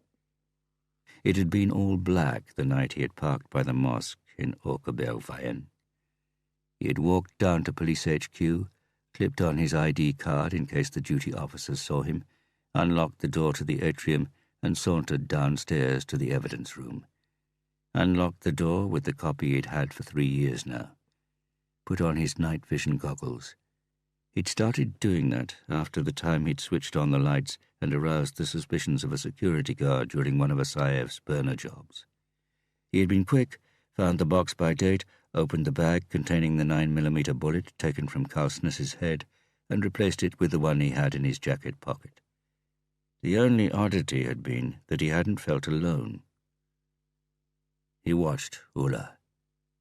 Did she feel that too? Was that why she kept looking up from her book towards the window? As though there was something outside, something waiting for her? They were talking on the radio again. He knew what they were talking about, understood what they were planning.